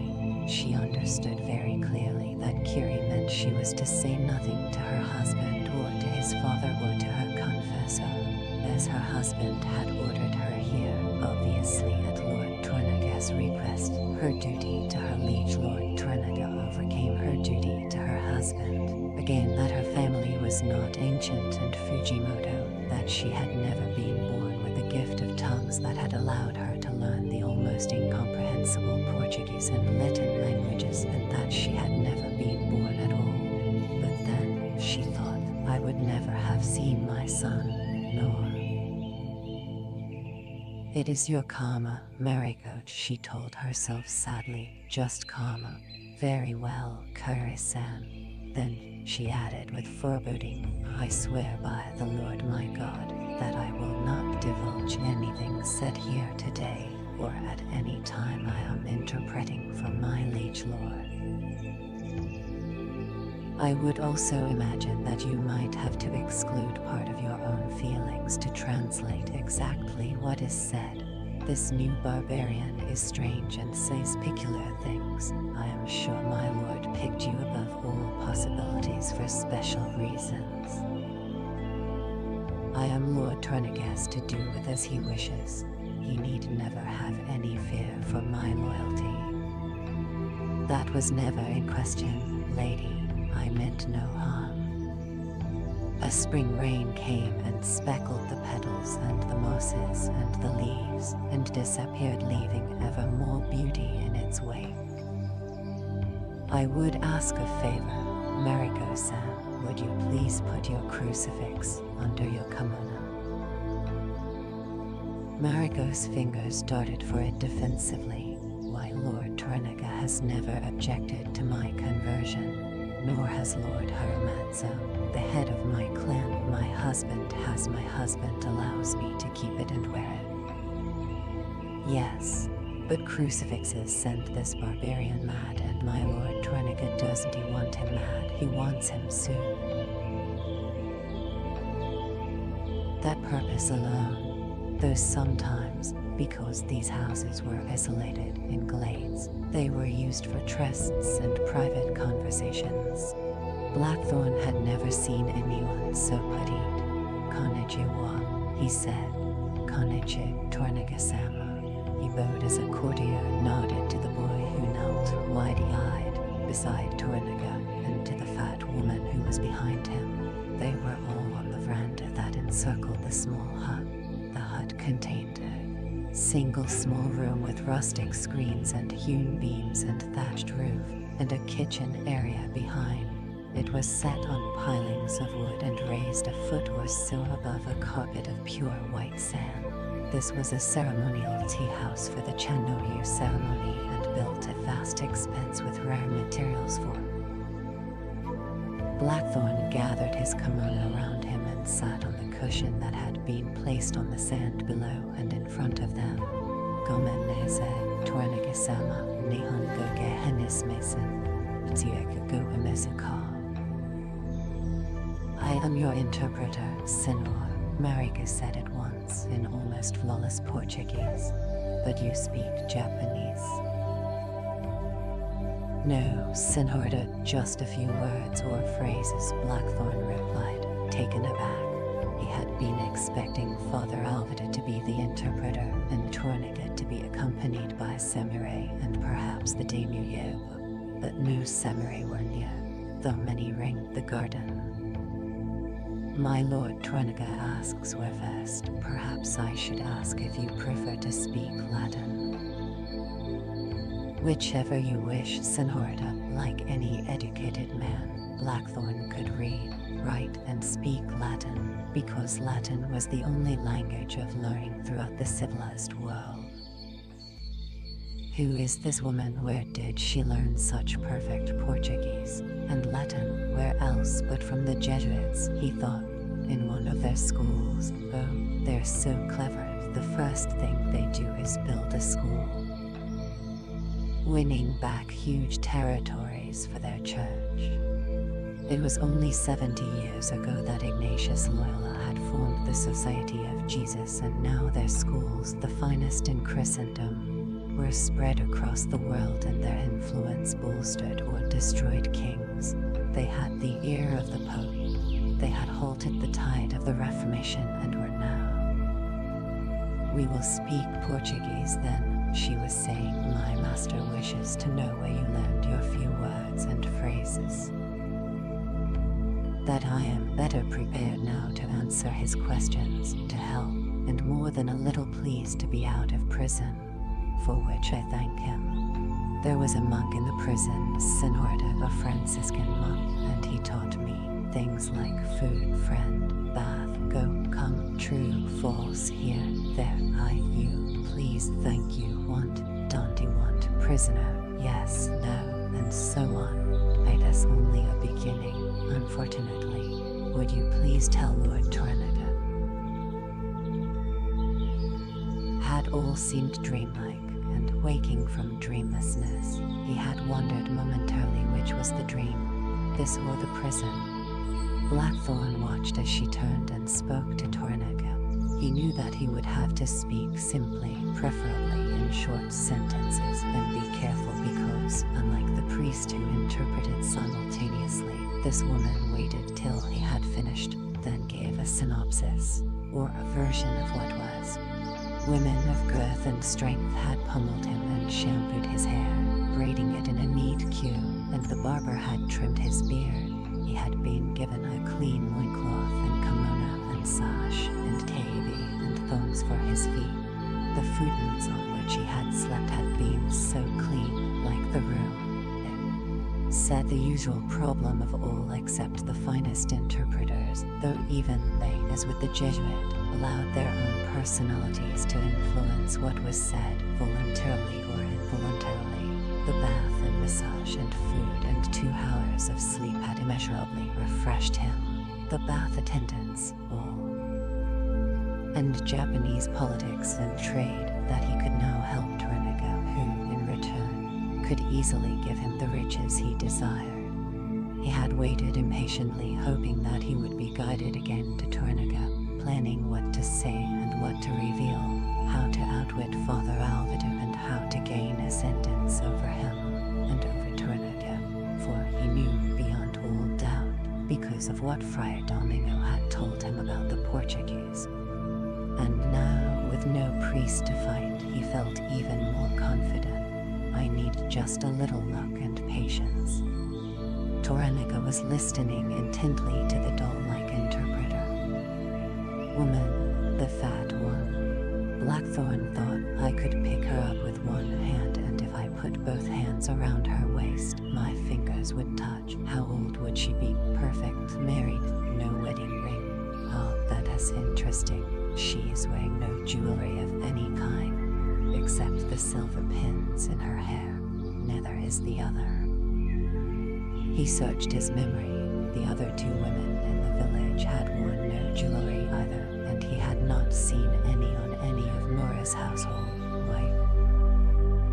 And who is the fat woman? Toranaga's wife, or the boy's nursemaid? Would the lad be Toranaga's son or grandson? Perhaps Friar Domingo had said that Japanese had only one wife at one time, but as many consorts, legal mistresses as they wished. Was the interpreter Toranaga's consort? What would it be like to have such a woman in bed? I be afraid of crushing her. No, she wouldn't break. There are women in England almost as small, but not like her. The boy was small and straight and round-eyed, his full black hair tied into a short queue, his pate unshaven. His curiosity seemed enormous. Without thinking, Blackthorn winked. The boy jumped, then laughed and interrupted Marigo and pointed and spoke out, and they listened indulgently, and no one hushed him. When he had finished, Toranaga spoke briefly to Blackthorn. Lord Toranaga asks, why did you do that, Senor? Oh, just to amuse the lad. He's a child like any, and children in my country would usually laugh if you did that. My son must be about his age now. My son is 7. The heir is 7, Marigo said after a pause, then translated what he had said. Heir, does that mean the boy's Lord Tornaga's only son? Blackthorn asked. Lord Toranaga has instructed me to say that you will please confine yourself to answering questions only for the moment. Then she added, I am sure if you are patient, Pilot Captain Biakthon, that you will be given an opportunity to ask anything you wish later. Very well. As your name is very hard to say, Senor, for we do not have the sounds to pronounce it, may I, for Lord Toranaga, use your Japanese name, Enjin-sen? Of course. Blackthorn was going to ask hers, but he remembered what she had said and reminded himself to be patient. Thank you, my lord asks, do you have any other children? A daughter. She was born just before I left my home in England, so she is about 2 now. Do you have one wife or many? 1. That is our custom, like the Portuguese and Spanish. We don't have consorts, formal consorts. Is this your first wife, Senor? Yes. Please, how old are you? 36.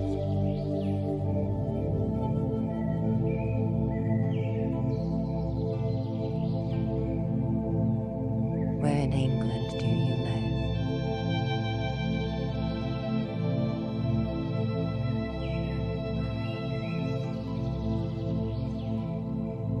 On the outskirts of Chatham. that has a small port near London.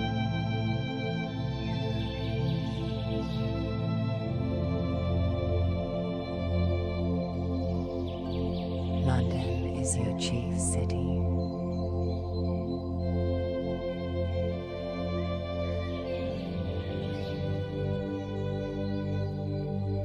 Yes.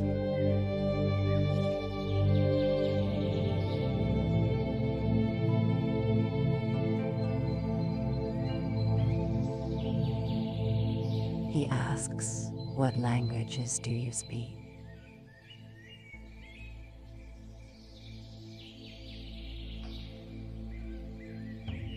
English, Portuguese, Spanish, Dutch, and of course Latin.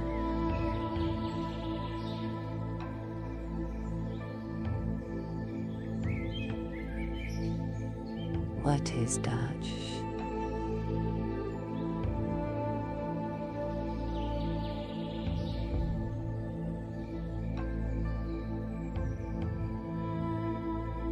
It is a language spoken in Europe and the Netherlands. It is very similar to German. She frowned. Dutch is a heathen language, German too.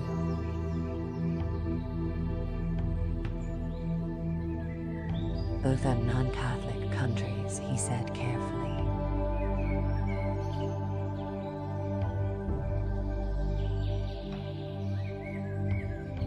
Excuse me, isn't he that the same as heathen?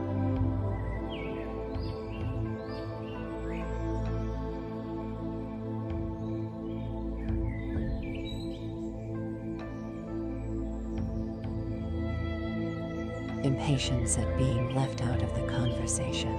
Be careful, he cautioned himself. She is certainly Catholic. Lead up to things, and be simple. Perhaps Lord Torniga doesn't he wish to discuss religion, Senorita, as it was partially covered in our first meeting. No, Senorita, Christianity is split into distinct and very separate religions. Catholicism and Protestantism. There are two versions of Christianity. The sect in Japan is Catholic. At the moment, both sects are very hostile to each other. He marked her astonishment and felt Tornigas growing. You are a Protestant Christian. Yes. And Catholic Christians are your enemies. Most would consider me heretic and their enemy, yes.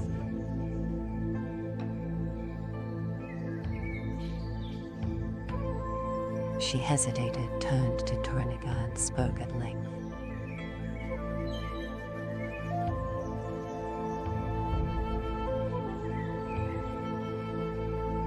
There were many gods around the perimeter of the garden, all well away, all browns. Then Blackthorn noticed 10 greys sitting in a neat group in the shade, all eyes on the boy. What significance has that, he wondered. Torniga was cross-questioning Mariko, then spoke directly at Blackthorn. Your wars and battles and how to navigate a ship, how you guided your ship and what happened on the voyage. He wants to understand. Excuse me, why do you laugh? My lord wishes to know about you and your family, Mariko began. About your country, its queen and previous rulers, habits, customs, and history. Similarly about all other countries, particularly Portugal and Spain. All about the world you live in. About your ships, weapons, foods, trade. About. Only because, Senorita, that seems to be just about everything I know. That is precisely what my master wishes. Precisely is the correct word. Yes, Senorita, may I compliment you on your Portuguese, which is flawless. Her fan fluttered a little. Thank you, Senor. Yes, my master wants to learn the truth about everything. What is fact and what would be your opinion? I'd be glad to tell him. It might take a little time. My master has the time, he says.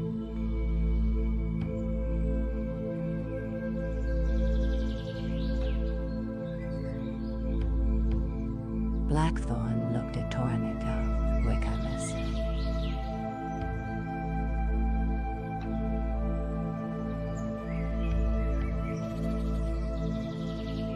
If you will excuse me, Senor, my master orders me to say your accent is a little wrong.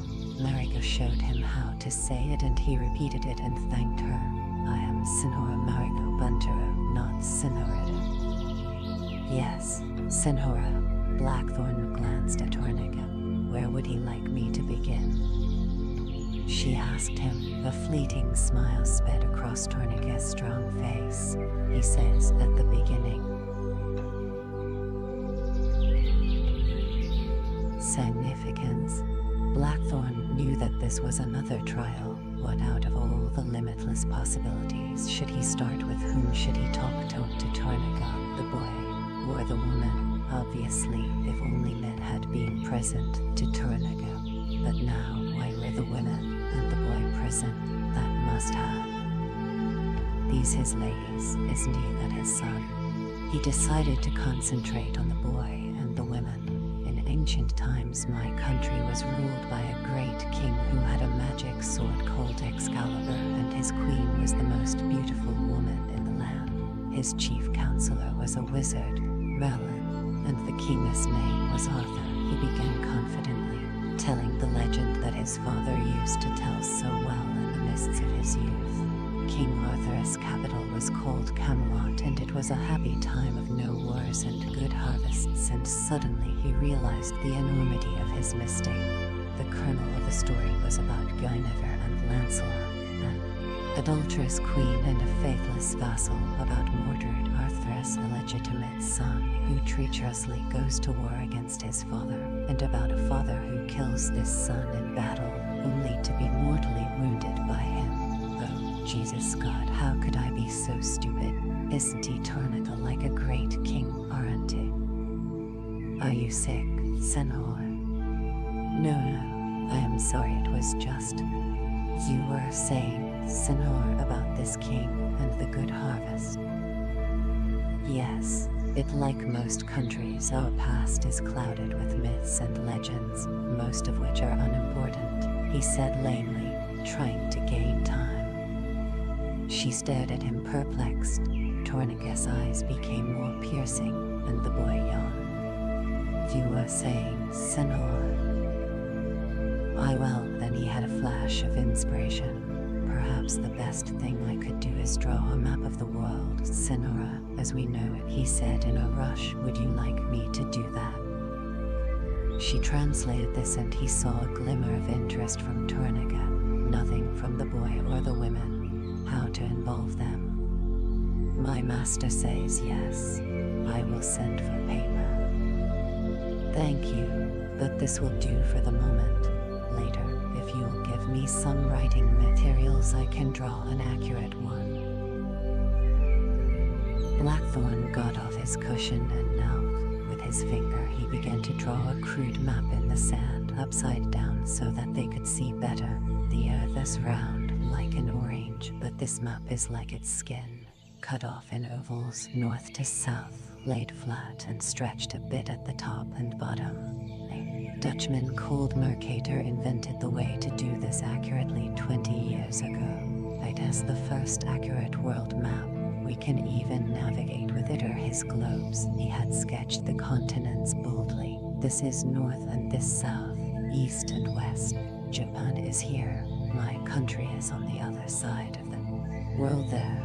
This is all unknown and unexplored. His hand eliminated everything in North America north of a line from Mexico to Newfoundland, everything in South America apart from Peru and a narrow strip of coastland around that continent, then everything north and east of Norway, everything east of Muscovy, all Asia, all inland Africa, everything south of Java and the tip of South America. We know the coastlines, but little else. The interiors of Africa, the Americas, and Asia are almost entirely mysteries. He stopped to let her catch up. She was translating more easily now, and he felt their interest growing. The boy stood and moved a little closer. The air wishes to know where we are on the map. Here, this is Cathay, China, I think. I don't know how far we are off the coast. It took me 2 years to sail from here to here. Torinaga and the fat woman craned to see better. The air says, but why are we so small on your map? It is just a scale, Sonora, on this continent from Newfoundland here to Mexico here is almost 1,000 leagues, each of 3 miles. From here to Yidu is about 100 leagues. There was a silence, then they talked amongst themselves. Lord Torinaga wishes you to show him on the map how you came to Japan. I had one of their secret rudders, a type of map, but even so, I still had to wait 6 months to get through because the winds were against us. This way, this is Magellan's Passer Strait here, at the tip of South America. It is called that after the Portuguese navigator who discovered it 80 years ago. Since then the Portuguese and Spanish have kept the way secret for their exclusive use. We were the first outsiders through the pass. She translated what he had said. Torinaga looked up, disbelieving. My master says you are mistaken. All Barrel Portuguese come from the south. That is their route, the only route.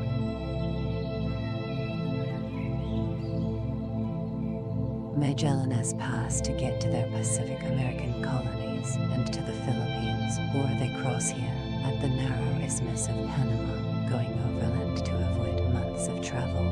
For us it was safer to sail via Magellan's Strait, otherwise we have had to run the gauntlet of all those enemies. Yes, it is true the Portuguese favor that way the Cape of Good Hope we call it because they have dozens of forts all along these coasts of Africa and India and the Spice Islands to provision in and winter in, and their golden warships patrol and monopolize the sea lanes. However, the Spanish use Portuguese forts. Please tell Lord Torinaga I know the position of many of them now.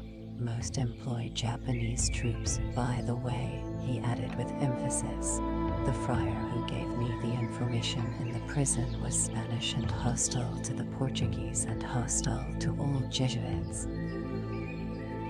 Blackthorn saw an immediate reaction on her face, and when she translated on Tornaga's face, give her time and keep it simple, he warned himself. Japanese troops, you mean samurai? Ronan would describe them, I imagine. You said a secret map. My lord wishes to know how you obtained it. Shoals and reefs from Goa to Japan via Macau. My rudder was the Magellan one. It was with my papers that I lost from my ship. They are vital to me and could be of immense value to Lord Torinaga. Archbishop, who was also the Portuguese viceroy at the time, all sorts of documents passed through his hands. After many years he obtained some of their rudder's maps and copied them. These gave the secrets of the way through Magellan's Pass and also how to get around the Cape of Good Hope. And then, a man named Peter Zuiderhof from Holland was the private secretary to the primate of Goa that has the title of the chief Catholic priest, and Goa is the capital of Portuguese India. You know, of course, that the Portuguese are trying to take over that continent by force. As private secretary to this, my master says that he has sent orders to seek them. Continue, please. When Zuiderhof returned to Holland, he sold them to the Company of East India Merchants, which was given the monopoly for Far Eastern exploration. She was looking at him coldly. This man was a paid spy.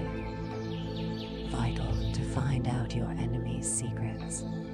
He was paid for his maps. Yes, that is their custom. That is how they reward a man, not with a title or land, only money. Holland is a republic, of course. Sonora, my country, and our allies, Holland, are at war with Spain and Portugal and have been for years. You'll understand, Sonora, in war Marika turned and spoke at length. My lord says, why would this archbishop employ an enemy? Toraniga that without Japanese trade, Portuguese India cannot live for long. The story Peter Siderov told was that this archbishop, who was a Jesuit, was interested only in trade. Siderov doubled their revenue, so he was cherished. He was an extremely clever merchant. Hollanders are usually superior to Portuguese in this, so his credentials weren't checked very closely. Also many men with blue eyes and fair hair, Germans and other Europeans, are Catholic. Blackthorn waited till that was translated, then added carefully, he was chief spy for Holland in Asia, a soldier of the country, and he put some of his people on Portuguese ships. Please tell Lord. Toraniga kept his eyes on the map while Marika talked. There was no reaction to what she had said. Blackthorn wondered if she had translated everything. Then, my master would like a detailed world map on paper as soon as possible with all the Portuguese bases marked and the numbers of Ronin at each. He says please continue. When we have summer, they're freezing.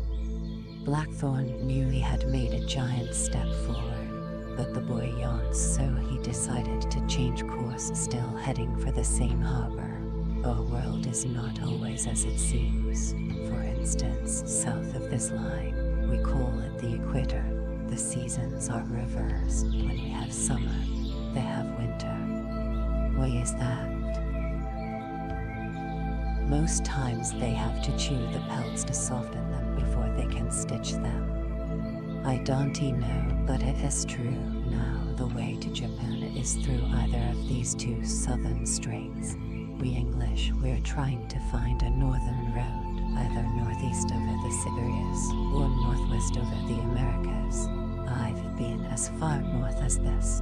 The whole land is perpetual ice and snow here, and it is so cold most of the year that if you don't wear fur mittens, your fingers will freeze in moments.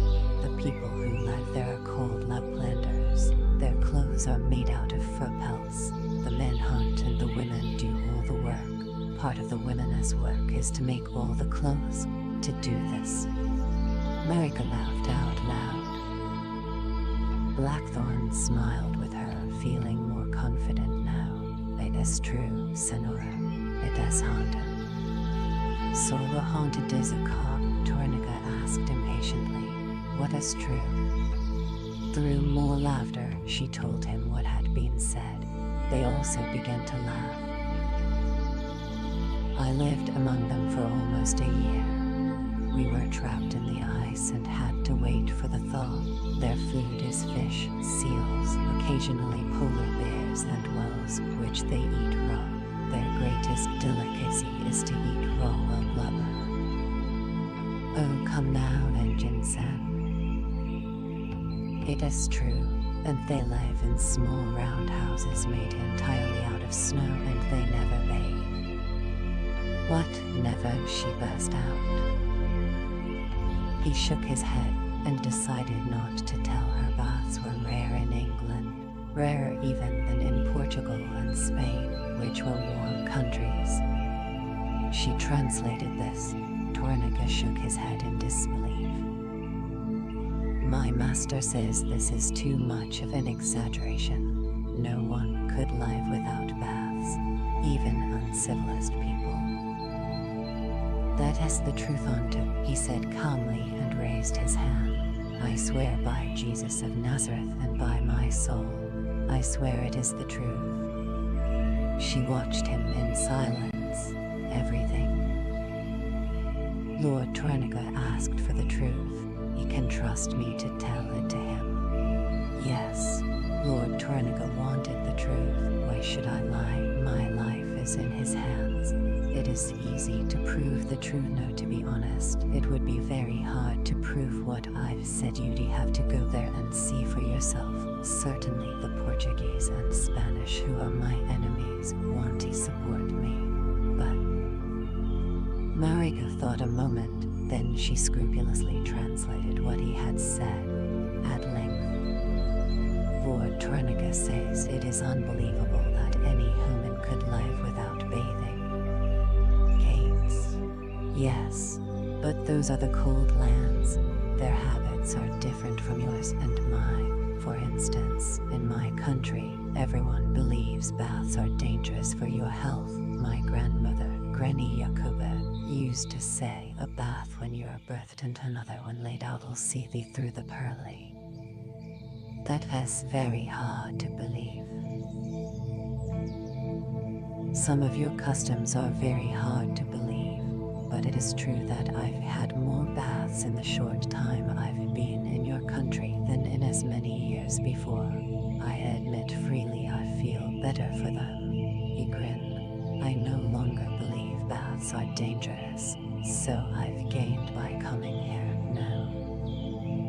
After a pause, Marika said, yes, and translated. Kiri said, he is astonishing now. What is your judgment of him? Mariko-sen, Tornica asked.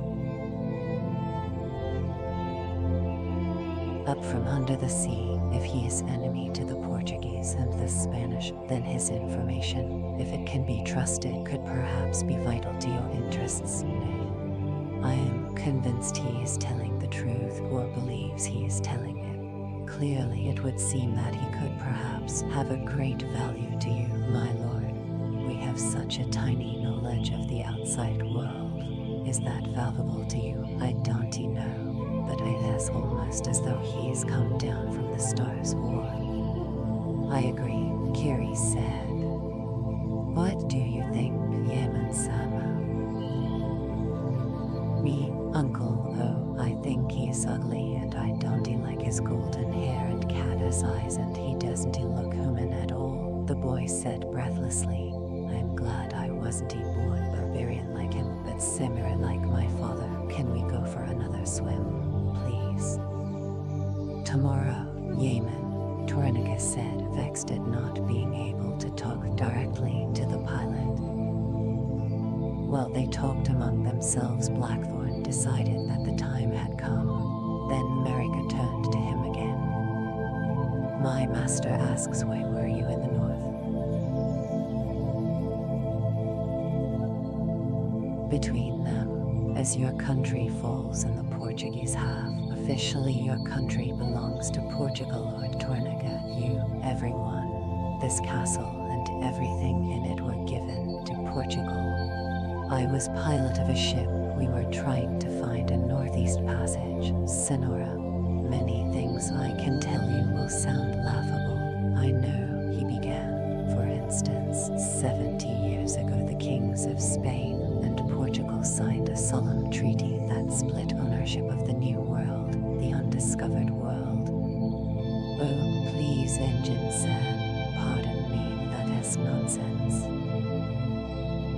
I agree, their arrogance is unbelievable, but it is true. Immediately she began to translate, and Tornica laughed derisively. Lord Tornica says he could equally well split the heavens between himself and the Emperor of China, and Mexican gold and silver they be plundered and sent back to Spain. Of thousands of them, the conquistadors have modern guns, the natives none. With the conquistadors come the priests. Soon a few princes are converted and enmities used. Then prince is turned against prince and realm swallowed up piecemeal. Now Spain is the richest nation in our world from the ink. Replace it with Catholic rule. On the map his finger traced a line north to south that bisected Brazil. Everything east of this line is Portugalese, everything west is Spain's. Pedro Cabral discovered Brazil in 1500, so now Portugal owns Brazil, has stamped out the native culture and legal rulers, and has become rich from the gold and silver taken out of mines and plundered from native temples. All the rest of the Americas so far discovered is Spanish-owned. Now Mexico, Peru, almost this whole south continent. They've wiped out the Inca nations, obliterated their culture, and enslaved hundreds. Please tell Lord Tornaga, I am sorry, but that is not the same, Blackthorn said, aware that he was on dangerous ground. This is written into legal documents which give each king the right to claim any non-Catholic land discovered by their subjects and to stamp out the existing government and... Marika was solemn now. She had quickly grasped the significance of Blackthorny's lesson, and so had Tornaga. My master says this is a worthless conversation. How could they give themselves such rights? They didn't eat, Blackthorn said gravely. The Pope gave them the rights, the Vicar of Christ on earth himself, in return for spreading the word of God. I don't believe it, she exclaimed. Please translate what I said, Senora. It is Honto. She obeyed and spoke at length, obviously unsettled. Then, my master says you are just trying to poison him against your enemies. What is the truth on your own life, Senora? Tornaga's growing irritation at having to wait for her to translate. Pope Alexander V set the first line of demarcation in 1493. Blackthorn commenced blessing Alban Caradoc, who had hammered so many facts into him when he was young, and Father Domingo for informing him about Japanese pride and giving him clues to Japanese mines. In 1506, Pope Julius VIII sanctioned tip of southern Japan.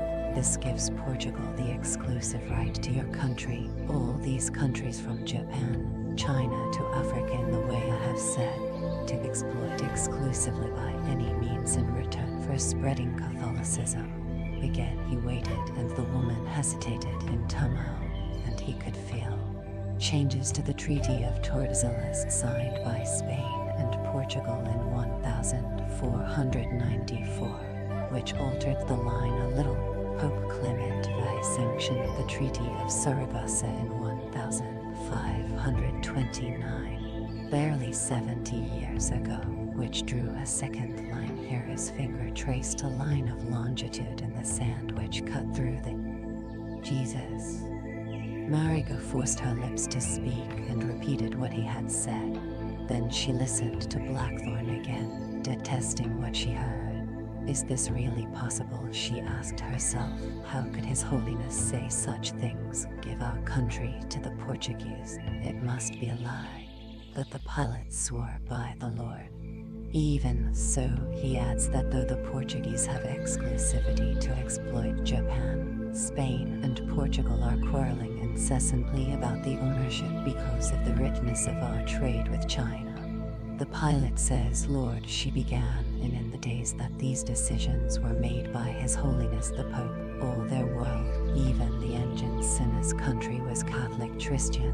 The schism had not yet occurred. So these papal decisions would of course be binding on all nations. What is your opinion? Kari-san, Tornaga said, as shocked as the others. Only the boy toyed with his fan uninterestedly. He believes he is telling the truth, Kiri said. Yes, I think that. But how to prove it or part of it? How would you prove it, Mariko-san? Tornaga asked, most perturbed by Mariko's reaction to what had been said, but very glad that he had agreed to use her as interpreter. I would ask Father Tsuko-san, she said. Then, too, I would send someone, a trusted vassal, out into the world to see, perhaps with the Injin-san. Mariko had sworn by her alien god she would ever be silent under rigorous questioning by any Christian priest. The less those devils know, the better, Kiri thought. And what a treasure of knowledge this barbarian has, Kiri said. If the priest does not support these statements, it may not necessarily mean this Anjin-san is lying. Kiri was pleased that she had suggested using Mariko as an interpreter when Toranaga was seeking an alternative to Tsuko-san. She knew Marika was to be trusted, and that once Kiri saw the boy yawn again and was glad of it. The less the child understands, the better, she told herself. Then, she said, why not send for the leader of the Christian priests and ask about these facts? See what he says. Their faces are open, mostly, and they have almost no subtlety. Tornica nodded, his eyes on Mariko. From what you know about the southern barbarians, Mariko-san, would you say that a Pope's orders would be obeyed? Without doubt. His orders would be considered as though the voice of the Christian God was speaking. Yes. Would all Catholic Christians obey his orders? Yes. Even all Christians here.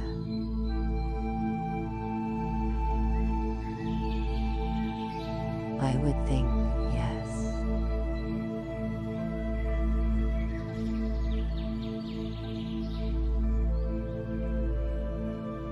Even you.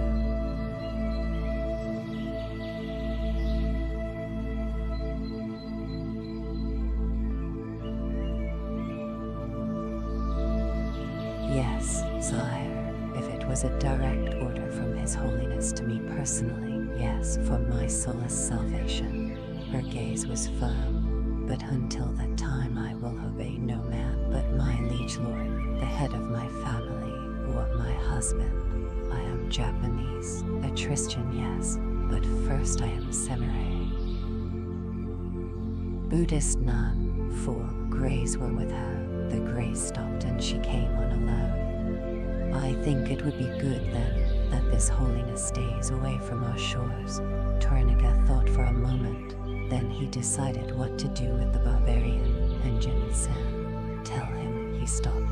All their eyes went to the path and to the elderly woman who approached. She wore the cult habit of it. Chapter 18. In the darkest part of the night, the assassin came over the wall into the garden. He was almost invisible. He wore close-fitting black clothes and his tabi were black, and a black cowl and mask covered his head.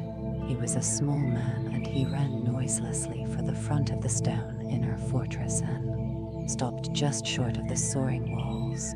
50 yards away, 2 Browns guarded the main door. Deftly he threw a cloth-covered hook with a very thin silk rope attached to it. The hook caught on the stone ledge of the embrasure. He shinned up the rope, squeezed through the slit, and disappeared inside.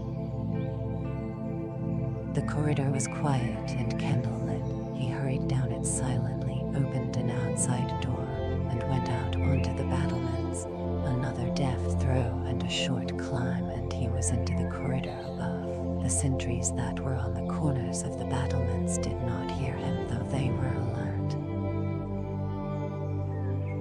Garrowed away, but he was already dying. A short stab with the knife between the vertebrae, as deft as a surgeoness, and the god was motionless. He pressed into an alcove of stone as other Browns walked by quietly on patrol. When they had passed, he slipped along the length of this passageway. At the corner he stopped. Silently he peered around it. A samurai was guarding the far door. Candles danced in the quiet. The god was sitting, cross-legged, and he yawned and leaned back against the wall and stretched. His eyes closed momentarily.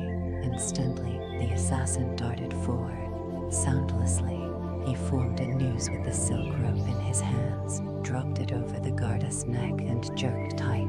The guard's fingers tried to claw them. Softly, the man eased the door open. The audience room was empty, the inner doors unguarded. He pulled the corpse inside and closed the door again. Unhesitatingly, he crossed the space and chose the inner left door. It was wood and heavily reinforced. The curved knife slid into his right hand. He knocked. In the days of the Emperor Shogun, he said, giving the first part of the password. From the other side of the door there was a sibilance of steel leaving a scabbard, and the Ripley, there lived a wise man called Enrikuche. Who wrote the 31st Sutra? I have urgent dispatches for Lord Tornaga. Slumped gently, the other fell, but noiselessly. Blood ran out of them onto the floor, and their bodies twitched in the throes of death. The door swung open, and the assassin lunged forward. The knife went upward into the first samurai's throat, just below the chin, and came out as fast and buried itself identically into the second of the gods. A slight twist and out again. Both men were dead on their feet. He caught one and let him. The man hurried down this inner corridor. It was poorly lit. Then a shoji opened. He froze, slowly looked around. Kiri was gaping at him, 10 paces away. A tray was in her hands. Corner, at the far end, a door opened and a startled, sleep-drenched samurai peered out. He saw that the 2 cups on the tray were unused, the food untouched. A thread of steam came from the teapot. Beside it, a candle spluttered. Then the tray was fulling, and her hands went into her abai and emerged with a dagger. Her mouth worked but made no sound, and he was already racing for them. The assassin rushed toward him and tore open a shoji on his right that he saw. Kiri was screaming, and the alarm had sounded, and he ran, sure-footed in the darkness, across this anteroom, over the waking women and their maids, into the innermost corridor at the far side. Free, and slashed again, but missed and tingled with the quilt. He hurled it off and threw himself at the figure, knife poised for the death thrust. But the man twisted with unexpected agility, and a hardened foot dug into his groin. Pain exploded in him as his victim darted for safety. Here it was pitch dark, but he groped along unerringly to find the right door in the gathering furor. He slid the door open and jumped for the figure that lay on the futon, but his knife arm was caught by a vice-like grip, and now he was thrashing in combat on the floor. He fought with cunning, broke. Then, samurai were crowding the doorway, some with lanterns, and Naga, wearing only a loincloth, his hair tousled, leaped between him and Blackthorn, sword on high. Surrender. The assassin fainted once, shouted, "Name you Amida," but in the name of the Buddha, Amida turned the knife on himself and with both hands thrust it up under the base of his chin. Blood spurted and he slumped to his knees. Naga slashed once, his sword whirling off, and the head rolled free. In the silence, Naga picked the head up and ripped off the mask. The face was ordinary, the eyes still fluttering.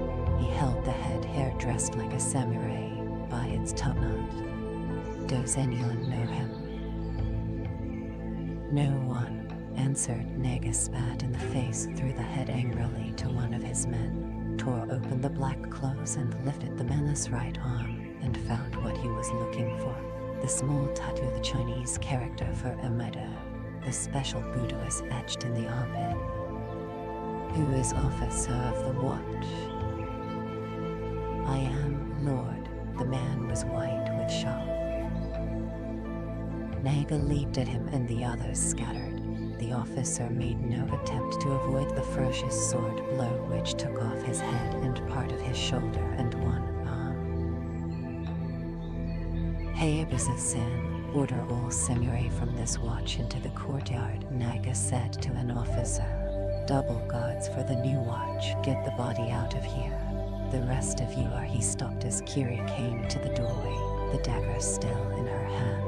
She looked at the corpse, then at Blackthorn. The engine sinners not hurt, she asked.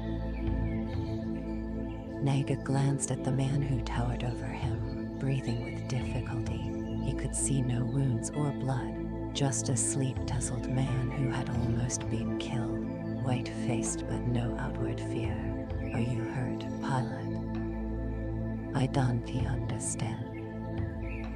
Naga went over and pulled the sleeping kimono away to see if the pilot had been wounded. Oh, understand now, no hurt, he heard the giant say, and he saw him shake his head. Good, he said. He seems unhurt. Karatsuba-san. He saw the engine-sen point at the body and say something. I don't understand you, Naga replied. Engine-san, you stay here. And to one of the men he said, bring him some food and drink if he wants it. The assassin, he was Amida tattooed, ne? Kiri asked. Yes, Lady Karatsuba. Devils. Yes. Naga bowed to her, then looked at one of the appalled samurai. You follow me. Bring the head. He strode off, wondering how he was going to tell his father. Oh, Buddha, thank you for guarding my father. He was a Ronin, Tornica said curtly. You'll never trace him, Haramatsu-san. Yes, but Ishida's responsible. He had no honor to do this, none. To use these dung-awful assassins. Please, I beg you, let me call up our legions now. I'll stop this once and for all time. No, Tornica looked back at Naga. You are sure the engine-sen is not hurt? No, sire.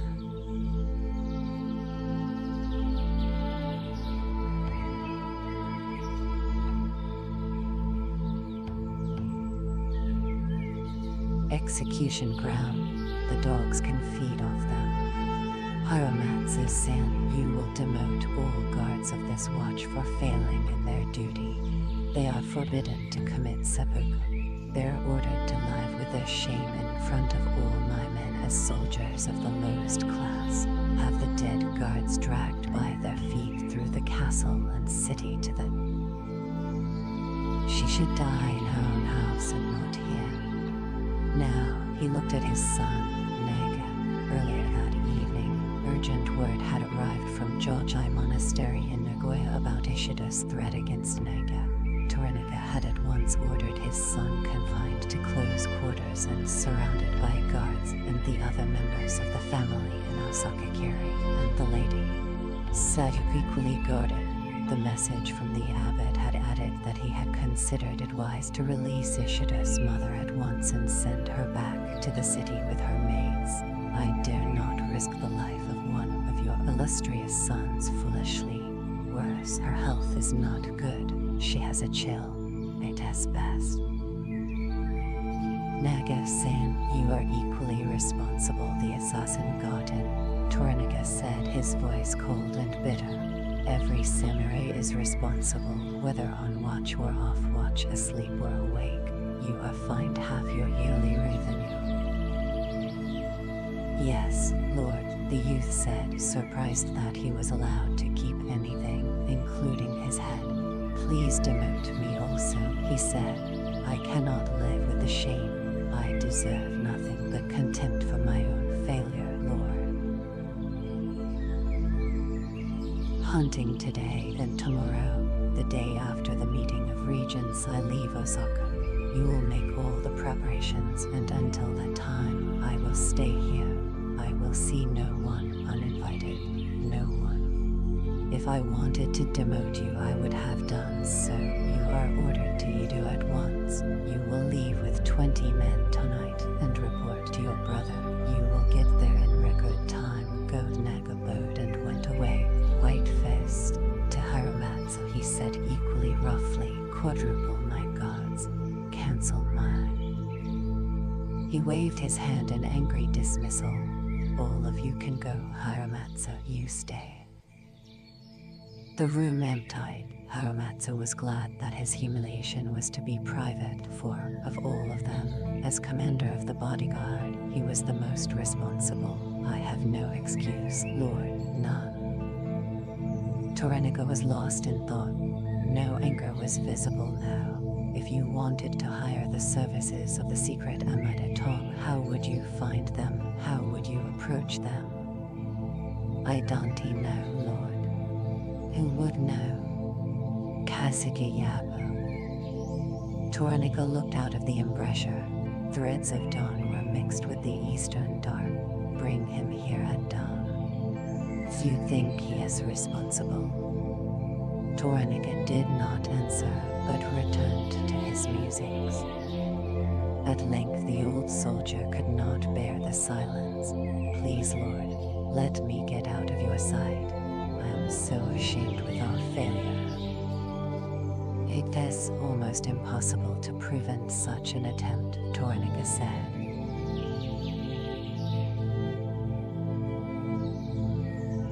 Yes, but we should have caught him outside, nowhere near you.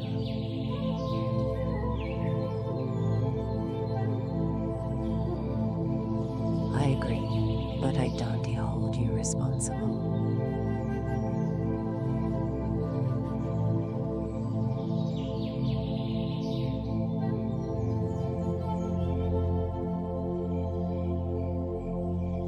I hold myself responsible. There is something I must say, Lord, for I am responsible for your safety until you are back in Yedo. There will be more attempts on you, and all our spies report increased troop movement. Ishido is mobilizing. Yes, Toraniga said casually. After Yabo, I want to see Tsuku-san, then Marigo-san. Double the guards on the engine-san. Dispatches came tonight that Lord Onashe has 100,000 men improving his fortifications in Kyushu, Harumatsu said, beset by his anxiety for Toraniga's safety. I will ask him about it when we meet. By coming here and you must escape while you can. At least you will have your head on your shoulders. Harumatsu's temper broke. I don't understand you at all. I must tell you that you risk everything stupidly. Yes, stupidly. I don't care if you take my head for telling you, but it is the truth. If Kayama and Onashe vote with Ishido, you will be impeached. You are a dead man. You risked everything. I am in no danger yet. Doesn't this attack tonight mean anything to you? If you had to change your room again, you'd be dead now. Him use it, so I think he knew which room I was in. I wasn't his prey. It was the engine-san. Yes, I might, but probably not, Toraniga said. There were multiple guards outside my doors tonight, and also last night, and you were on guard tonight as well.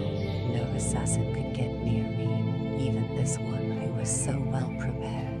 He knew the way, even the password. Curison said she heard. The barbarian. Yes. Toraniga had anticipated that there would be further danger to the barbarian after the extraordinary revelations of this morning. Clearly, the engine-sen was too dangerous to some to leave alive. But Toraniga had never presumed that an attack would be mounted within his private quarters or so fast. Who is betraying me? He discounted a leakage of information from Kiri or America. But castles and gardens always have secret places to eavesdrop, he thought. I am in the center of the enemy's stronghold, and where I have one spy, Ishido and others will have 20. Perhaps it was just a spy. Double the guards on the engine-sen. He is worth 10,000 men to me. Necessary, Kura-san, he had told her privately. I need him very fit, very quickly in mind and body. They would continue tomorrow. The engine-sen had been given into curious care with instructions to get him a doctor, to harbor his strength, to give him barbarian food if he wished it, and even to let him have the sleeping room that Toraniga himself used most nights. Give him anything you feel.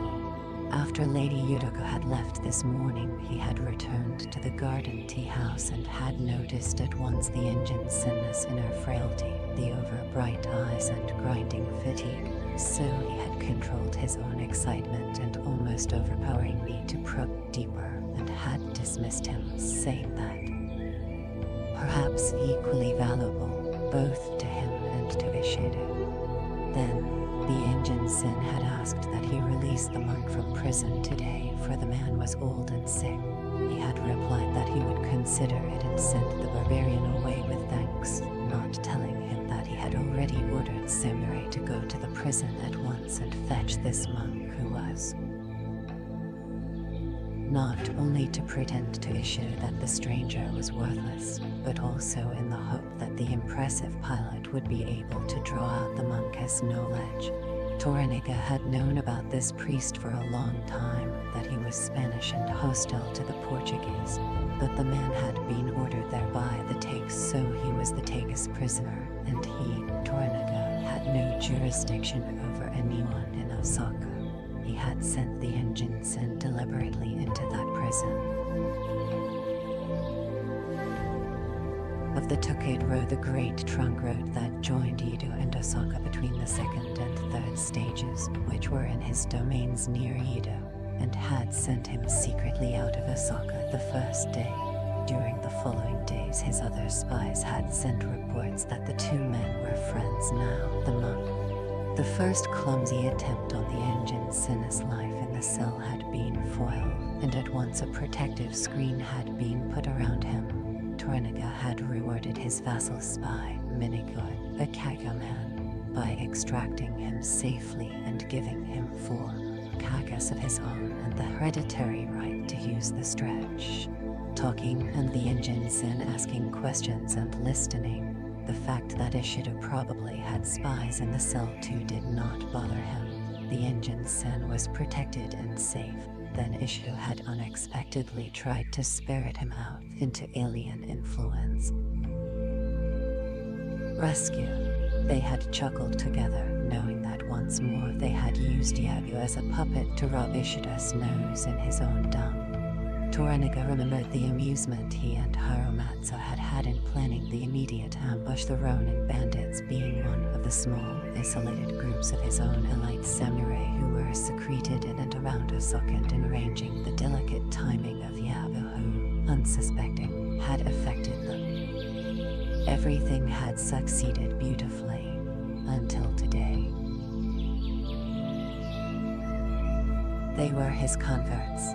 They wanted to keep the corpse and they tried to keep it, so I killed a few and brought the corpse. It is stinking and verminous, but it is in the courtyard, sire. Today, the samurai he had sent to fetch the monk had returned empty-handed. The priest is dead, the man had reported. When his name was called, he didn't come out. Lord Torrenica, I went in to fetch him, but he was dead.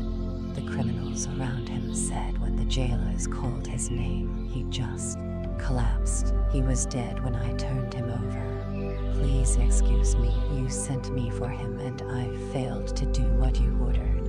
I didn't know if you wanted his head, or his head on his body, seeing he was a barbarian, so I brought the body with the head still on. Some of the criminals around him said. Why did the monk die? Torrenica asked himself again. Then he saw Harumatsu looking at him questioningly. Yes. I just asked who would want the pilot dead. Christians. Being written to his wife and to his mother, and his final will sealed in case the interview went against him. Today he was wearing the Murasama blade within its battle-honored scabbard. Kasugai Yabu followed Harumatsu along the corridor, feeling grand in the dawn. There was a nice salt tang to the breeze, and it reminded him of Mishima, his home city. He was glad that at long last he was to see Torrenica, and the waiting was over. He had bathed and dressed with care. Last letters had.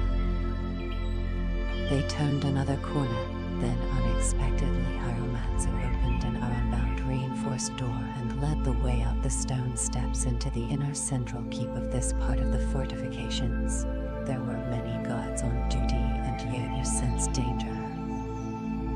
The stairs curled upward and ended at an easily defendable redoubt. Guards opened the iron door.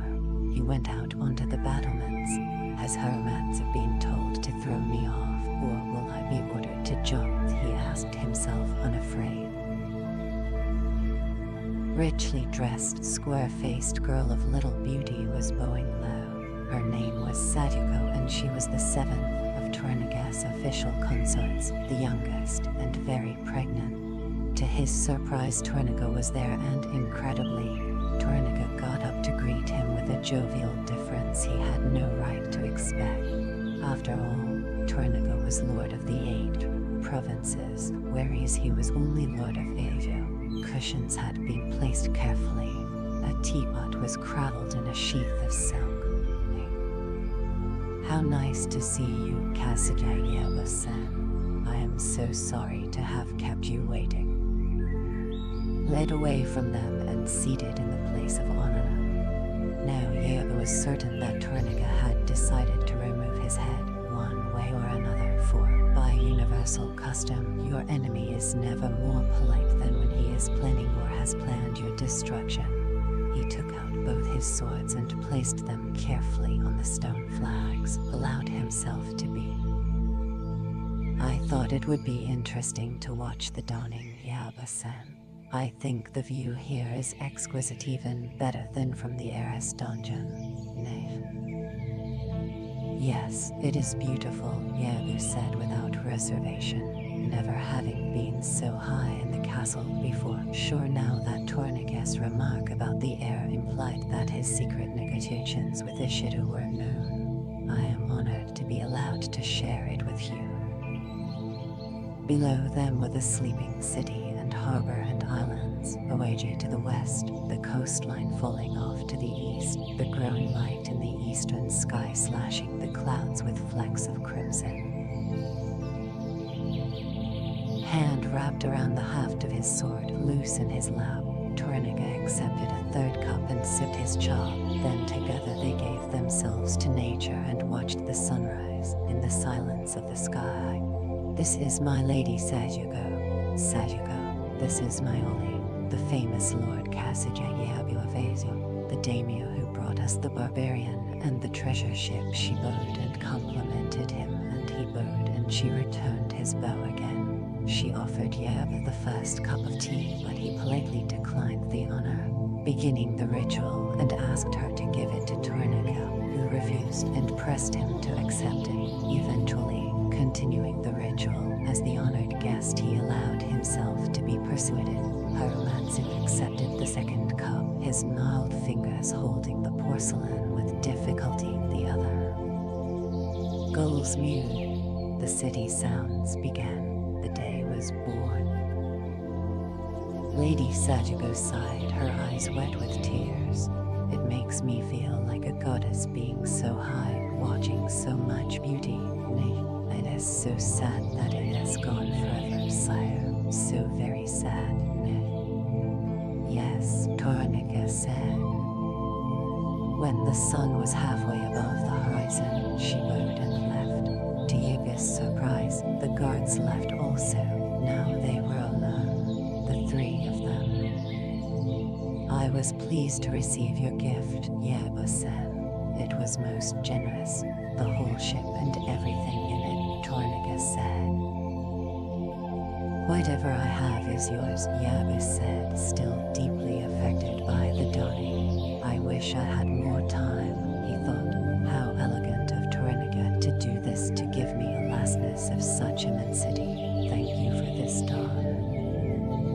Yes, Torniga said, it was mine to give. I am pleased that you enjoyed my gift as I enjoyed yours. There was a silence. Yaba-san, what do you know about the Amida Tong? Chance of revenge on them, because no one knows who they are, where they live, or where they train. Only what most people know, that it has a secret society of 10 units of 10, a leader, and never more than 9 acolytes in any one area, women and men. They are sworn by the most sacred and secret oaths of the Lord Buddha Amida, the dispenser of eternal love, to obedience, chastity, and death, to spend their lives training to become a perfect weapon for one kill, to kill only at the order of the leader, and if they fail to kill the person chosen, be it a man, woman, or child, to take their own life at once. They're religious fanatics who are certain they'll go directly from this life to But Aod, not one of them has ever been caught alive. Yebu knew about the attempt on Tornaga's life. All Osaka knew by now, and knew also that the Lord of the Quant of the 8 provinces had locked himself safely inside hoops of steel. They kill rarely, their secrecy is complete. There's no... If you wanted to employ them, how would you go about it? Days. Legend has it that if the kill is successful, the assassin goes back to their temple and then, with great ceremony, commits ritual suicide. The more catch them, it would never be possible. On the 10th day they ask for a sum of money in silver, the amount depending on the person to be assassinated. There is no bargaining, you pay what they ask beforehand. They guarantee only that one of their members will attempt the kill within 10. I would whisper it in 3 places: in the Hainan Monastery, at the gates of the Amida Shrine, and in the Jojai Monastery. Within 10 days, if you are considered an acceptable employer, you will be approached through intermediaries. It is all so secret and devious that, even if you wish to betray, then you think we could never find out who paid for the attack today? No. Do you think there will be another? Perhaps, perhaps not. They contract for one attempt at one time, but you'd be wise to improve your security among your samurai, and also among your women.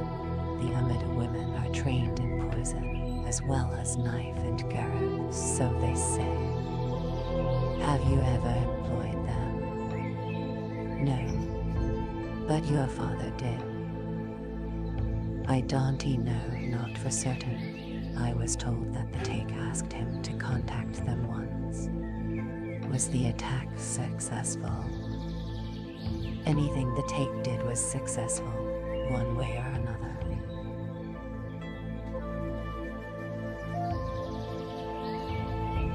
Yeba felt someone behind him and presumed it to be the guards coming back secretly.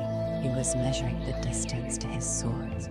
Do I try to kill Tornaga? He asked himself again. I had decided to, and now I don't know. I've changed. Why? What would you have to pay them for my head? Tornaga asked him. There is not enough silver in all Asia to tempt me to employ them to do this. What would another have to pay?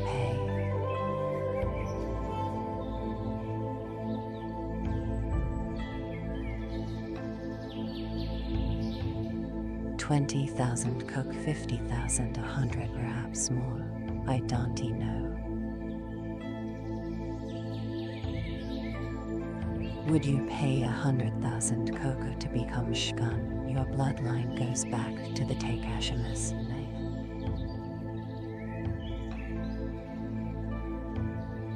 Children to be Shogun one day. Ibu said proudly, I would pay nothing. Money is filth, a toy for women to play with or for dung-filled merchants. But if that were possible, which it isn't, I would give my life and the life of my wife and mother and all my kin except my one son, and all my samurai in Asia and all their women, and what would you give for the 8 provinces? Everything as before, except the life of my wife and mother and son. And for sure the province.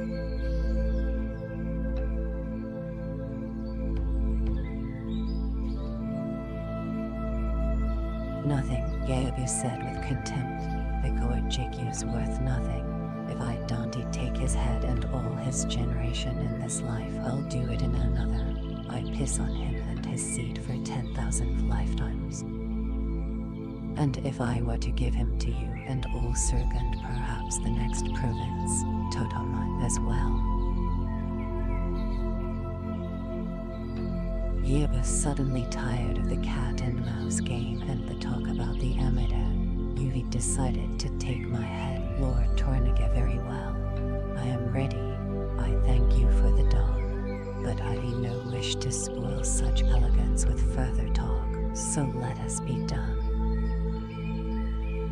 But I haven't decided to take your head, Yabasan, Tornica said. Whatever gave you the thought has an enemy poured poison in your ears, Ishido perhaps. Aren't you my favorite Oli? Do you think that I entertain you here without guards if I thought you hostile?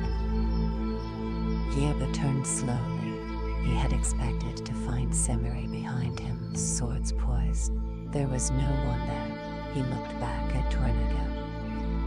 I don't understand. I brought you here so we could talk privately and to see the dawn. Would you like to rule the provinces of Izu, Surga, and Totem if I do not lose this war? Yes, very much, Yaba said, his hopes soaring. You would become my vassal, accept me as your liege lord. Refund our hereditary fee, first to my father and then to me. The take confirmed Izu to me and my successors forever. He was our liege lord and I swore never to have another until his heir became of age.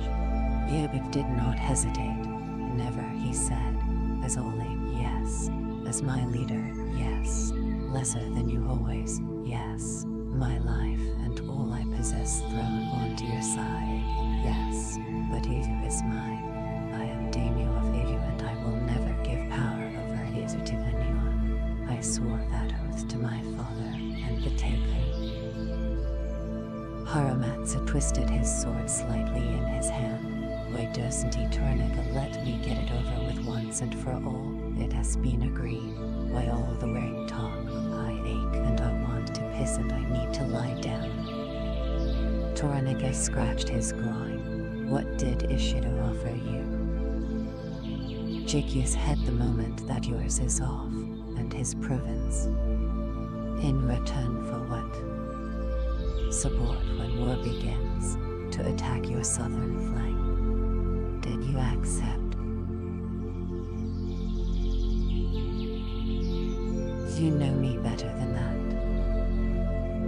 Tornica's spies in Ishida's household had whispered that the bargain had been struck, and that it included responsibility for the assassination of his 3 sons, Noboru, Sudoro, and Naga. Nothing more, just support. By every means at my disposal, Yabu said delicately, including assassination. I intend to wage the war when it begins with all my force, for my Oli, in any way I can to guarantee his success. We need a sole regent in Yamana's minority. War between you and Ishido is inevitable. That's the only way. Would know the wisest course. I can be very valuable to you. I can help you become sole regent, he said, deciding to gamble. Yabu was trying to read Tornica's mind. He was scornful of Tornica's indecision, knowing that he himself was the better man, that Tornica needed his support, that at length he would vanquish him.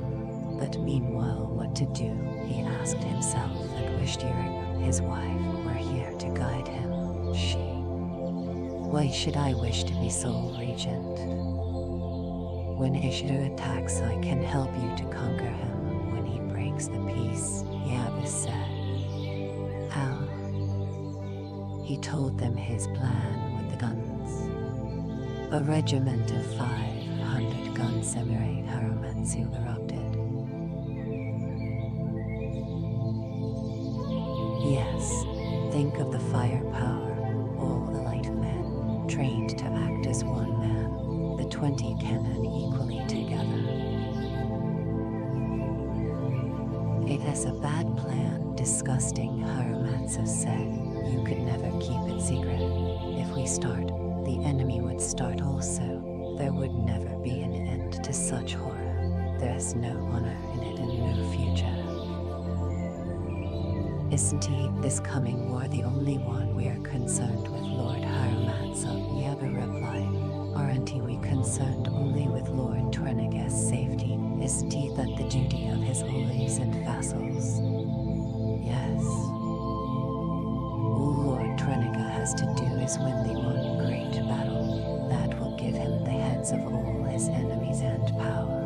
I say this strategy will give him victory.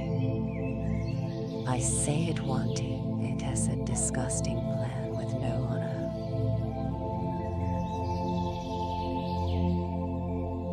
Yaba turned to Torenica.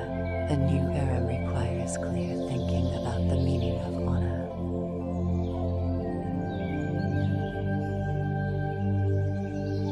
A seagull soared overhead, mewing.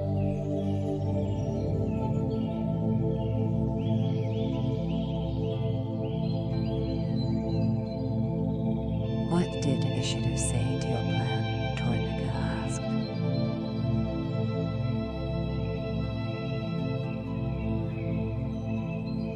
I did not discuss it with him.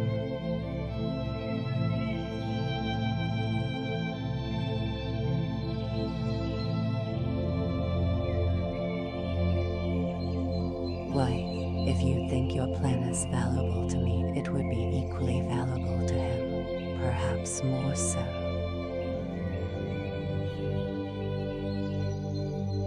You gave me a dawn. You're not a peasant like Ishido. You're the wisest, most experienced leader in the Empire.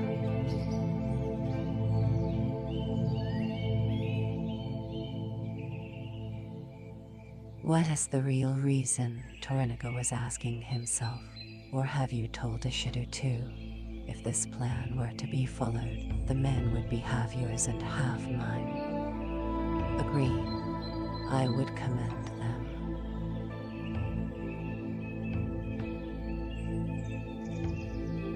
My appointee would be second in command.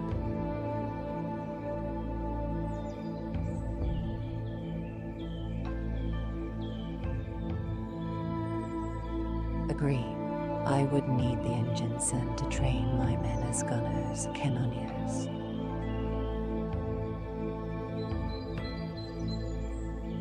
But he would be my property permanently. You would cherish him as you do the heir. You'd be totally responsible for him and do with him precisely as I say. Agreed.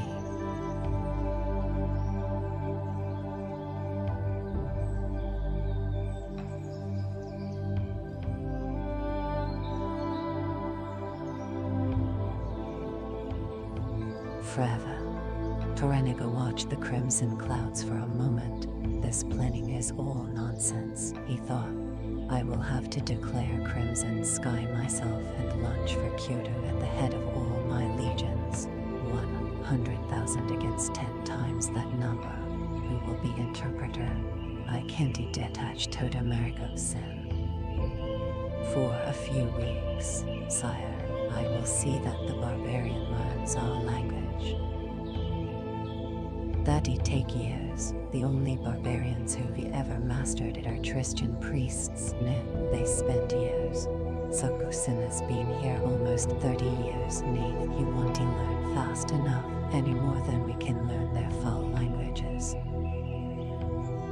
Yes, but I promise you, this engine sim will learn very quickly. Yaba told them the plan Amma had suggested to him as if it were his own idea. That might be too dangerous. It would make him learn quickly, nay, and then he is tamed. After a pause, Torenica said, how would you maintain secrecy during the training?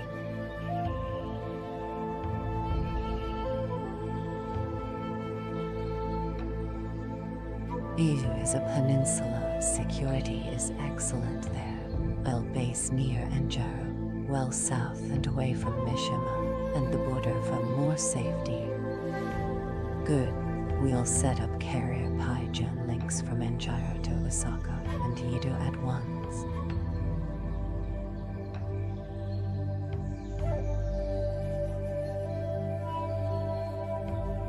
Excellent. I need only 5 or 6 months in.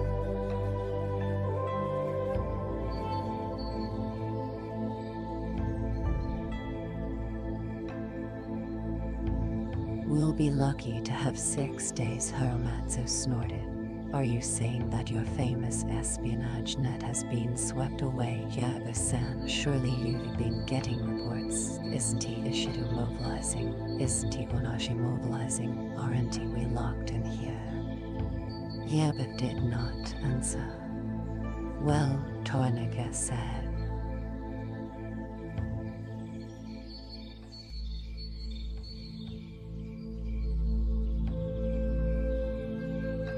Yabu said, reports indicate all that is happening and more. If it has 6 days, then it has 6 days, and that has karma. But I believe you are much too clever to be trapped here, or provoked into an early war. If I agreed to your plan, you would accept me as your leader.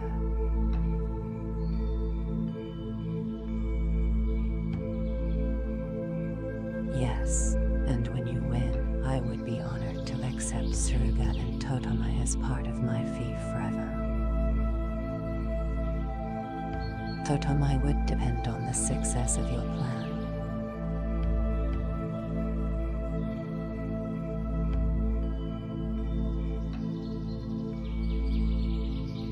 Agree.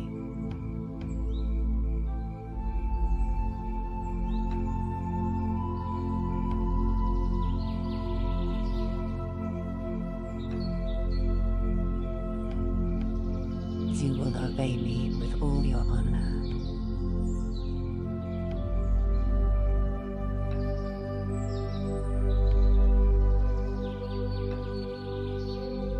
Yes, by Bushido, by the Lord Buddha, by the life of my mother, my wife, and my future posterity. Good, Toranaga said. Let us piss on the bargain.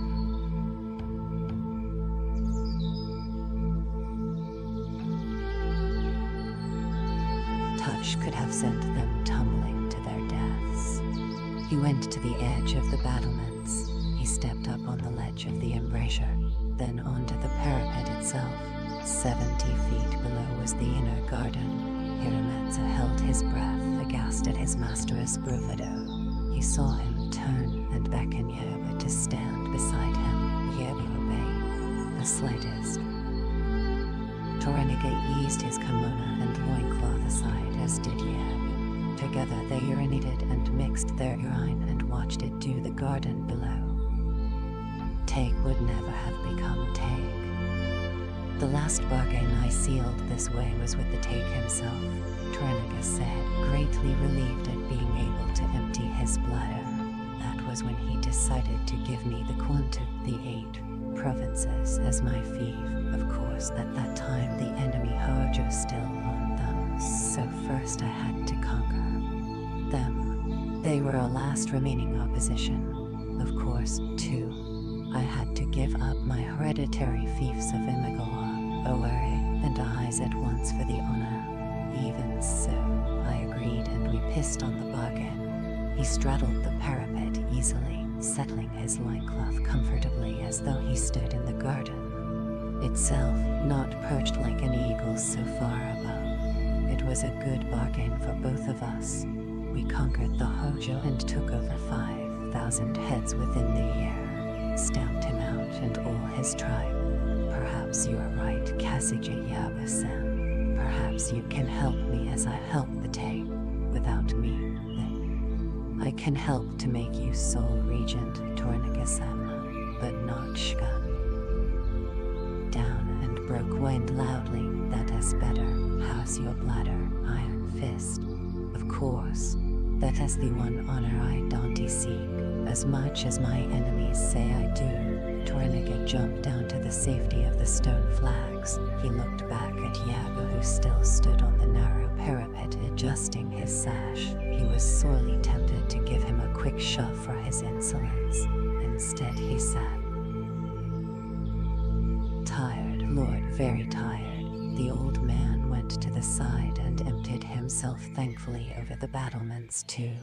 But he did not stand where Toranaga and Yabu had stood. He was very glad that he did not also have to seal the bargain with Yabu. That is one bargain I will never honor. Never. Yabu-san, This must all be kept secret. I think you should leave within the next 2 or 3 days, Tornica said. Yes, with the guns and the barbarian, Tornica-sama. Yes, you will go by ship. Tornica looked at Hiromatsu. Prepare the galley. The ship is ready. The guns and powder are still in the holds, Hiromatsu replied, his face mirroring his disapproval. Good, said, his sincerity openly vast. You will never have a more faithful Oli. You've done it, Yeba wanted to shout. You've got the guns, the engine sand, everything. You've got your 6 months. Tornica will never go to war quickly. Even if Ishido assassinates him in the next few days, you've still got everything. Oh, Buddha, protect Tornica until I am at sea. Thank you, He even had the effrontery to wear his Mirasama sword in your presence. When Yeba was gone, Hiromatsu wheeled on Tornica. That was a bad thing to do. I am ashamed of that bargain. I am ashamed that my advice counts for so little. I've obviously outlived my usefulness to you and I am very tired. That little snot-tongued daimyo knows he has manipulated you like a puppet. Why? I noticed, Tornica said. Peace, I'll shave my head and become a monk, anything, but let me be gone. I think the gods have bewitched you, Lord. You openly dismiss such an insult and allow him to gloat in front of you. You openly allow Ishido to shame you in front of all of us. You prevent me and all of us from protecting you. You refuse my granddaughter, a samurai lady, the honor and peace of death.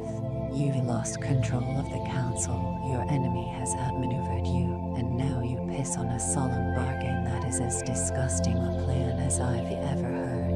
And you do this with a man who deals in filth, poison, and treachery like his father before him. He was shaking with rage. Tornica did not answer, just stared calmly at him as though he had said nothing. By all Cayman, living and dead, you are bewitched. Hiromatsu burst out.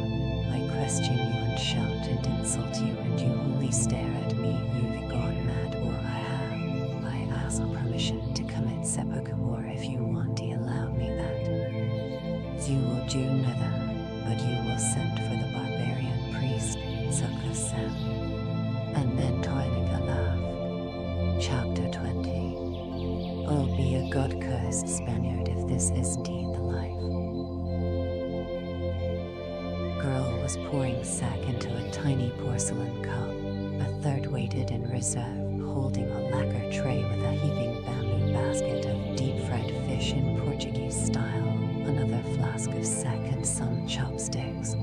Blackthorn lay seraphically on his stomach on thick futons, wrapped partly in a cotton kimono, his head propped on his arms. The girl was running her hands over his back, probing his muscles occasionally, soothing his skin and his spirit, making him almost want to purr with pleasure. Another. Nan Dizuka, Engine-san, what is it, Honorable Pilot, what did you say?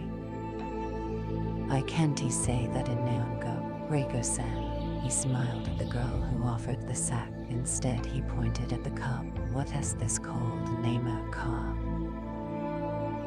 Sabajuke. She said it 3 times and he repeated it, and then the other girl, Asa, offered the fish and he shook his head. I don't know. He did not know how to say I'm full now, so he tried instead not hungry now. Oh, I'm a herahetwa ornu, Asa explained, correcting him.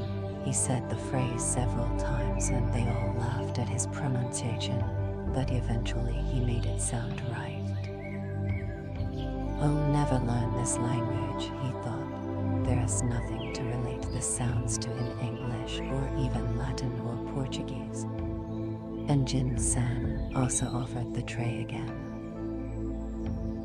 He shook his head and put his hand on his stomach gravely, but he accepted the second, drank it down. Sono, The girl who was massaging his back had stopped, so he took her hand and put it on his neck and pretended to groan with pleasure.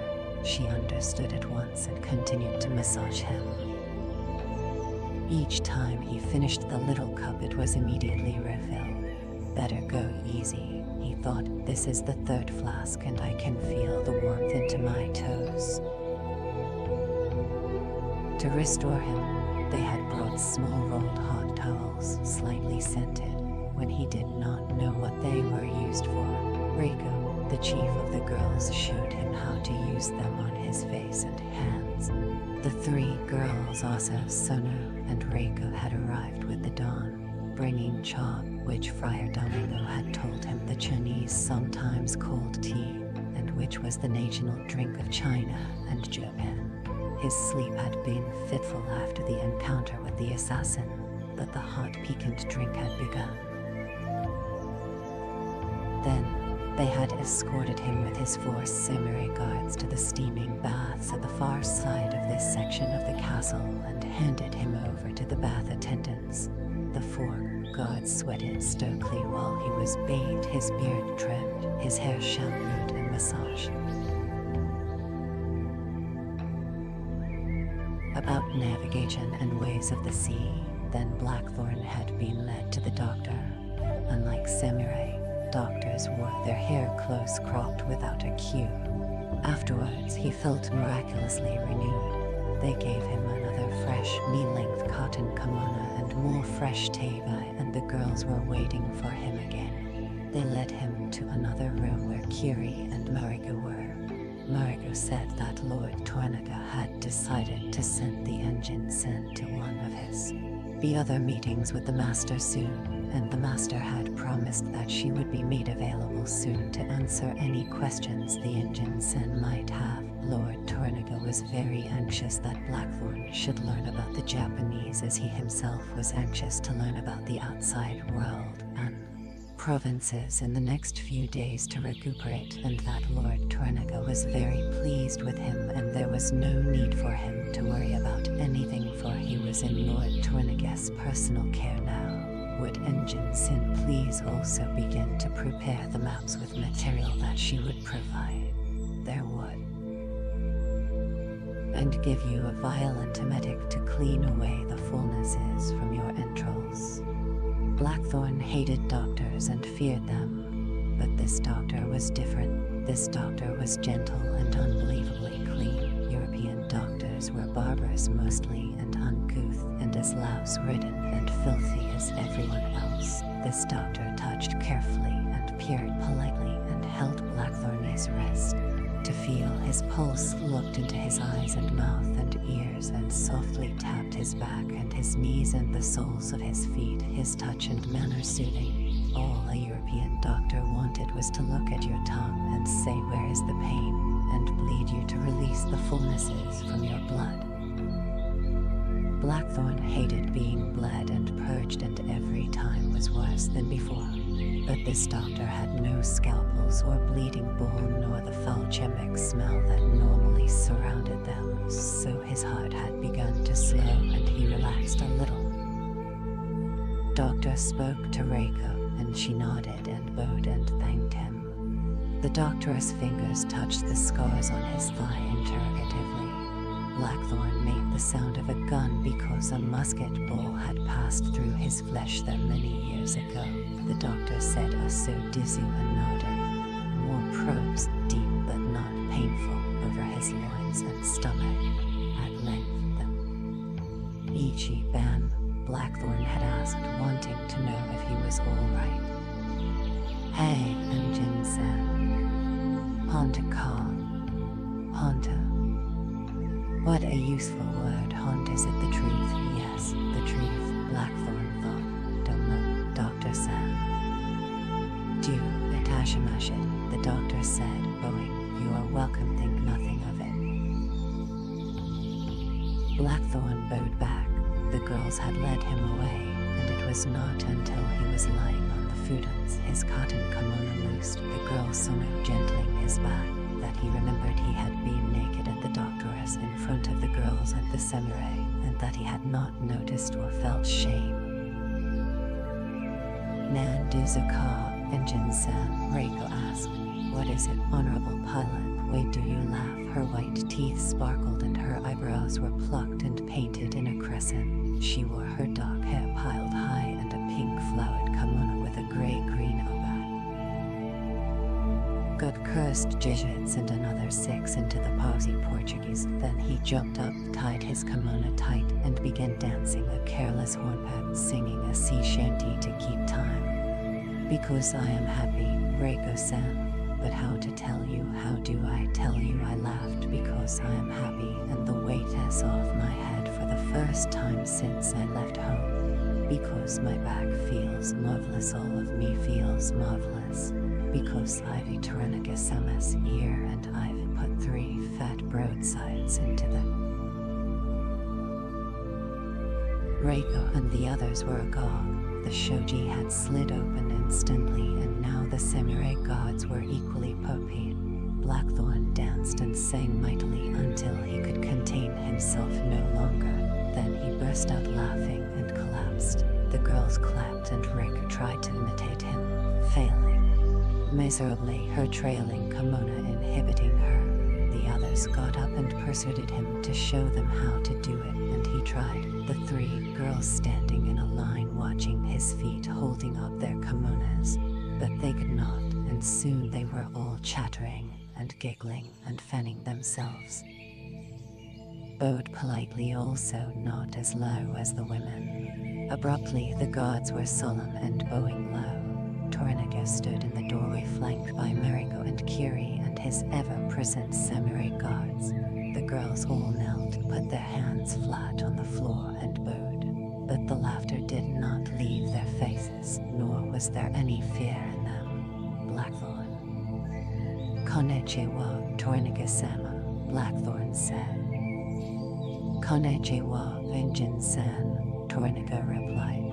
Then he asked a question. My master says, what were you doing, Senor? Mariko said. It was just a dance, Mariko-san, Blackthorn said, feeling foolish.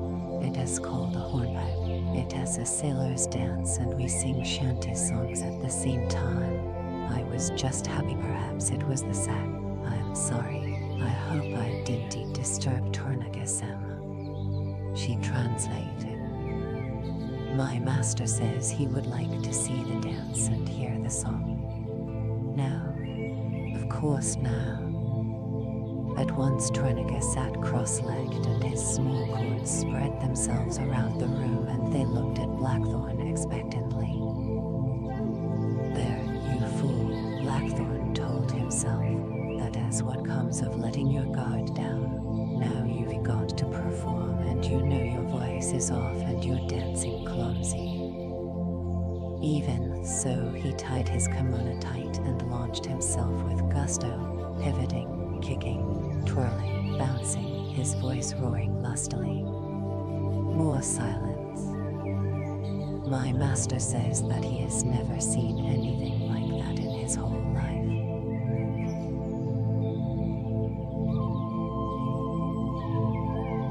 Arigato gozaimasu, Blackthorn said, sweating partly from his effort and partly from his embarrassment. Then Toranaga put his swords aside, tucked his kimono high into his belt, and stood beside him. Lord Toranaga will dance your dance, Mariko said.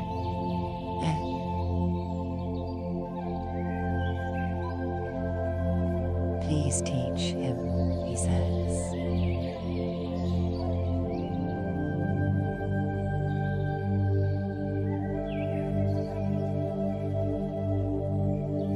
So Blackthorn began. He demonstrated the basic step, then repeated it again and again. Toranaga mastered it quickly. Blackthorn was not a little impressed with the agility of the large-bellied, amply buttocked older man. Tempo, almost overcome by the grotesqueness of what they were doing, but swept along now by the humor of it. Finally Blackthorn did a sort of hop, skip, and jumped and stopped. He clapped and bowed to Toranaga, and they all clapped for their master, who was very happy. Then Blackthorn began to sing and to dance, and Torniga joined in, tentatively at first to the cheers of the onlookers. Then Torniga threw off his kimono and folded his arms and began to dance with equal verve alongside Blackthorn, who threw off his kimono and sang louder and picked up them. Torniga sat down in the center of the room, breathing easily. Immediately Reiko sped forward to fan him, and the others ran for his kimono. But Torniga pushed his own kimono toward Blackthorn and took the simple kimono instead. Mariko said, "My master says that he would be pleased for you to accept this as a gift." She added, "Here it would be considered a great honor to be given even a very old kimono by Wani's liege lord. Did me in dancing my dance with me. Arigato gozumashita, Torniga-sama." Blackthorn bowed low, then said to Mariko, "Yes, I understand the honor he does to me, Mariko-san. Please thank Lord Torniga with the correct formal words that I unfortunately do not yet know, and tell him I will treasure it and even more the honor that he..." Torniga was even more pleased. With reverence, Kiri and the servant girls helped Blackthorn into their master's kimono and showed Blackthorn how to tie the sash. The kimono was brown silk with the 5 scarlet crests, the sash white silk. Lord Torniga says he enjoyed the dance. One day he will perhaps show you some of ours. He would like you to learn to speak Japanese as quickly as possible. I like that too, but even more, Blackthorn thought. I like to be in my own clothes, eating my own food in my own cabin, in my own ship with my cannon primed, pistols in my belt, and the quarterdeck tilted under a press of sails. Would you ask Lord Torniga when I can have my ship back? Senor. Brought with use and move on homeward. It'll take us almost 18 months to get home. My ship, Sinora. Please ask him when I can get my ship back. My crew, too. All her cargoes being removed. There were 20,000 pieces of 8 in the strongbox. I'm sure he'll understand that we're merchants, and though we appreciate his hospitality, we like to trade with the goods we... My master says you have no need to be concerned. Everything will be done as soon as possible. You must first become strong and healthy. You are leaving at dusk. Senora. Lord Torniga said you were to leave at dusk, Senora. Did I say it wrongly? No, not at all, Mariko-san. But an hour or so ago you told me I'd be leaving in a few days. Yes, but now he says you will leave tonight. She translated all this to Torniga, who replied again. My master says it is better and more convenient for you to go tonight. There is no need to worry, Engine-san. You are in his personal care. He is sending the Lady Karatsuba to Yido to prepare for his return. You will go with her.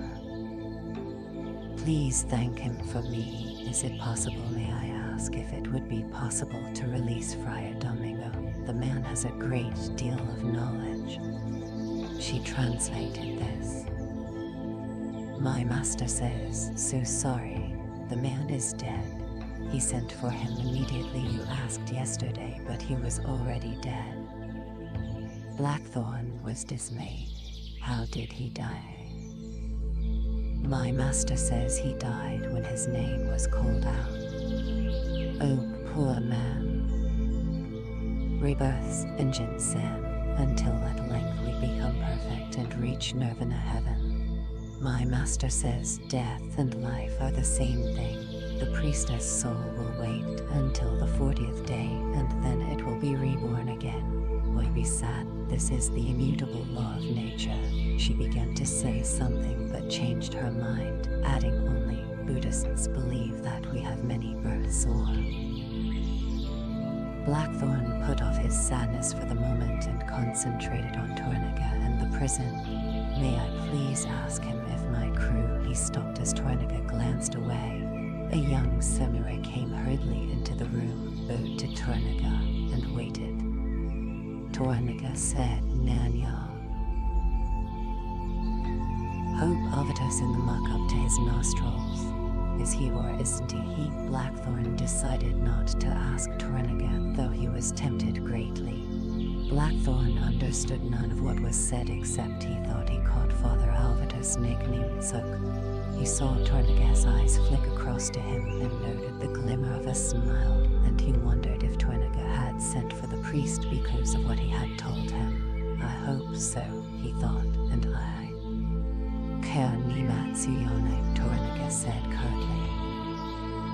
Gui, the samurai bowed and hurried away. Tornaga turned back to Blackthorn. Nanya, Engine said. You were saying, Captain, Marika said, about your crew. Yes.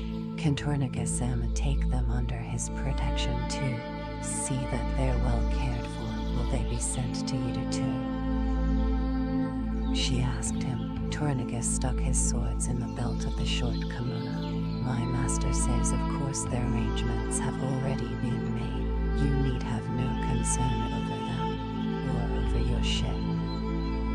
My ship is all right, she is taken care of.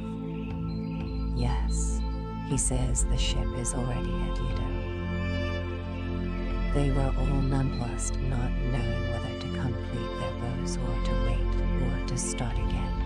Toranaga got up, everyone began to bow, but Blackthorn broke in unexpectedly. One last thing, he stopped and cursed himself, realizing that he was being discourteous. Tornaga had clearly terminated the interview, and they had all begun to bow, but had been stopped by Blackthorn's words, and now. Nanya, Engine Sen, Tornaga's voice was brittle and unfriendly, for he too had been momentarily thrown off balance. Come in, Nasen, I am sorry, Tornaga-sama. I didn't wish to be impolite. I just wanted to ask if the Lady Marika would be allowed to talk with me for a few moments before I go. It would help me. She asked him. Toranaga merely grunted an imperious affirmative and walked out, followed by Kiri and his personal guards. God in heaven ever. Touchy bastards, all of you, Blackthorn said to himself. Jesus God, you've got to be so careful here. He wiped his forehead with his sleeve and saw the immediate distress on Mariko's face. Reiko hurriedly proffered a small kerchief that they always seemed to have ready from a seemingly inexhaustible supply tucked secretly somewhere into the back of their abyss. Then he realized that he was wearing the master's kimono and that you don't obviously wipe your sweaty forehead with the master's sleeve. By God, so you've committed another blasphemy. I'll never learn. Never, Jesus. Engine-san, Reiko was offering some sack. He thanked her and drank it down. Immediately she refilled it. He noticed a sheen of perspiration on all their foreheads. Gomen Nase, he said to all of them, apologizing, and he took the cup and offered it to Mariko with good humor. I don't know if it is a polite custom or not, but would you like some sack? Is that allowed? Or do I have to bang my head on the floor? You, don't you worry, Engine-san. Lord Toranaga told me that he found your aptitude exceptional. He would never have given you his kimono if he wasn't most pleased.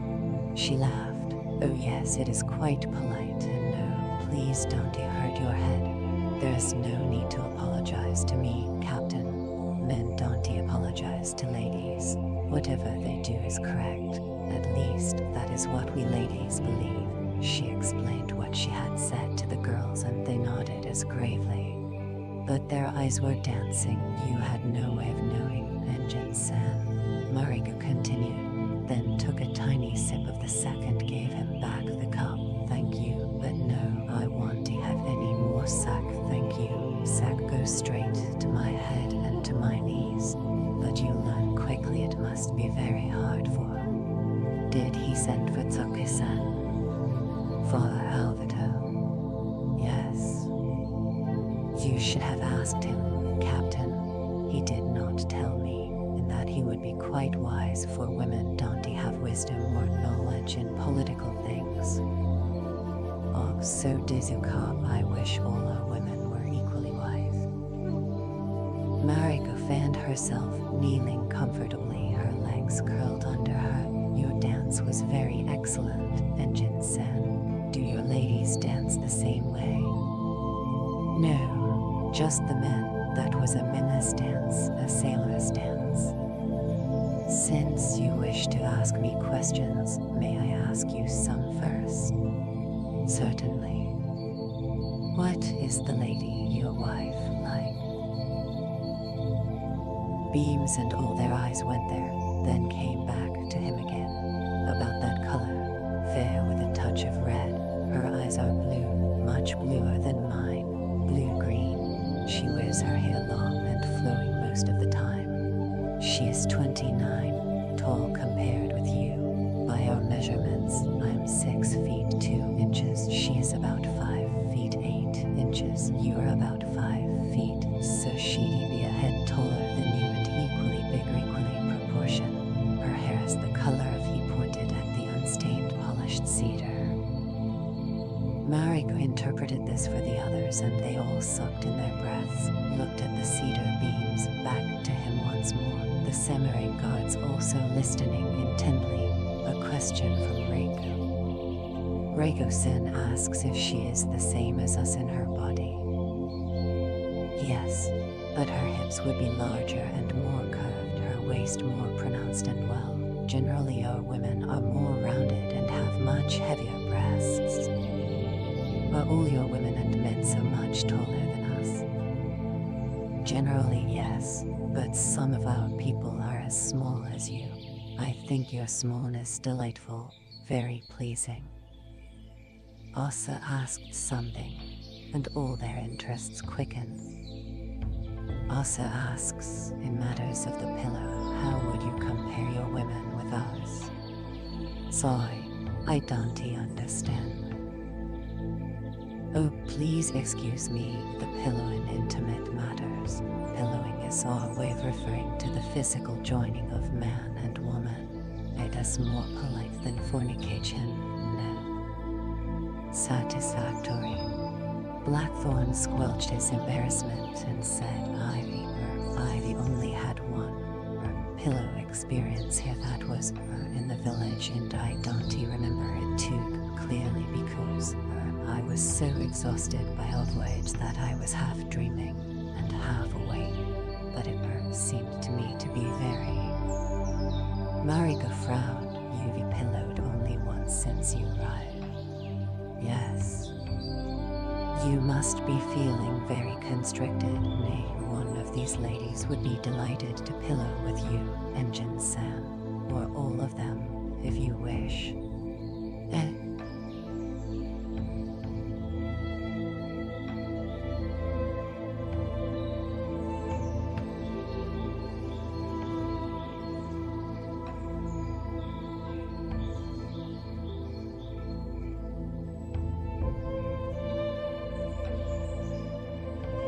Certainly, if you don't want one of them, there's no need to worry. They certainly not be offended. Just tell me the sort of lady you'd like and we'll make all the arrangements. Thank you, Blackthorn said, but not now. Are you sure? Please excuse me, but Kuretsubo-san has given specific instructions that your health is to be protected and improved. How can you be healthy without pillowing? It is very important for a man. Nay, oh, very yes. Thank you, but I am perhaps later.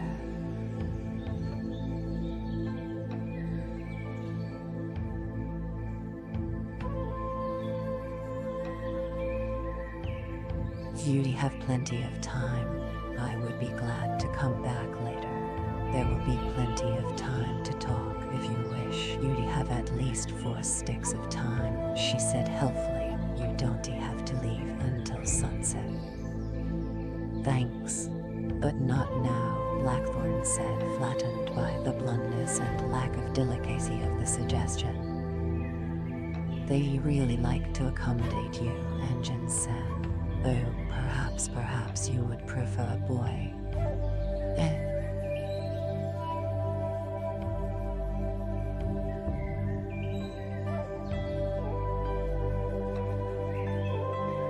A boy. It is just as simple if that is what you wish. Her smile was careless, her voice matter of fact.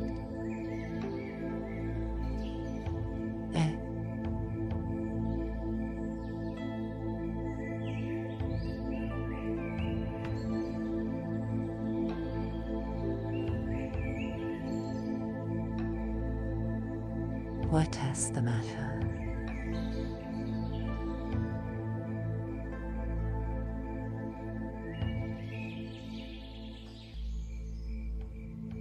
Are you seriously offering me a boy?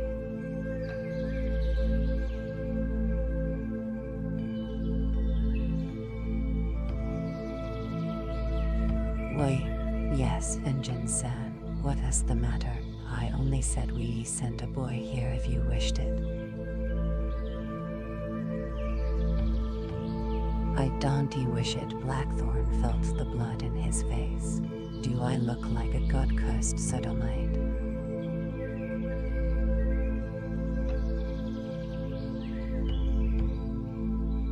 Before, so I've no way of knowing your intimate customs. I was never taught about them. Engines and the fathers did not discuss them. Here some men want boys, sometimes priests have boys from time to time. Ours and some of yours, I foolishly presumed that your customs were the same as ours. His words slashed around the room. They all stared at him, transfixed. Marika bowed abjectly, kept her head to the floor. Please forgive me, I've made a terrible error. Oh, I've offended where I was only trying to please. I've never talked to a foreigner other than one of the Holy Fathers. I am not a priest and it is not our general custom. Asked challengingly, for obviously the stupid woman had said something to offend his very important prisoner. The samurai leader, Kazuon, was watching angrily. He was charged with the barbarian's safety and with the barbarian's health, and he had seen with his own eyes the incredible favor that Lord Tornaga had shown to the Engine-san. And now the Engine-san was furious. What is the matter with him?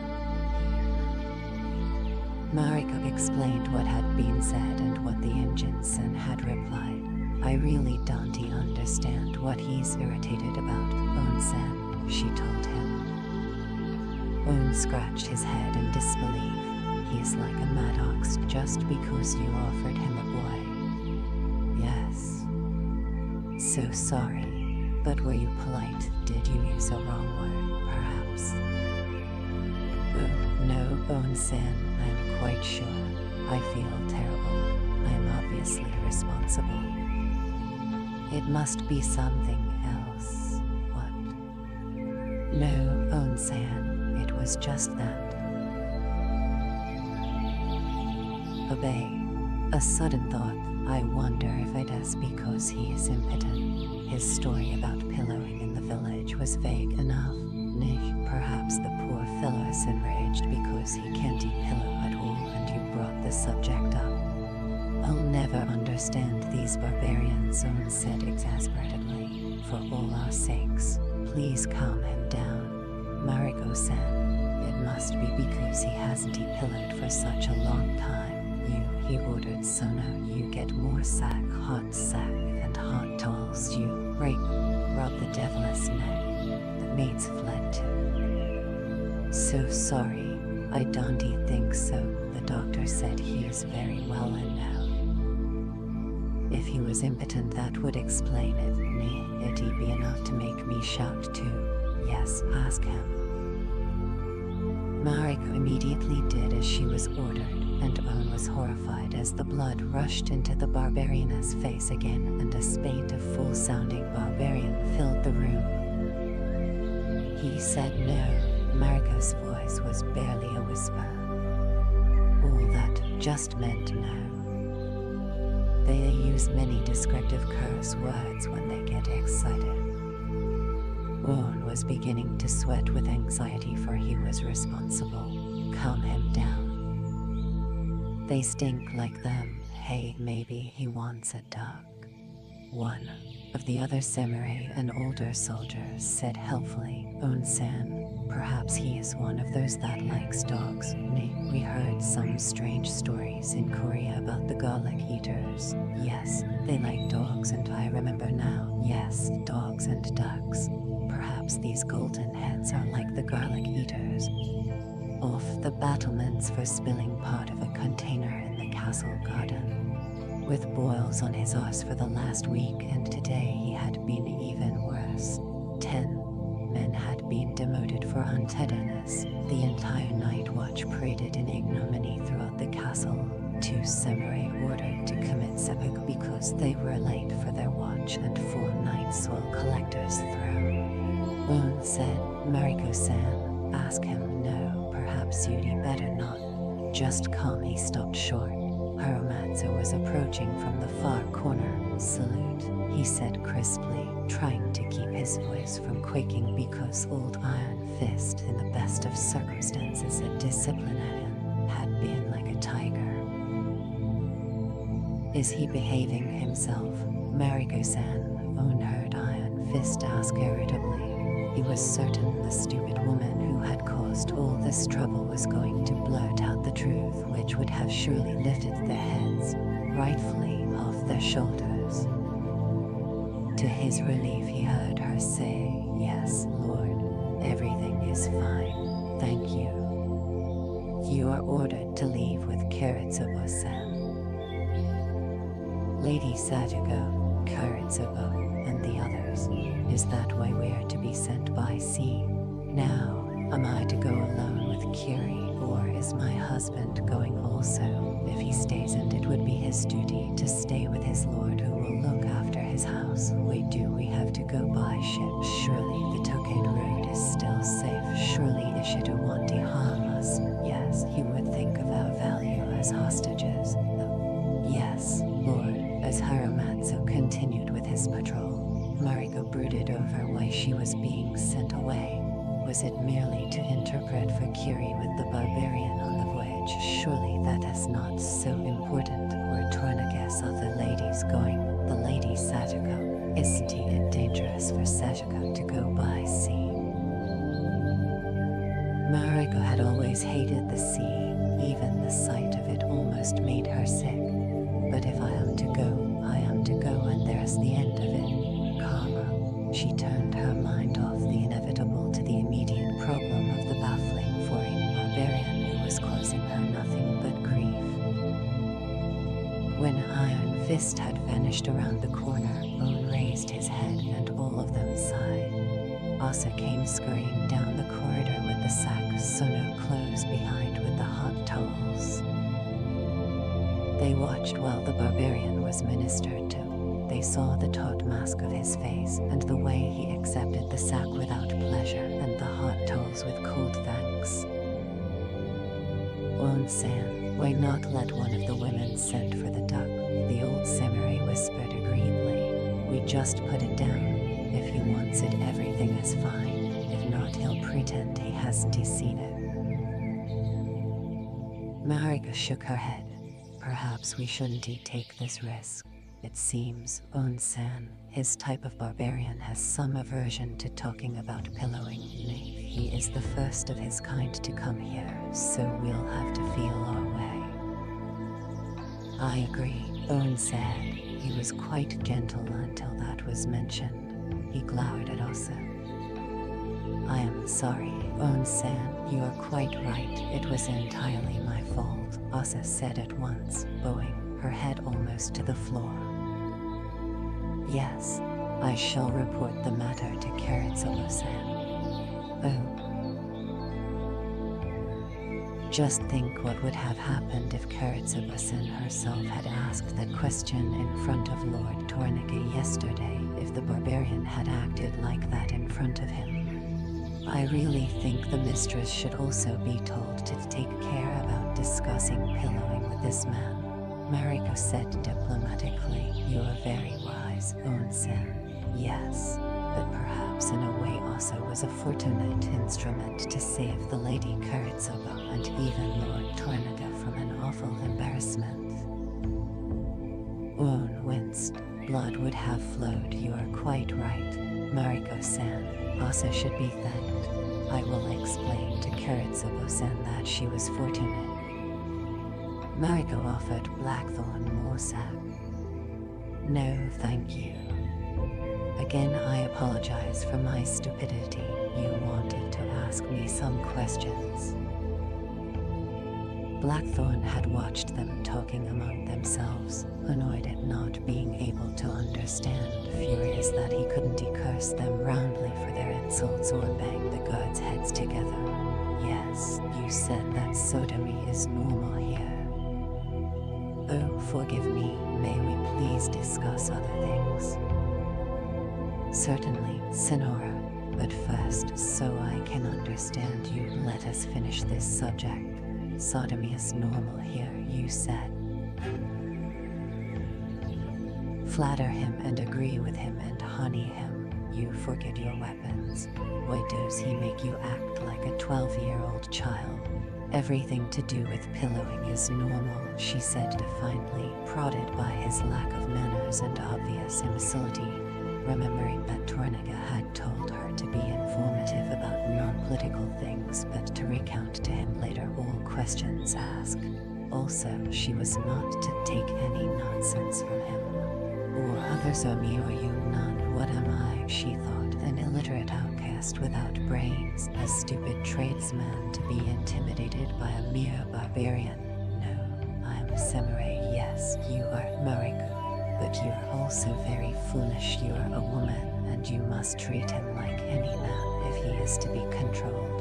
For the engine was still a barbarian, a probable pirate, and under a formal death sentence which was presently held in abeyance at Tornaga's pleasure. Pillowing is quite normal, and as to a man going with another man or boy, what has this got to do with anyone but them? What harm does it do them? Deliberately she softened her tone. But if you think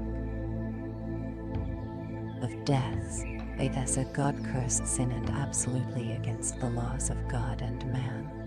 Sodomy is a foul sin, an evil, God-cursed abomination, and those bastards who practice it are the dregs of the world. Blackthorn overrode her, still smarting under the insult that she had believed he could be one of those. Christ's blood, how could she get hold of yourself, he told himself. You hated yourself for being tempted, isn't it? Because when you were young you had to fight to protect yourself, and once you were held down and almost raped, but you broke away and killed one of the bastards. The knife snapped in his throat. You 12, and this the first death on your long list. You are sounding like a pox-ridden fanatic Puritan or a Calvinist, and why are you so fanatic against them? Isn't it because they're ever present at sea that most sailors have tried it that way? For how else can they stay sane with so many months at sea? Isn't it because you've been tempted and... Surely those are Christian words which apply to other things, she retorted acidly, in spite of herself, nettled by his complete uncouthness. Sin, where is the sin in that? You should know you're Catholic, aren't you? You were brought up by Jesuits, weren't you? Books, only religious books. Pillowing a sin, how could it be? How can anything that gives a human pleasure be sinful? A holy father educated me to speak Latin and Portuguese and to write Latin and Portuguese. I don't understand the meaning you attach to Catholic, but I am a Christian, and have been a Christian for almost 10 years now. And no, they did not talk to us about pillowing. I've never read your pillow. Ask Father Alvato. I wish I could, she thought in turmoil, but I am ordered not to discuss anything that is said with anyone but Curie and my Lord Toranaga. I've asked God and the Madonna to help me, but they haven't spoken to me. I only know that ever since you came here, there has been nothing but trouble I've had. The Holy Fathers have been known to enjoy pillowing this way also. Are they evil? Of course not. Why should they be deprived of an ordinary pleasure if they're forbidden women? It is nonsense to say that anything to do with pillowing is a sin and God cursed. Nothing but trouble if it is a sin, as you say. Why is it so many of our priests do it and always have? Some Buddhist sects even recommend it as a form of worship. Isn't he the moment of the clouds and the rain as near to heaven as mortals can get? Priests are not evil men, not all of them, and some of. Sodomy is an abomination against all law. Ask your confessor. Perhaps you do know extraordinary things and have been to strange places, but you're no Christian and you blaspheme. Are you sent by Satan? Sin, how grotesque. You're the one who's the abomination, you, Captain Pilot. Marika wanted to shout. How dare you be so rude, and how can you be so moronic against God? You said, what absurdity against your evil God, perhaps. You claim to be a Christian, but you are obviously not. You're obviously a liar and a cheat. You rant over normal things and act like a madman. You upset the Holy Fathers, upset Lord Torniga, cause strife between us, unsettle our beliefs, and torment us with insinuations about what is true and what isn't, he knowing that we can't prove the truth immediately. Hate my father, his most loyal general, the man who had helped him even more than General Nakamura or Lord Tornigat. Didn't he barbarians cause the dictator to insult my father, sending my poor father insane, forcing him to do the unthinkable and thus cause all my agonies? I want to tell you that I despise you and all barbarians. Yes, barbarians have beset me all my life. Didn't he? They hate my father because he distrusted them and openly begged the dictator Gordo to throw them all out of our land. Didn't he? Barbarians pour poison into the dictator's mind, so he began to endure, filled my heart with limitless peace, released me from perpetual torment, and blessed me with the promise of eternal salvation. Yes, they did all that and more, but also they brought the peerless word of God, and in the dark hours of my need, when I was brought back from hideous exile to even more hideous life, the Father Visitor showed me the path, opened my eyes and my soul, and baptized me, and the path gave me strength to. Whatever happens, I am in the hand of God. Oh, Madonna, give me thy peace and help this poor sinner to overcome thine enemy. I apologize for my rudeness, she said. You are right to be angry. I am just a foolish woman. Please be patient and forgive my stupidity, Engine Sam. At once Blackthorny's anger began to fade. How can any man be angry for long with a woman if she openly admits she was wrong and he right? I apologize too, Marigo-san, he said, a little mollified, but with lust to suggest a man is a bugger, a sodomite, is the worst kind of insult. Ponied that even her husband in one of his most foul moods would have been sued. Oh yes, it was my fault entirely. So sorry. Then you are all childish and foolish as well as vile, uncouth, and without manners. But what can one expect from a barbarian? She told herself, and said, outwardly penitent, of course you are right. I meant no harm, Engine Sama. Please accept my apologies. Oh yes, she sighed, her voice so delicately. The sun had touched the horizon, and still Father Alvito waited in the audience room, the rudders heavy in his hands. Goddamn Blackthorn, he thought. This was the first time that Torniga had ever kept him waiting, the first time in years that he had waited for any debut, even the take. During the last 8 years of the Takus rule, he had been given the incredible privilege of immediate access, just as with Tornaga, but with the Take. Among the Portuguese traders in Asia, Alvida had become the Takus confidant, one of the 4 persons and the only foreigner ever to see all the Takus personal treasure rooms. Political knowledge immense, so Alvida had happily sat at the foot of the despot to teach and to learn, and if it was the will of God to convert, this was the specific job he had been meticulously trained for by Delacroix, who had provided the best practical teachers among all the Jesuits, and privilege had been earned because of his fluency in Japanese and because of his business acumen. His knowledge of the inner workings of international trade had actively helped to increase the Takus' incredible fortune. Though the Take was almost illiterate, his grasp of language was vast, and his were the rooms of silver, bursting with ingots and chests of coins, and in the one above that were the rare silks and potteries and swords and armor, the treasure of the Empire. Within a few hundred paces was the castle donjon, the keep.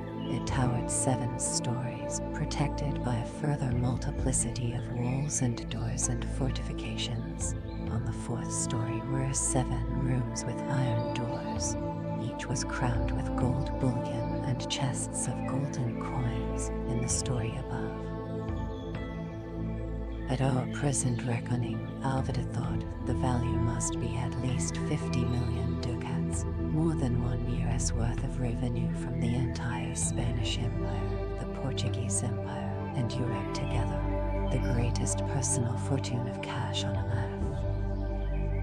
To protect the gold, to hold it in trust against the coming of age of Yemen. Isn't this the great price, he reasoned? Doesn't he, whoever controls Osaka Castle, control this unbelievable wealth? And doesn't he, this wealth therefore give him power over the land? Wasn't he, Osaka made impregnable just to protect the wealth? Wasn't he, the land bled to build Osaka Castle, to make it inviolate? With 100th part we could build a cathedral in every city, a church in every town, a mission in every village throughout the land. If only we could get it to use it for the glory of God. Merchants, all robbers, all outcasts, all barbarians, even Etem, contributed voluntarily in great measure for their own safety.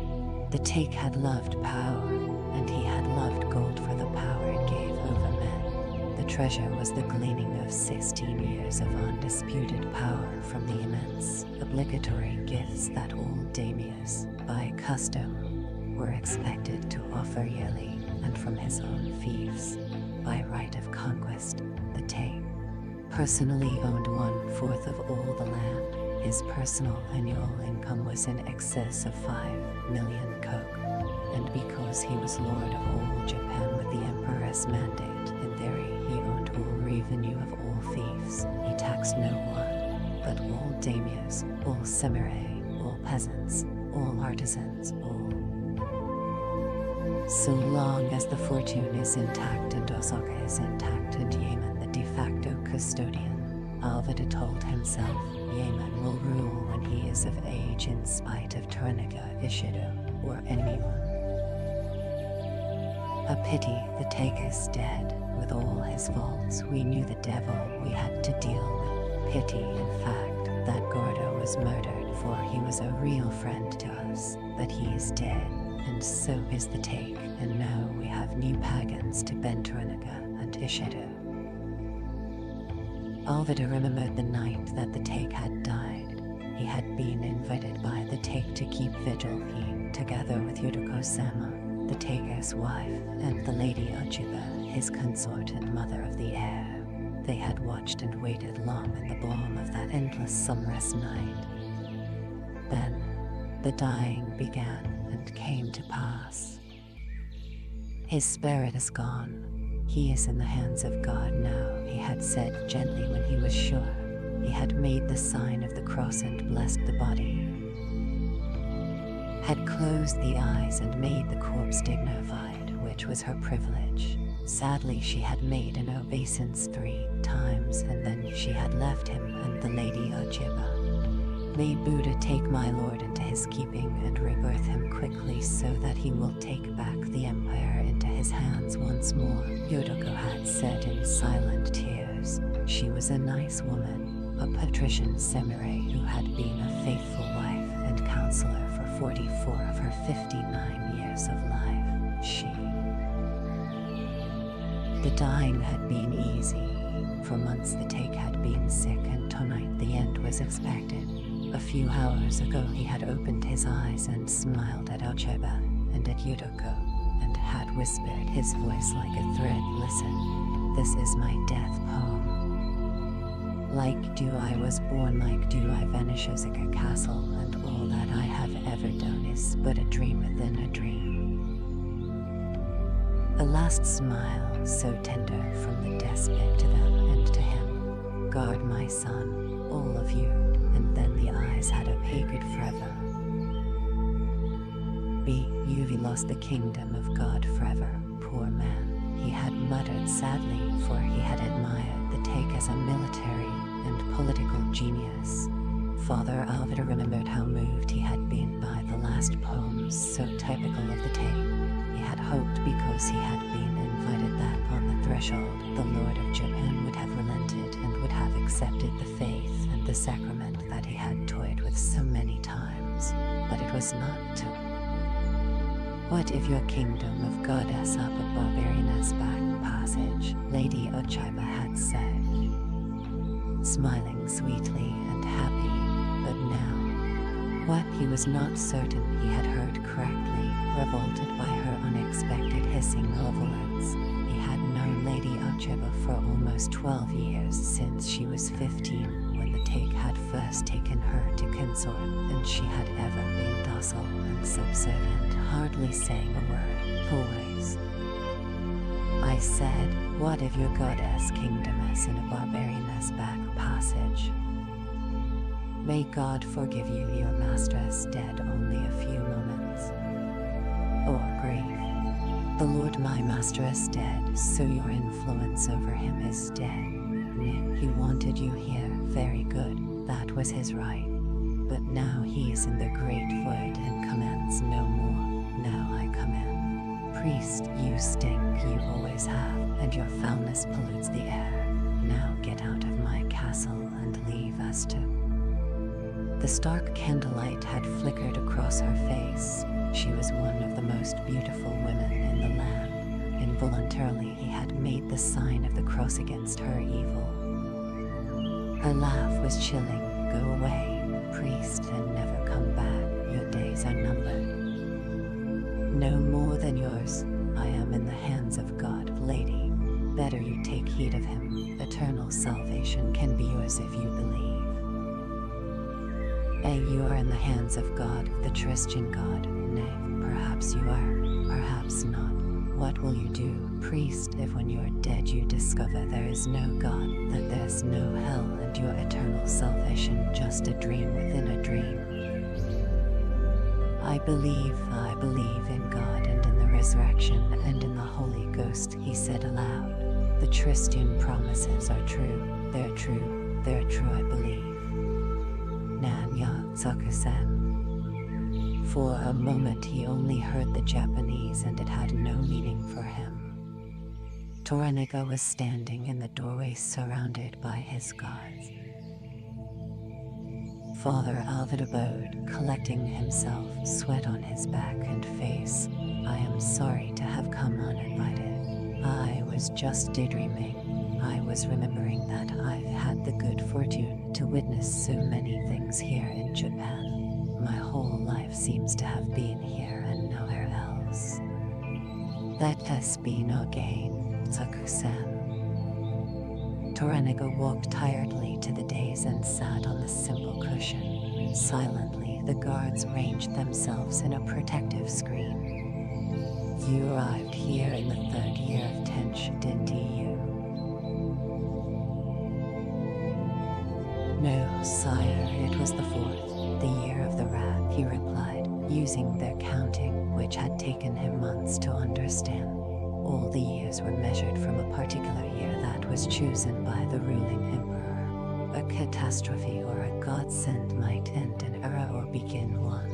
At his will, scholars were ordered to select a name of particularly good omen from the ancient books of China for the new era, which might last a year or 50 years. Tench meant heaven, righteousness.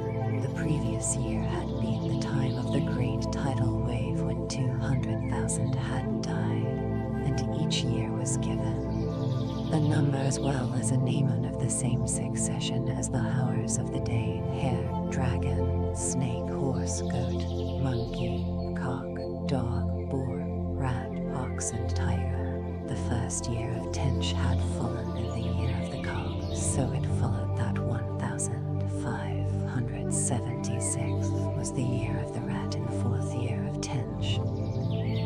Much has happened in those 24 years, nay, old friend. Yes, sire.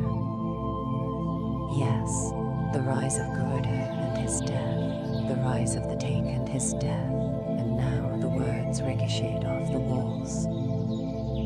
That is in the hands of the infinite.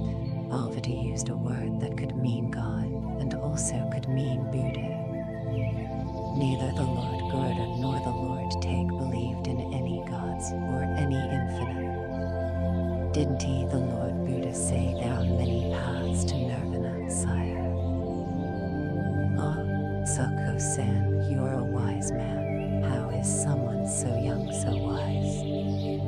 I wish sincerely I was, sire, then I could be of more help. You wanted to see me?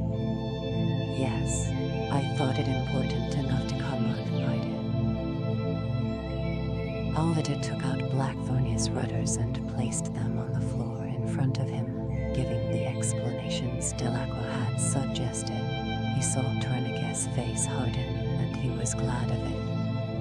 Proof of his piracy.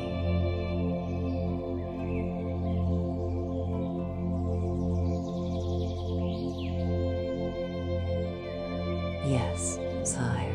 The rudders even contain the exact words of their orders, which include, if necessary, to land in force and claim any territory reached or discovered. If you wish, I can make an exact translation of all the pertinent passages. Make a translation of everything, quickly, Tourniquet said. There is something else the Father Visitor thought you should know. Alvida told Tourniquet everything about the maps and reports and the black ship as had been arranged, and he was delighted to see the pleased reaction. Excellent, Tourniquet said. Are you sure the black ship will be early? Absolutely sure. Yes, Alvida answered firmly. Oh, God, let it happen as we hope.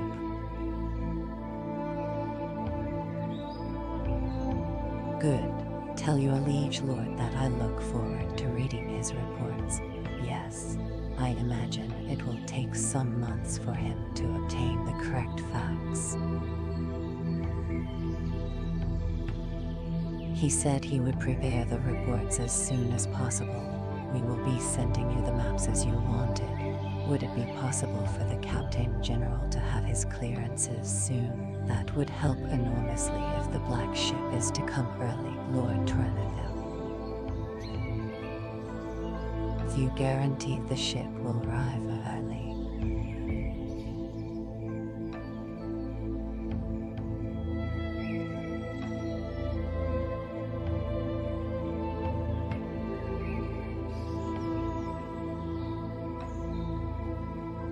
No man can guarantee the wind and storm and sea, but the ship will leave Macau early.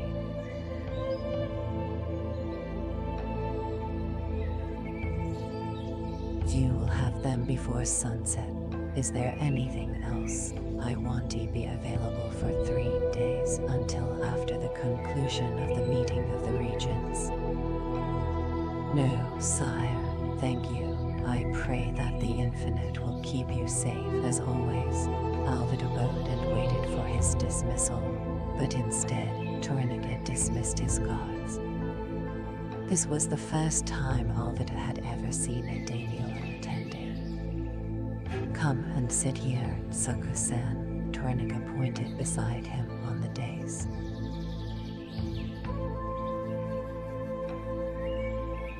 Avita had never been invited onto the dais before. Is this a vote of confidence or a sentence? War is coming, Toranika said.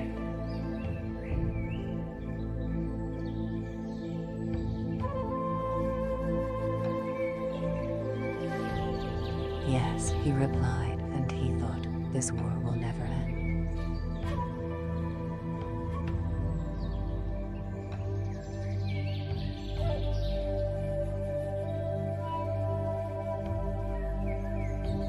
The Tristian lords Honasha and Kayama are strangely opposed to my wishes.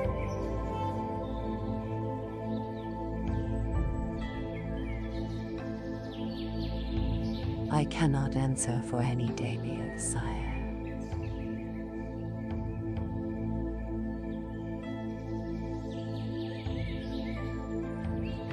There are bad rumors made about them and about the other Tristian daimyos.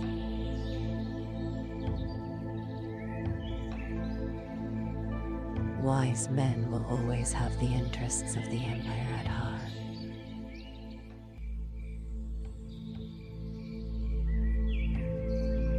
Yes, but in the meantime, against my will, the Empire is being split into two camps, mine and Ishido's, so all interests in the Empire lie on one side or another. There is no middle course. Where do the interests of the Tristians lie? On the side of peace, Christianity is a religion, sire, not a political ideology. Your father Gent is head of your church here. I hear you speak, you can speak in this Pope's name. We are forbidden to involve ourselves in your politics, sire.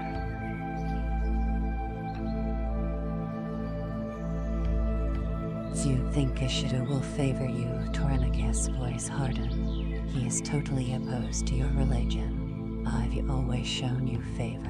Ishido wants to implement the Take-6 expulsion edicts at once and close the land totally to all barbarians.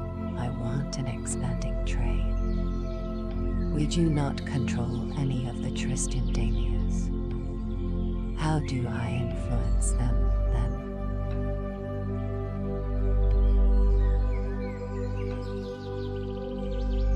I don't know enough to attempt to counsel you.